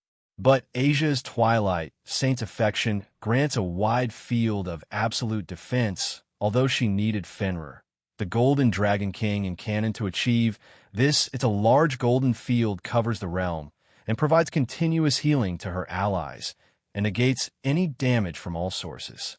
Wah! I wanted to assist her a little, so I froze him on the spot. A look of panic crossed his face, and he began to move frantically. But he couldn't. From this distance, I also read his memories. He doesn't have much. It only started on the day he woke up after being created. It showed Avetsa and a person called Permestine and no one else. However, they could be heard from different magic circles. In total, there are 12 of them, if I base it on the number of communication circles I saw. Apart from that, Ares, Athena, and Tau were definitely in his memories. Also, that creature I saw with Ares seems to be some kind of artificially created sacred gear. That's also an independent type, but nothing else. He himself acknowledges that he's just a pawn to everything. So he wasn't told much, so this was just some kind of experiment for the new generations. Huh. Asia sees him struggling and sees me. She smiles and prepares to attack. You have plagued Ainsan for too long. While it's unrealistic to expect her to heal instantly, she just needs friends and comrades to help her through it, and she has to actively do so. This time, Asia Barato her arm back, and a large golden light starts to gather around her fist. It quickly starts to get bigger and bigger until it covered most of the realm behind her. That means we have to get rid of you first. Be gone, so that Ainsan can move forward with her life. Asia sent the large attack towards Alil Alam. The attack was a large golden draconic aura punch. The one-punch woman is making her comeback here. FWSH. Boom. Alil Alam had a look of disbelief and horror on his face as he was quickly obliterated out of existence. I, however, contained her attack so it wouldn't go wild and destroy the rest of the realm. The realm was already in disrepair, so I reversed time and repaired everything. Once that was done, I joined the others as they had landed beside Rainier, Adahez, and Ain. Good job, Drake, Albion. We didn't do anything, partner. We simply watched from afar, and I would have interfered if it got too dangerous, but Asia did a good job. Yes, I agree with Drake. She has come a long way. After saying their bits, they went back into their respective sacred gears. Ada has bowed to me and returned to my shadow. Finally, Asia landed in front of Ain, who had been staring at her in disbelief. Ain-san, I may be younger than you and have a lot less life experience, but I want you to give Jean-san a chance. Not all men are cruel and heartless. Please, even if it doesn't mean much coming from me. I want you to take a step back and give them all a chance. Asia looks at me, and I nod. I walk over to Ain, carry Medusa in one arm, and touch Ain's shoulder, making her flinch. Comptoir. Answer. Healing any injuries and removing anomalies from Ain. Processing. Complete. A short bright yellow light covered Ain, and it healed anything that was wrong with her. She had a look of disbelief and ran her hands over her body, checking every part of herself to confirm she was truly healed. She looks at me speechless. Asia dismisses her balance breaker and kneels in front of Ain. I understood what you meant earlier. Ain-san, this is a gift. Please accept it. But you betrayed the alliance, and you'll be punished accordingly, well, whatever they decide that is. But I'll try to advocate for you, Asia, Rainier, and I would assume some of your friends would do the same. I finish her sentence, and Asia nods before hugging Ain. Please use this time to truly heal and move forward in your life. Ain-san, if you want, you can have my number, and we can speak as much as you like. I want to be your friend. Asia tears welled up in Ain's eyes again, and she hugged Asia back and started to silently cry. As she hugged her, she started to whisper I'm sorry to herself. I turned to Rainier, who had been watching the scene unfold. I go over to her and put a hand on her head. She stiffened at the action. You heard Asia, didn't you? We're past that. I patted her head as she leaned into it and closed her eyes. Today should mark the day for these two to truly move on with their lives. But Ain isn't out of the woods, yet since I need to try to get the Alliance to agree with my plan for her, I'm hoping that I have a good enough reputation with all of them that they will let me get away with it. Rescuing Medusa should give me more points with the Zeus and all the other gods there. My king, what's up? The land of Heaven Falls is being attacked. We can all come, just try to wipe out as much as you can. Let's get going. I look back at everyone else, and they look confused. The land of Heaven Falls is being attacked. But while you used them, they also used you, Ain. There's no point now. We're just going back to get rid of them. But keep in mind that I know they'll accept any punishment. I nodded, and they gathered around me, and we teleported back to the land of Heaven Falls. A few hours later, land of Heaven Falls, when we arrived there, most of the action was already taken care of, and many of the gods that were also helping defend the place. However, it became a bit sheepish once Danu and Kana saw her. But once I gave her a thumbs up, Danu also hugged Ain, and a few more tears were shed between longtime friends. While that happened, I cleaned up the rest of the attackers. They were part of Nilrem, some from Monkai Association, and some cryptids. Now the next part is convincing the Alliance, huh? Yeah, that's the next hurdle, but I'm hopeful. Where will you hold it? Dunno, maybe in my home? I mean, it's kind of neutral ground, you know? For the ones who want me able to make it, they'll just have them come through as communication circles or holographic circles. I see. Will you do it now? No, I have a short detour to do first. Huh? Where? Greece. I forgot to check up on a certain goddess we came across while in the Shinto realm. Oh, you mean a few hours later, Japan? Kuo, Skyward Household. We were in the newly constructed part of my home that I created before the gods arrived here. It was a floor or room just below the top of my home, but above the entertainment room. It was mostly plain, but had chairs, couches, some vendors that would give out snacks, refreshments, and other items. We all sat around a rectangular table, and I was at the top. The ones who could make it to my home were Surzex, Seraphol, Azazel, Michael, Altaria, Naada, Denu, Zeus, Hera, Odin, Brynhild or Amaterasu, Yasaka, and through the holographic circles, and even though they weren't part of the Alliance yet were Ra and Purin. Rainier and Asia were also here. Graphia, Sharon, and Celestin were there to serve some snacks and refreshments. I had Leanne, God Serena, and Celine on standby in my home, even though nothing could get in. It's better to be safe than sorry. Of course, the one who was going to be discussed was Aine, and she was here too. As for Medusa, she was in one of my spare rooms since she was still asleep. As you know, we've been called here by the middleman Jean. The topic we're going to discuss is the betrayal by a certain person in our alliance. Surzex starts it off. Even though I was at the top of the table, I had zero experience of doing things like this. He looks around the room and receives a round of nods. Our suspect is Aine of Nakane. It has been confirmed by Jean that she has not allied with Cao's brigade. However, she did collaborate in attacking him, but not the attack on the land of Heaven Falls, correct? He turns to Aine, and she meekly nods. It's obvious she didn't like all the attention right now, but she had to get through it. Now, then Surzex carries on to tell everyone else what had happened. Earlier, Rainier, Asia, and I had a file report since I asked Azazel about it, and he said we should do something like that. I mean, Rias and all of them did it during the peace conference. By the end of it, Surzex sat back down and let the entire situation and information they had learned sink in. And yes, he read all 3 accounts. Aine was standing there as she was rather nervous. However, the first one to speak up was Zeus. Jean, may I know what happened to Medusa? I nod. She's still sleeping. I had to be a bit rough with her since she was being mind-controlled, but she's peacefully resting right now in one of my spare bedrooms. I see. Thank you. He nods approvingly, and so does Hera. But everyone then turns to me. You were the one who stopped the attack and captured Aine. We assume you have some kind of punishment in mind, Jean? Nawada asks with a grin. A few of them also grin at me. My God, am I that obvious? Yes. Thanks, guys. Very helpful, very supportive. What makes you think stop there, right, Jean boy? We aren't stupid. We know for a fact that you'll try to help her in some way. So out with it. Odin stops me and points at me. The other participants agreed with him. Azazel snickers at me, and I decide. Aine had a look of bewilderment. Sighing again, I scratch my cheek and look to the side. Okay, so I want to give her the Rainier treatment. They look at me strangely.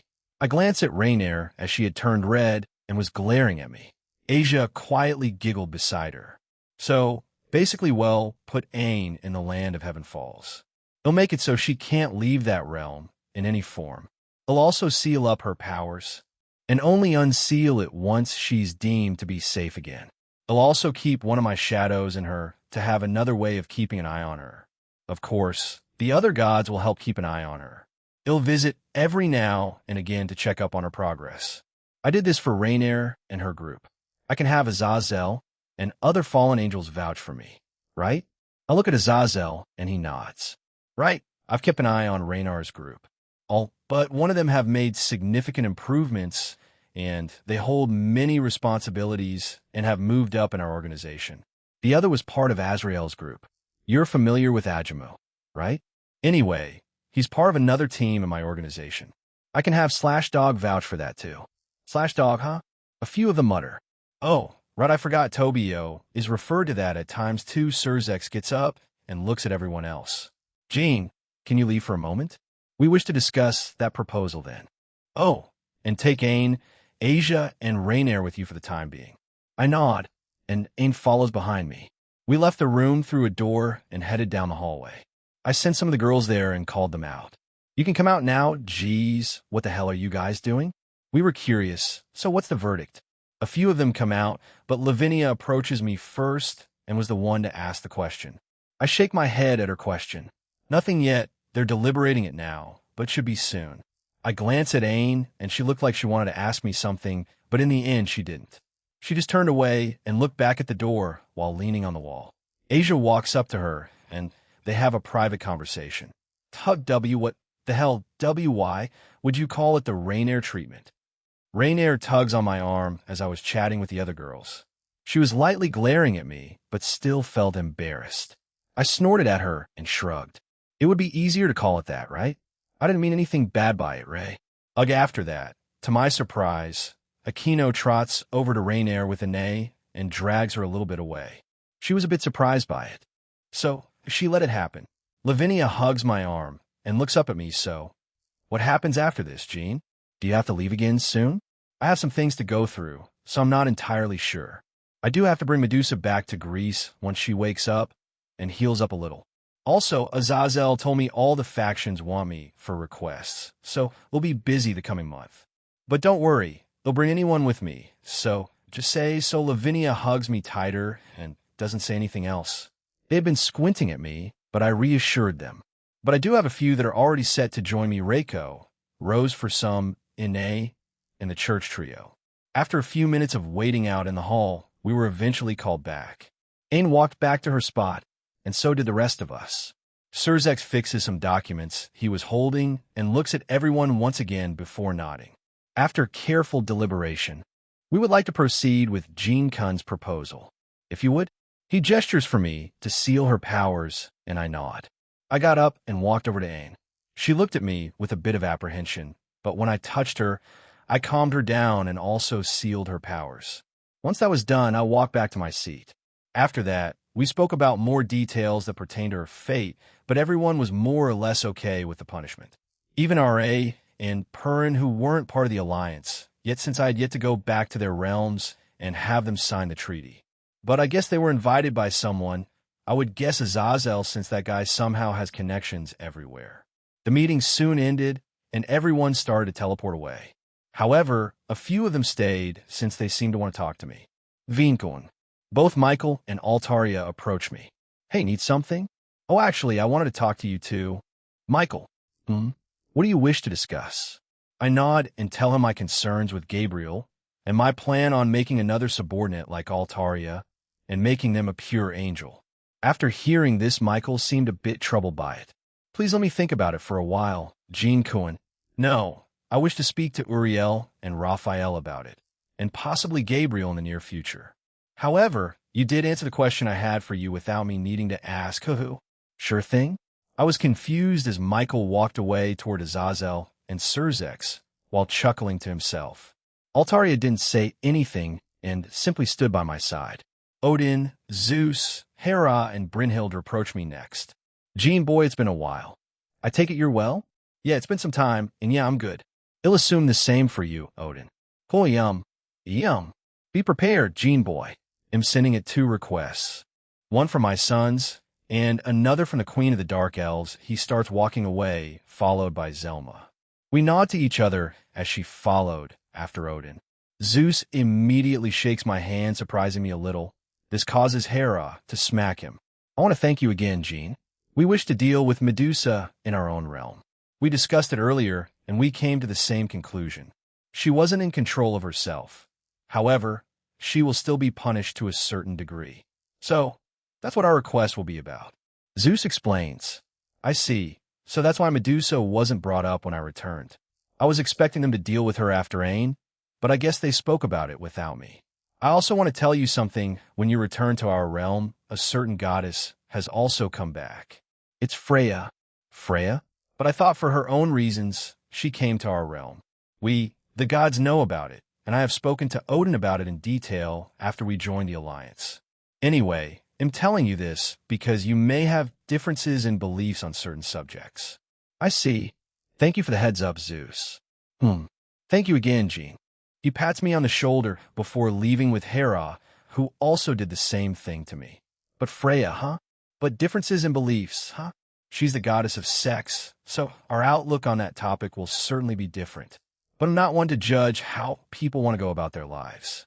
What they do about their sex life or romantic life has nothing to do with me. But if Zeus is telling me that she may want to speak to me more about it or something, well, they'll see in the future. Noada and Danu ap Noada suddenly bear hugged me when they got close enough to me. Even Danu was surprised by this. That's my thank you to you, Jean. Even though Aine lost her way many years ago, we really did try to help her. Please trust my word for it. But she eventually became a wanderer and made it harder to reach her. So, thank you for doing this.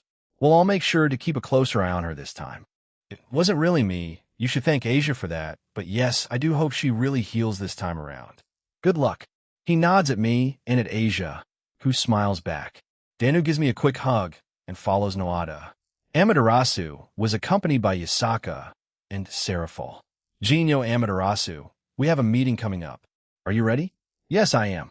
But I didn't think you would get involved with something big so quickly again. I chuckle and look to the side. Trouble tends to find me, I guess. We can only hope that it doesn't follow you on our visit to the Himejima clan. Although I'm expecting something to happen, she says this while staring directly at me. Geez, that's not exactly encouraging. Amashi smiles at me before leaving. All right, that should be everyone, Jean. I'm moving in today. I have everything I need in my ring. That's fine, Sera. You can ask the girls, or even Grafia, to help you search for a room. She salutes me and goes to Grafia about it. The two nod before leaving. Yask, you, even though you said you would visit us more often, you made Kunu and I sad for lying. I didn't lie. It's just that a lot of things happened, and I couldn't have fufu. I'm joking, dear Tug. I felt someone else hug me from behind and pull me away. I used a bird's eye view and saw it was Altaria. She and Yasaka were lightly glaring at each other. Ada, who might this be, dear? Jean-sama. Is this the famous Yukai leader? I could feel sparks flying as they were staring at each other. Help me, I could see that Ain was chatting with Asia and Rainier as Noada and Danu were near them. After chatting, Ain joins the Irish gods, and they finally leave. Sorry for the interruption, ladies. May we speak with Jean-kun for a little bit? Altaria and Yasaka stopped their short tug of war with my body and stood beside me instead. I fixed myself and faced the three leaders. What's up? Oh, it's nothing too serious, Jean-kun. I was wondering when you'll propose to Riatan. I also want to know when you'll drag that old Hopinemu out from our organization. You need to be kinder to your subordinates, brother. Also, even though they're third years, Surzex, isn't it a bit too early to think about marriage? Michael, the voice of reason between the three of them, tells them off. However, Azazel just brushes him off, and Surzex gives him an awkward smile. Well, you may be right. I do hope you propose to her, though, Jean-kun. I do plan on doing so in the future, so rest assured. Surzex, like a child, pumps his fist. I don't know if Astri not being here was a blessing or curse. I wonder what he told her to make her not attend. You'll lose someone powerful. Azazel. Are you sure you want me to do that? He waves me off. At the rate we're progressing with our research, she won't be needed too much. But I guess you're right. All right, Fina. Add her to your harem and get her to stay in my faction. Right? Michael and I shake our heads at Azazel. He's a genius and an idiot at the same time, though I can somewhat relate. We chatted for a little longer before they left. Altaria also left for heaven. However, Yasaka decided to stay for a little longer. Aren't you going back, Yasaka? Yasaka-sama, we must go back and not leave Kunaheim alone for too long. Sharon comes over and stops her from saying anything else. Yasaka's lip twitched, but she relented to the maid's smile. She hugs me one last time before she leaves. Why are you still here, Rainier? Am I not allowed to speak to Asia? Well, you are. I was just curious. She still stutters a bit while speaking with me, but it's not that severe compared to before. Asia looks at Rainier before giggling and pushing her from behind towards me. She makes an eep sound, and I catch her. The fallen angel immediately turns crimson. Get going. She pushes herself off me and teleports away. Asia kept on giggling, and I sighed at her. That was a bit too early for her. Asia Fufu. Maybe it was Jean-san. But at least we helped 3 people today, right? 3? Oh, yeah, 3 Medusa, Ain, and Rainier. Yeah, you're right, Beastie. My phone buzzed, and I took it out. It was a message from Danu Chapter 5, Part 2 episode, Ain of Nakane Warning. Quite a bit of angst in this chapter, and certain topics that people may find uncomfortable to read, so a warning. I guess the tragic present day Ain of Nakane one day, I started to exist. How and why came to mind, but I did not question it much. However, my life has spiraled into a mess that I definitely wouldn't have been able to predict. I personally don't think that all of it was my fault, but a large majority may have been. No, it definitely was after experiencing many things, meeting new people, be they gods, humans, or other beings. I reached my own conclusion. Many won't agree with it, but many of us are shaped by our own experiences, and so this is what I came to. Men are evil, despicable creatures, whose whole purpose of existing was to hurt others. Although, I should correct that that's what I used to think until recently. A certain event happened that had me thinking about many things. It's his fault and his fault alone. Gene Skyward, the current Red Dragon Emperor of this generation and newly appointed middleman. Because of him, I believe my life was saved. No, not just him. A blonde female nun with a big heart also helped me, Asia Argento. I have those two to thank, but one question always comes to mind after those events. Why? Why would he help me?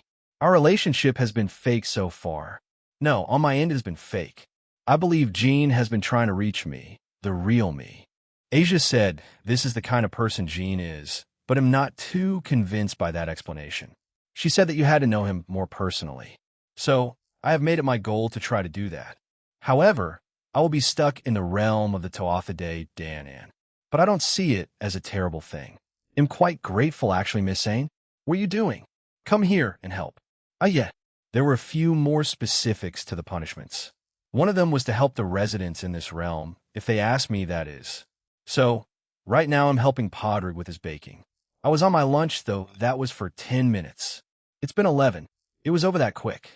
I walked back towards the shop, but when I glanced to my right, I saw Danu. I need to apologize to her. Do you know how this works? Yeah, I need to make a living as a wanderer, you know? So, of course, I picked up a few jobs over the years, and baking was one of them.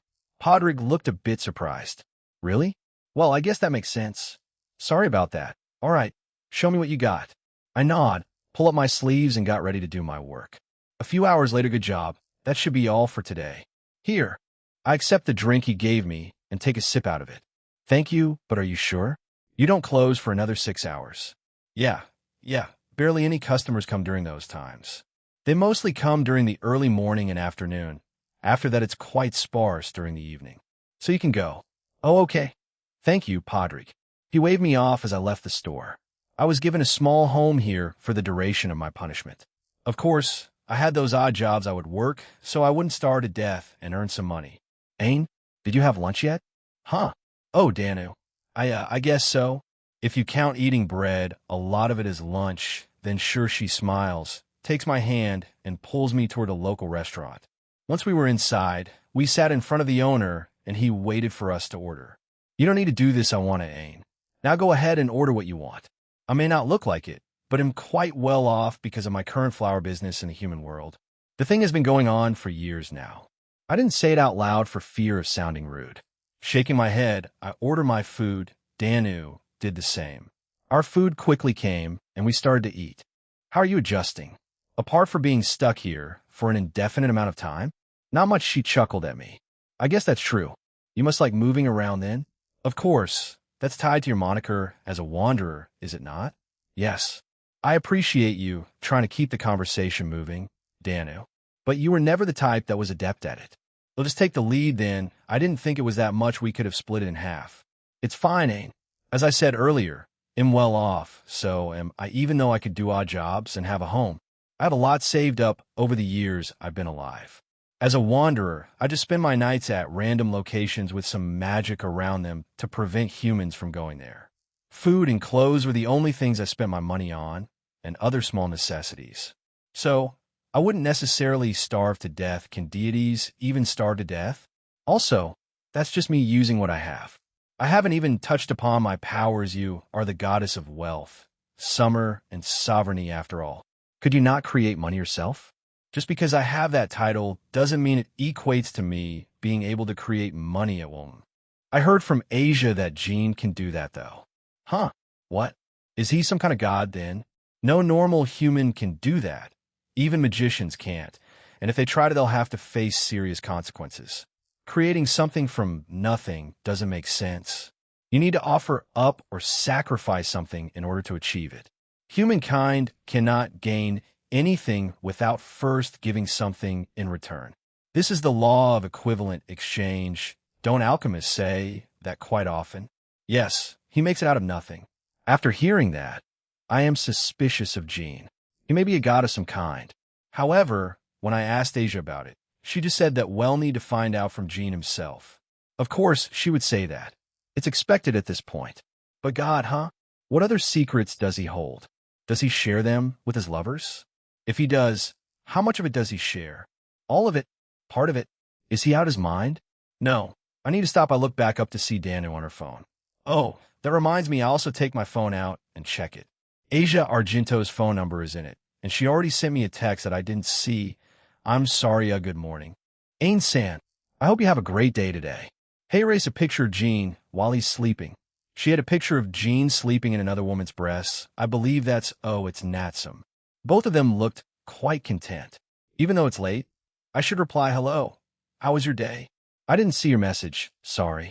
My day was fine. Sorry. And thank you for checking up on me. Jean seems to be enjoying that pillow of his. I got an immediate response. And another photo, mine was fine. Ain-san.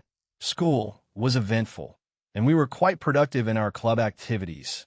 Hey, race, another photo of Jean-san. School, huh? Don't they do contracts as devils? Also, the photo she attached was of Jean using another woman's lap pillow. If I'm correct, it's the blonde magician that asked the question. Oh, she sent another one. It's Jean sleeping on another one's lap. He's on my lap right now. Ah, it's Asia's. He really likes thighs. Huh. I'll look at my own. Wait, what? No, stop. They seem to be having fun. I'll look back up to see Danu had scooted over and read my messages with Asia. Yeah, they do. Those days will come back soon, Ain. I guarantee it. Fate is telling. Fate, huh? Fate. I've heard that word a lot lately. While I hated it, I now feel a bit hopeful about the word. If I asked Danu about it, she would probably say something like, it was fate that those two were there to help you that day, Ain. Or something along those lines. Danu got up from the bench we sat on. Ain, I have to go. I got a call from one of my shops that they needed help with something. I'm sorry. No, it's fine. She bows before leaving. I was on my own again. I wonder where Kana is. It was nighttime, but I couldn't sleep. Therefore, I ventured out for a leisurely stroll. However, the familiar tune of a harp could be heard near the middle of the town. Once I arrived there, Kana was in the middle as she played her harp. There were only a few people out. However, many were listening from their own homes by their windows. She sees me and smiles at me. She has a talent for bringing people together through her music. Most, if not all, leave in high spirits after listening to her play. I want to have a talent like that, something genuine, not like what I have been showing everyone. However, I was at the tail end of her little performance as it ended. She got a round of applause before everyone dispersed, but they all had very positive things to say as they left. Approaching Kana, she waves at me, and I do the same. Hoo-hoo. If it isn't Miss Ain, how are you after that debacle? I felt like an arrow had just pierced my head. Even though she's quite kind, she tends to hit you where it hurts the most with her words. I'm fine. Kana, where have you been all day? Why start a performance here, and why at night? She puts her harp away and giggles. So many questions. Ain't hoo-hoo, but I just be around places. Spreading love through music around our wonderful country, so that hasn't changed at all. One of her dreams in the past, and I guess it's still her dream, is to spread my music throughout the world. But I don't think she's left the country at all. She loves it when people hear her play the harp. But she randomly disappeared one day. Hoo-hoo, I know that look, Ain. You're wondering why I suddenly disappeared. You forgot. I already told you. She points at me and winks. Why you did? I'm sorry, I did forget. Will you tell me? It's nothing serious or philosophical, you know? I was just in isolation to hone my craft. Now I'm confident in playing the harp. Even though it's not that famous of an instrument now, I want to spread it, starting now. You heard one of my original pieces that I played for Jean. I call it A Reclusive Lullaby of the World. So, what do you think of the title? But you haven't toured the world yet? She stomps her foot like a child, huffs, and turns her head away from me. That's beside the point. WL titles aside, it did sound wonderful, Kana. How did you manage to come up with it? Many years of trial and error, right? Compare them? Well, if I do think about it. Certainly, comparing what she used to play all those years ago and to now. They are very different. It's almost like comparing someone who picked up a musical instrument to a professional veteran. Yes, they are, Kana. You really went above and beyond, didn't you? It is for my dream. I will have it fulfilled as the goddess of music, dreams, and inspirations. That is my wish. But first, I will have to spread it more in Ireland in the coming years. Dreams and goals. I need to find some for myself soon, yes. Good luck with that, Anyway, good night, Ain. He'll retire for the day. Kana got up, gave me a peace sign, and left. The goddess of music, dreams, and inspirations trying to spread her own music as her dream, and in turn wanting to inspire as many people with it. She really lives up to it. What about me? The goddess of summer, wealth, and sovereignty, and the supposed goddess of love and fertility, BZT. My phone rang, and I opened it. It was a message from Asia. When your trust has been betrayed, the only thing to do is live, learn, and let go. Otherwise, the betrayal done by another will turn into hate for them. But they will not feel this hate. It will only hurt you more, growing bigger and darker. So live, learn, and let go. By living, it means they did not hurt you so deep that you cannot move forward.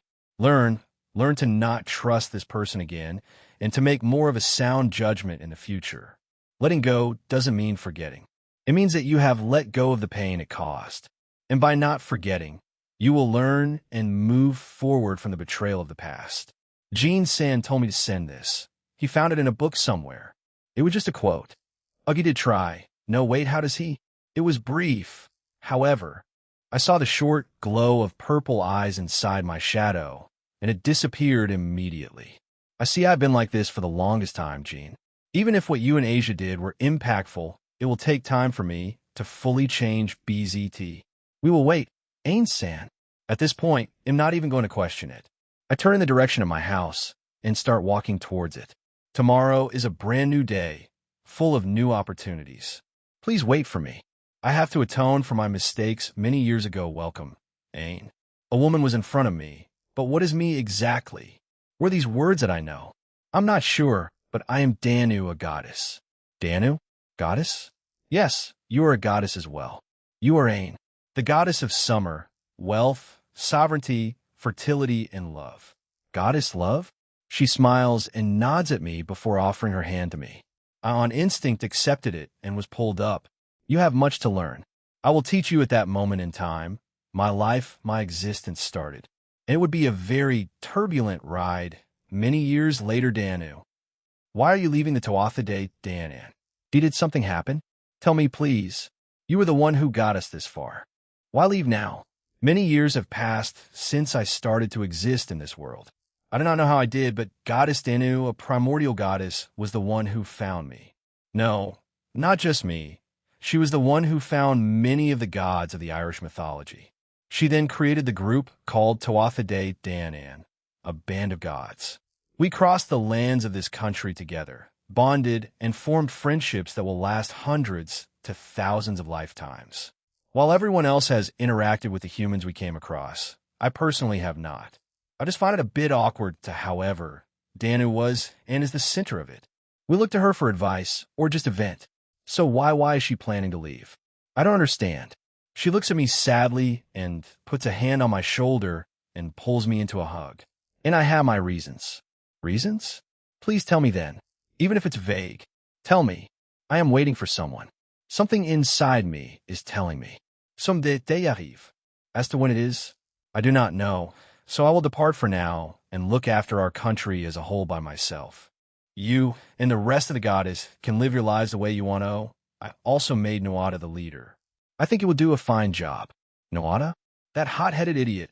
How in the world, no, calm down me, Danu, can usually see these kinds of things in people. So, she must see a competent leader in that immature idiot, but she caresses my cheek and smiles at me tenderly. You're still the same as when I first met you all those years ago, Ain. You have faithfully followed me for a long time. But please go live your life. You don't need to stay with the Tuatha De Danann. You can embark on your own adventure, a new chapter in your life. I have to go. I'm certain we will see each other again. But until then, please take care of yourself. She hugged me one last time and finally left. I watched her figure slowly disappear. I wanted to chase her. I wanted her to stay. I wanted her to tell me more stories, show me more things. Danu is like a mother to all of us. As you know, Danu has left, and I have been given leadership. However, I am aware that some of you are against it. I know words can only mean so much, but please give me a chance. But if you're vehemently against it, please speak up now. We, the gods, were currently in the meeting room of the castle. It's only been a few hours since Danu left us. Many of us knew about it beforehand, but it still feels strange. She is the one usually addressing us at the top of this table, and not Noada. But to my surprise, it seemed like he had aged a few years since I last saw him last night. Perhaps he was the first one to find out about Danu leaving us? No, that makes sense since he was chosen to be the next leader. To his question, and to my surprise, no one spoke up or objected. Luff, the god of the sun in our pantheon, opened his eyes and spoke. I trust in your judgment, Noada. During our many travels, if it wasn't Goddess Danu who interacted with the humans of whatever settlement we came across first, then it was you. You draw people around you, and many rely on that fact.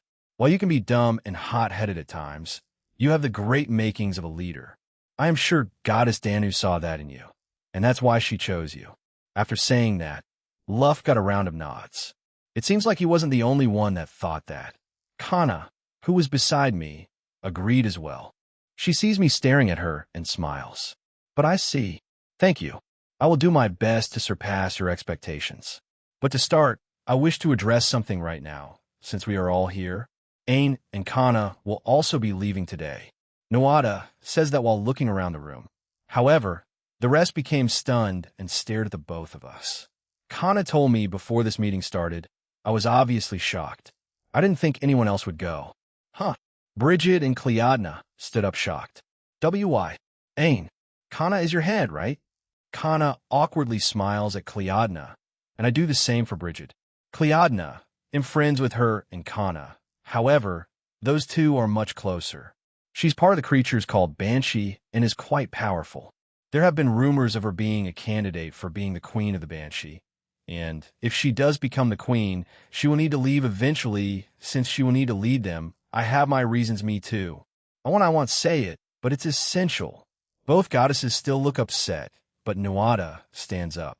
We cannot force them to stay, even though it is sad to see them leave and not too far from when Danu left us. We cannot force them.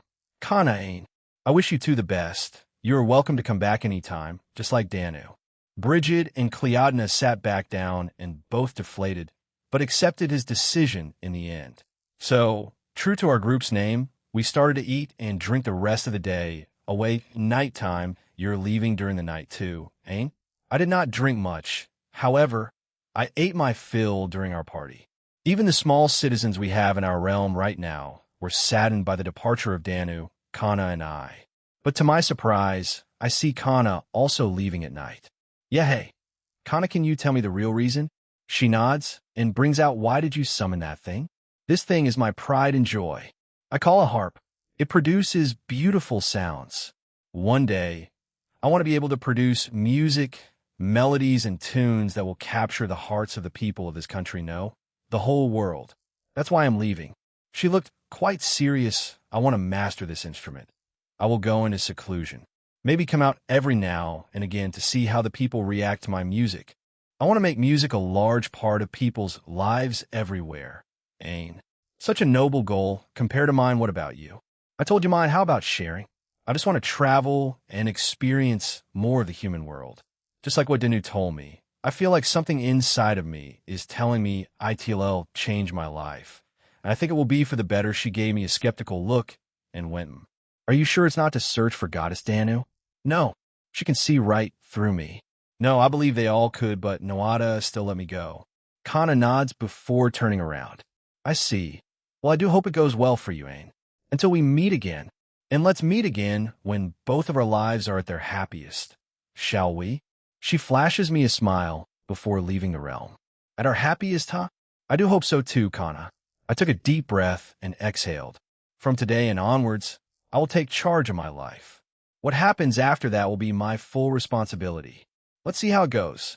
I finally leave the land of Heaven Falls for the first time without the rest of the Tuatha Danann. At the time, I didn't know that a very long journey was ahead of me. Years later, I sat down on a rock. I have been traveling across the country of Ireland for many years now. I have met many people, experienced many things, both pleasant and unpleasant, and I have seen many human civilizations come and fall. It also feels like they just repeat the same mistakes over and over again. Is this just a cycle for them at this point? It feels like it, however, One of my goals of living my life is yet to be fulfilled because apparently, and according to the humans I've spoken to, they say that a female's ultimate goal in life is to birth and mother their own children. That is what many women have said. Well, to the ones I've spoken to, many of them were married and have children. They have said that they bring them a lot of joy, and that love plays a big factor. I am partially known as the goddess of love in my pantheon, so for me, of all people to not have experienced it yet, I kind of find it ironic. But the way they've described it to me has been quite appealing, falling in love, staying with your significant other, and spending many years with each other. It makes me want to experience it, but many have said not to rush it and let it happen naturally. One of them advised me to just follow what my heart says, whatever that means. I have also had to work for a living. I had to survive one way or another, and doing odd jobs in towns or villages I came across was one way of doing that. I helped them out, and my name is spread across the country. As some kind of wanderer who helps out people, I don't mind since I'm getting some sort of notoriety, which I personally see as a positive thing. I am currently in County Donegal. Why? Well, this is where my feet took me for no other reason. I was just resting currently. My next stop is County Limerick, and that's on the opposite side of the country, so I have a long journey ahead of me. In addition, I also used magic on occasion. I wanted to experience everything through a human's eye. I wanted to see it in their eyes and way of life. No magic, just my regular old body. "Excuse me, young lady?" "Young lady." I turned my head to the voice who called out to me. It was an old woman. She gestured for me to come closer, and so I do. "Could you help me wheel this back to my home? My husband and son are doing the others, but of course. Leave it to me." I didn't let her finish, as this has happened many times before. With my otherworldly strength, I easily moved the cart and surprised the old woman. "You're quite strong for a woman, aren't you?" "Ah, yes, I am." "Which way, ma'am?" "Just this way, sweetie." The old woman, who I found out to be called Nicole, lived in a medium-sized home along with her husband and son. They have a small farm in this quaint town I ended up in. Both parents have encouraged their son to pursue higher things, but he insists on running their small farm after they're both departed from this world. It's a bit endearing, I won't lie. We eventually came across their home, and it was as she said, a medium-sized home made out of wood and stone, a small chimney, and a small farm behind their home. She instructs me on where to place the cart, and I do just that. "Thank you for your help." "Ain, call me Ain." "Ain, love, thank you." "Would you like some tea before you go?" "Tea, they're not too well off. It's better to decline and not make their situation worse. He'll have to please do accept." I heard a male voice behind me, and it was the husband and son. They had caught up and put down their own carts. We both breathed a sigh of relief before they came over to us. "We may not have much, but we can at least repay you for your help." I insist, but Nicole's face did it for me, and I accepted. I can't decline an old woman's sad face. I would feel awful if I did so well, now that I think about it. Aren't I older than her? Now, let's not say that out loud. I feel my own heart shattering at the thought. "Thank you for your hospitality, but I will get going now." "Are you sure, love? You can stay the night. It's mighty dark outside." "Yes, I'm fine. Thank you." The family looks at me with worry, but it's not necessary. I could defend myself, it's fine. I walk away and wave at them one last time. We ate a bit of porridge, potatoes, and drank some milk. It wasn't much, but it was filling. During that time, they also told me stories of the rural village we were in and some personal stories of their own. They said my name sounded like the Wandering, which named Ain too. I had to awkwardly say that I wasn't her and had to prove it a few times. Witches aren't seen in a good light, as they're associated with witchcraft and bad omens. Most of the fake witches are killed, and I would rather not be suspected as such. It's just unnecessary baggage. Next stop, County Limerick. What will you show me? It only took me 2 years of travel. Why did it take me so long? Well, I had to stop and help other places, obviously. I also stayed there for extended periods of time. I also earned money or items during my stay there, so it wasn't all for naught. I again was taking a break on a nearby wall, as I had only arrived in this county. However, it was much livelier than I expected. There were many humans going about their daily lives. However, there was one man who stood out from the rest. A golden-haired young man with a smile that captivated his fellow men ran around. Although he was being apprehended, Most of them weren't too annoyed by his rambunctious attitude. Our eyes met. He stopped and got whacked by someone else, which made me laugh.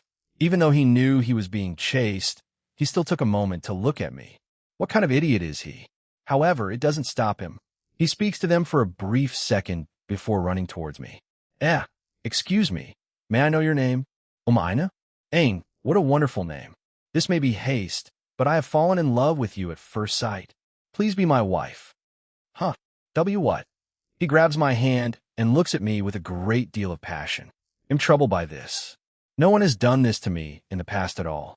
How do I even respond to a confession? However, my mouth and mind did not work together, and I don't even know your name. I'm called Alil Alam. Now please accept my proposal and be my wife. No, I will not give up. I will keep trying. What a persistent fellow. I guess I can give him a chance. LL humor him a few years later. Ding ding. I never thought in my life I would fall in love and get married, but here I am, I guess. Alil Alam, my husband. We had our ups and downs over the years, but I truly fell in love with him. Even when I revealed that the supernatural was real and that I was a goddess, he accepted me and loved me even more. If fairy tales were real, mine surely was, right? As I stand here with my soon-to-be husband in a church in Limerick, I reached out to my friends in the Tuatha Danann and others who had left and invited them to my wedding. They all happily came. I wish Danu could be here, but I don't think she did. It makes me a bit sad. Even Kana is here in Noada. He was crying his eyes out along with Dagda. Geez, you're the leader of the Tuatha Danann and the guys who lead them. Why are either of you crying? Even Luff is doing a lot better. It's like this moment in time slowed down. We had finished our vows, and Alil leaned over to kiss me, and I did the same thing.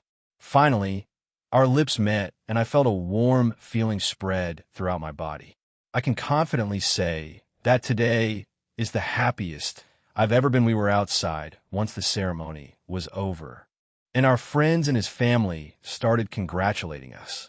I never thought the day would come. Naada says while choking on his own words. That's not very encouraging, you know. Geez, we got more and more congratulations until, hey, isn't that Kana pointed into the distance, and only a few of us heard her, but that she stood far away and under a tree. The woman stood beneath the tree and waved at us. I felt tears well up and roll down my cheek, saying, "What's wrong?" "It's Danu. She made it to my wedding." "Ah, I see. So that's her mother?" "I'm glad she can make it then." Yes, after waving to us, and a few of the Tuatha Danann left speechless, she disappeared. Even though she said she would leave, we never got a clear idea of when she would make her appearance again.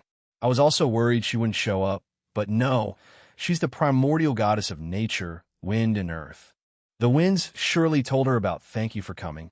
A new chapter starts for us from here on out. Ain.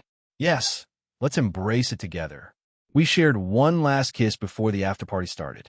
If I had one wish, I would wish for this happiness to last forever. Nighttime, we were in our bedroom, and I was naked. Tonight, we finally become one. As Alil's back was turned to me, I was lying on the bed. I felt awfully nervous. We had never done anything sexual in nature. We both agreed to wait until we were married. And tonight was the night. Ain, he finally turned around, but as something fell off. He felt different. Hello? We're married now, aren't we? I tilt my head. Of course we were. What a silly question. I put a hand on his cheek and gently stroke it.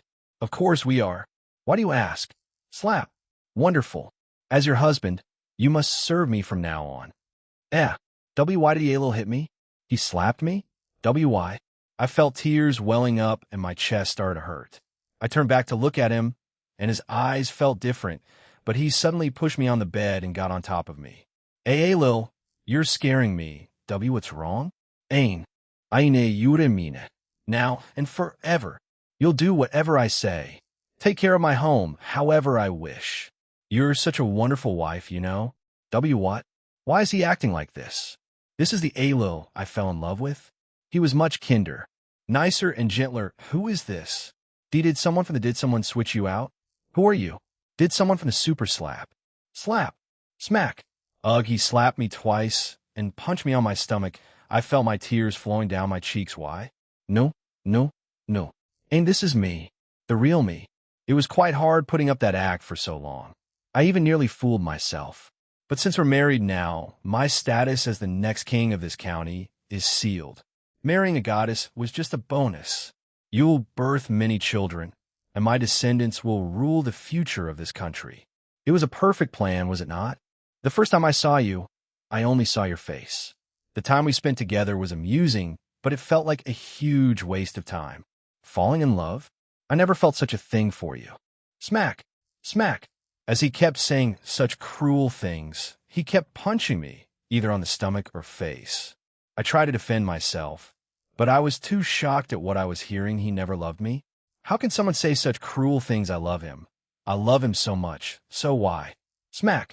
Smack! Shuffle! Shuffle! Now let us connect, Ain. And no, but he didn't listen.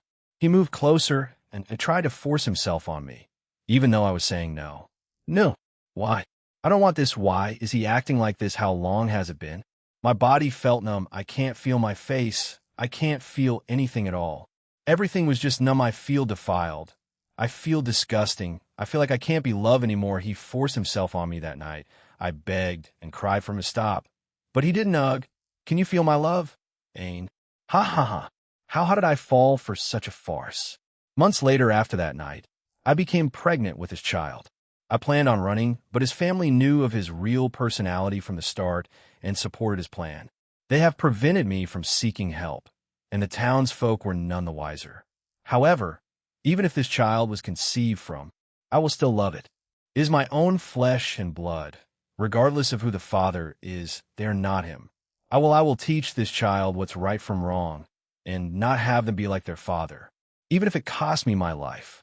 However, he has hit me, less the larger my bell became. Perhaps he was wary of hurting the child? I am glad that he at least thinks of himself above hurting an unborn child. Ain, dear, come here. They want to see your pregnant belly. Ailil gave me a sickening sweet smile that made me shiver. I didn't want to go against him, so I obeyed. He had invited guests, and I was like some sort of toy for him to show off. I feel disgusting. 2 years later, my child was born, and they were born a healthy boy. Perhaps that was the second happiest day of my life. Being able to hold him finally was such a happy moment for me. And that meant he wouldn't be touching me, since him needed to be able to feed our child. 2 years passed since that day, and he's been very healthy. Ailil Olam became the new king of Munster, and I was named the queen. Although it felt more like it was only a name, as I had no influence over anything. But I'm fine with that. I only care about my child. He can do whatever he wants to his stupid kingdom. I was in the kitchen cleaning dishes. Even though we have maids to clean, I wanted to do something, or else I would feel utterly useless. My son was 2 years old now, so he was growing more and more as the days passed. He's nearly said his first word. I'm excited for that day to come. Done time to check on my little angel, I quietly clapped to myself and left the kitchen. It was quite a journey from here to his bedroom. And yes, Ailil made him his own bedroom. He didn't want our son to interrupt his time with me. He has been a bit erratic lately and said he wanted another child.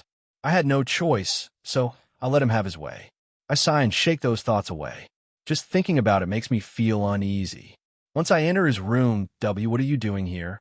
Am I not allowed to see this thing? Excuse me? That thing is your son. Thing?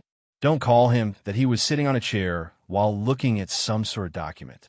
I walk over to my son and ignore the man. I picked him up and his body was limp. Why? I felt panic rising in me, and I started to check his pool. There's no pulse. Why? Is he? What did you do to him? My baby was dead. No. His head was no. Did he snap? Why? I hugged my baby and fell to the floor and started to weep. No, this can't be happening. Why? He was an innocent child. Why he had a bright foo? He's defective. I simply got rid of a defective product. You didn't put 2 and 2 together? I have been asking you to be with me to create a new heir. Are you insane? This was the logical next step. Tonight, we will do it again and create a new heir. I placed my baby back in his bed and walked over to Ailil, who was near the door, and grabbed his neck. What are you doing? Unhand me. I can't breathe. I wrapped my hand around his neck and tightened my grip. How does it feel? You did this to my precious boy, so how does it feel? A look of horror appeared in his eyes, and he started to struggle, but his punches and kicks were soft. That's right, I'm a goddess. I'm stronger than him. I increased my strength gradually until snap. His body fell limp, and I dropped it. I went over to my son and picked up his precious body. Don't worry, Mommy, we'll take care of you. I can't stay here anymore. I have to flee. You'll find a suitable resting place for you. A few years later, I had buried my first child under Douglas fir, a very large tree in Ireland. At the rate it's growing, it may become the largest tree in the country in the future. I buried him there because that was the future I imagined for him. It's the future he was supposed to have.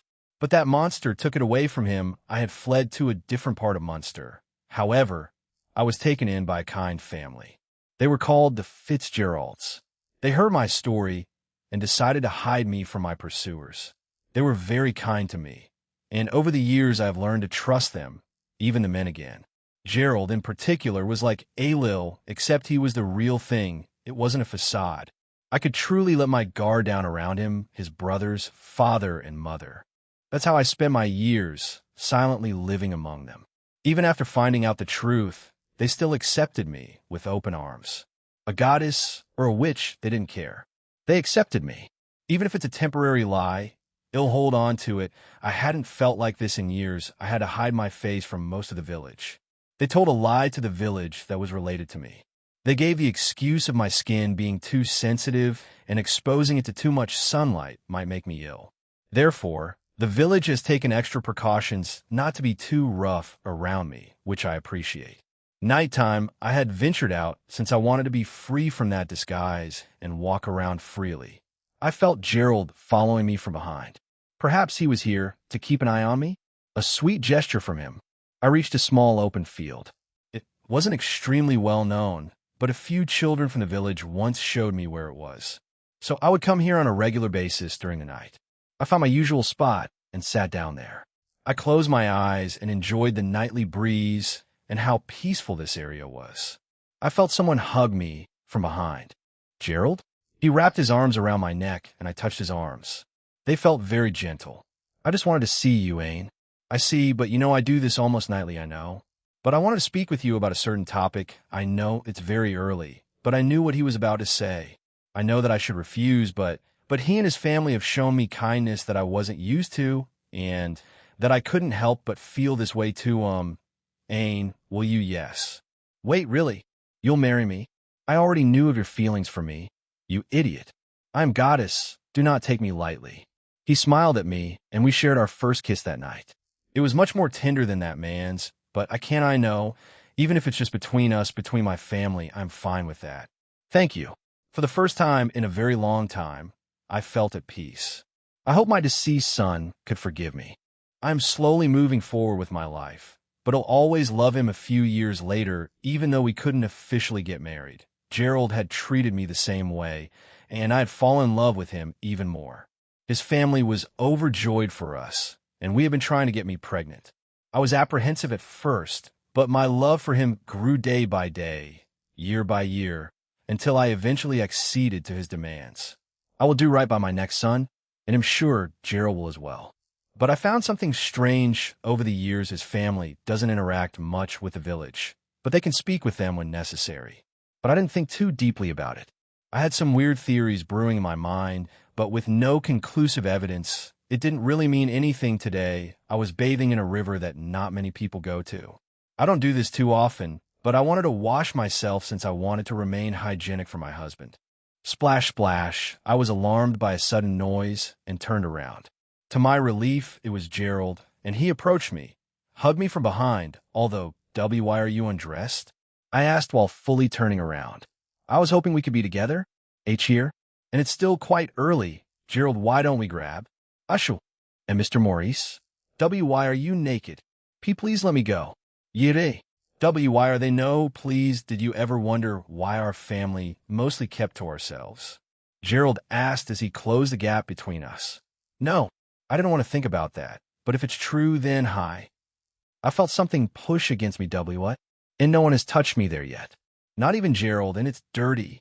And please accept our love, no. I don't want this. Gerald, please. No, no, no, noir. Why? Is everything built upon lies? I don't want this. It hurts. Phew, that was something, all right. Your wife is certainly a good one, son. Yeah, she is. But Ain is usually more responsive. She'll come around eventually. You did the same with your mother, and you came around just fine. Didn't you? If she gives birth to males, they'll surely benefit from her support too. If they are females, they can benefit from us instead. It's a win-win for us all, haha. Of course, father. That's how our family works. Both father and son were discussing a very disturbing topic involving family exploitation. They were inbreeding. That's why they didn't involve themselves with the townsfolk, and that's also why they avoided us. They were disgusted by it. I have to leave. I feel sick and frightened. I can still feel the sting for what happened. Oh, it looks like she's finally come around. Hi. And no, stay away. Maurice gripped my arm, but I try to free myself. But I can't. I use my strength as a goddess, you know? However, he had a sickening grin on his face. We lied about not knowing about the supernatural, you know? Did you know our bloodline can be connected to giants? Giants? No, is that why you're much stronger than me? But that doesn't explain how you're stronger than me. What's that thing glowing by his hip? He sees me looking at it and grins. There was a note with it that said it would disable magical abilities. We don't know where it came from or who sent it, but we received it one day. I guess it works on gods too, huh? Anyway, now, come. Ain, let us enjoy the night together, all three of us. Why? Why? Who would create such a vile item? Why? It was brief, but a small dark cloud emanated from the item, but quickly vanished. They were coming close. No, and no. Stop. No. For the next few years, I would be defiled by them constantly. All of the things they said to me were all lies, lies, all lies. Many years later, how is it? Feels amazing, right? Maurice asked my son. And mother, you feel amazing. Ugh. Years have passed since then, and I gave birth to another son, but I watched him grow up. He was now 14 years old, and today, he did something unspeakable to me. How long will this hell last? I treated him right and tried to guide him on a path that wasn't like them, but I guess those times I taught him were too short. They corrupted his mind. I feel conflicted. As a mother, I should love my child, but when I look at him now, I am filled with hate and disgust. My tears dried up years ago, and I could no longer cry or scream. As I lay on the bed, I was assaulted. My husband was busy with his own mother at the dining table. Dumb. Suddenly, large vines and tornadoes started to appear around us. My son was pierced through the head by the vine, and the rest of the family were picked up by the tornado and killed. I was confused. What was happening? What? Ain. I saw a woman's figure quickly approaching me, Bridget, but my vision turned black. After that, my eyes opened, and I was staring at a somewhat familiar ceiling. Where am I? Ain. A familiar voice. I turn to my side and see Bridget. I see they rescued me. But how? Bridget? How did rest up a bit, and I will inform everyone else that you're awake. A few days later, I was apparently rescued by the Tuatha De Danann. However, they have not told me how they managed to find me. However, I want to believe that it was Danu who told them I was back in a meeting room. But I noticed that any time the male gods got close to me, I would take a step back or feel repulsed by them. Perhaps over the years I spent trapped in that awful place, my body has conditioned itself to do that. Even thinking about it made my body shiver. I looked around the room, and a few people were missing. Cleodna was one of them, and also Manannan Maclyre, the god of the seas in our mythology. Whereas Manannan Maclyre and Cleodna. Bridget, who was beside me, became quite angry, making me confused. But she forces herself to calm down and sighs. Cleodna became the queen of the Banshee, so she also left a few hundred years ago. Ain. As for Manannan Maclyre, he was banished from this realm. Banished? Why? When I asked that, they all had grim faces. They're scaring me even more now. Why? What happened? Noada looks at me seriously and sighs. Ain, please try to keep calm on what I'm about to tell you, okay? Okay. Bridget holds my hand and looks at Noada. Now I'm really worried. You were asleep for 3 years, and then you woke up a few days ago. Now you've finally regained full consciousness. 3 years. I was asleep for that long? Oh, okay, I slept for a long time. But that doesn't explain. I look at Noada in confusion. He sighs again and continues. During that time, many of us visited you. However, Manannan Maclyre visited you a lot. As you know, he was, how do I say this? He was obsessed with her. Even before she left. Bridget finishes for him, and he nods. Manana MacLiar, we first met after Danu invited him to our group. He was relatively normal until he started to talk to me, but after that, it's like he changed. Some tease him at the time for being in love with me. I didn't understand the feeling or the word at the time, so I didn't mind it as much. As I grew older, I began to understand it a bit more, and his form of love was a bit strange to what was considered normal. I didn't think he would visit me that much, right? So, he volunteered to watch over you many times. Although some of us were skeptical, I allowed it in the end since I was the leader. I assumed he was just worried about you since he was quite in love with you. I felt a pit starting to form in my stomach. I felt like I was about to be sick. My brain was heading somewhere dark, and I didn't want it to, but all the things that had happened to me. They were coming back. What did he do to me? He was Noada struggled to say it, so Bridget decided to do it instead. He abused you for 3 years straight. One day Dagda found him midway through the act and beat him to a pulp. However, he did something to you before Dagda pulled him off you. Jin Sek did his best to heal you, but I felt my body go cold and I touched just above my womb. Something felt wrong. I looked back at Jin Sek as he was staring at me. However, he looked away from me. What happened? It took him a while, but he eventually looked back at me and answered me. I did my best. Ain. However, I don't think you can ever be intimate again, and giving birth is quite physically impossible for you. He Manana MacLiar mutilated you down there. Why? Why? Why? Why? Why? Why? Why? Why? Why? Why? Why? Why? Why? I hadn't noticed, but I had started to cry before we banished him. He proclaimed himself as your last husband. He said that his mark will last forever and will always remind you of him. I'm sorry, Ain. If only I had chosen more carefully. If you want to hate someone, please hate me. I got up from my seat, but I felt my legs give out, and I fell to the ground. Ain, please, I need time to think. I'll help you back to my home. Slap. Don't touch me. I looked up and saw Jin Sek, a bit surprised by my reaction, but he nodded his head and stepped away. He may have tried to help me, but no, I'm sorry. I know it's fine, Ain. I should have been more sensitive to the situation. Forgive me. I left the room with Bridget without saying anything else. This body didn't feel like mine. Why did my life turn out like this? I didn't do anything wrong. I did my best at everything. I didn't try to harm anyone. So why? Was I born just to suffer? Like a tragic heroine in those fairy tales? But I won't get that white knight in shining armor or my own Prince Charming. Only tragedy after tragedy. Many years later, hundreds of years have passed. I left the Tuatha Danann again and set out on my own. I embraced my wanderer status again and traveled around the country of Ireland. I did not stay in one place for too long. I have acquired wealth slowly over the years, and even during those times. So I'm well off. However, I do sometimes take odd jobs when I feel like it. I do not associate myself with males, as I have come to realize they are nothing but pure scum. The only exceptions to this are Dagda and Dien Sect, but they're the only ones I somewhat trust. Noada, you tried your best, but you still failed in my eyes. So I can't forgive him that easily. He knew of that scum's feelings towards me and still let him near me. I try not to think about it too much. That part of my body was destroyed. It can never be recovered. Before I left the Tuatha Danann one last time, I spoke with Dien Sect.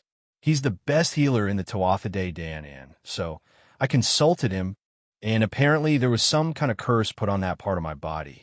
A curse of a god, and the only way to remove it is by killing them. I am too weak, and no one in that realm wants to fight him. Manana MacLiar is strong, and the only one who can fight him and win is Luff. However, he refuses to fight fellow Irish gods to death, so that's why I also hate him. There's one place I always visit frequently, Douglas Fir. As I predicted, it has grown even more since I was last here, my precious baby. Perhaps he helped this tree grow? I would like to think that, however, the most recent news was the end of a war between the devils, angels, and fallen angels, as well as the death of the two heavenly dragons, the Welsh dragon and vanishing dragon. They only seek destruction. That's something foolish. Why waste time on something like that? Many years later, sacred gears started to appear in the supernatural world. Humans could now fight back against us. This troubled many gods. Apparently, the God of the Bible created it, and many hated him for it. However, many of them die before they get to utilize it, but the more prominent ones were created. They were called the 13 Longinus, and they were rumored to have the potential to kill gods if the right wielder received them. The most recent controversy stemmed from the wielders of the boosted gear and divine dividing. The souls of the Welsh dragon and vanishing dragon were trapped within them, and their foolish wielders were fighting in the Egyptian pantheon and causing untold damage. I pity them. Whoever wields those things in the future will surely be hated by those that live in that realm. But to fight just because it was their fate? Another foolish thing those idiots believe in fate. Such a word makes me sick. However, on my end, I have mostly become normal again as I can stand being near males again. I can keep up an act and tolerate many of them. I was currently near a shop and ordered some tea. The waiter was male, and we had a pleasant interaction. However, I shut down any attempts of him courting me because it was disgusting. This is how I will live my life for many years to come, and eventually present day. Hey, did you hear? Hear what? Dude? There's someone calling himself the middleman and trying to unite all the factions and pantheons around the world. That takes some balls, you know? Why though? Get this. Rumors say that he's doing it because he wants a harem for himself. He got even bigger balls. Ha! Holy shit. Seriously? I'll support him. Go future harem king. Haha, holy shit. That's hilarious. Middleman? Harem? Uniting the supernatural world? What kind of idiot would dream of that? The winner is the Red Dragon Emperor, Gene. That was one-sided, if I may say so. This generation's Red Dragon Emperor is definitely the strongest so far. It looked like he manifested an aura of a dragon behind him. He manhandled that devil. There were also rumors of him defeating the god of thunder of the Norse mythology, Thor. I was skeptical, but seeing this I may start to believe it even more. But we'll see. So the middleman was the Red Dragon Emperor. Huh. Interesting. So this child wants a harem and peace. I'll prove him wrong. Nothing like that can be achieved by him, by scumbag men. I will wait until he comes to Ireland. I feel them. I feel her. It's him. It's definitely them. I turn around to see Scat Hack with 3 others. Yes, it's him. Gene Skyward, the current Red Dragon Emperor, but he feels different. It isn't one for one. But he feels like how I was all those years ago. It's been some time. Scat Hack. How can I help you? I have brought him to meet you. How about you introduce yourselves to one another? Scat Hack nods at me as she glances at Gene. All 3 of them were staring at me. In turn, I gave them smiles. I am Aenab Knockane. You may know me from Irish folklore and legends. How do you do? My first meeting with the Red Dragon now, then. How should I deal with scum like you? County Antrim Giant's Causeway. He knocked those poor birds out just because they threatened to poop on him? How barbaric. You could have easily moved away and avoided it. What kind of scum hurts animals like that? My impression of him continues to get increasingly negative. I guess I wasn't the only one, huh? Even if the 2 of you did it unconsciously, you felt it too, Leanne, Scat Hack, Ophis? Yes. Botman. He's quite perceptive too. He figured that man out. Does that mean he knows about me too? I need to be more cautious than Gene Skyward. I will ruin you. Mr. Gene. Thank you. Princess Siobhan bowed at us as she stood beside her mother. She quickly recovered and wasn't too traumatized. What a strong one she is. I wonder if my own child would be like that. I never gave him a name since that man said he would be the one to do it. It's no problem. Princess. Take care now. Please visit again. I wish to talk to you. Sure thing. When I get a chance in the future or a request. They waved goodbye to her. Keep those filthy eyes of yours away from her. Even if you did this, it could all be for show, a stunt for the world. You can't fool me. Skyward Land of Heaven Falls, it's been years since I came here. It hasn't changed that much. But there are more houses, and many of them have become a little more modern to him. The woman named Nessa shouted in a hymn at all the gods as their heads turned towards us. Oh, Nesso Scat Hack. Welcome back. Come and have a drink, some food too. Aha, is that? Ain. Dear me, it's been so long. Hi, dearie, come here. Bridget, you haven't changed at all. I go over to her, and she hugs me tightly. I feel a single tear run down my cheek. I missed this Jin sect, and Dagda gave me small nods, and I did the same to them. Yes, these 2 were the only men with whom I felt truly comfortable. Noada and I make brief eye contact but avert our gazes. It's still a little awkward between us, but I have come to tolerate him. The same for Luff. However, they have not changed at all. The table is still dirty and filled with food and drinks. I felt some nostalgia just by being here. I guess accompanying this childish idiot wasn't all that bad. Jean was asked to find Danu. C'est impossible. She's been missing for thousands of years now. The last time I saw her was when I thought it was the happiest day of my life. In the end, it's just a bitter and sour memory I wish to forget. However, I also believe she was the one who brought Bridget and the rest of them to rescue me during that time of my life. Danu, mother, I do not hate her. I still love her. She was the one who took care of me in the early part of my life. But I partially blame her for forcing me to venture out into the human realm to search for her. I'm still confused about my feelings about her, but I do not think Jean will find her. It's physically impossible. He is chasing a ghost Welsh dragon balance breaker. Doom. Jean donned his red armor and flew up. He was carrying know-how. She was also giggling beside him. Danu, why you showed yourself to him? That scumbag. She waved her finger and flicked her wrist. An enormous gust of wind appeared from nowhere. The roots and plants that had been wrapped around various houses and shops started to grow new parts and create something above us. It's her. The crowd started to let out surprised gasps, a few openly crying. As I glanced at the other gods, they were also smiling. How can? As I looked above me, I could see letters, a sentence made out of leaves, vines, and roots. It only said, I am here. Goddess Danu. Why? Why did you show yourself to him? Why now of all? I am waiting for someone. Something inside me is telling me. Some d'été arrive. As to when it is, I do not know, so I will depart for now and look after our country as a whole by myself. You and the rest of the goddess can live your lives the way you want. I remembered the words she told me thousands of years ago. Just before she vanished, please tell me it's a lie, not him, anybody, but him. Please tell me it's not Jean, of all people. Is he the one you were waiting for? But why? Why him? He's someone I have to eliminate, someone I detest, a scumbag. Danu, please, what did he just get challenged live on air? What a brave devil. He must have had some guts to do this. And of course, that idiot agreed. What a dumb child. He's bound to show a lot of abilities to everyone in the future, especially his enemies, though. I did get a bit shocked when he showed off his new forms from his boosted gear when he fought Scathack. But he's also stupid for trusting me with that information. I will leak that information to the supernatural. It won't matter if he finds out that it was me, so how will he react to that?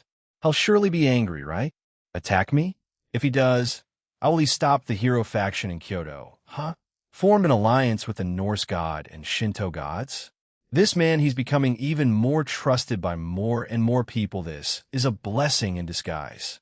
The more he attracts, the bigger he gets, the harder he'll fall. When the time comes, it's perfect. His match with that Bale devil is also soon. I can't wait. Harem, King Sama. I cover my mouth. Why did I just shout that? Danu and Kana both looked over at me, as though they were surprised. Honestly, I'm more surprised than you two. Don't look at me like that. You hate, man. I was just playing along. Jean skyward. I will have you fall if it's the last thing I do. However, Jean won his match soon after I shouted that. He has a new form. It was definitely his queen form that he told me about. It was completely different from his previous forms. Why? Why does it look so different? We can't see your face right now, but why does my gut tell me that you're smiling brightly under that helmet? I hate it. You should fall deeper into despair. Why do you get to be happy and I can't? He will prove you wrong. I couldn't believe such empty words coming out of her mouth. Fate, and prove me wrong? I would like to see him try. Hearing such empty words coming from you, Danu, was the last thing I would have imagined. In all my life, I would have always imagined that you would side with me. You know the life that I have led. So why do you side with him? Why are you siding with him? Side? Danu looked confused. This reaction hurt me more than I thought it would. You know what kind of life I have led. You knew the things that were done to me, and yet you side with him, and not me? And she tries to reach her hand out to me, but I slap it away. She looked quite hurt by that action. Know you had your chance. I'll expose him if it's the last thing I do in this forsaken world. So why has a goddess of the Alliance contacted us? We're an independent group of cows brigade, you know? We're nothing but mere pawns. That's all I need. I want help in killing the middleman. The middleman? Lady, what the hell did he do to you? Exist. Fa. Seriously? Just exist? Well, whatever. We won't care about your reasons, but can you bang? I summoned large sums of cash, and their mouths turned into a large grin. Actions speak louder than words, lady. We're in. We can also contact another person who can help out. Do you need to not know? I don't care. As long as you can help me. Will do, lady. We'll get in touch in the future. So where do you want this to happen? Mag Sun, or also known as the Gentle Plain. That's where I want this all to end. Sure thing. I know our boss can get there. After saying that, they took the money and disappeared. Boss, they know how. Well, whatever. It doesn't matter to me as long as they can help me mag Sun the Gentle Plain. I introduce them to the land and show them around. This will be their final resting place. He, for some reason, brought some reinforcements? A stupid bratty nun and a weak fallen angel? He truly is stupid. He'll play along for a little longer. Hagaga how? No, no, no, no, no, no, no. Why is he alive? Why? No, please. No. Is this the boss that scumbag was talking about? No, I should have checked. I can't move. I came back to life because my love for you transcends all. Let us depart, shall we? Don't speak so casually to me. Get away from me. No, no. I can't move. Stop. Please. I feel like I'm going to get sick. How strong are the women that are with Jean? Asia had a fight to the death with that monster. No, she was winning this fight. No, my plans are going all wrong first. He shows up, and now Asia can fight him? Where's that idiot at? No, I love Jean-san. He's the only one for me. I love him. He's shown me so much, done so much for me. I want to slowly repay him for all of it. A home, friends, a new family, never-ending happiness. I can list so many more things. I love him. Aquino-san phrased it perfectly. If fate exited, I surely was meant to meet him. Alil Alam frowned after her speech. What bullshit is that? I shouted. Love? Fate? Why do I keep hearing such nonsense being spouted? First Anu, and now you. If fate existed, then all those things that were done to me should have never happened. If love existed, then those past monsters wouldn't have I touched the area just above my womb and belly. I started to shake violently and look up at that scumbag as tears streamed down my face. Lies, all of it are lies. It doesn't matter who it is. Be it Alil Alam or Jean Skyward. All their words are lies. All men are cruel, disgusting creatures. They only exist to inflict pain onto others. And enjoy every single bit of it. I hate him. I hate him. I hate him. These two won't shut up. Shut up. Shut up. I don't want to hear anymore. Love, repentance, forgiveness. I hate them all. All of you just die. He's not just the labels you people put on him. He's as normal as the rest of us. Don't mislabel him other than those things. All you spout are lies. Ain-san, Jean-san is a great person. Please try to see it like that. Asia was suddenly covered in some kind of golden aura, and it started to consume the entire realm. She reached it. That's her balance breaker. Two new people joined us. Who? A balance breaker? How? Why? Sacred gears change and evolve while using the feelings of their possessors as a key. Only when the right conditions are met is when a wielder of a sacred gear will achieve their balance breaker. I heard that from Fallen Angel a long time ago. Are you telling me that the feelings of Asia Argento for Jean were so strong that she achieved it? No, it's all lies. Love can't do something like that. Asia obliterated him. He was gone. I couldn't feel him anymore. She then landed in front of me, Ain-san. I may be younger than you and have a lot less life experience, but I want you to give Jean-san a chance. Not all men are cruel and heartless. Please, even if it doesn't mean much coming from me. I want you to take a step back and give them all a chance. How can I give them a chance? They did so many horrible things to me, destroyed me, broke me. I can't, it's impossible. I hate them all. I felt someone's hand on my shoulder, and I flinched when it happened. See, even now, I can't stand men touching me. However, a short, bright yellow light covered me, and I felt something that I thought was lost come back to me. I touched that part of my body again, and I felt new tears fall from my eyes. How did he please use this time to truly heal and move forward in your life? Ain-san. If you want, you can have my number, and we can speak as much as you like. I want to be your friend. Asia, someone so young, they're both so young. I never thought that I hugged Asia back as she had been doing to me. I'm sorry. I'm sorry. I'm sorry. I'm sorry. I'm sorry. I'm sorry. I'm sorry. I'm sorry. I'm sorry. I'm sorry. I'm sorry. I'm sorry. I'm sorry. I'm sorry. I'm sorry. I'm sorry. I'm sorry. I'm sorry. I kept on muttering softly, "You'll accept any punishment, oh God. I'm so sorry. I didn't deserve any of this. I've hurt so many people over the years because I was also hurting. I don't deserve this sort of kindness, compassion, or love, Asia Jean. I'm sorry. And thank you, Japan. Kuo, Skyward Household. Why? Why is he helping me again? He knew of my plans, played along, and even risked getting himself and his lover hurt. So why help me? Nawada, can I speak with Jean? I want to ask him something. Sure thing. Danu, can you? Danu takes her phone out and texts something to Jean. Thank you. We had teleported back to his home after a few minutes. Jean was in the hallway of his home, and I approached him. Why? What? He seemed confused by my sudden question. Why did you help me? You knew I was plotting against you. You played along and nearly got your lover Asia hurt, so why? I want to know why. He chuckles and shakes his head. I was wondering why Danu messaged me again, and that's why you came back here for? Look, Ain, I know you suffered a lot. I can't comprehend how much you hurt during all those years. I also see this as a good opportunity for you to really heal this time with help from the people. You know, I also believe that everyone deserves a future. Many can redeem themselves, but I've also come to understand that not everyone deserves that chance. However, I can still see that you can, so I'm giving you that chance. A chance. This guy, he's too optimistic. How stupid can you be? I felt his hand on my cheek. WY, come on now. Don't start crying on me. I was crying. I touched my cheek, and it was wet. Danu, Kana, and everyone else in the Tuatha De Danann. I know they can help you. Asia also gave your phone number, right?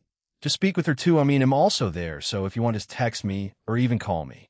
Anyway, if you're wondering how you could get back out, I removed that rule from you for now. Danu did say you wanted to speak with me, but ITLL be back once you go back. So, any more questions? I shake my head. No, that's all. Thank you, Jean. He sighs and smiles at me, wipes the tears from my cheek before removing his hand. Good. Now go. I know you can do it, Ain. You're the largest and biggest idiot I know, Skyward. But for the first time, in the longest time, I feel at ease. Thank you, Ain of Nakane. And flashback, Jean. Skyward, I see. Will you do it now? No, I have a short detour to do first. Huh? Where? Greece. I forgot to check up on a certain goddess we came across while in the Shinto realm. Oh, you mean Goddess Physis? I was wondering when you would check up on her. Yeah, her. Hey, Comptoir. She's still over there, right? Comptoir. Answer. Yes, she is. All right, then, let's go to Alanissos. Greece. Alanissos. Greece. I had teleported to some beach area, but I felt some kind of weird barrier near me, so I had teleported to a good spot by accident. I followed a short path towards where the barrier was and arrived at some sort of ledge. I won't spend too long here. You'll need to go back home and go through Ain's trial, actually. I don't have a place for that, do I? You'll need to make a new room, huh? Or a new floor. How childish. Shut up, you old hag. Crack. You're lucky I can't hit you right now, Welsh dragon. Velgrind sounded furious. I do wonder who would win between them. Whatever, that can wait. After shaking those thoughts away, I stepped through the barrier. This is certainly something. We were on an island, but now we're back in a forest. So many trees. All right, let's do this. I locate. Wait, what?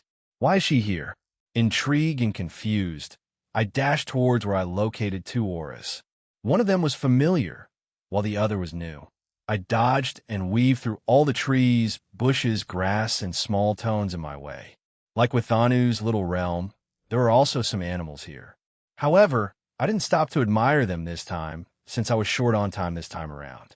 It didn't take me long to arrive at a large, open spot, and the two goddesses there looked at me in surprise. Jean? Do you know him? Yes, he's Jean Skyward, the current middleman that I spoke to you about, and the dual dragon emperor. I see. I've been meaning to meet him. Astria, why was she here? Beside her was Goddess Physis, Chapter 6, Part 1. Physis in a fleeting normal life, flashback Alanissos. Greece. Jean Skyward. Goddess Physis is a beautiful young woman with long green hair and light green eyes. She also has gold earrings on both ears.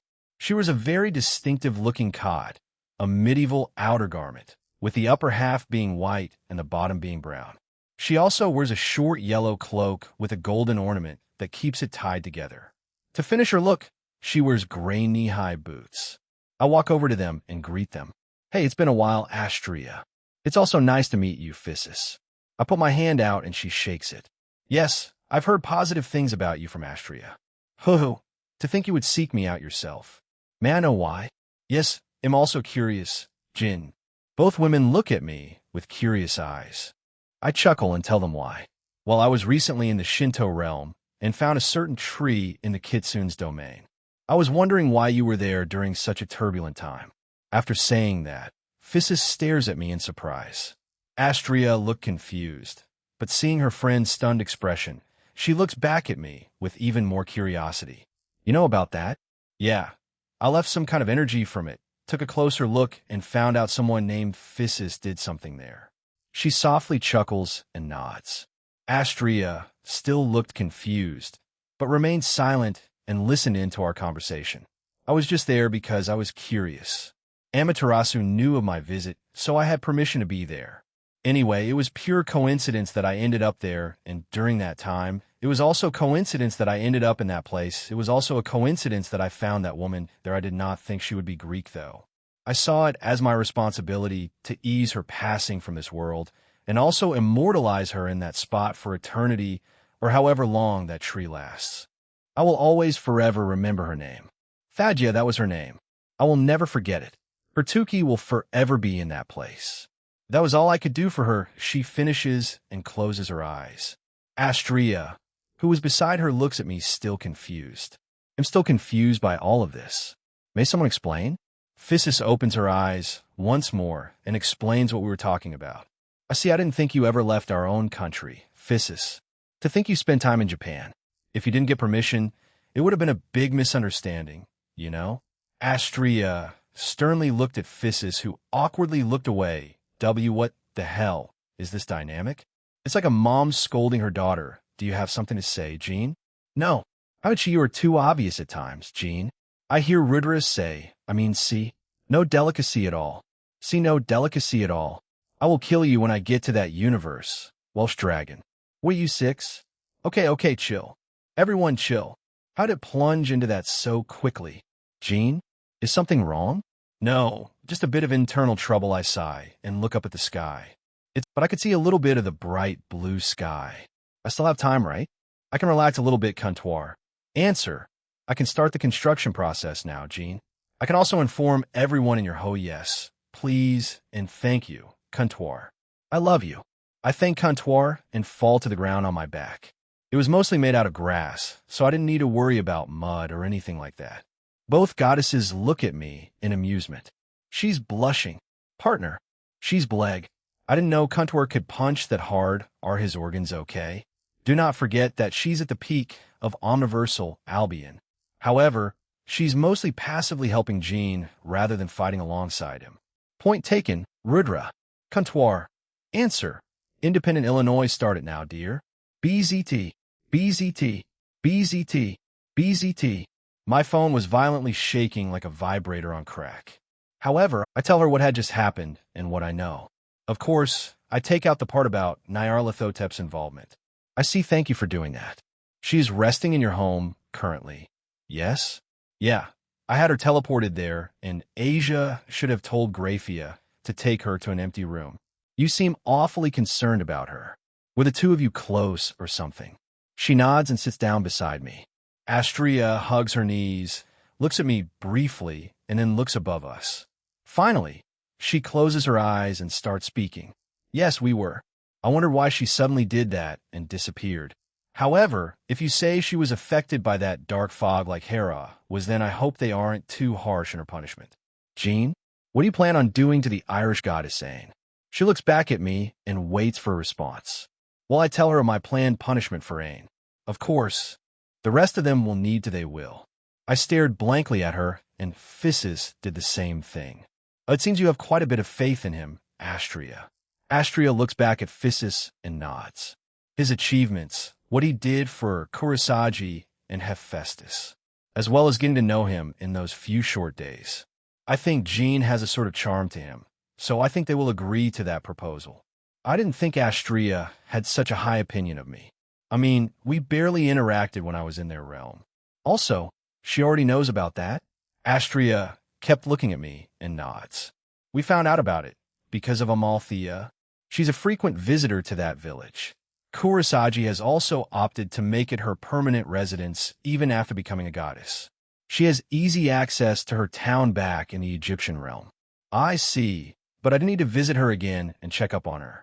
I had to leave Nimbusuk as soon as I was done there, is that so? You'll need to visit her when I go back to your realm, then following that, there is silence. A small breeze started and it felt comfortable. However, I remembered another reason for my visit. Oh, right. You don't need to answer since I'm just curious, but why did you go into seclusion, Physis? I know, another goddess like you who went into seclusion, who's also a primordial goddess of nature. Oh, I have no deep reason, Jean. I simply wish to explore the world outside my pantheon. However, after that I felt like too many years had passed and thought it was a bit too awkward to just show up again. Physis explains and giggles. Astria, who was beside me, just sighed disappointedly. We discussed this already, Physis. No one will care, so you can come back anytime. You have already finished with your world tour, have you not? Boo! I'm still exploring. You haven't left this place in 20 years. I'm watching over Greece as a whole. The two start to bicker back and forth, and I stare at them in silence. I didn't think Astria could be this childish. I guess. The same with Physis. She keeps sticking her tongue out at Astria, and it makes her even angrier. Tug calm, please. Ah, sure. Astria grabs my sleeve and asks me to calm her. So I touched her shoulder and put a calming effect on her. The anger that was slowly building up immediately disappeared. Astria sighs and lies on the grass. You two seem like best friends. Yes, we are. Physis answered me happily while Astria glared at me. I just chuckled at her and lay back down on the grass. They'll stay here just a little longer. Feel free, Jean. This is why I've lived here for 20 years. It's very calming, isn't it? The breeze, the air, the ambience, the animals, everything is just perfect. That's why I traveled around the world. Not only did I want to experience many things, I also observed the best parts of nature in each country and incorporated them into my own realm. It's my life's greatest work so far. That's her real reason then. She seems a bit eccentric. I glance at Astria as she rolls her eyes at me. I chuckle again and turn to face her. Well, how have you been? Goddess of Justice Sama? I've been well. Jean, you changed again. Changed? Thank you. However, Astria doesn't answer me, but instead just stares at me silently. You? Hey, don't ignore me to flirt, you too. I look back at Physis, and now she was just towering above me. She had a grin on her face. I know this cliché, Jean, but I'm wearing a long skirt, so you won't see my panties. What? Please don't tell me I'm not. But I did see quite a bit of anime, and it did intrigue me. So I did pick up on some clichés that they have over there. They certainly are amusing. Say, has any of them happened to you so far? Japan in real life isn't the same as anime, though we're technically in one right now. But I won't say that out loud. She crosses her arms and sighs. I know that, but they sometimes happen, right? Share some experiences. Well, I did walk into a nun while she was naked, I guess. Oh, that was accidental, though, and Griselda didn't mind, even though that was our third or fourth meeting. But now that I think about it, I haven't been in too many clichés. Anything else? I've avoided a lot of them, boo. Bored with my answer, Physis goes back to where she was at previously. With a shrug and a sigh, I close my eyes. They'll stay here for just a little longer. It'll get going then. I've stayed here for way too long. It's the best place to relax. I want to deny that. Physis, may I come here again then? Feel free. But please bring some food next time. I brought out some food I bought from Podrig, and she liked it. The same with Astria. I also told her about my plans to start a restaurant, so she's very interested in that. I also invited her to my home, and she wants to visit in the future. Take care, Jean. You too, Astria. You'll be back in your pantheon soon, so I know. You'll be waiting. I nod and teleported back home. Flashback in present-day Japan. Kuo Skyward Household. Natsu Managawa. Hey, Natsu. What is it, Sylph? When is your date with Jean? I've been looking forward to it. Aren't I supposed to be the one who's thrilled? Also, I don't know. I want to approach him about it. I mean, after it, we potentially do it. Why, he told you that you'd go on one soon. I know. Ugh, it's been 2 days since the whole Ain debacle, and I, Natsa Managawa, am currently in Jean's home. Asia has been texting her a lot, and for some reason taking a lot of pictures of Jean and sending them to that woman. Maybe Asia is trying to show the good sides of Jean. I mean, we did hear about her, past. I guess so. No, that's definitely the case. But she's mostly taken pictures of him in weird circumstances, though. That's also true. Hey, want to join? ITLL be a group outing. Ashu. First Konami, and now you. Why are so many people asking to team up with me and Jean? I haven't even done anything like that with him yet. So you're not against it? It's impossible to avoid. That's all I'm going to say. Also, you can transform? Duh. Even though this is my original form, I can transform to a normal human size, I didn't even know that. Why haven't you said anything about it until now? You never asked. Okay, that's on me, but I doubt Jean would say yes to it. PONL, I know. He'll only do it if he's in a relationship with them. Sheesh, he's like an old man. Doesn't that mean it'll just need to make him fall for me? He will definitely fall for the Sylph charm. Ho, you've gone insane. Sylph, watch me. I'm scared donatsu. Cease. Do you need something? Go on a date with Jean soon. I'm going to put the moves on him. I did a few over the past 15 years, but I'm mostly focused on getting stronger. But now is the right time. After that, all three of us, Kanami, started to drool. Why is she so obsessed with threesomes? She said she hadn't even gotten to having sex with her previous boyfriends. What's with the obsession lately? Well, he did give her a new spear, a sacred gear on par with the original 13 Longinus, and help her get stronger. He also showed her some affection in the pocket dimension, and I get it, Sylph. Okay, so Sis has a small crush. No big deal. You sound jealous, Natsu. But I doubt it's just a small crush at this point. Well, anyway, do your best and find someone soon. You're both weird. Sis looks at me confused, but I didn't elaborate. But a date, huh? Where though? I wanted to be a bit special. I should consult Aquino, Kuroka, or Lavinia. Kuo Academy lunch, Jean, Skyward Aquino. We need to get to the club soon. Fine, Aquino and I were on the rooftop. Why?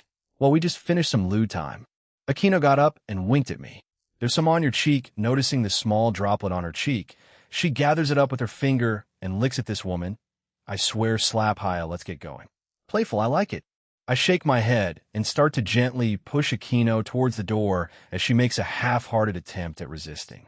It was still near the start of lunch since she basically dragged me up here. Apparently, she wanted to compete with Rias on. Oh well, that just happened. We finally reached the third year's floor, and we came across Sona and Tsubaki. They stare at us.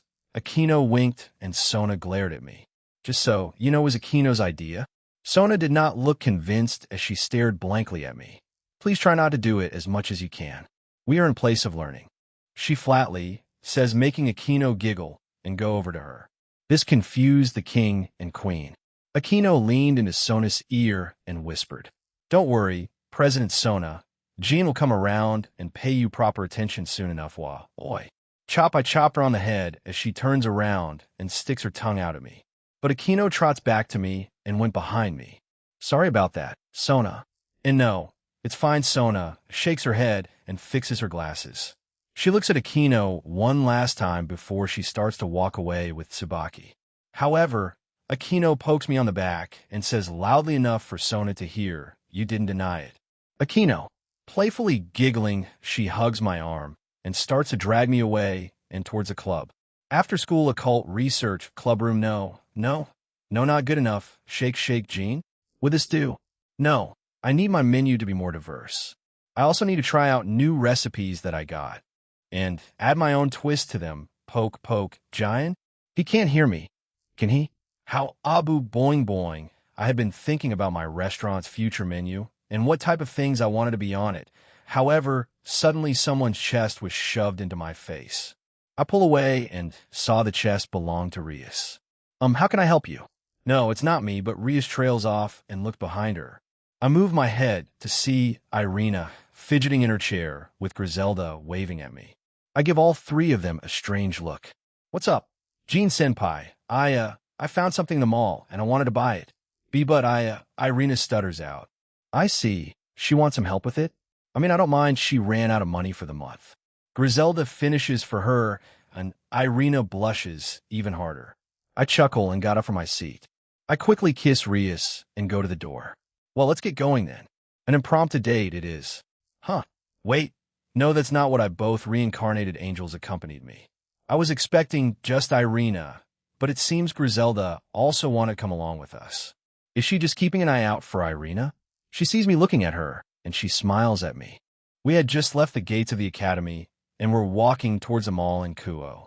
There were quite a few people out, as well as many students. Some on dates, some with their friends, and others by themselves. So, do you mind telling me what you want, Irina? It's a bit embarrassing I like manga and anime. I think it's fine. All right. I was out with Zenobia and Asia yesterday, and we saw a couple of manga and light novel box sets for series we liked. Well, I don't have any money left. They offered to pay for me, but I declined. I felt too guilty. I nod. I see. I understand, Irina. So I'm just a giant wallet for you, huh? I didn't think an angel like you would think of me like that. I'm hurt. I summoned a handkerchief out of my pocket and wiped away my non-existent tears. However, Irina visibly panics and starts to wave her hands frantically in front of her. No, no, no, no, no. You don't. No. Well, Griselda giggles at the panicking angel, and I kept on wiping my fake tears away. Irina finally stops and sighs. I wanted to spend some time with you, but I did want to get those sets and didn't have money. I failed as an angel.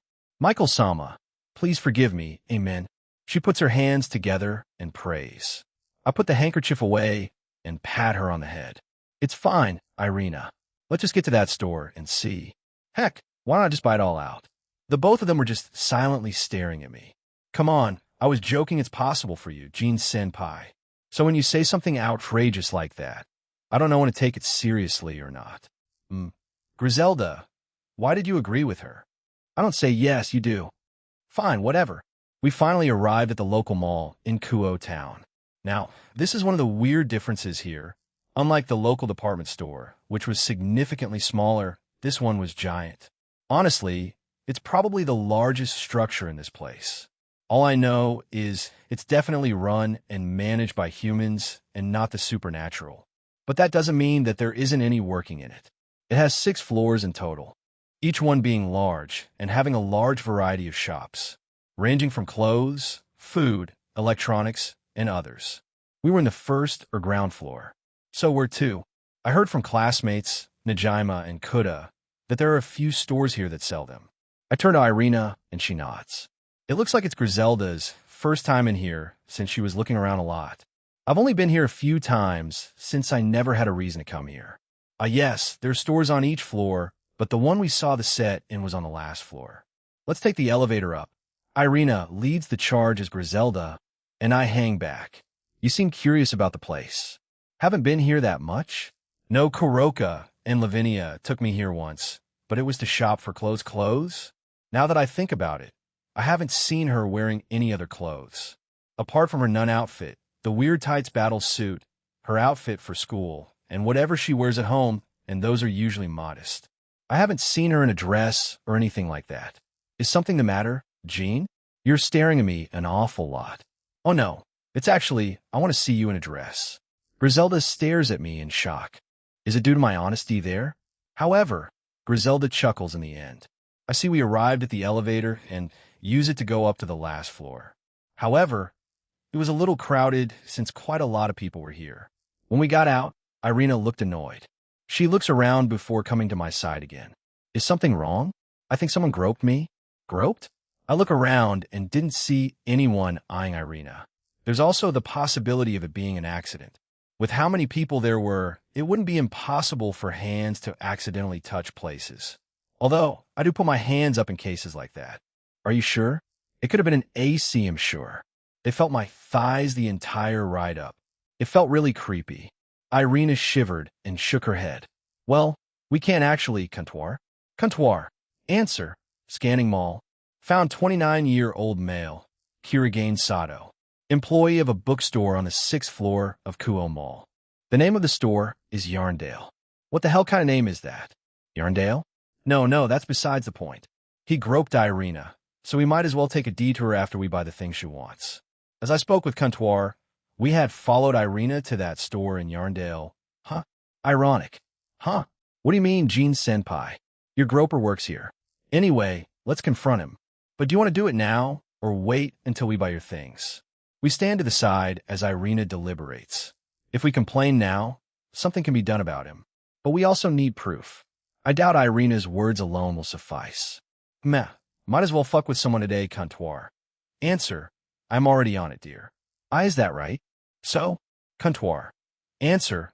I have changed the structure of the elevators and history of the construction. The elevators now have cameras in them, and the other shoppers were removed from there.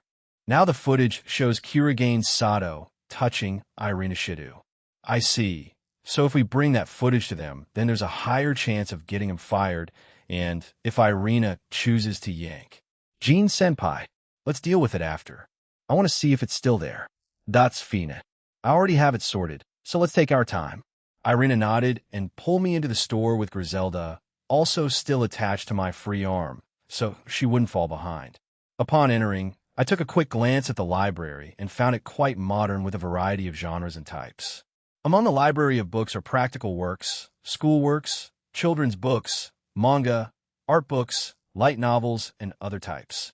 They littered the shelves of this store. They were neatly stacked and alphabetically arranged. I noticed that there are also a lot of people here. I didn't think so many people in Kuo read. It's probably just for manga or light novels, or even relevant books for school. I mean, there is the college division, right? Yeah, that makes sense. But yeah, I can see them mostly buying manga or light novels. However, I've been getting the stink eye since I got here. Most of them coming from jealous guys. Now that I take a step back and see my positions, I had two ladies clinging on to me. That's sure to get some jealous stares from single people. Are you looking for recipe books? Yes and no. I was just curious what kind of books they sell here. Is it all kinds? Just light novels and manga? Educational ones? I answered Griselda's question as Irina brought us over to the section she wanted. When we got there, it was mostly filled with manga and light novels. However, a small section had ones in small cardboard boxes with illustrations on them. So which? Irina had let go of me, went over to a certain part, and came back with 2 boxes. She looked very excited. Oh, they'll buy them both for you. I take a glance at what she wanted, and they both said, so am a cream brulee. So what? Is it the knockoff of so am a spider, so what? I'm pretty sure I saw another one about being a rat cream brulee. Isn't that food? How would that even work? I also want to know, Drake, so anything else? I glance back at Irina, and she shook her head. I turn to Griselda, and she nods. I saw something. May I go and get it? Sure. Griselda separates from me and walks away, turns a corner and disappears. I go over to Irina and look at the 2 box sets she wanted. Both of them contain 7 novels or manga each, so she'll be getting a total of 14. Huh? I glance around and find an individual volume.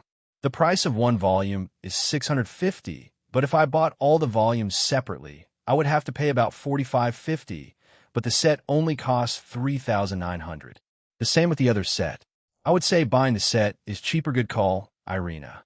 Buying these individually would be more money. The sets are cheaper. Yes. Zenobia did the math in her head and told us when we were here together.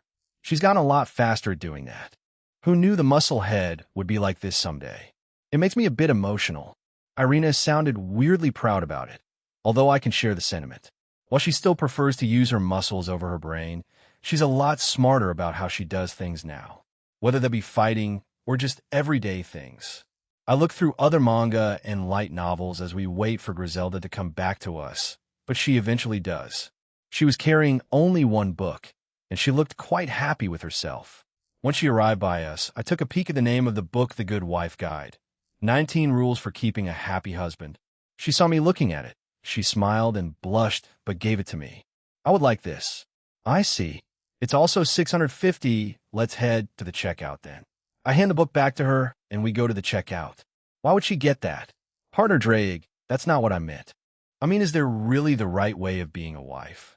There are certainly right ways of doing things, like communication. I had to learn that the arduous way with Kuroka and Rias. But apart from that, most marriages are different from one another.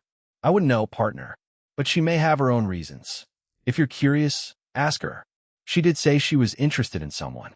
Once we are J. Jean, W8, Griselda Sensei, and another harem member, it was Kuda. When did he start working here? What happened to you know what?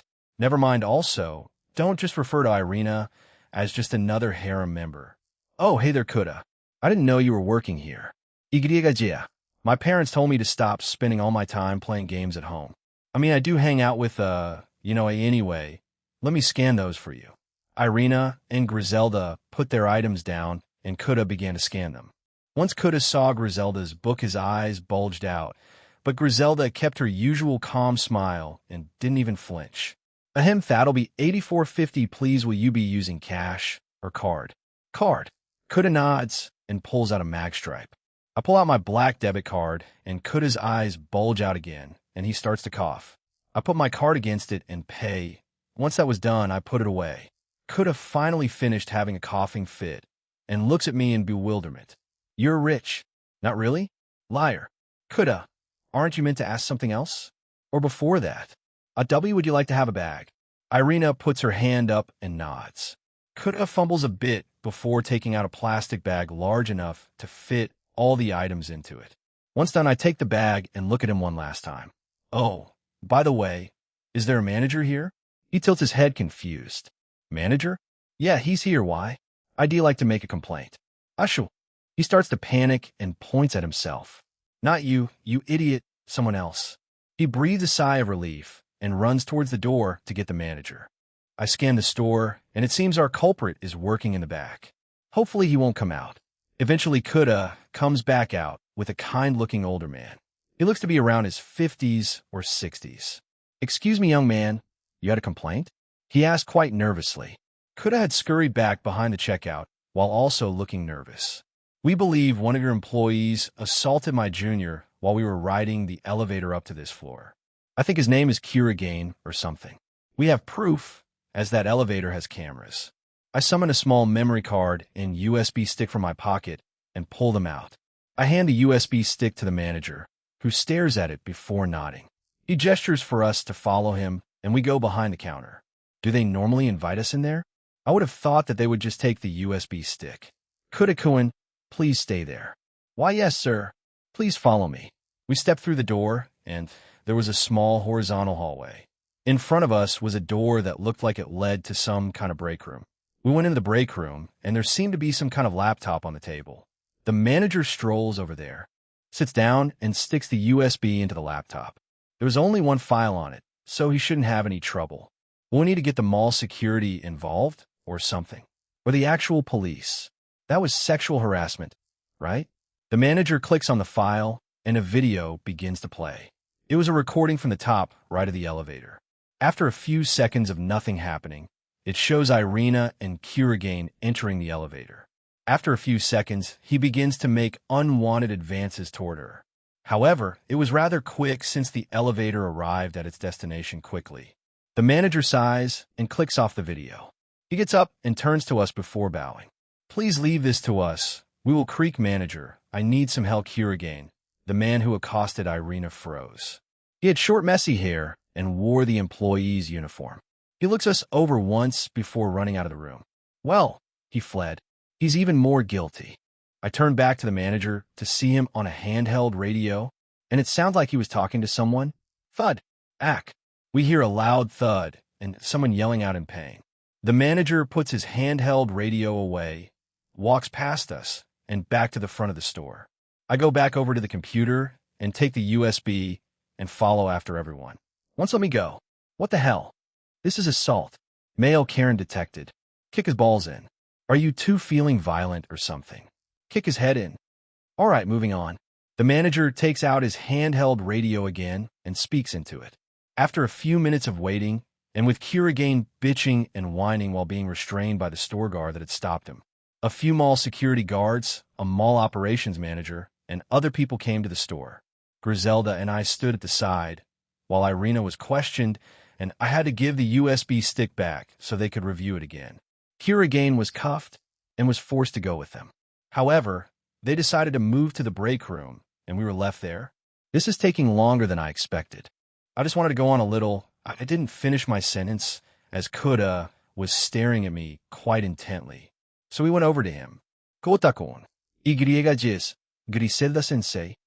I heard from Jean that you're interested in a girl. Kuda gave me a glare, but he hesitantly said yes to her. She takes his hand and holds it, making the guy turn crimson red and start profusely sweating. Please just be yourself. Don't try to change yourself to be someone else. Be the best version of yourself, and the right woman will eventually find you and like you. If the girl you're interested in likes the real you, then wouldn't that be wonderful? Kuda was a bit taken aback by Griselda's advice, but he involuntarily nodded in the end. She smiles and let go of his hand. Kuda stood there a bit stunned, but then finally spoke. Griselda-sensei, there's a rumor that you, Penemu-sensei, and Roswai-sensei live in Jean's home. Is that true? It is also true that Penemu-sensei has a boyfriend? We both look at him a little stunned. That had nothing to do with anything said. Dude, how is that relevant? I want to know, so I can have my own answer. I asked him, but Kuda shook his head. He seemed adamant about this. Griselda and I glanced at each other before nodding.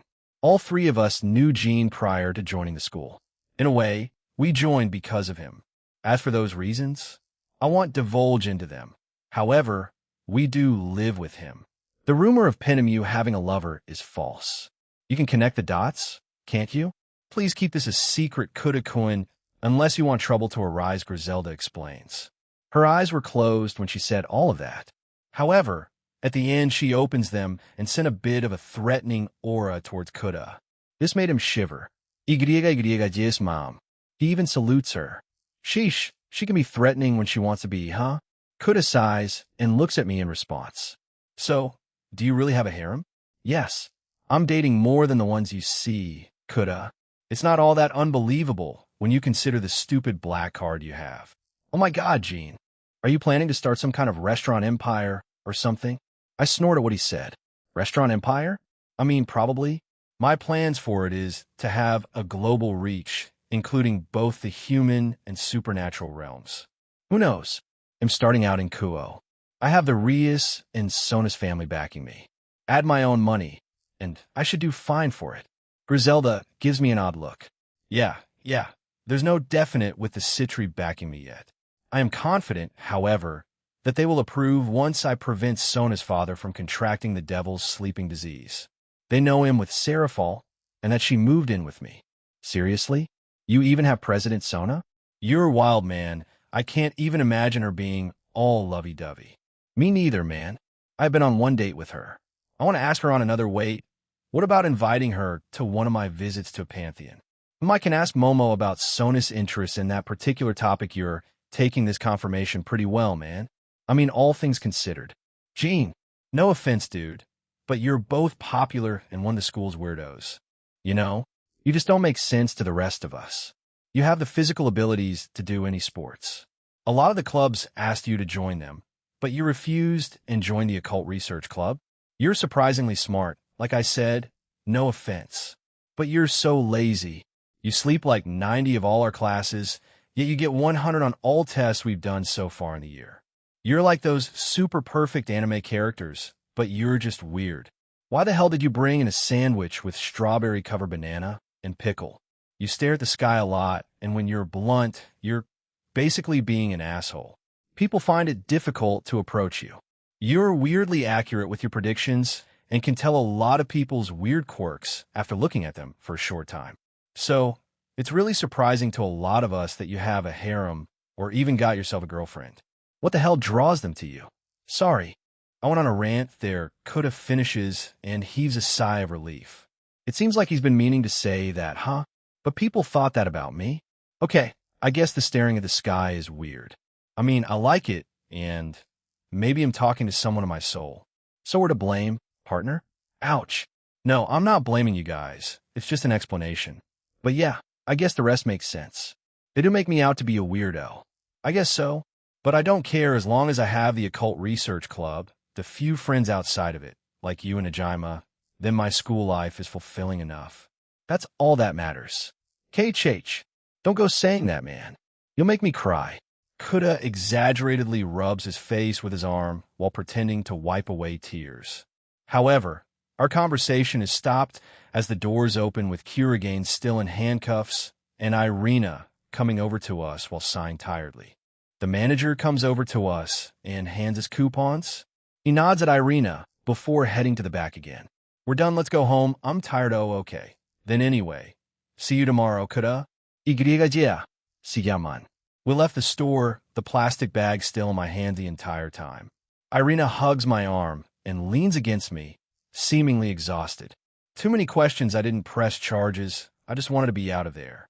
So many legal things, we're done now. And you can read this when we get home. Good job, Irina. You are. Jean-senpai, she hugged my arm tighter while comically crying. I just had a strained smile on me while we slowly made our way back home. Irina didn't give any details, but said it was all sorted out and not to worry about it. Nighttime Skyward household, Naya, you're being awfully cuddly tonight. Kuroka, do you hate it, Naya?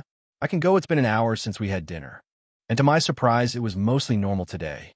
Nothing dramatic or loud happened in my home, which I would usually find something like that happening. I was currently in the backyard with Kuroka and Shigen, although Shigen seemed a bit jealous as she kept taking peeks at Kuroka and is flirting. Even though we're dating, she's still quite shy about it. No, it's been a while since I spoiled you this much. What do you even do when we're at school? Nia. I help Ine and Reiko in the training facility. Also, Lavinia has been kind of subtly telling me to join Slashdog in her place. I don't really want to, though. I enjoy being lazy in your home. You sound like a freeloader, Naya. Kuroka is shocked. We are together, though. Apart from being formally part of Team Valley, being together and helping people train. What else do you do? You know, getting a job isn't that bad, that's right, Naya. I'm just a freeloader, Naya Shigen. Jean is bullying me. Kuroka stops cuddling with me and crawls over to Shigen. All three of us were on the bench, and Shigen awkwardly laughed at Kuroka. WL, I think you should join us. Kuroka-san, I think you'd make a fine member of our team. I mean, you're a skilled user of magic like Lavinia-san. I have no allies. What about being employed by Jean? Shigen is a genius, Naya. Kuroka hugs Shigen as she awkwardly hugs her back too. These two are completely different, the highly energetic Kuroka and the quiet and modest Shigen. Man, how did Shigen and Natsun become so close? Kuroka looks at me with an expectant look while Shigen was giving me an apologetic one. I do need some staff members for the future, but you're either going to be working in the back or as a waitress. I glance at Kuroka as she looks giddy at the thought. You don't mind me. Fine relented. It's fine, right? I mean, it's in a few months, so job secured. But it took you this long to get a job, though, Naya. Nothing, boom. Crash. Thud. A loud crashing sound was heard from my home. All three of us turn to look at the house and then at each other. I sigh, and all three of us got up and headed back in. I wonder what happened. Once inside, I locate where the accident happened. When I got there with Kuroka and Shigen, we saw that Ine was on the ground. Food was everywhere. Reiko was also on the ground, and Grafia was glaring at Ine coldly. Of course, the young girl started to shiver as she was receiving the glare. What happened? I go over and help both Ine and Reiko up. I snap my fingers and clean up the mess by reversing time, and everything went back to their previous places before whatever happened occurred. Thank you, Ugg. I'm sorry, Ine apologized and went to sit in a chair. I turn back to Grafia, and she nods. Ine tried to use magic to cook. I acknowledge that she's a competent cook and has the necessary skills to prepare a meal that's consumable. However, she has only used magic to cook in small doses in the past, but this time consumable, that's a really low bar to set. So you base people's abilities on cooking as long as it's edible? Damn, whose cooking was so substandard that you had to lower your standards to that? Kuroka? Aye, be nice, but maybe, however, this time she used a bit too much and for too long. Ine, you have reasonable control of your magic, but it isn't enough yet. Please keep that in mind. Perhaps use the training facility a little more and practice your control rather than getting stronger. Ine seemed annoyed at herself and agreed with Graphia. FIA sighed and gestured for her to follow her. The two started practice again. I didn't know they practiced this far into the day. I turned to Reiko as she had been standing beside me during the whole thing. "And how about you?" "I was just here to get a drink, and well, I was caught up in it." She explains. "I see, that's just shit luck." Reiko looks at me with an unamused stare. "Language, Gene." "Huh. What's up with the no cursing rule all of a sudden? You started it." I did not, however. Reiko refused to look at me and started to blush. "Huh? Why? Is she still affected by that bathroom incident?" She quickly left, and I was left there with Kuroka and Shigyon. Just a typical night, then Naya. I was getting worried since nothing much happened during the day, Naya. "So you were expecting something? It's like this place is a zoo or something." Yes. I was also a bit worried that nothing had happened yet. "You too, Shigyon." Crash. Crash. Thud. Now what? The next noise was from upstairs. Looking up, I turned to my two companions.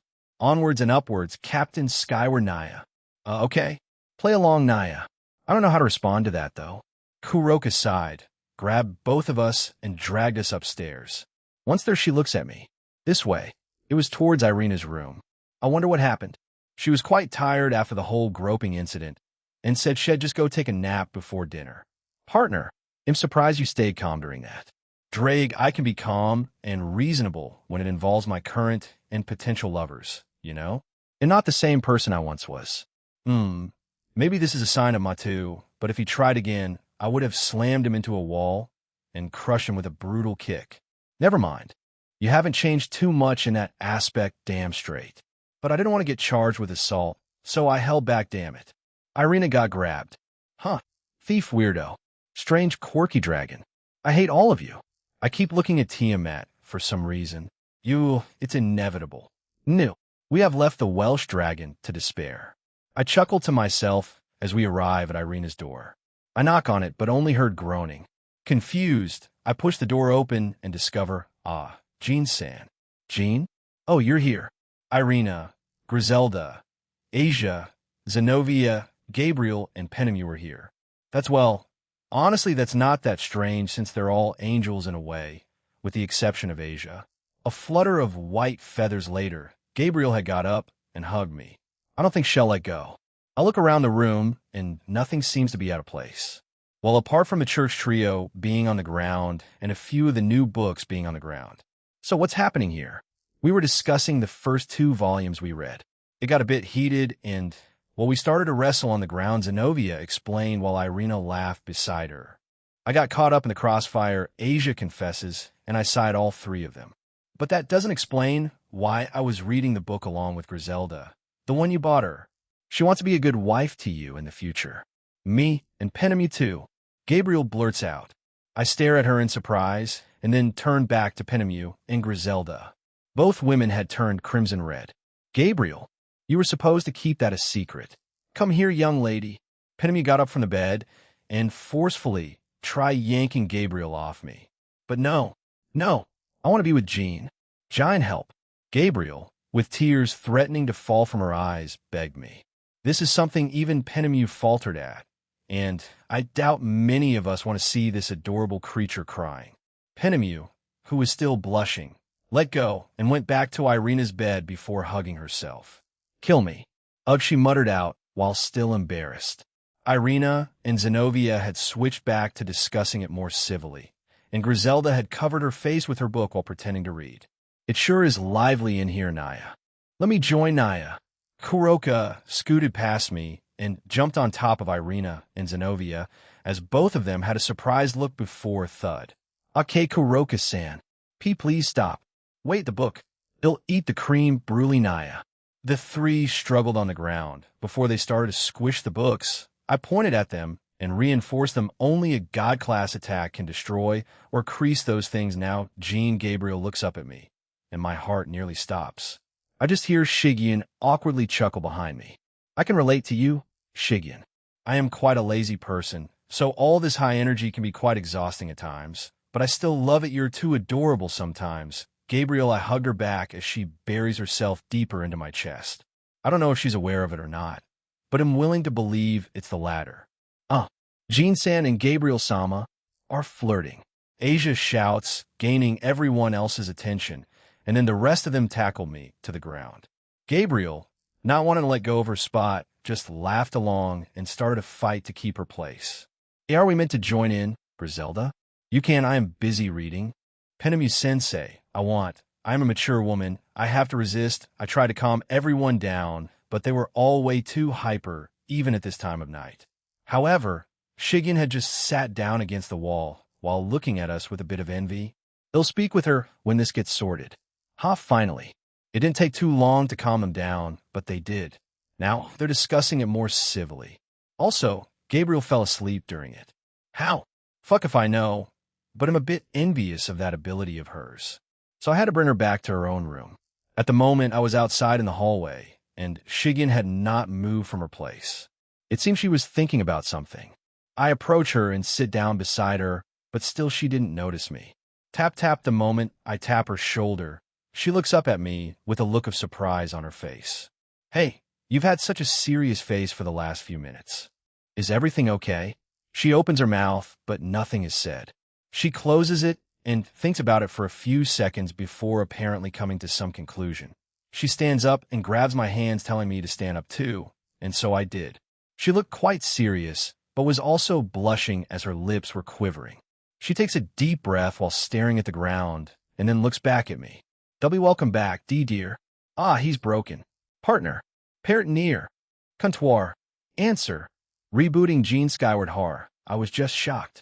I looked back at Shigen as she waited for my response or reaction. Where did that come from, Shigen? I'm back. Mmm. She nods her head furiously before hugging me.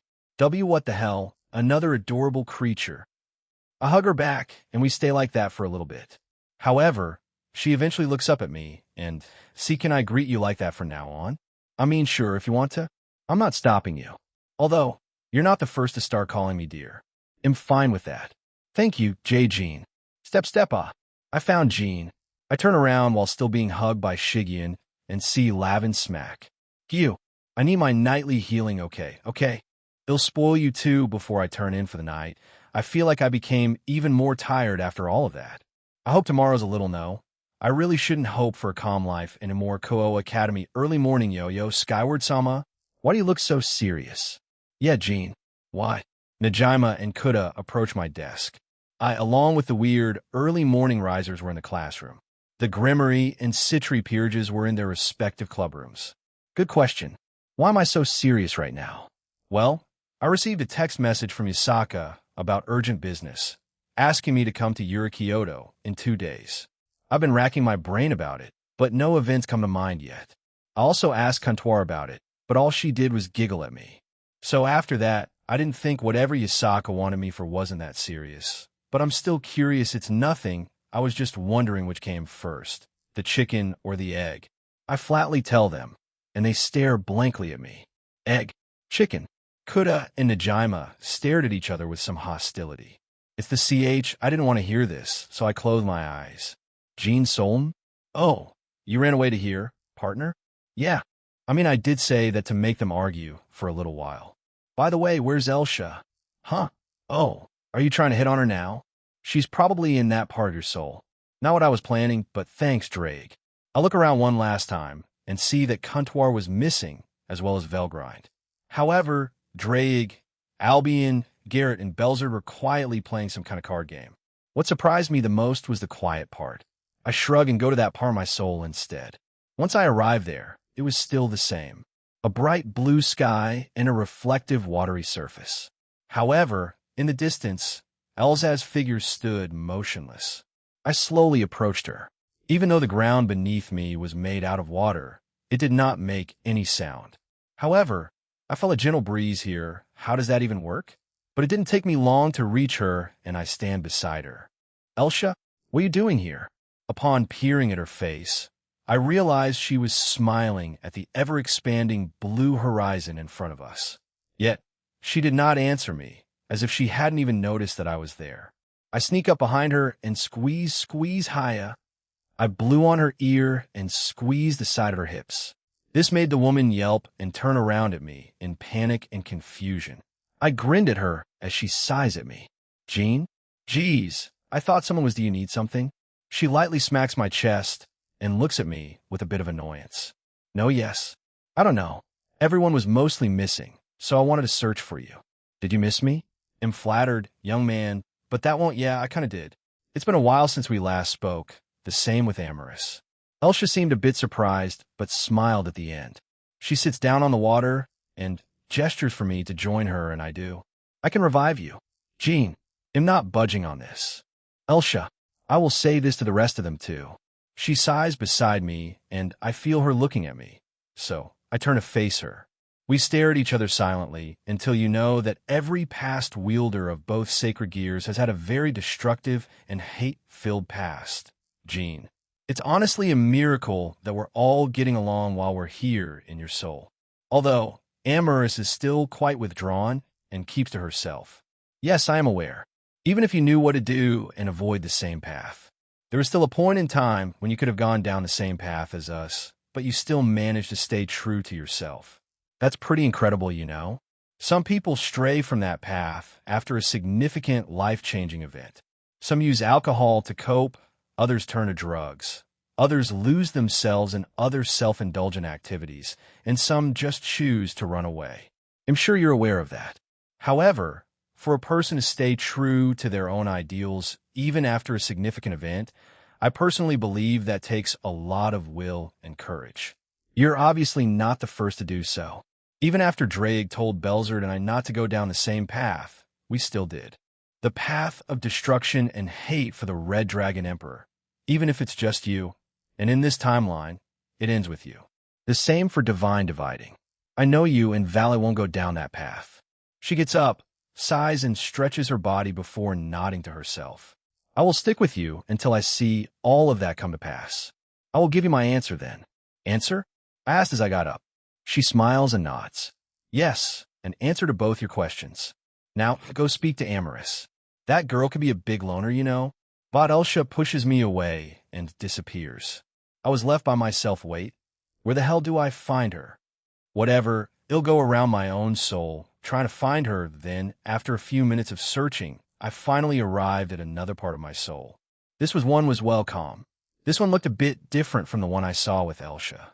The sky above me was orange, as if the day was slowly coming to a close. In front of me was a singular path, and on each side were multiple cherry blossom trees.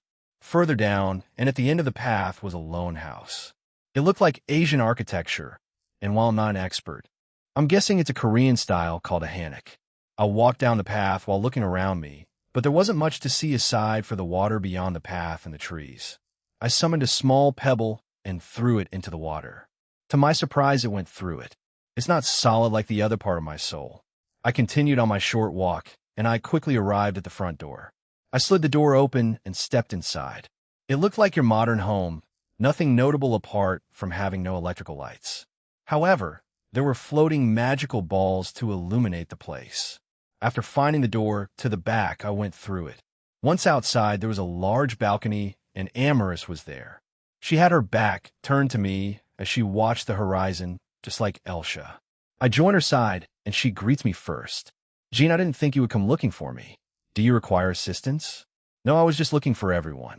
I finished speaking with Elsha not too long ago, and I was hoping to ask you a question. She tilts her head, encouraging me to continue. Do you want to be revived? She looks at me before looking back at the scenery in front of us. I do the same thing since she won't give me an immediate answer. 5 minutes have passed, and she still hadn't given me an answer. Tug. I turned back as I felt her tug on my sleeve. I would like that. I feel like I hadn't gotten to do many things in life yet before my passing. Most of it was me getting stronger so I would be safe from the supernatural and as well as my arrival.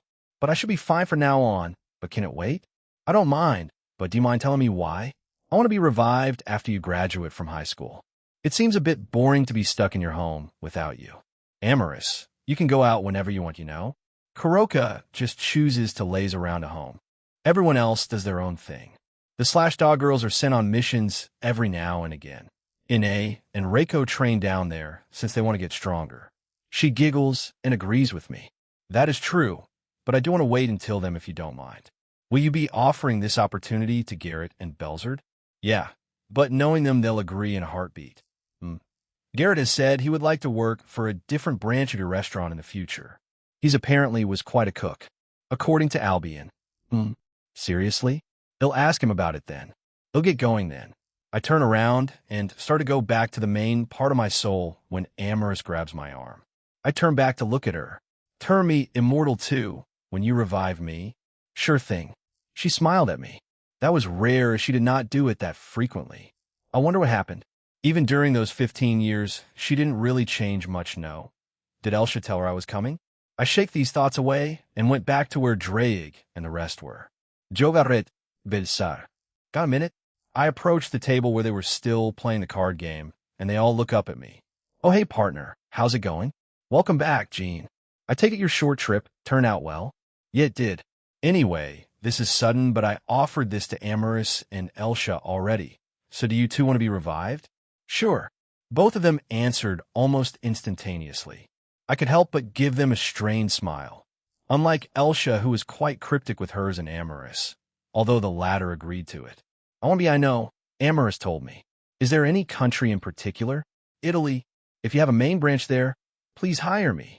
But I do want to say revive me after you have your restaurants up and running, Jean. I agree with Garrett. Please hire me to be part of the Pay Dragon show or anything to do with it. I quite like it. I also want it to happen after your graduation, Jean. Both Garrett and Belzer tell me their reasons.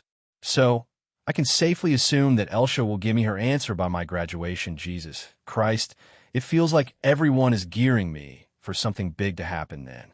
I see, you'll do that then. I should get back. Homeroom should be starting soon. Yes, take care, Jean.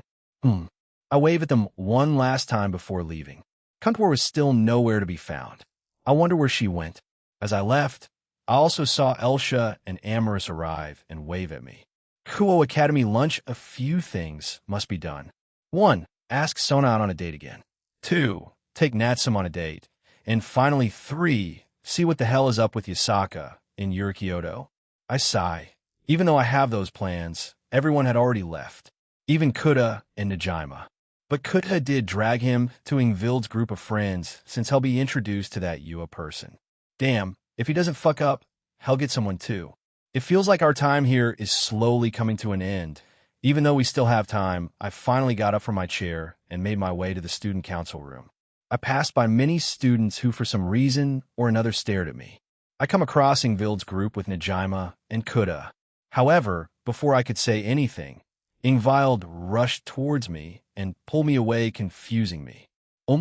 She didn't answer me and dragged me to a corner that wasn't too far from them. She looks back at them and then at me. It's strange. Strange? I repeat what she says, and she nods. Yua-san and Najima-kun are hitting it off quite well. Okay, how's that strange? But Ingvild shakes her head again. That's the thing. Yua-san is usually a lot more reserved, but she peeked up as soon as they started chatting, but I think she likes Najima-kun. Jean, did you know about this? Wow. Well, I wasn't expecting that at all. No, I'm quite surprised to hear that, Ingvild. Well, that just makes this easier, doesn't it? I guess. So anyway, I have to get going. They'll see you in class. Oakham, before I left, I kissed Ingvild. There were still a few students near us, so we heard some of the gasping at what I had done. I'm sure some weird rumor will start, but who cares? I finally break our kiss as Ingvild gives me a complicated expression. Fua, you know rumors might start because of this. Who cares? We'll be gone not too soon and living our lives for In. Oh, hey, In. They'll ask her about the immortality thing then. I gotta start asking more of them slowly now. I've been meaning to, but event after event keeps happening that I don't have much downtime. I want to ask you something tonight. Is that cool? Sure thing, Jean. But why not here? It's quick, but I would rather have a more private setting between us. She nods. We share another quick kiss before she goes back to her friend group. I also leave that part of school and quickly go to the student council room. Knock, knock. Come in, Jean. After hearing Sona's tired voice behind the door, I pushed it open and entered the room.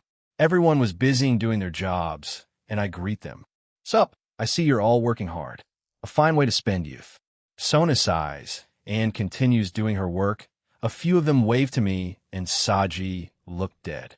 He didn't even greet me, since Ruruko was looking at him like she was guarding him so he wouldn't run away. Do you need something from us, Jean? I glance at Saji, and he hadn't noticed me yet. I nod, go over to Sona, and lean towards her, making her a little flustered. Date? Why? Did Wani-sama set you up to this? We already went on one. Might as well, right?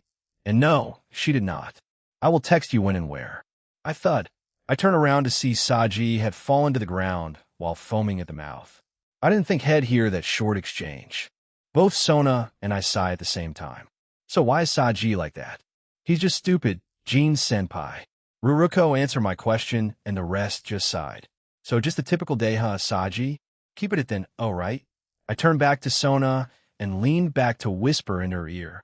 I was wondering when I go on one of my requests, do you want to join? I'm not sure, Jean. I will give you another answer via text. Can this wait until then? We're a bit busy. Sure, my bad. I pull away and start walking away. I only needed to ask her those anyway. Keep at it then. I finally left and start making my way to the clubroom. A slow day then, huh? BZT, I take out my phone and saw that Momo had messaged me. I'm sorry I didn't get to say anything. You were in and out before could get a word and it's fine. We can catch up another time or even after school. Sorry. No date today since I'm a little busy. But another time for sure. Yes. Sure thing, I'll get going then. We still have a lot of work left to do. Sure thing. Take care. She seemed disappointed even through text. I shoved my phone back into my pocket and made my way to the clubroom. My king. I know, thanks. Once I was outside, I saw Chiron sitting by the usual tree we sat underneath at. However, I looked toward the gate and saw a discreet eye looking over towards me. He sees me and it disappears. Using a bird's eye view, I saw that Yami Endo was here. I didn't think this weirdo had the guts to just show up like this. But he was already running away, tail between his legs. I wonder what he's planning.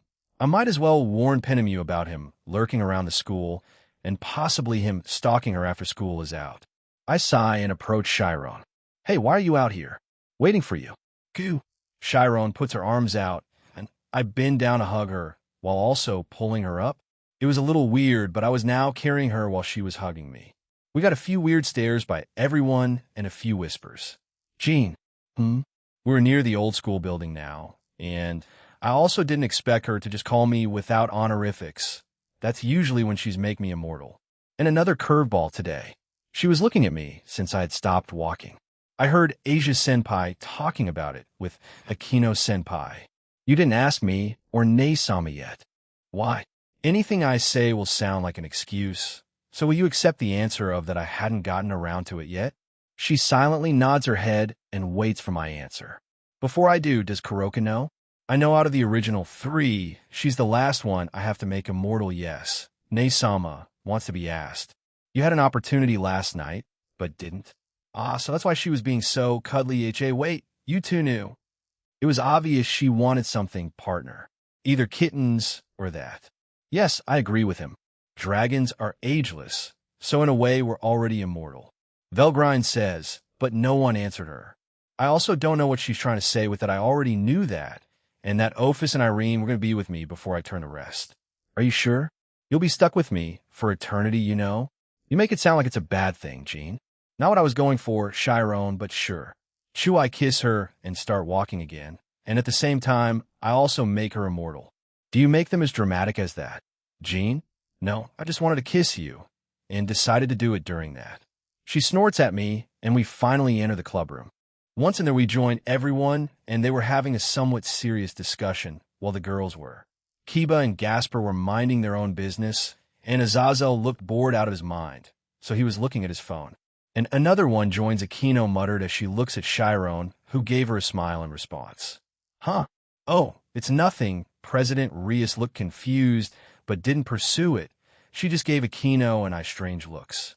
After school, I'm sorry about this. Jean-senpai. Nah, it's fine. I'm also waiting for Penemu. He'll be escorting her home. Anyway, are you sure this is all of them, Momo? Yes. School ended a few minutes ago. I also informed Penemu via text about Yami Endo lurking around school since she wasn't in the clubroom during lunch. I was helping Momo move some documents back to the student council room since they had even more work, so no meeting up with her after school. As we approached the room, I kicked the door open lightly, surprising some of them inside. Please don't open the door by kicking it open, Jean. Sona scolds me as soon as we step inside, making me laugh. My bad. Anyway, here. Yes, please put them on my desk. Thank you for your help. I put the documents down, and so does Momo. Then I go back out and wave at them, but I also drag Momo along with me, which confuses her. Even so, Sona does not stop me from walking away, but she keeps her piercing gaze on my back. Once outside, I turn to Momo. I know this may sound quick, but do you want to move into my home? Momo turned red as she stared dumbfounded at me thud. I caught her as she passed out. Partner, a bit too early, don't you think? Maybe, but I just wanted her to be in a safe place, you know? She can also train in the training facility on a regular basis if she moves in. Jean, where's what happened? Sona came out as she was looking for her bishop. She stared at me like I was some kind of cockroach. What did you do? Just listen to me, all right? Go on, so. I told her what I asked her, and Sona sighed and shook her head. You're an idiot. You started dating only a few days ago, and you suddenly ask her to move in with you? Take more time with her, Jean, huh? Okay, it's my fault. They'll do just that then. Sorry, what about you, actually? Instead of answering me, she just silently got even more angrier. For the record, that's Serafal's idea. I thought I might as well tell you before our potential date in the future. Elite. Sona sighs after hearing my fake explanation. I'm sorry, Zera. So it was one of Samus' idea? These things take time, Jean. So whatever happens in the future, we'll just have to wait and see, won't we? Right, anyway.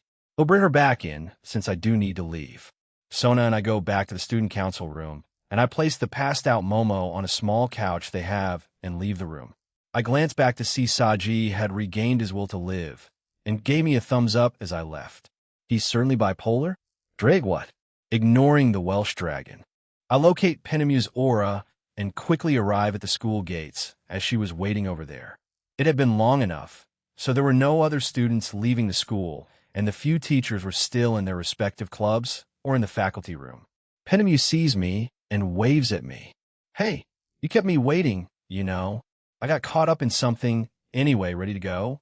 She hugs my free arm and smirks. Of course I just sigh. Even if I say something, she won't let go. Therefore, it'll cast a little illusion magic on us to make it look like we're walking normally instead of her clinging to me. I would rather avoid a scandal about a teacher and student relationship. You're fine with the harem rumors? You do know they'll spin it as you cheating.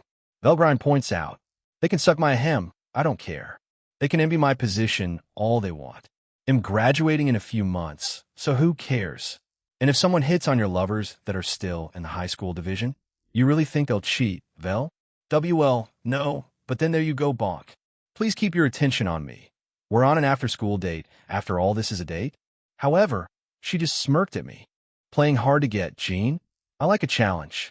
As we walk away from school and pass by Kuo Park, I could feel a lot of animosity being targeted at me. And it was obviously from Yami Endo. I don't know how he's even allowed out of his own home. He might have snuck out. So what are your plans, Jean? We could take a detour to the police station and show them a phone recording. Penemu gives me a questioning look. I can have Kuntwar conjure one up. I mean, he's not exactly being discreet about it. She thinks about it for a few seconds before agreeing to it. I'm sure, why not? To the police station, we go. Penemu decided to take the lead. Additionally, we visited a few shops, but we didn't stay too long. Yami Endo also notices we were heading towards the police station and quickly flees. He ran, yeah. Anyway, let's go. The police station wasn't big. It was quite small, actually. It had a small patio with a blue roof, and the inside was also small. I summoned my phone and had the fake recording on it. I basically showed footage behind us and Yami following us. Once we entered the station, we went over to the reception area, and a police officer was there to greet us. Hell, Jean, how can I help you today? Sorry, do I know you? Haha, no. But after that incident in your school and your actions, your name kind of spread in our little department here. Imadeo, by the way. So how can I help you? He gestures for us to take a seat, and we do. I bring out my phone and explain the situation to the police officer and play the video to him. Hideo, who had a relaxed look on him, that quickly faded and was replaced by a look of concern. This is troubling. But thank you for bringing this in, Jean. How did you even manage to catch him? Also, may I copy this video file over? Feel free. I actually noticed him during my lunch break. I was in the courtyard and saw him peeking over the wall near the school gate. I kind of suspected it was him since he glared at me before running away. So as a precaution, I decided to escort my teacher home. It may look a bit inappropriate, but I was kind of the cause of all of this, so I felt obligated. But isn't it slit? Hoo-hoo Pinemu teasingly patted me on the head as Hideo chuckled and handed my phone back to me. He then tips his hat to us. I can have one of the guys here escort you or drive you home, and please rest assured we'll be visiting his home as soon as possible. No, it's fine. I don't live too far from here. Thank you, though, Hideo-san. I'm fine. I can defend myself, if necessary, Hideo-san. Both of us declined. He tried to insist, but we also kept on declining. He eventually conceded and instructed us to be careful on the way back. I mean, it'd be troubling for him to find out she's living with me. We left the station, and he's seriously following us, huh? We immediately feel Yami following us again. This guy doesn't give up, does he? Let's just turn into an alley and teleport home. Pinemu was more than happy to accommodate my suggestion. I hope this isn't a recurring thing further down in my life. What do you mean, partner? Like, imagine 5,000 years in the future, they'll get brand new stalkers or something. It's a never-ending cycle. And no, even some married women have stalkers. Some of them simply do not care about that. I guess so. I mean, if someone tries stalking me, I'd give them the one too. I mean, normal human-wise, Drake. You'd probably be charged with assault. Then please be more specific. I mean, Yami Endo is a normal human, so I was kind of leaning towards that from the start. Leaving the dragon to sulk, we turn a corner and teleported home. We're sure that Yami Endo would be very confused at our disappearing act. Skyward household nighttime, that felt good. I wasn't with you, though. I stare blankly at Akino as she giggles at me. I was talking about my bath, you're no fun at times, Jean. So stiff, though, I would like something else that's stiff. She winks at me before walking away and swinging her hips exaggerately. I felt my lips twitch. This will also be a regular thing over the years. I must keep the horny down. Otherwise, I would be just fooling around 24/7. After Akino walked back downstairs, another person came up. It was Natsum, impeccable timing. Natsum. Oh, Jean, do you need something? Yeah. So do you want to go on a date tomorrow? I ask her, and she starts to nod, although I don't think she's aware that she is. Huh. I mean, I don't mind, but don't you have school? We can go after school. It may be a little shorter, but she waves her hands in front of her. No. You don't mean. Let's go. But where to? I don't mind where, or we can discuss it over text all throughout tomorrow. Xing. Then allow me to suggest a place. Sylph suddenly emerged from Natsum and floated in between us. I hadn't seen her since our time in the pocket dimension. I wonder what she does in her spare time. Suggest a place? I ask, as she nods her head happily and lands on my shoulder. She looks back at Natsum, who still looks confused. Finally, she pokes my ear and points at her, to the fairy kingdom. Besides, there are some fun places in the high elf town near my home. You didn't get to explore it, right? I can be a guide, a third wheel, and then a three-way adventure. Sylph announces proudly, and Natsum turned red. Era, what now? 3 Jaya. Fwash Sylph was launched away by a small condensed gust of wind Natsum conjured up and fired at her. Hey, that was mean. I'm going back, but I really do recommend it, Jean. She turns back into a green ball of light and enters Natsum. I chuckle and look at Natsum, who is still red. So, what did she mean by that crazy thing? Ugh, ignore her. It means nothing. Stomp. Stomp. Did someone say that crazy thing? Kanami quickly stomps towards us and asks us, however smack. Ow. Natsu, what the heck? No. Enough with that word. Crash. Thud. Thud. Natsum pounced on Kanami as both of them tumbled down the stairs. Should I try stopping this? I would suggest you don't. A fight between sisters is like a death battle. Speaking from experience, Vel, maybe from the top of the floor, I just watched the sisters wrestle it out. Both of them making very weird faces as they wrestled around. A few minutes later, Graphia had come out and scolded them. Additionally, I had to return to the entrance hallway as well. I urge you all to keep your sibling squabbles inside the training facility or during the day, since it is currently nighttime. Do I make myself clear? Why, yes. Ma'am, both sisters were in a size of position until Graphia let them leave. Both of them glared at one another before heading into the living room. Graphia sighed and shook her head before going into the kitchen. I followed her in there, and to my surprise, no one else was there. Graphia goes back to the kitchen sink and starts to clean up a few more dishes. I walk up behind her and hug her from behind. Graphia quickly finished washing them, dried them with magic, and put them back on their racks. Tired? Yes, please, let me go ahead. Graphia turns around before fully embracing me. I hug her tighter, and she does the same thing while burying her head in my chest. She let her entire weight go, and I support her. Stressful day. Yes, I had to return to the underworld, help Milikaz-sama with his training, and with many more chores in the Gremory clan's home. Even with the increased staff, there seems to be an endless number of things to do. Perhaps you spoiled me too much with very little housework to do? She stares up at me while softly glaring at me. Maybe I did. What will you do? I require compensation. Our faces inch closer. What kind? I crash. Graphia, I need a. The both of us glanced towards the door as Kuroka and Kanami had tumbled into the dining room. They seem to be wrestling. However, Doom. Leave. Hi. We're sorry. Graphia glared at the two girls as they shriek and run away. It's probably wise if no one gets in Graphia's way while I spoil her. She's quite like flipping a switch. She buries her head back into my chest and lets out a satisfied sigh. I could hear the two of them warning the others not to come here, or they'll die. A bit of an exaggeration that you're not on the schedule tonight. Are you? Can we just stay here for the time being? Sure thing, FIA. It's been a little bit, and everyone is slowly unwinding. However, most of the girls that are planning to stay with me tonight are still downstairs. Well, all but one, and that's ironically Penemu. Graphia had her fill and reverted back to her usual self. I feel like she wanted to spend more time with me, but she had already retired for the night since she would be with me tomorrow. I'm also going to bed earlier than the rest. Why? I don't know, I just feel like it. So they can join me when they feel like it. However, my next stop for tonight was Ingvild's room. She had come up earlier since she wanted to work on another song. So she was mostly hauled up in her own room. I went over to it and knock. Kulmin, she says, and I enter her room. She turns to see me and gestures for me to sit on her bed. I do so and sit there. She seems to save something and joins me on her bed. So, what did you want to talk about, Jean? Oh, nothing too serious, and she tilts her head at me confused. So, immortality, and that I heard about it from Aquino and Graphia.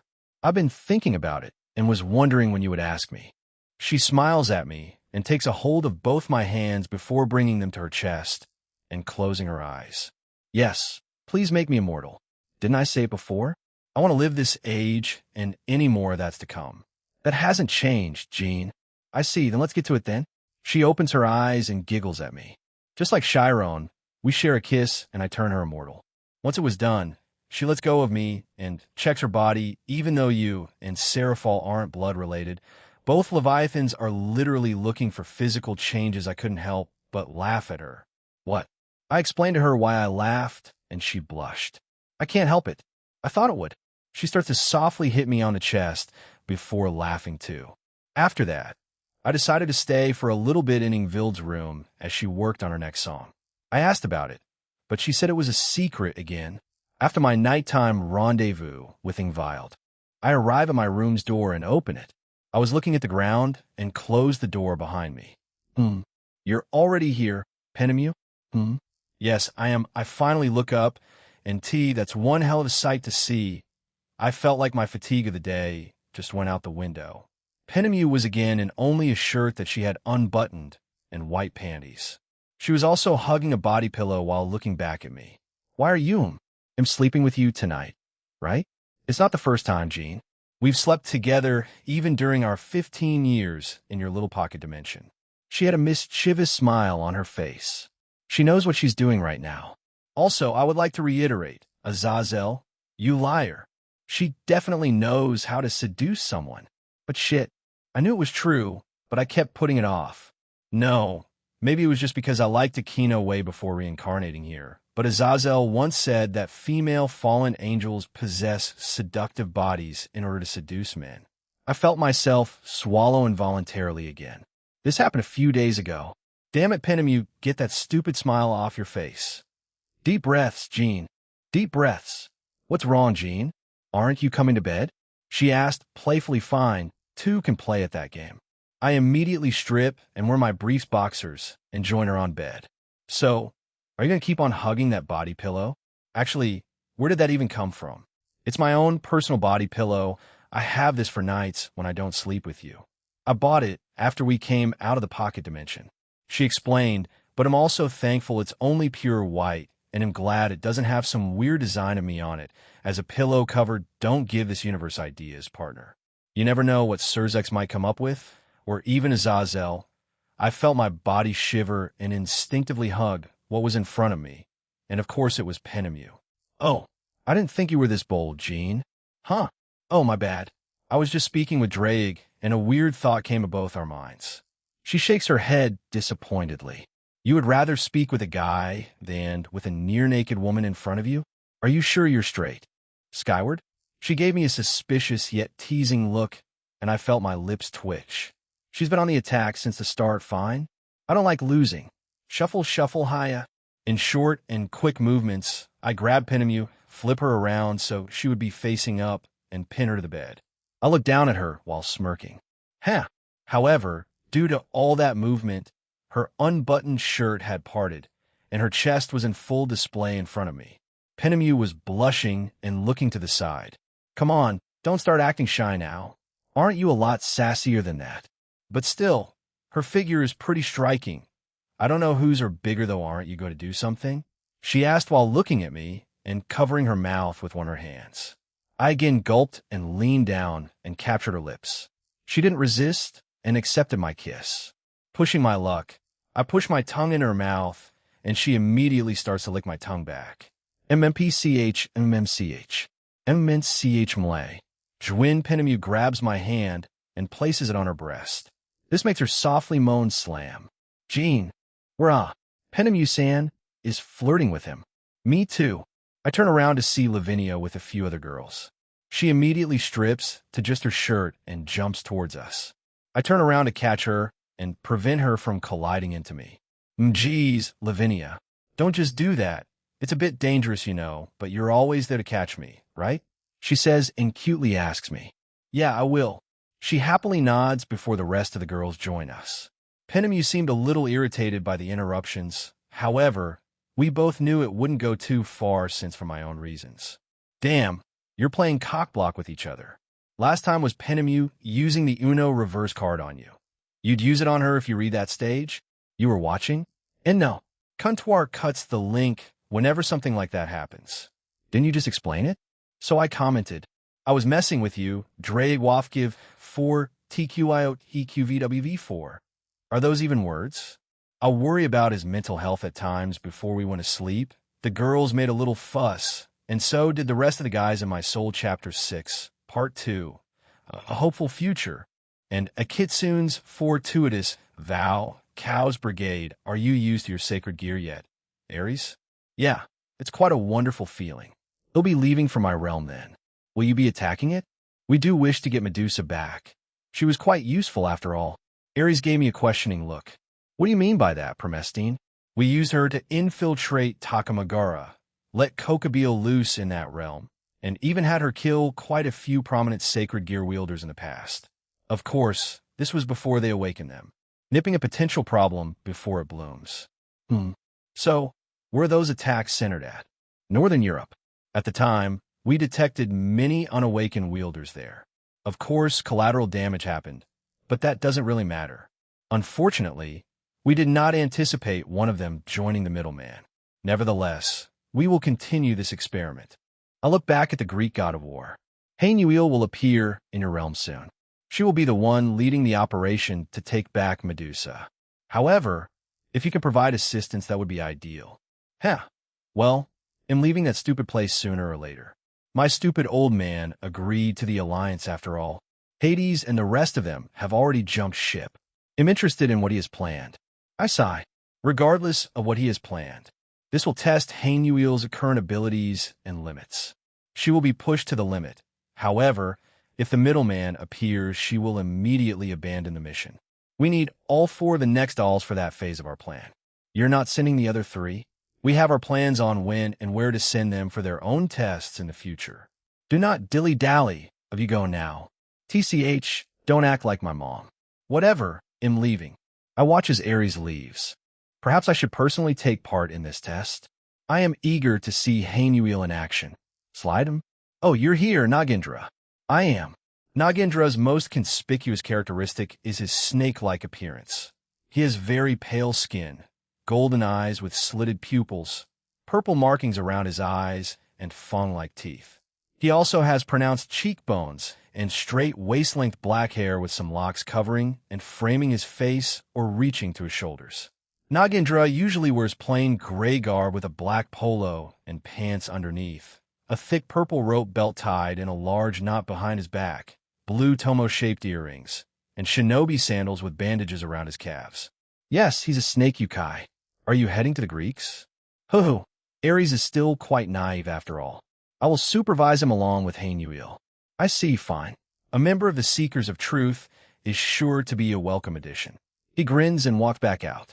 It seems I'm not needed then. I will monitor what will happen. However, I strongly suspect that the middleman will show up.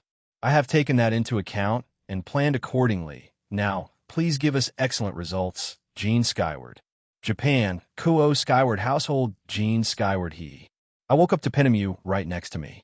She seemed eager to get started while the other girls were still asleep. I have no idea what's going on with her these days, but she seems enthusiastic about it. I like her and am not against it, but she already knows how I go about things. What are you doing? Thankfully, she slides up back beside me and touches our noses together. This was strangely cute of her. What? Is it not allowed? Comptoir, what time is it? Comptoir. Answer. 7:34 a.m. The usual suspects are in the kitchen already. Thanks. Penemu and I left the room together after picking her up. She was a little surprised, but accepted the gesture. My early morning, that's unfair, Skyward. Making a lattice heart flutter like that so early in the morning.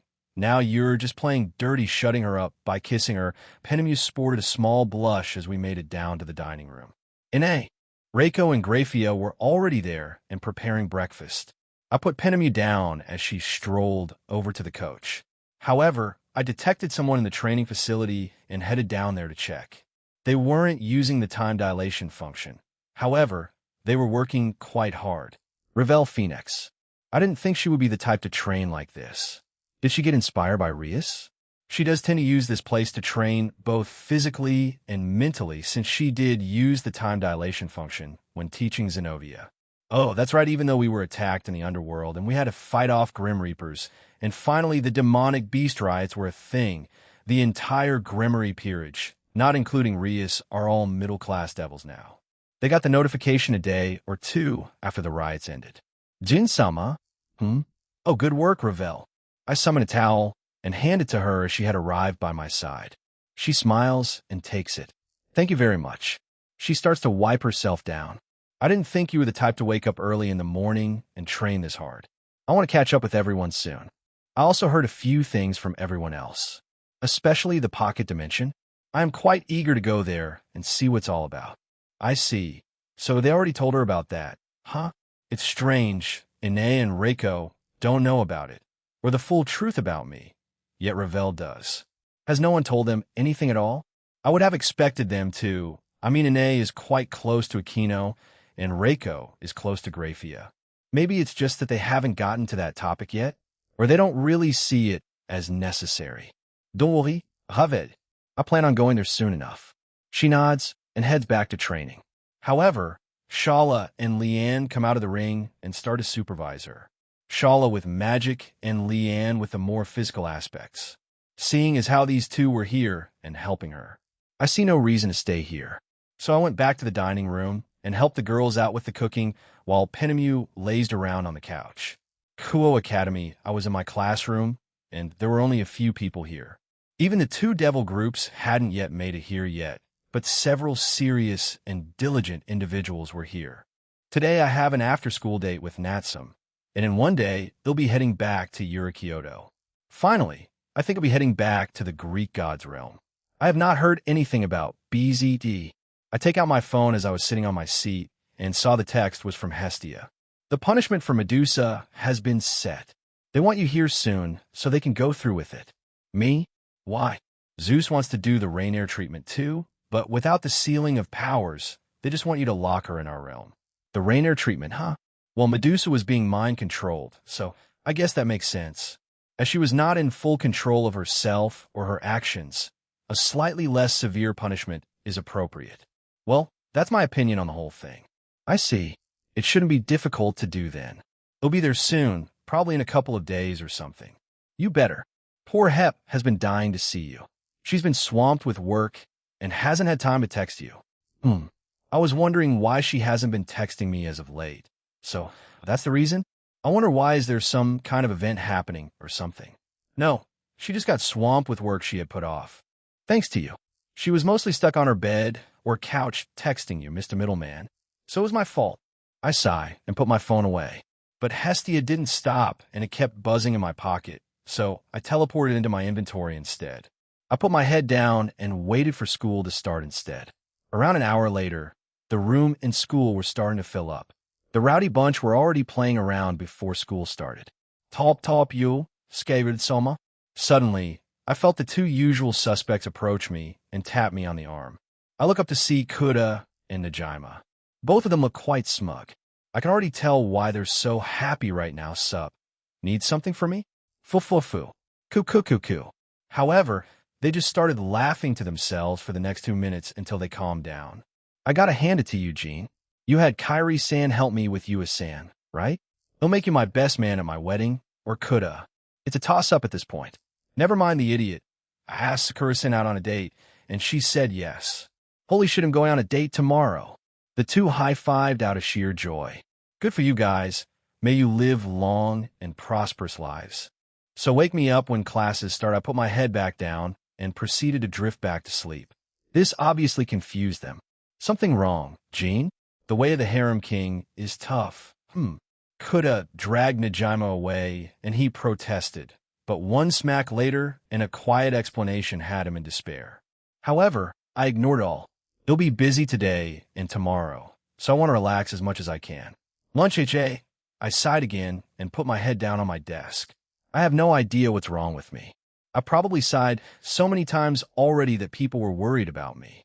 Both devil groups left earlier, but they were concerned about me. But I reassured them that I was fine. That's like at least the 100th time today, Skyward Sama. What's wrong with you? Najima asks me, but I just shrug my shoulders. Who knows? I'm weirdly tired today, but I'm sure my energy will come back once school ends. I finally sit up, and a few people in the room were looking at me. I'm going to take a walk. I quickly left the room before they could protest. Even though I said I would take a walk, I'm heading up to the rooftop. It's becoming my favorite spot now. I arrive at the rooftop and just lay down on the ground. I am free. Partner, what the hell is happening?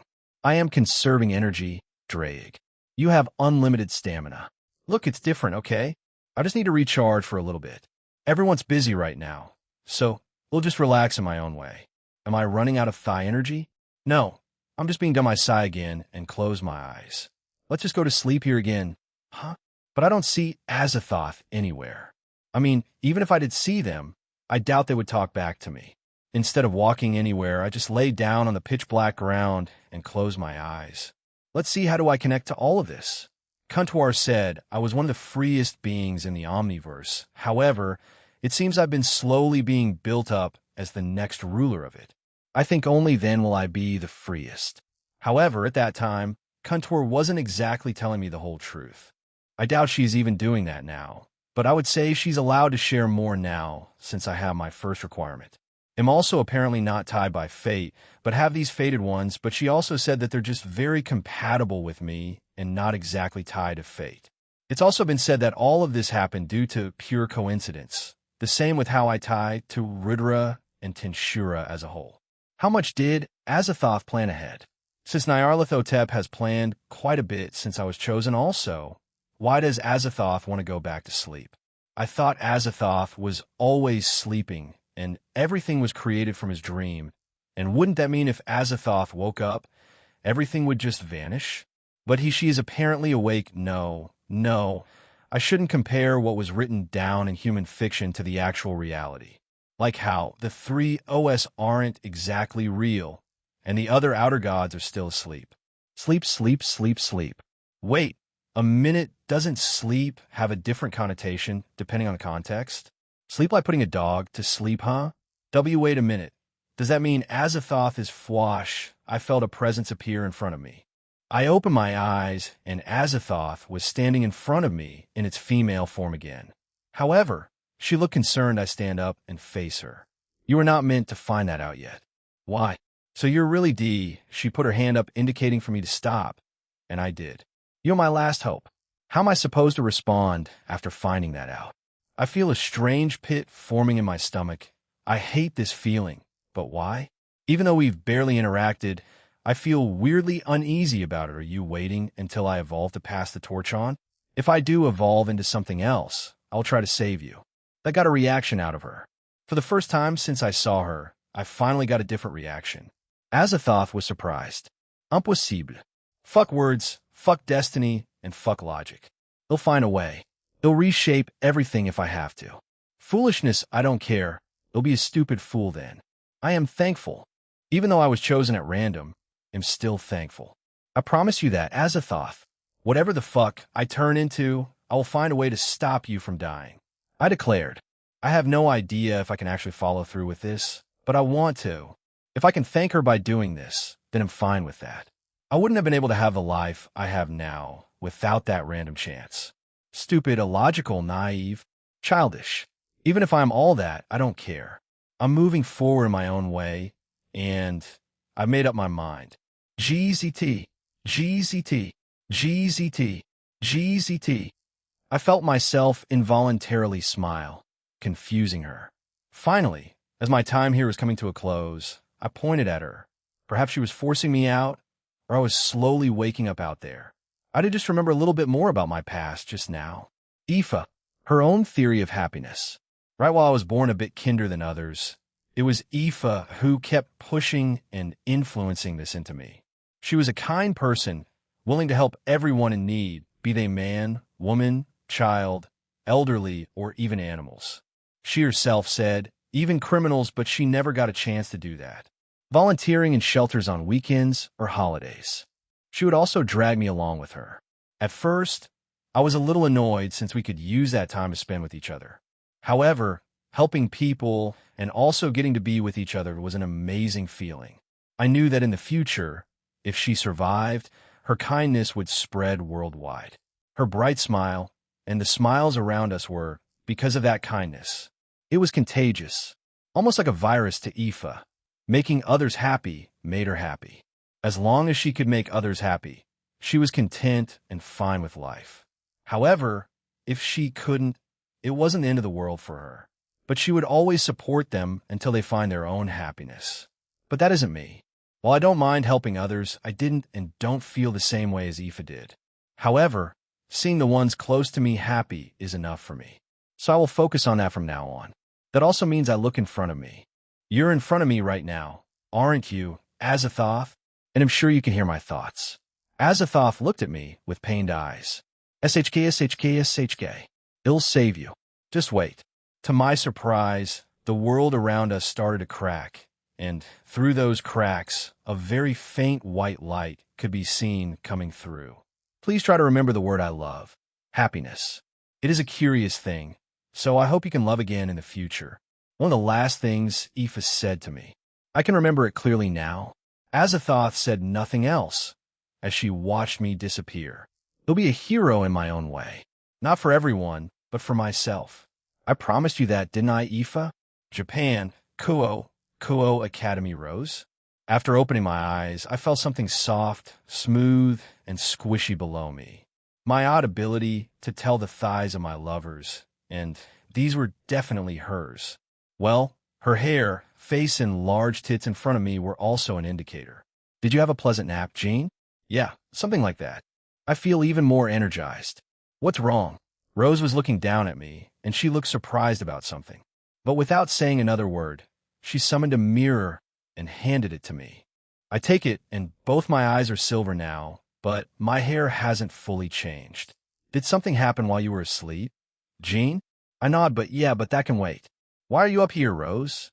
I thought I would find you here, and when I got here you were asleep. You rarely sleep at school. So when I went to the Occult Research Club and heard everyone's concerns, I immediately began searching for you. Ah, is that so? As expected of my Valkyrie, then please let me enjoy your thighs a little longer. I turn around and bury my face in her thighs. However, instead of yelling out in surprise, she just giggles in response and starts to pet me. I remember everything, but even though I promised her, how the hell do I go about doing that? Can I save someone who first created everything? They'll think of things, but I'll have to wait until I evolve. What are you talking about, partner? It's nothing Drake. Don't worry about it. We'll tell you guys when it's time. Sure thing. After school occult research club. All right, they'll get going then. They'll see you guys by tonight or even tomorrow night. I had stopped by the occult research club just in case they needed me for something. However, they were already busy with their contracts and I left back for home. I got a few good looks from everyone as I left. Skyward household, once I was back in my own home, I saw Natsum ready in the entrance hallway. She was with Lavinia, Kanami, and Shigen. I guess she was getting a pep talk or something. Natsum wore a light green dress that reached all the way to her knees. Hey, I snapped my fingers and changed into more appropriate clothing. Although it was just what I wore for the peace conference. Welcome back, Jean. Natsum is ready. Lavinia greets me and comes over to hug me. We go back over together, and I give Natsum another look, and she blushes. Let's get going then. We'll teleport directly there. I grab Natsum by the waist and pull her towards me. Lavinia lets go of me, and the other two join her. Good luck, Natsum G. Good luck. Take care. All right? Cease. Natsum tried to lunge forward towards Kanami, but I teleported us away as she started to laugh at her little sister, Fairy Kingdom. Oh, Sir Jean and Lady Natsum. Welcome back. Do you have business here? The spirit guards greet us. Nah, we're here for a small date. Sylph gave us the recommendation, so here we are. I see, please do enjoy. They chuckled and saluted us. We went past them and entered the very green city of this place. Nothing changed as expected. However, there seemed to be a lot more creatures running and flying around. But our stop is the High Elf domain. So, middleman, why are you here? Are you here to see our king and queen? As I was about to teleport away, Spriggan appeared in front of us and addresses us. No, we're just here for a short visit. Is that so? Then please enjoy. He nods and quickly left. He's still as antisocial as ever. Natsum hadn't said anything and was still quite red in the face. So I just teleported us to the High Elf domain. Elven City E. Once we teleported there, she started to stutter out something. However, I took the liberty of just teleporting us just outside the gates. I don't wear girly clothing that much. Do I look weird? You look gorgeous, Natsum. It suits you. She blushes and doesn't say anything else. I hold her hand and we start to walk toward the guards. They see me, salute, and let us through. Once we were a bit further into the city, a small green orb came out at Natsum. Yay, we're here. Let me guide you then. The elves who were around us were shocked to see Sylph, but they just gave her a respectful bow before continuing what they were doing. You sure are respected, Sylph. Of course. Well, only here and not much in the other places. She explained, feeling a little embarrassed. However, she gave Natsum a thoughtful look and flew over to her and started to whisper something to her. Natsum nodded along and agreed with whatever she said. Sylph then turns to me. Jean, remember when I said I wasn't the only spirit here? The others are Undine, the water spirit, Salamander, the fire spirit, and Gnome, the earth spirit. If you think any of your lovers need that extra boost in that certain element, then don't hesitate to ask me, and we can go there, she says before saluting me and going back inside of Natsum. But spirits. Fire spirit, I wonder how they would pair with Shizuku. As for the other two, I'm not sure, but I'm thinking of Sona for the water spirit and the earth spirit for Momo. Just to increase her defenses for the time being. Jean, let's go. Natsum holds my hand again and takes the lead. I couldn't help but chuckle, and here I thought I was going to be leading us around. Care to tell me about our plans? I'm paying for everything, by the way, if we do plan on eating and staying the night here. Natsum, who was still red, turned even redder, but nodded. First stop, their botanical garden. Sylph said it was one of the greatest places in the domain of the High Elves. After that, we're going to check on some spirits. This is more of a request from Sylph. We'll have dinner after that, and finally go back to Sylph's domain. There's an area where she said ITLL be a perfect end to the date. Let on in. Captain. We laugh, and she pulled me away. Walking through the city was still interesting. I'd been here before, but only briefly. The sun was already setting, but the orange sky made the place look even more beautiful. The lights around us also started to come to life. We were also greeted by the locals. Many elf kids asking for autographs or high fives from the Epee dragon, much to Drake's despair. However, we eventually arrived at the botanical garden. Well, both Natsum and I say out loud. There were large statues of Titania, Oberon, and Sylph in this area, and they were made out of leaves. That was just near the entrance. Beyond it were hundreds or even thousands of different types of plant life. They also appeared in many different colors, shapes, and sizes. With the orange sky and the day slowly ending, I can only imagine how the view is during the nighttime. I feel Natsum tug on my hand, and we start walking through the garden. There were a few other creatures there, and a few just flying around. They also waved at us while giggling. As we silently walked through the garden on a path that was illuminated by glowing lanterns, we started to see more grass statues. They started to illuminate as the sun was nearly gone. I feel Natsum squeeze my hand and point to her right. I follow her finger and see that she was pointing at a large peacock made out of leaves, and it was also glowing in blue, green, and white. That's pretty fancy. After looking at that thing for a few more seconds, I decided to take charge and pull Natsum along. Our path passed through a small cove of flowers. There were some small spirits there just flying around. They apparently live here in the botanical garden, and also informed us that the spirits that Sylph wanted us to visit also lived here. So I guess we can kill two birds with one stone here. They point us north. That's where most of them were. So Natsum and I slowly made our way there. As we continued on our small date, hey, what's that? She points at a large glass house, and inside we could see more plant life. I think that's just an indoor botanical garden. Do you want to check it out, Natsum? Mmm. So with Natsum's excitement, we went over to the building. However, when we reached it, it's closed. There was a sign saying that the building was closed to the public. Natsum seemed disappointed, but accepted that we couldn't go in. So we quickly moved on. However, I felt a weird aura in there. It wasn't human, that's a bit obvious, but it felt like some kind of spirit. Let's go. Then we left the area and followed the path and saw more beautiful grass structure strewn about the garden. However, Natsum's body glowed, and hey, it's me, Sylph. If you turn right at that corner, you'll get to the small home for some spirits. After saying that, Natsum stopped glowing. Our plan was to slowly make our way there while still taking a look at our surroundings, so we decided to follow her advice. There were many fireflies, but to our surprise, they were in a variety of different colors, and not just the regular green-yellow. If these guys escaped into the human world, the humans would really go insane, wouldn't they? Natsum asked and tried to poke at the little guys, but they just flew away, making her pout a bit. Yeah, any type of new discovery that is made becomes a big deal after all. However, we eventually came to that corner and turned right. We passed a small barrier, and it seemed we had entered a completely different world. It was a small area, in the middle of which was a small pond with a statue of Sylph. Around it were small to medium homes made out of wood and leaves. The entire realm was being illuminated by the moonlight above us. Natsum and I walked forward and attracted the attention of many spirits that were just flying around and playing. Once they saw us, many of the smaller ones flew away and hid. The larger ones flew over to us. Hello, who are you two? A purple fairy asked while looking curiously at us. Sylph told us to come here. Natsum answered and touched her chest. She glowed, and out came Sylph. Abayuna. They were surprised to see her, and the one who hid came out, and they all started to play with Sylph.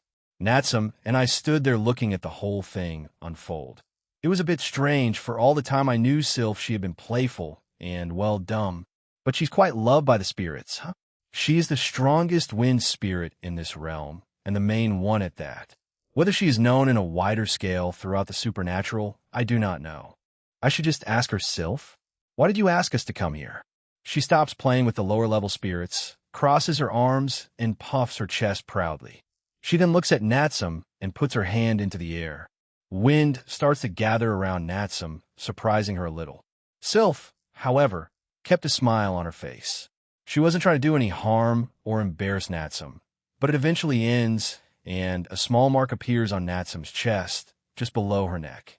It glows green before becoming invisible. She's a bit shocked by it and stares at Sylph. Natsum Managawa, thank you for being with me.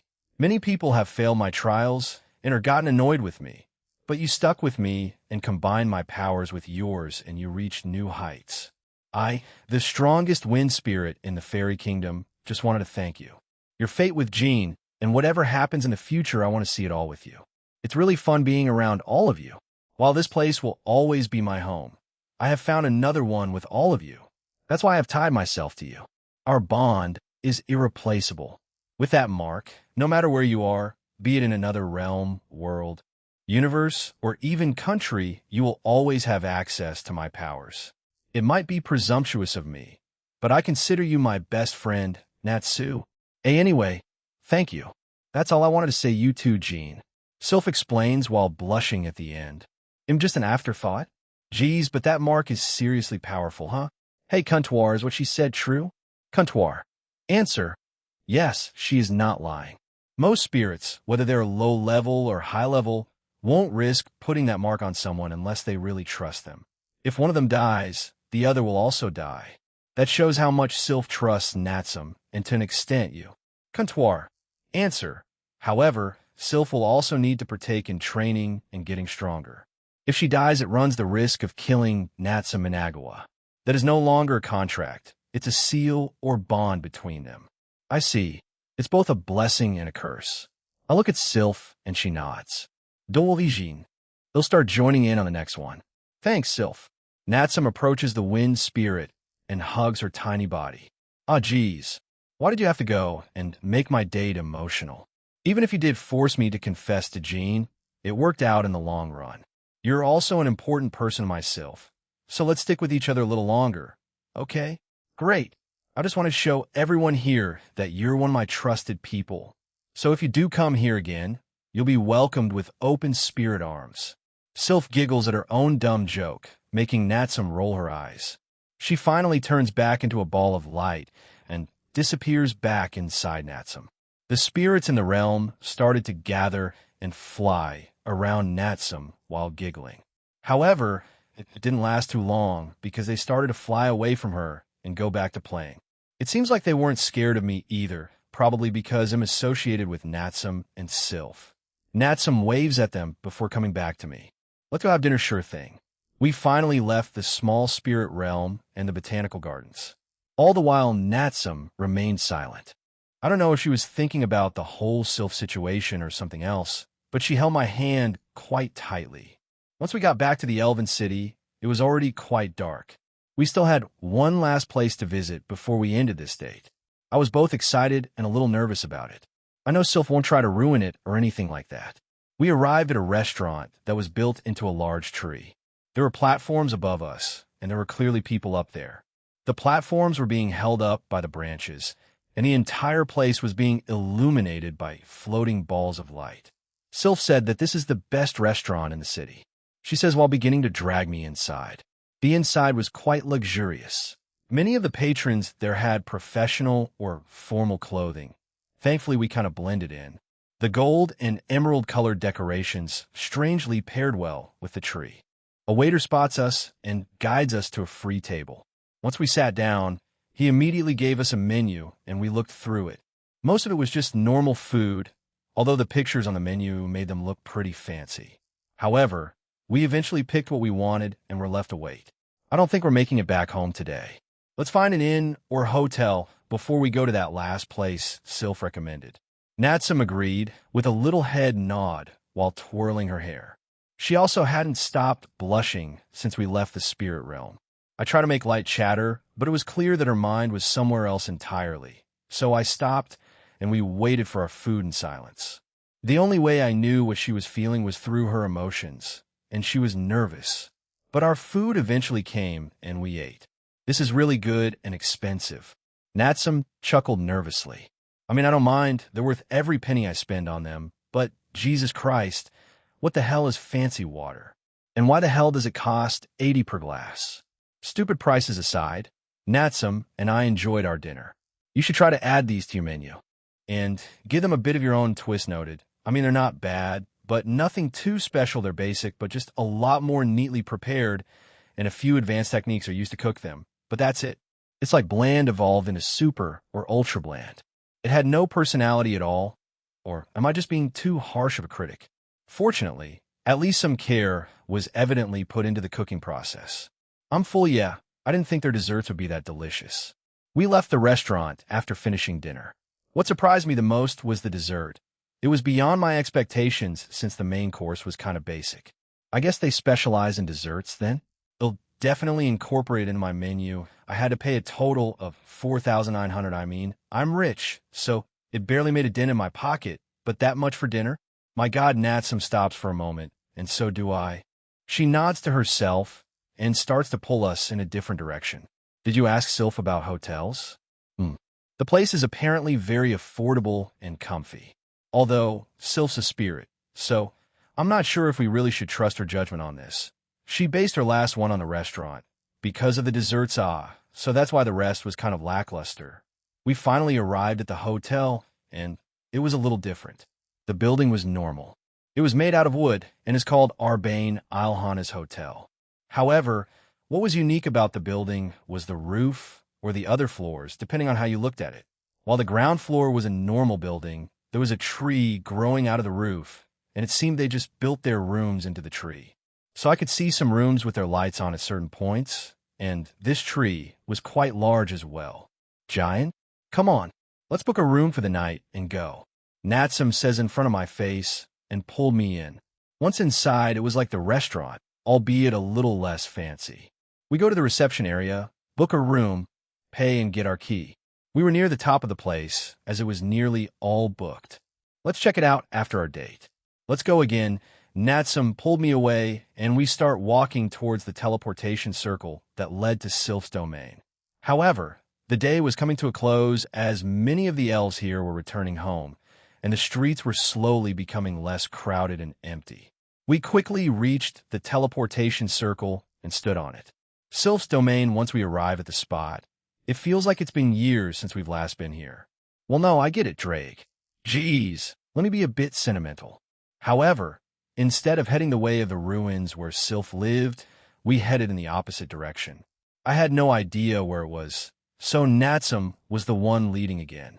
However, it didn't take long for us to arrive at the spot, and it was quite strange. There was a small bridge made out of fallen tree, and a small little river, or just a body of water below it.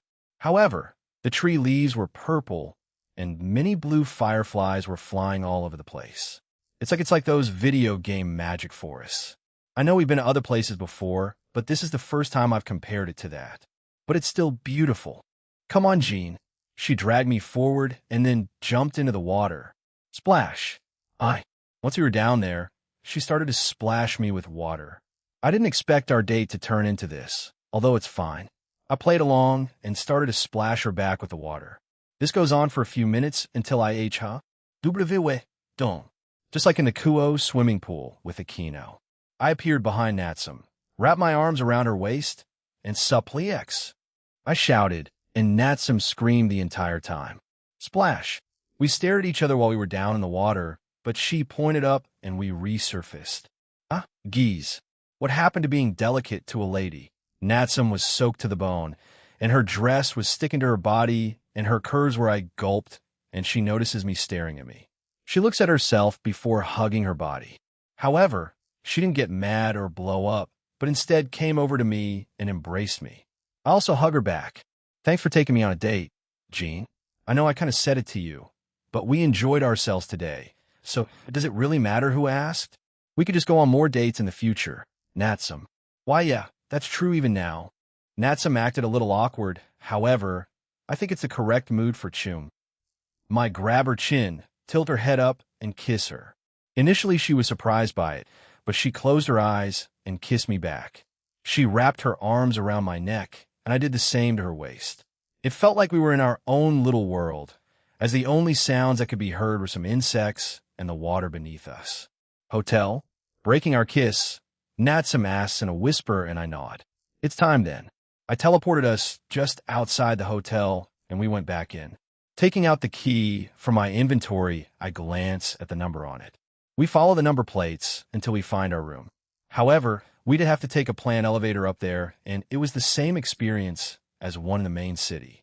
I opened the door and stepped in. It was a bit fancier than the inn we stayed in the first time we were here. Natsum walks in first and looks around the room. I closed the door behind and Haya.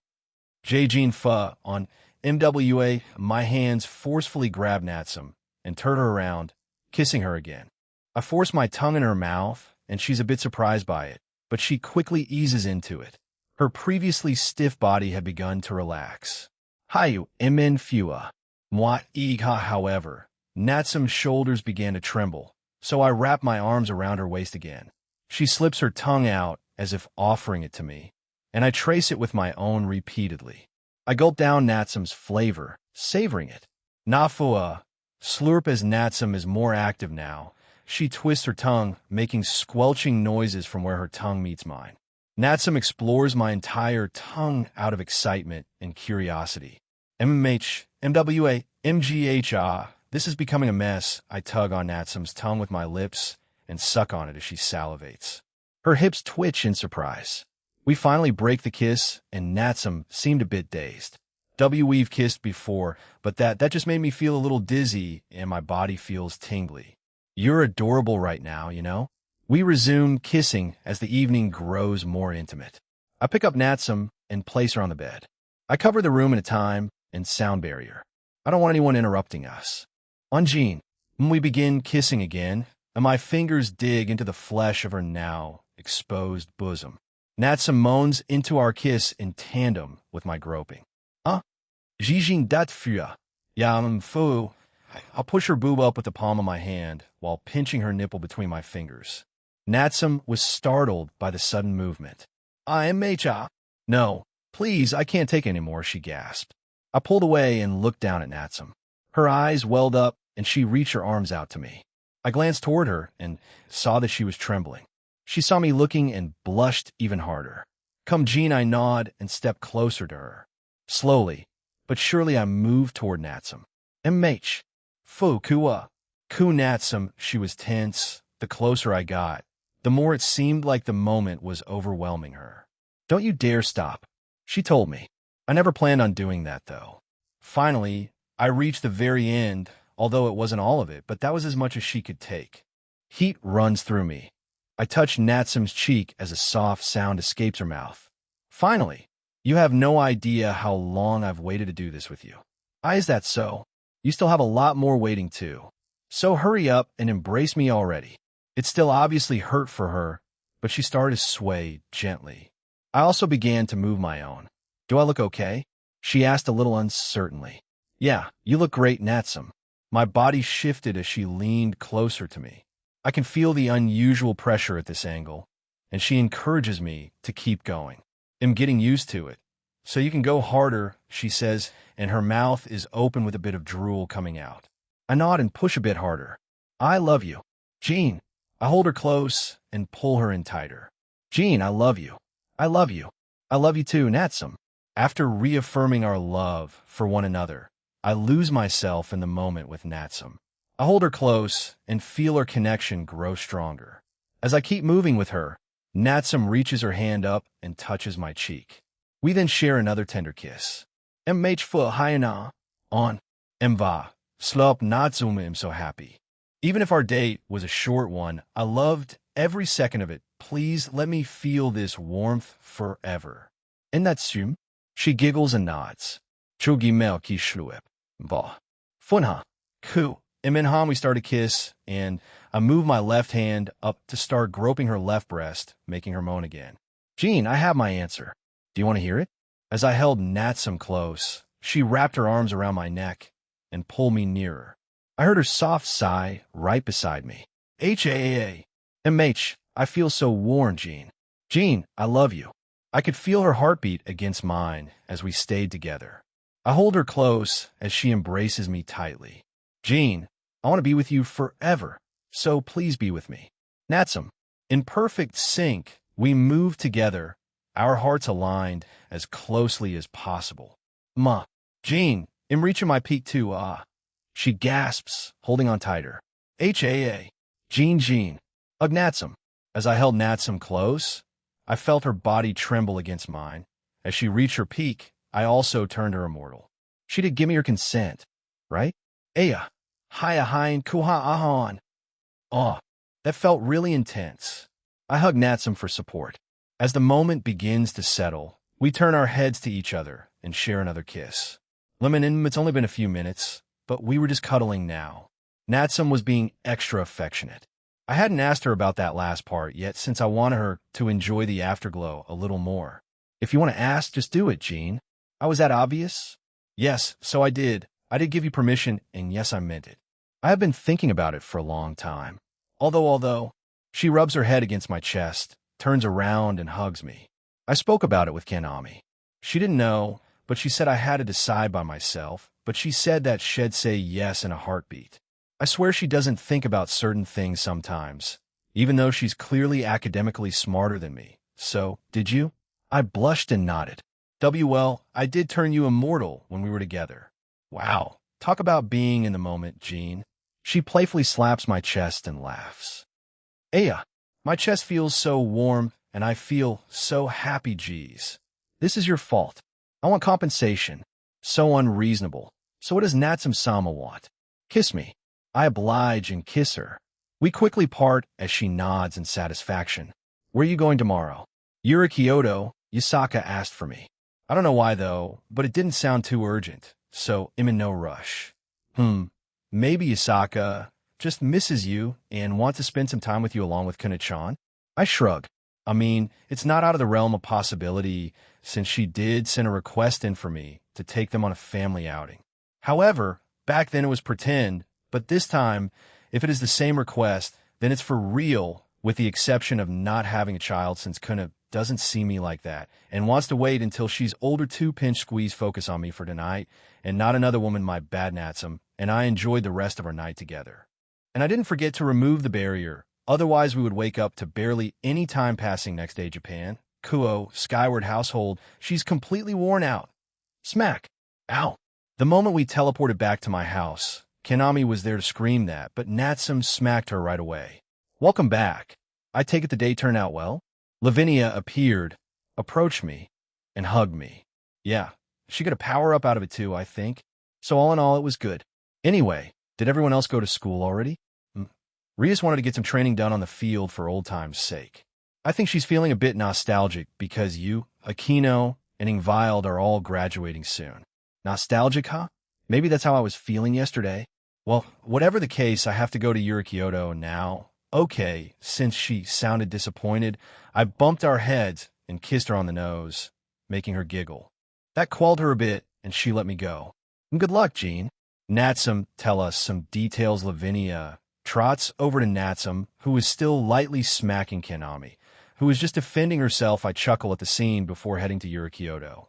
Kyoto, it's been a while. Jean-sama, welcome back. Yasaka-sama is expecting you. I had teleported outside of Yasaka's home. Well, in a way, it's also my home. The two Tengu guards greet me.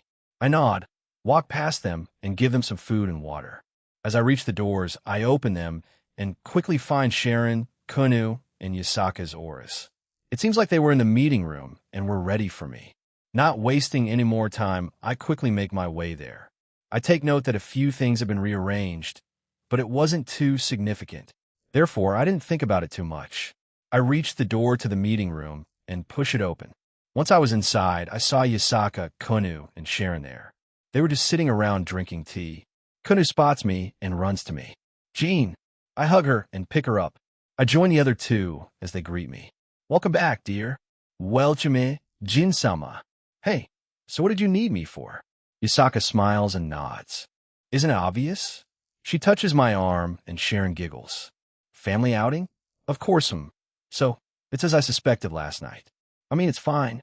Another outing in Kyoto isn't horrible either. I don't mind. So are you two ready? However, they shake their heads and get up. This includes Kunu. We'll go get dressed, Jean. It won't take too long, and please meet us outside in Kyoto. Both of them finally leave. But why outside? I turn to Sharon, and she puts a finger on her lips. So she's an Ogo, huh? Will you answer me if I order you two? If it's an order, I cannot go against it, Jean-sama. But she looks at me with a knowing smile. Well, yeah, that's just a bit out of character for me. I sigh and plop down on Sharon's thighs. She happily accepts it. Can you tell me why they want to go out as a family again? Why do you think, Jean-sama? Well, if I think about, during the 15 years in the pocket dimension, I promised her I wouldn't leave her alone. I mean, I kind of have since we live pretty far apart, and they don't have time to come to my home, even with the door connected to my home. How can I fix that? She was feeling lonely? I answered Sharon, but she just giggles at me in response. I think I'm right. I stayed there for 2 more minutes until I felt the two of them leave the castle. I got up and look at Sharon, who tilts her head confused. Will you be joining us? No, I will stay here, Jean-sama. I still have some work to do. Sharon bows and turns towards the door and starts to walk away. However, I pull her back and hug her. Jin-sama, then this is an order. Come with us. I'm sure Yusaka won't mind. I want to spend some time with my other maid too, you know? Yes, I'll let us go together. I let her go and stand beside her while offering my arm. Uncharacteristically, Sharon takes a deep breath before wrapping herself around my arm. Then, I will take this opportunity to be a bit selfish. Jean-sama, I teleport the both of us just beside the border between Yurikyoto and Kyoto.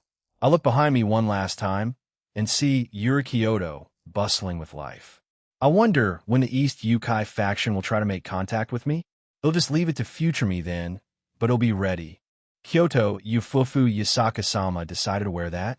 Also, Kunu runs back to my and hugs my leg. She was wearing a light red gypsy top, a pink yoke skirt, and red Converse. I look back at Yusaka as she was being quite bashful. However, this look beautiful, Yusaka. Yusaka was wearing a long white sundress with a straw hat and yellow chunky heels. After my compliment, she just blushed and came to my side. She hugged my other free arm. However, Kunu was quite upset that she couldn't do anything. So I signaled for both women to let go, and they did. I picked up Kunu and put her on my shoulders. She was happy with this arrangement, so the two hugged my arm again. Onwards, my noble steed.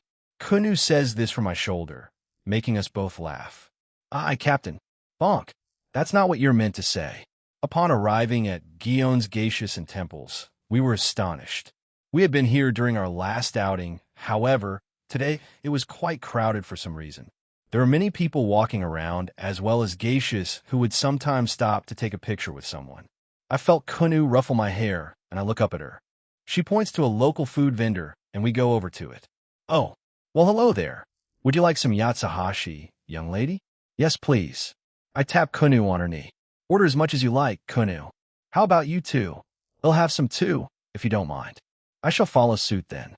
Both ladies agreed, and the old man running the food stall happily took their orders. Though, I've never had yatsuhashi before, but if I'm not mistaken, it's made from rice flour, sugar, and cinnamon. You can also eat it raw, I think, but this old man is cooking it. After a few minutes, all of it was cooked and done. I pay for it, and we continue on our way. Nudge, I turn to my side and see Yusaka offering some to me. I open my mouth, and she feeds me at Nudge on the other side. Sharon does the same. I feel like I know who's next. From above, Kunu offer me some. I sigh and accept it all. However, it somehow turned into a competition, and they ended up feeding me more than half of it before actually eating their own share. Our group arrived at a location where the crowd was the densest. Using a bird's eye view, and Kunu, there's a little performance there. Kunu points out.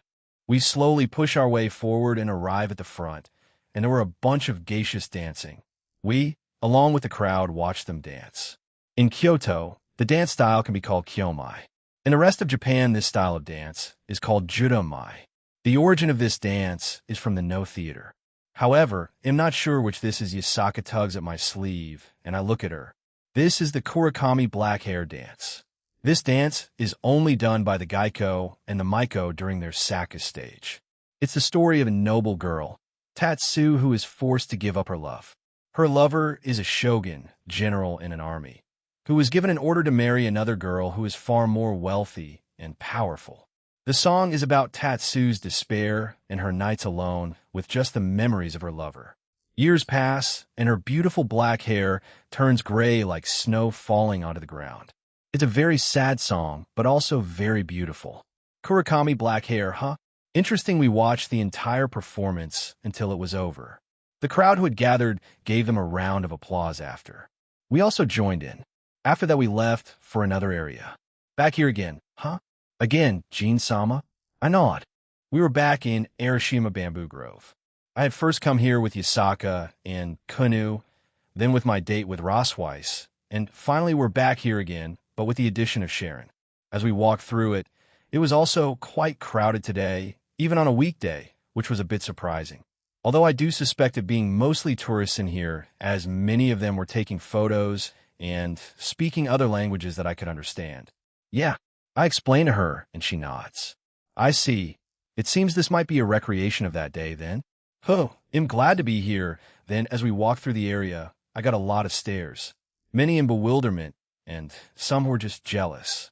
Although I hadn't really taken note of it until now since I'd been preoccupied. We continue to walk through the grove, but like in the geisha area, we come across a large crowd. I smell alcohol, Yasaka says beside me, and Sharon agrees with her. Kunu just looks above the crowd and shakes her head. Alcohol? Are there drunks here? I looked through my bird's eye view and saw that. I couldn't help but snicker, and they all stare at me confused. It's just a bunch of drunk tourists. But they've stripped down to their underwear and just dancing to music. However, the three of them did not find it funny and just sighed at me. So we decided to take another path to enjoy our time in Arashima Bamboo Grove. I kind of wanted to stay and see what they would do, but knowing my luck, I would somehow end up getting tangled up in trouble. These three probably knew that and decided to drag me away from the scene. Smart women. Well, and a dumb errand. Can't you try being kind to me, Vel? I'm the voice of reason and logic. Don't look at me like that. I have no idea what she's talking about, nor do I want to find out. We somehow ended up in Arashima Park, the place where I met up with the 5 principal clans during the attack on Kyoto. As we strolled around the park, we admired its beauty and calm atmosphere. Ophis, for some reason, decided to join us. Why? She didn't give me an answer, but said, I want to play with Kunu. So I just let it happen. Kunu wanted to be let down and was skipping around and having fun with Ophis.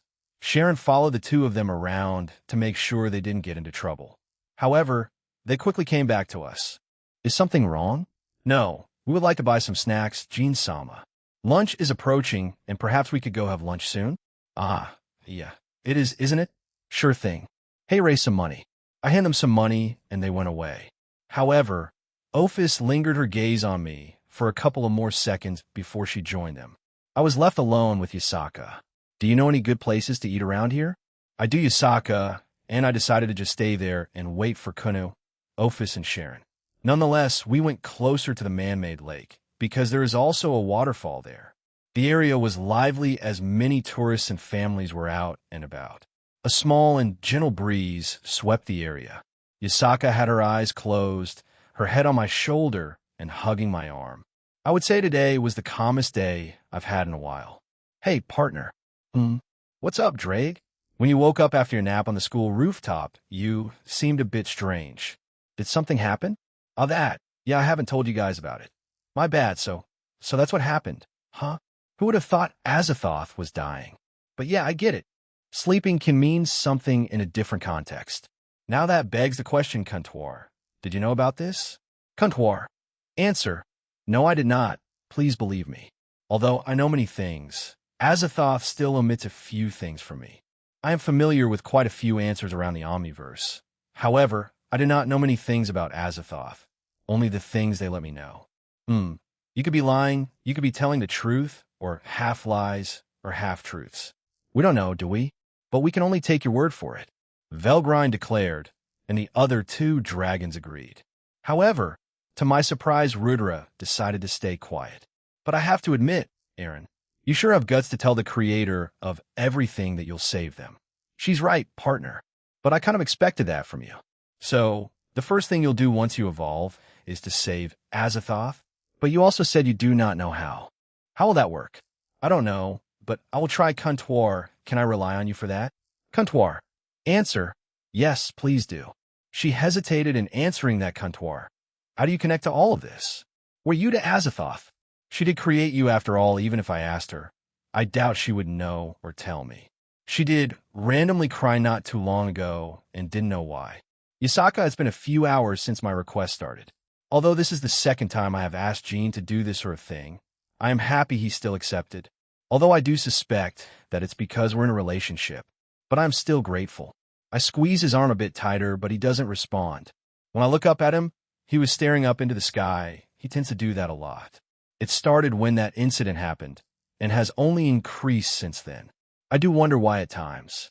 When someone asked him once, however, he replied, I just like to look up at the sky. I think it's called sky gazing. He either gives a false answer, or that answer is his real answer. Although it doesn't bother us that much, we're just curious.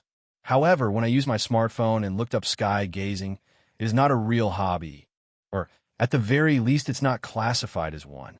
Stargazing is, however. Perhaps it's the same thing, but Jean just likes looking at the sky both during the day and night. Phew! Jean finally moves as he lets out a sigh. He looks back at me and smiles. Mother. Jean. I hear Kunis' voice behind us, and we turn around.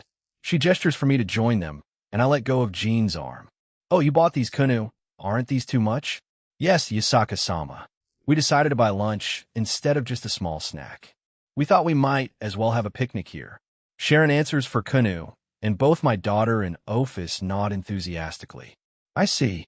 I think that's a fine idea. Let's go tell Jean. He'll be surprised, right? You probably didn't think of this. Kunu says while puffing out her chest while carrying a box of food. I giggle at my daughter and agree with her. Imsully, Kunu. Jean probably did think about this kind of thing happening, but I won't say that out loud. It may break her heart. We eventually arrive closer to him. Jean. He turns around, and a stronger gust of wind blows throughout the area. It also brings along a few pink cherry blossom leaves. Today's just great, isn't it? I really enjoyed the last 2 days. It makes me want to keep on living. Hey, Yasaka. Is something wrong, Jay? However, he interrupts me. All of us, let's be together forever, all right? Let's spend the rest of eternity together. He says that with a toothy grin. It almost looked like a scene from a movie, The Timing Era. Sharon puts her hand over her mouth while slightly blushing herself. Hey, Kunu was shocked, and Ophis stared at Jean in surprise. However, he looked confused by our reactions. Hey, Yasaka, why are you crying? He starts to get worried and walks over to me. This idiot, I heard about it from Grafia. Being immortal, and didn't you just unintentionally propose to me? You big goof, Jean, skyward, huh? Why is she crying? I'm seriously confused. You're a damn idiot at times, you know? Partner Jean, I have read in many books that there are different ways of saying will you marry me. And I'm inclined to say that you just did. Although you changed the wording slightly. I got different reactions. However, Rudra explained it to me a bit more rationally. I did. How? You changed. Let's spend the rest of our lives together. Let's spend the rest of eternity together. Did you not? He asked. I Comptoir. Answer, Aaron. You will eventually ask the others these questions. Why not start now? Or will you try to play it off as an accident? You're right. I need to stop. I took a deep breath and grabbed both of Yasaka's hands, surprising her a bit. I'm going to sound terrible, but I was going to propose to Aquino first when we graduated, then Kuroka, and finally Lavinia. That was the initial plan anyway. But life is always unexpected, so, will you, Yasaka? You already know my answer, do you not? I couldn't help but nervously chuckle. Well, wouldn't that make me a narcissist?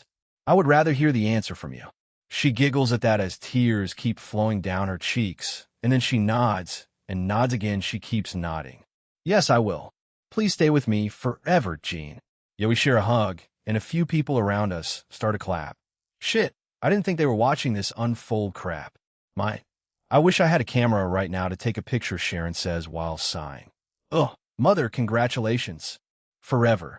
Congratulations, Yasaka, Jean. Both Kunu and Ophis also congratulated us.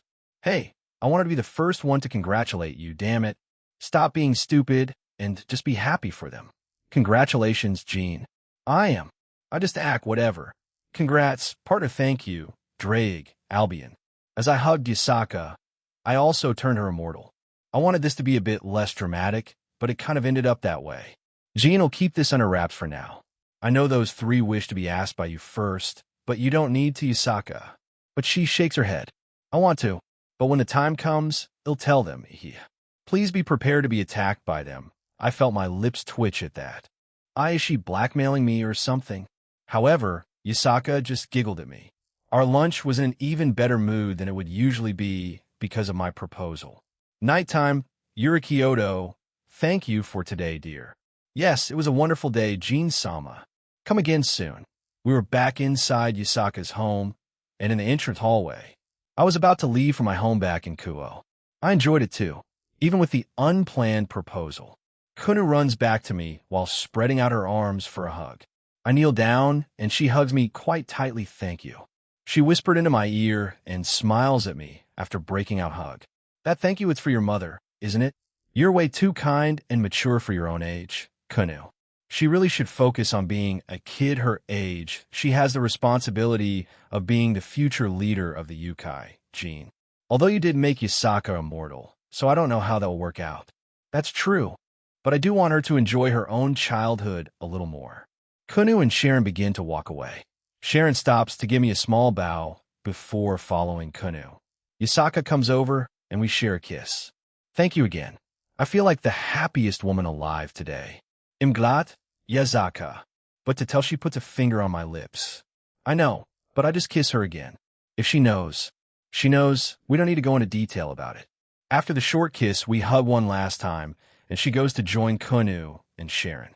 Even if I didn't plan on proposing to her today, I would have done it further down the line, but it's fine this way, Hugh. I feel a little calmer for some reason glancing around the place one last time. I nod before heading back home. You'll need to keep this a secret from the girls for the time being. Hopefully, they won't kill me when they find out in the future. Their punishment for you will likely be by making you endure them for an unholy amount of time. Jesus Christ, Drake. Next day, Japan, Kuo Skyward Household. Ugh, I wish you had picked a better day. Jean Zenobia complained while glaring at me as she hugged my arm. My bad, but I'll try to go to the others when it's the weekend or a holiday. I was going back to the Greeks' realm today. Nevertheless, I did promise to take the church trio with me on my requests. However, I did say I would only bring them when it was the weekend. However, it is still a weekday, so they can't come. Don't be too upset, Zenobia-san. We'll be able to go in the future. That's right, Zenobia. Cheer up. Both Irina and Asia try to cheer up the upset Durandal wielder. However, I do have 3 other companions. Are you guys ready? Yes. I can't wait to meet some Greek gods. Yes, I am, Jean. Both Ine and Reiko answer me. I turn to my last unexpected companion for this trip. I am ready. I am very curious about that realm. Latia Astaroth answered me and nodded. Yes, the current heiress to the Astaroth clan. We had been in contact via text, but hadn't had time to talk recently. However, when we were texting last time when I got back, she asked if she could come with me. I didn't see a problem with it, so here she is. Alrighty then, gather around. Oof, be careful, Ine. She tackled me from behind and just giggles in response. I'm finally going back to that realm. I wonder what'll see this time. Chapter 7, Part 1. Burning fire and fading twilight, little Olympia Jean skyward, and now we're here. I say to them. I take a deep breath and then look around us. Nothing has really changed, and the guards already saw us and began saluting me. What's up with everyone saluting me lately? I glance at my companions, and they were quite eager to explore the place. Latia, who is typically calm and collected, was scanning all around her. Her eyes were darting all over the place, trying to examine everything. Let's get going to Xing. My necklace glowed, and out came Ophis and Irene. Join, Jean. I need to stretch my legs, Jean. I'm accompanying you. Sure thing? I shrug and start walking towards the entrance. Ophis and Irene were beside me. Ophis decided to hold my hand, and I intertwine our fingers. In turn, she squeezes my hand a bit harder. Irene smirked at that, so I reached over to hers, and she slapped my hand away and turned her head away. Sundara, be quiet, I am not. Irene quips back, and I laugh at her. Pumph. However, Ophis was suddenly covered in a small puff of smoke, and when it disappeared, she was in her adult form. I give her a strange look, but she didn't give me an answer. Sir Jean, welcome back. Are you perhaps here for? Yeah, Hestia contacted me not too long ago, so here I am. They salute me again and let us through. I feel a poke on my back and see Reiko pointing at the two women beside me with a confused face. Ah, on my left is Ophis, the dragon god of infinity, and on my right is Irene, or Great Red, a true dragon and the red god of dreams. Both Reiko and Ine stopped to look at me in surprise. Ine was staring at me with her mouth hanging wide open. Latia let out a chuckle at their reactions. Get used to it. You will find out a lot more about him, and what you just found out will seem small in comparison, right? Pinch yes. Latia came over and pinched my cheek. WY. Also, is she taking the Gremory route? Rias, Grafia, and now you. I know you and Rias have become very good friends over the years, but this is a bit too much. She finally let me go, and we continue on our way. However, as we walked through the streets of Little Olympia, I was recognized by many of its residents and was greeted by many of them. This also included the children. The Epee Dragon Show is still quite popular after all. Fwash Oya. If it isn't Jean, it's been a while. A small gust of wind arrives in front of us, and with it came Hermes. He winks at us and tips his hat. Oh, hey Hermes. Here to get us? He does a weird spin and nods. That I am. Please follow me. He takes the lead, and we follow after him. Has anything new happened in your realm recently? New? Well, Ares finally showed up again. Apart from Medusa being confined here, then nothing, really.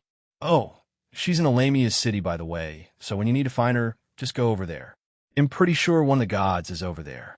But Zeus wants to speak with you, and well, someone else. Someone else? Hermes said that last part a little nervously, but I have my suspicions. We quickly arrive at the Tower of Heaven and go up a few flights of stairs. Once we arrived at the last floor, that reminds me. You really made Hephaestus fall for you, didn't you? Hermes glances back at me with a smirk. Latia, Ine, and Reiko look at me with a bit of surprise. So goddesses aren't off the menu then, Jean? That's hardcore. Ine sounded giddy at the thought. Do you like older women, Jean? Reiko asks me, and all of us stop to turn to her. Even Hermes looks interested in my answer. I need to answer this carefully. If I don't, then it'll be called a lullicon, but if I just fuck it, I'm thinking too hard about it. I love women my age, and up, of course. There are exceptions like Chiron, but she's aged up since that one time in there, so anyway, that's my answer. I turn around to start walking away, but Grip. You didn't answer the question. Skyward. Do you like older women or not? Irene stops me and grips my shoulder firmly. I turn around again and sigh. Yes, I do. Can we go now? After finally answering the question, Reiko nodded. Irene had a smug look on her face, and Ophis seemed to be thinking about something. We start walking again and weren't too far from the teleporter. So does that mean I'm still a possibility? What? I hear Ine ask behind me, but I didn't stop to turn around. Nothing, I'm just talking to myself. Ine dismisses me and starts to whistle to herself. I just shrug it off. We haven't exactly done anything significant nor spoke to each other too deeply. Maybe Aquino is the one influencing her? Right, hey, Hermes, where's Faye? Faye? Oh, you mean Hephaestus? Shall be present at the meeting with a few other gods. Zeus wants to talk to you about something. Also, don't worry, Ares isn't there. Hermes says nonchalantly. Ares, huh? I can't sense him, so he drank it ill, need to be vigilant of him. But if he does do something, sorry Zeus, he's going to die. But I do wonder who's going to be there. It didn't take us long to arrive at the teleporter, and we quickly arrived at Mount Olympus. Whoa, that was amazing. We arrived here like a bolt of lightning. Ine clearly found it cool. Why, yeah, none of the things she's seen in my home is cool, you. I look over at Ophis as she was hugging my arm now. Irene just smirked at me. Thank you for trying to comfort me, Ophis. But it's not that serious. Ine joins Hermes' side, and he starts telling her about the history of their pantheon. The two of them seem to get along quite well. This place is quite picturesque, isn't it?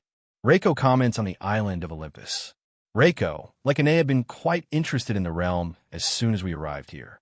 Even while on the way to the Tower of Heaven, and while inside it, I could tell she wanted to go into some of those blacksmiths to inspect some of their works.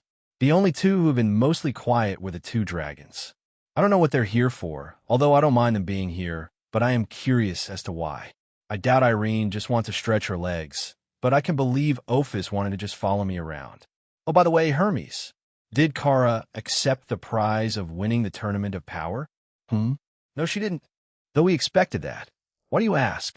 Oh no, I was just curious. So what happened to it? Did it go to the one in third place? Hermes shakes his head. Nope, Poseidon suggested it, but they also declined. We had a humble bunch this year, so we're just waiting until the next Tournament of Power. Well, another event is happening soon. It's in the Rabbit Village. Actually, if you have time, come and visit during it.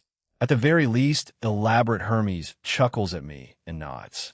Well, you were responsible for part of it, actually. Originally, it was founded alongside Amalthea, with Rini as the leader of that place. This wasn't actually a thing until a few years ago, so now they're celebrating Amalthea, Rini, and Kurosagi. In a way, we the Greek gods and the Egyptian gods got a new goddess all thanks to you. He explained, and Ine nodded enthusiastically beside him. Jean is amazing. I saw it all happen. I'll be like the king of the universe someday, or something. After saying that, Latia and Irene snorted, confusing everyone else. But Ophis nodded along with Ine. We finally finished going up a flight of stairs and come across the tree that was struck down by Zeus. Ine asks about it, and Hermes explains. Your leader sounds interesting. I can't wait to meet him. Everyone else had more or less the same reaction as Ine. Although, such a carefree leader, I am somewhat intrigued by him. Latia muttered. Well, I suppose she does tend to act more serious at times. The only times I've seen her relax and or let her guard down is when she's with everyone else and surrounded by, or at least Iriuka split, let me just boom. In back. We had arrived by the door of the meeting room, and Ine was once again excited about being teleported via lightning bolt when we first arrived by the castle area. Anyhow, we were in front of the door, and Hermes was going to open it, but I kick it open instead. Ah, that's one way to make an entrance, Jean. Smack. Pinch. However, due to my actions, Irene smacked me on the head, and Latia pinched me. I do deserve that.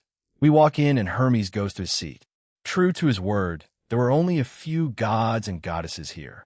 Zeus, Hera, Hephaestus, Hestia, Hermes, and another female goddess? I use observe on her, and it was Freya. I see. Is this who Hermes was alluding to? Although, he was looking quite excited now. He was probably looking forward to our meeting. But why is a Norse goddess here? Freya has long silver hair, purple eyes, and white skin like that of fresh snow. Her clothes are in large part black and red. They expose most of her stomach and breasts. She also wears two flower-like ornaments in her hair. Our eyes met, and her purple eyes shone. That gaze of hers, it didn't feel like she was looking at another person, but just another piece of meat, but it also held a different kind of interest. A small smile appears on her, so we don't see her as a significant threat. Are you sure? I ask him, and he nods. All right, but I would lean more towards sealing her powers too. However, hey, it's up to them and not me. I don't know Medusa enough to offer to do that. I mean, I know what happened to her, but she's in the Lamia's city at the moment. Alice and Senko are watching over her. That will be her place of residence for the time being. Unfortunately, the other Gorgons do not want her around their little settlement. He explains, I mean, that makes sense. Going berserk, killing her sisters, and then being part of a terrorist organization can make others wary of you. Moreover, the fact that she looks more human than the other Gorgons will also make them more wary of her. I see. They'll go over there then. Wait, Jean. And may you check in on my mother? What? I start to turn and leave, but Zeus stops me and makes me even more confused by what he says. Checking on Amalthea? What for? I give him a questioning look as he nervously looks at Hera, who sighs and turns her head away. Zeus coughs into his fist and nods, pretending to be serious, but he was still clearly unsure on what to say to me. I assume Hermes told you about the small festival over at the Rabbit Village, correct? And my mother will be visiting there quite frequently, and she told me not to interfere, So I can't go over there. I will put this in as a personal request to IC. But man, why are you so weak against her? Is that how most people are around their mothers? I mean, I wouldn't know. My parents were most likely absent. But I nod in the end. Sure thing, man, I don't mind. I mean, I'm going over there anyways since I need to check up on Kurosagi after all of that, you know? Zeus visibly relaxes and sighs. I will leave it up to you then, Jean. Anything else? I ask him, but he shakes his head. No, that will be all. This meeting is adjourned. Zeus gets up and vanishes along with Hera. The rest of the gods start to leave as well. However, the trio of gods that am friendly with come over to me. Why did you ignore all my texts? I was busy, my bad. Hestia glared at me and didn't believe a single word I said. I'm sorry, I was just lazy as hell that day. Nevertheless, what surprised me was that Freya also came over to us and all the while stared at me with an unreadable smile.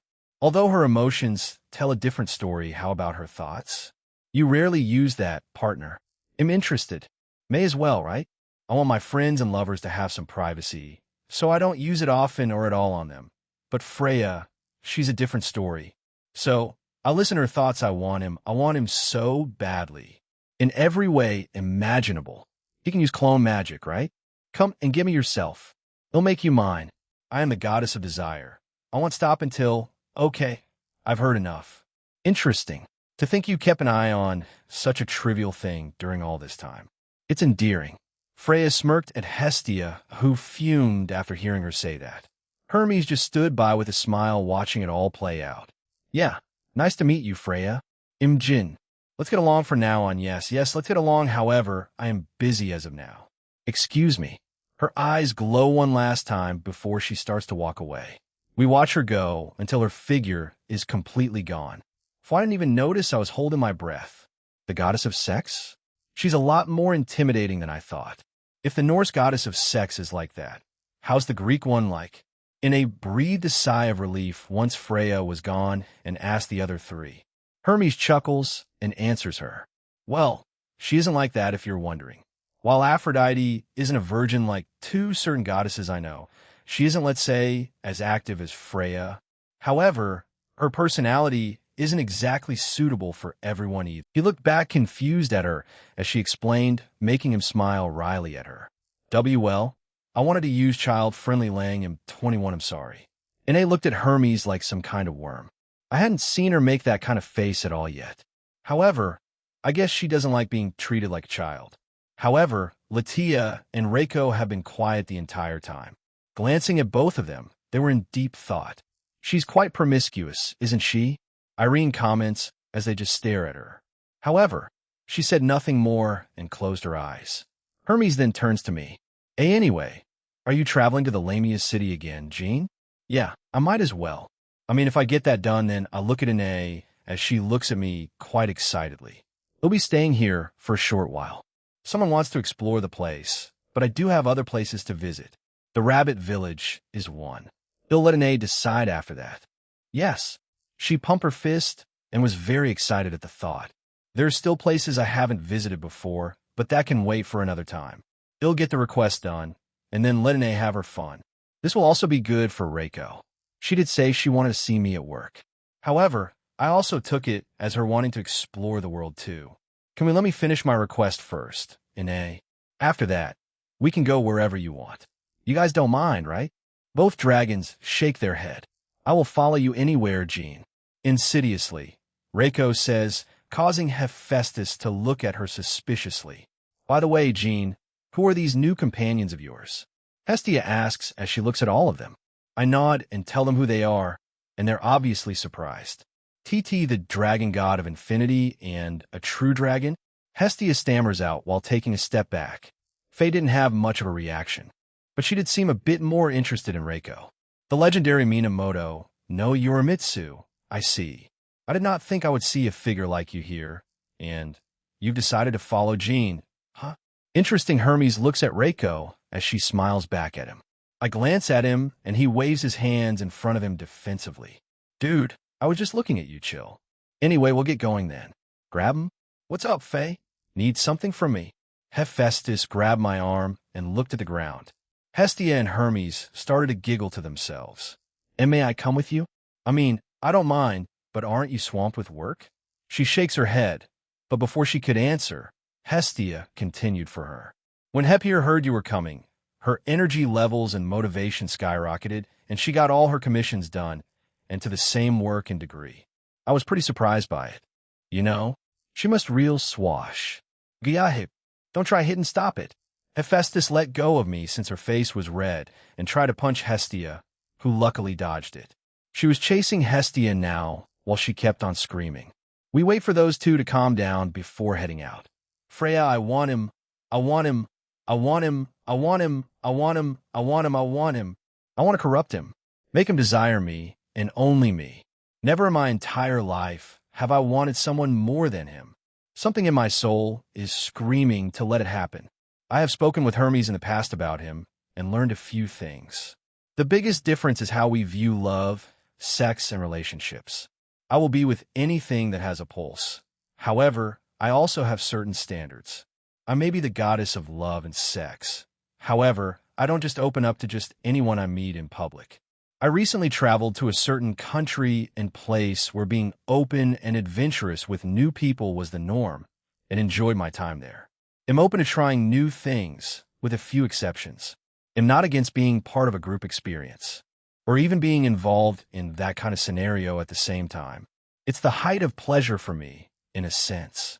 However, Hermes told me that Jean has more traditional views on those topics. Dating or knowing someone before dating them. He won't have casual sex with anyone, and will only have sex with someone he's in a relationship with. I laughed at the thought. I thought he was joking, but he assured me he was serious, and that the middleman definitely thought that way. Why? It doesn't make sense.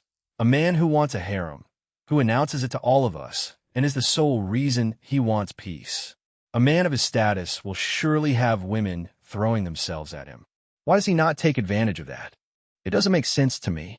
Perhaps he's just holding himself back, or just being modest. He's also a teenager. His hormones should be at the height of his life. Anything to do with sex should be in the forefront of his mind. TCH Vibath.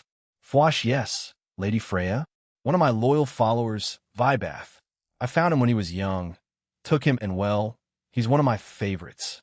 I taught him everything, after all. Jean Skyward. The middleman has returned to our realm. Follow him for me, will you, sweetie? I wish to know more about him.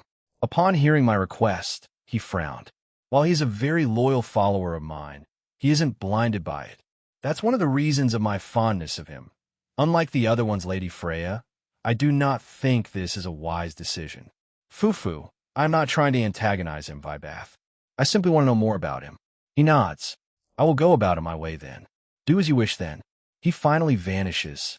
I should get someone else if he doesn't get the information I want. H.A. They'll forgive him since he's cute. Jean. What secrets do you hold? Jean Skyward Fwash Kya. It's so big. How long is it? We were flying towards Lamia's city. I offered to teleport us there, but Ine declined because I told her about the sights she might see. I promised that we would go back to the elf village we passed by. I skipped it since, well, the weird-ass queen that they have. She did make a rather inappropriate request of me, which put me off a bit. Didn't Yusaka ask you to do that?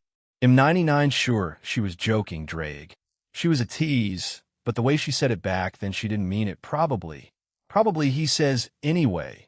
We were about to enter the forest of giant trees. That's what Ine was freaking out about.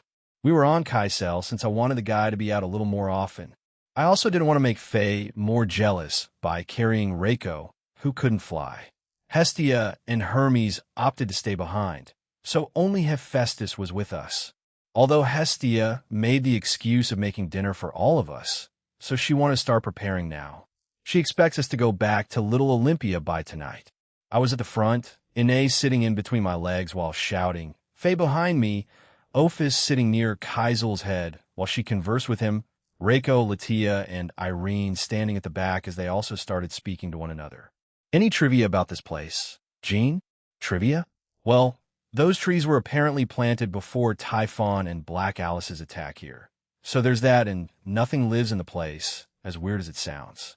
I mean, that's what Demeter told me. Despite her nodding, I don't think Ine was listening too intently to me. But it is strange. Why isn't anything living here?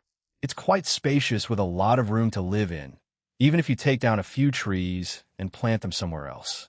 Well, what's he poke fey? Is something wrong? You are very obvious with what's on your mind at times. Really? Then can you answer? She nods, and I feel her lay her back against mine. What you said was true. These trees were created long ago before those attacks. It was also supposed to have the potential to become a city. For who? I don't know, since Zeus never disclosed that information. But if I had to take a guess, probably something akin to Little Olympia. Zeus did entertain the idea of having smaller cities that resembled Little Olympia as a halfway point when journeying to the others, such as the Lamia's city, the orcs and minotaurs, harpies and sirens. They were meant for weary travels to just stay the night, or for others to move into if they wish. But after the attacks, it was kind of forgotten. However, he started mentioning it again. Since the middleman is a frequent visitor here, it may attack some wanderers, and they might want to start populating them, or the current residents move over to them. So, that's the story of the Forest of Giant Trees. Hephaestus explained. Everyone else also listened in, including Ophis and Kaisel.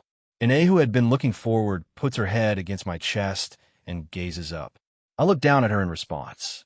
And now, you're influencing gods, Jean. That's incredible. Something that Zeus apparently put off for a long time or forgot entirely is being reconsidered. I think it's pretty cool. She had a longing look on her face when she said that. I guess that still lingers in her mind then. She wants to be acknowledged by everyone back in Shifengu, not as Kokobil's daughter, but just as herself. Hopefully I know. We can help her with that in the future. Thanks, but I'm willing to bet he just remembered about it for different reasons, and not just because of me. But I appreciate the thought, Ine. But it is interesting to see it happen. Hey, if he does go through with it, I can help. Of course, he has to send a request in. They'll run it by him, Jean. Lamia's city, once we arrived, just outside the city. Kaisel went back into my shadow, and we entered it. However, as soon as we do, Kya, it's the middleman. One of the Lamia's shouts, and that attracted a lot of attention. Ine chuckle, you sure have a lot of fan. Why are they taking their tops off? So indecent. Reiko, Latia, and Ine are shocked by this sudden development. Damn smack. Gu, for some reason, Latia covers my eyes, and Ophis decided to hug me while transforming back to her lowly form and clinging onto me. What is even happening? Could you please not crowd us too much? G, the middleman, is on official business right now, but when he's done, then feel free. I hear Hephaestus explain, and that made the immediate chatter stop. I see. Forgive us, Hephaestus-sama. Everyone, back to work. I hear a voice of one of the Lamias. I hear a few more apologies, and Latia eventually takes her hand away. However, Ophis keeps on hugging me. I free my arms, but let her keep hugging me. Let's get going, don't you say it. Lumbom. I'm confused. What was the Welsh dragon going to say? It's better you don't find out, Velgrind. Knowing you, it will just give you a headache. Okay. We eventually entered the inner city with the same scene, repeating, and Hephaestus asking them to relax until I'm done with official business. I feel like she's taking over Rose's job right now. BZT. I took my phone out and checked my text messages, and I got one from Rose. I feel like my job as your secretary is in danger. You're not planning on replacing me, right, Jean? What? How in the all-living shit no? Rose, where did this come from all of a sudden? I had a feeling. Women are terrifying. Their intuition is something else. Rest assured, I am not. You have classes still, don't you? Please focus on that for now. Oh, of course, I'm sorry. I put my phone away as we had arrived at the castle, and Yahoo Jean-chan, to my surprise, we see Demeter there. She started a boing-boing. She ran over to us while waving. However, she breasts were jiggling a lot. Thank you, DxD Physics. However, as I look at her, I felt a couple eyes on me, and they were silently judging me. It can't be helped in this situation. It's literally right in front of me. Once she arrives by me, she hugged me, but heavy Ophis was squished between us as she struggled to get out of the giant wall of flesh behind her. Demeter stopped hugging me and giggled. Forgive me, I didn't see her there. Welcome back to our realm, Jean. I see that Hephaestus came with you. She winks at her fellow goddess, causing her to look away. But what are you doing here, Demeter? I asked the goddess. However, she huffs, and puts her hands on her hips. I was already here, before you assume. I came all the way here for you. But I did decide to accompany you while you're here. I wasn't going to assume that. But all right anyway. Alice is waiting. Oh, please don't touch her, otherwise she'll faint. And Medusa is also there waiting. Hephaestus joins Demeter as they start to lead us away. She appears to be embarrassingly scolding her fellow goddess, who only giggles in response.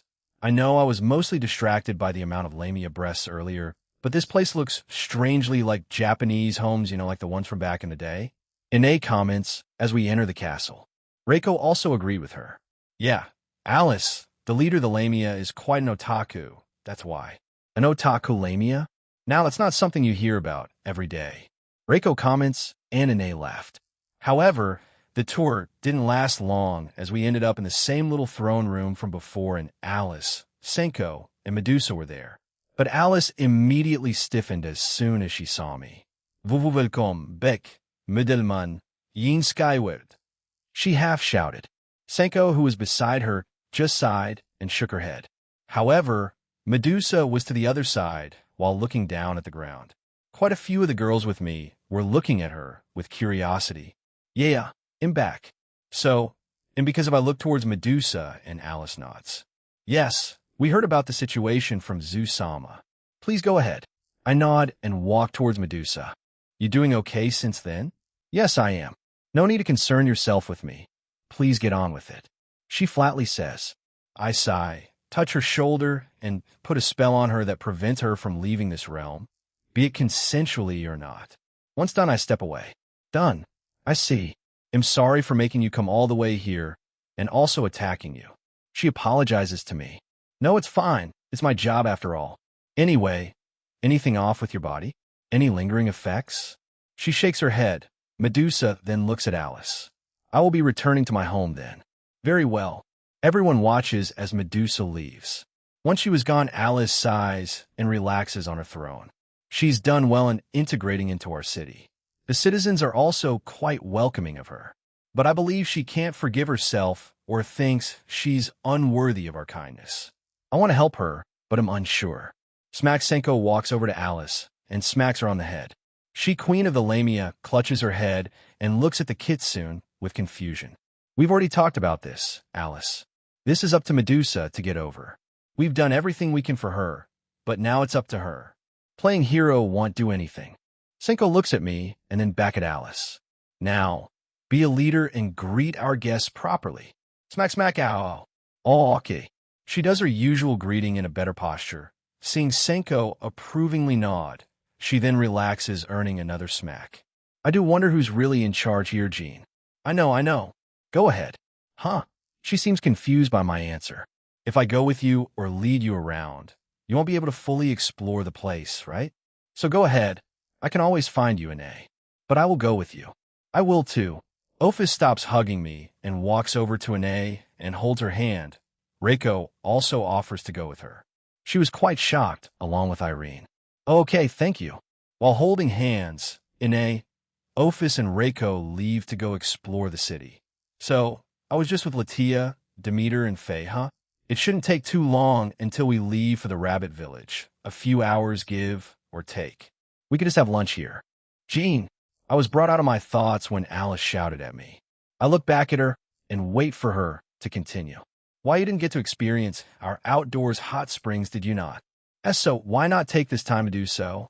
Since this place is usually just female lamias and male travels coming.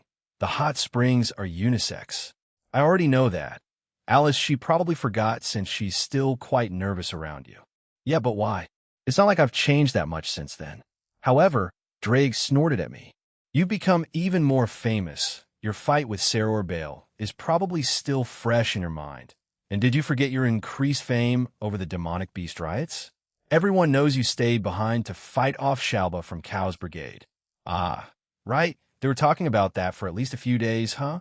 I kind of just ignored that as per usual, you mean? You kind of brush off many things, partner. Although I can see why. Yotin-sama. Huh? Oh, yeah, sure. Let's go over there now then. Latia and Faye look at me in stunned silence, while Demeter giggles at them. I don't know why she's still like this. We've bathed with each other plenty of times in the pocket dimension, Don't give me that look, Jean. The hot springs were located in the outer district and not in the inner one. However, it was quite large and also modeled after those in Japan. We walk in and Alice waves at the owner. This lamia wore more modest clothing than the rest. She has blue hair, purple eyes, and her scales were a mix of purple and blue, making her look pretty unique. Welk a Alice-sama, and the middleman. Please go ahead. You don't need to stop her. I would rather pay and not go to places for free if I can help it. Every once in a while is fine, but too many times just makes me uncomfortable. I have infinite money. All you are struggling to live with barely anything in your pockets. Just because I have this status doesn't mean you could do this here. Slam! I summoned around 30,000 euros and stared at the owner. She stared at me, slack-jawed. She started to shake until I'll also join you. She immediately tries to take her clothing off, but I also stop her. Stop. Stop. Jay, just let us enjoy the hot springs to ourselves with that, please. Because I know for a fact that anything I say, or at least anything normal I say, will not get through to her. It'll go under the pretext of purchasing hot springs for us. Upon hearing that, she calms down and nods. I see. T, thank you very much. Then, P, please enjoy. I had already finished changing and could feel that they were already in the hot springs. However, I was just checking on an A to see if they were doing okay, and it seems like it. But Aries was here for some reason. When I was looking for her, I accidentally found him just in the Lamia city. Maybe he was here for some fun, or checking up on Medusa. Whatever the case, Ada has. Go into Anae's shadow, Leilani. Go into Rykos. Both of them quickly left my shadow and went towards Anae's group. Ophis is with them, so they'll be safe, but I just want a bit more reassurance. He hadn't spotted them yet, but if he does, I can have them alert me. I sigh and finally go into the hot springs. Alice, she was in her human form and was clearly the most nervous one. Senko sat beside her and just kept on sighing. Latia was the most familiar with this, so she waved me over casually. Meanwhile, Faye was very red in the face. She was sitting by Latia, and from the looks of things, they probably had spoken very briefly. Irene was sitting away from everyone else. She looks like she was thinking about something. I walk over to Latia and sit beside her. Demeter was across from us, as she just smiles and waves at me. Once I did that, I also wave at her. I take a look around the hot springs. It's still bright outside, so the floating foxfire orbs weren't illuminating the entire place yet. However, like the ones back in Japan, they looked like identical mirrors. Wooden fences, rocks, and other bits and bobs were strewn around the place. Ah, that hits the spot. Old man Skyward is back again. Latia says beside me, and I snort. PSH, leave me alone. Jean? Ophis? What's wrong? That god of war appeared, but he's gone now. He kept looking at Reiko, but I scared him away. I see. Thank you, Ophis. We'll try to know it's fine. We will keep exploring. I feel Latia grasp my arm. I look at her as she was also looking at me with concern. What's up, Latia? I have known you for a long time. Why did you get angry? Everyone was looking at us now and waiting for me to say something. Aries went near Anae's group. I just spoke with Ophis. She scared him away, so they're fine, but I just want to go to them just to make sure. She nods. I see, but please trust her. She is the dragon god of infinity after all. Splash. Huh. DD dragon god of infinity. Alice gets up in shock, but as she did that, the towel that was wrapped around her body fell. I look away, and with my reaction, she looks down to see her body was in full show for everyone else. I hear it come splash. They'll take her out. Sorry about this, Jean. She fainted. Thankfully, Senko was close enough to her that she caught the falling queen. Alice was quite close to the outer edge of the hot springs, so she could have hit her head. Sure, don't blame yourself, Jean. She's just an idiot. Even though you were gone for a long time, and we worked on her not being like this, I guess she needs more time. Seeing Senko, who was much smaller than Alice, carrying her like it was nothing, was an odd sight to see. However, the four of us decided to stay here. I glanced at Irene, and it didn't seem like she had noticed the commotion. I wonder what she's thinking about. Earlier, amazing. This place is amazing. It's almost modeled like the old era of Japan, especially the houses. apart from the very lewd lamias who also tried to invite us, women. It was mostly been a very pleasant experience. I had walked around with Reiko and Ophis while checking out all the current attractions in this city. I also heard some kind of thing happens quite frequently that involved lanterns, but I didn't hear it in detail. I feel a bit nostalgic being here. I have to thank Alice-san for doing this, even though she's just a giant otaku, Reiko muttered, and that made me chuckle. That's right. You're a part of the legends of the human world of Japan, after all. Hey, we should have lunch soon. I think Jean and the others will do that too. We have money with us after all, it's fine, right? Reiko looks at me and nods, but Ophis? Ophis suddenly stopped and tightened her grip on my hand. We have been walking around while holding hands. I think this is her way of keeping an eye on me, for Jean. I don't know why though. He doesn't have enemies here, right? Botman, she says and turns around. Botman, am offended little girl, am Ares, the Greek god of war. Am free to come and go as I please in my own realm. The man named Ares wears an all-black chest plate and a black skirt. He has spiked shoulder pads that hold his cape in place and forearm cuffs that have spikes. He has a faded buzz cut as well as a clean beard. However, he was staring at us at Reiko quite intently. Reiko, in return, covered her chest and gave the man a scorning look. I like Phi, he starts to say something, but freezes and has a look of panic on him. It was faint, but I could feel that Ophis was sending a lot of murderous intent towards him. She was looking at him with very cold eyes, making him stand there frozen on the spot. However, whatever. You're just dumb sluts anyway. He turns around and scurries away, his tail between his legs.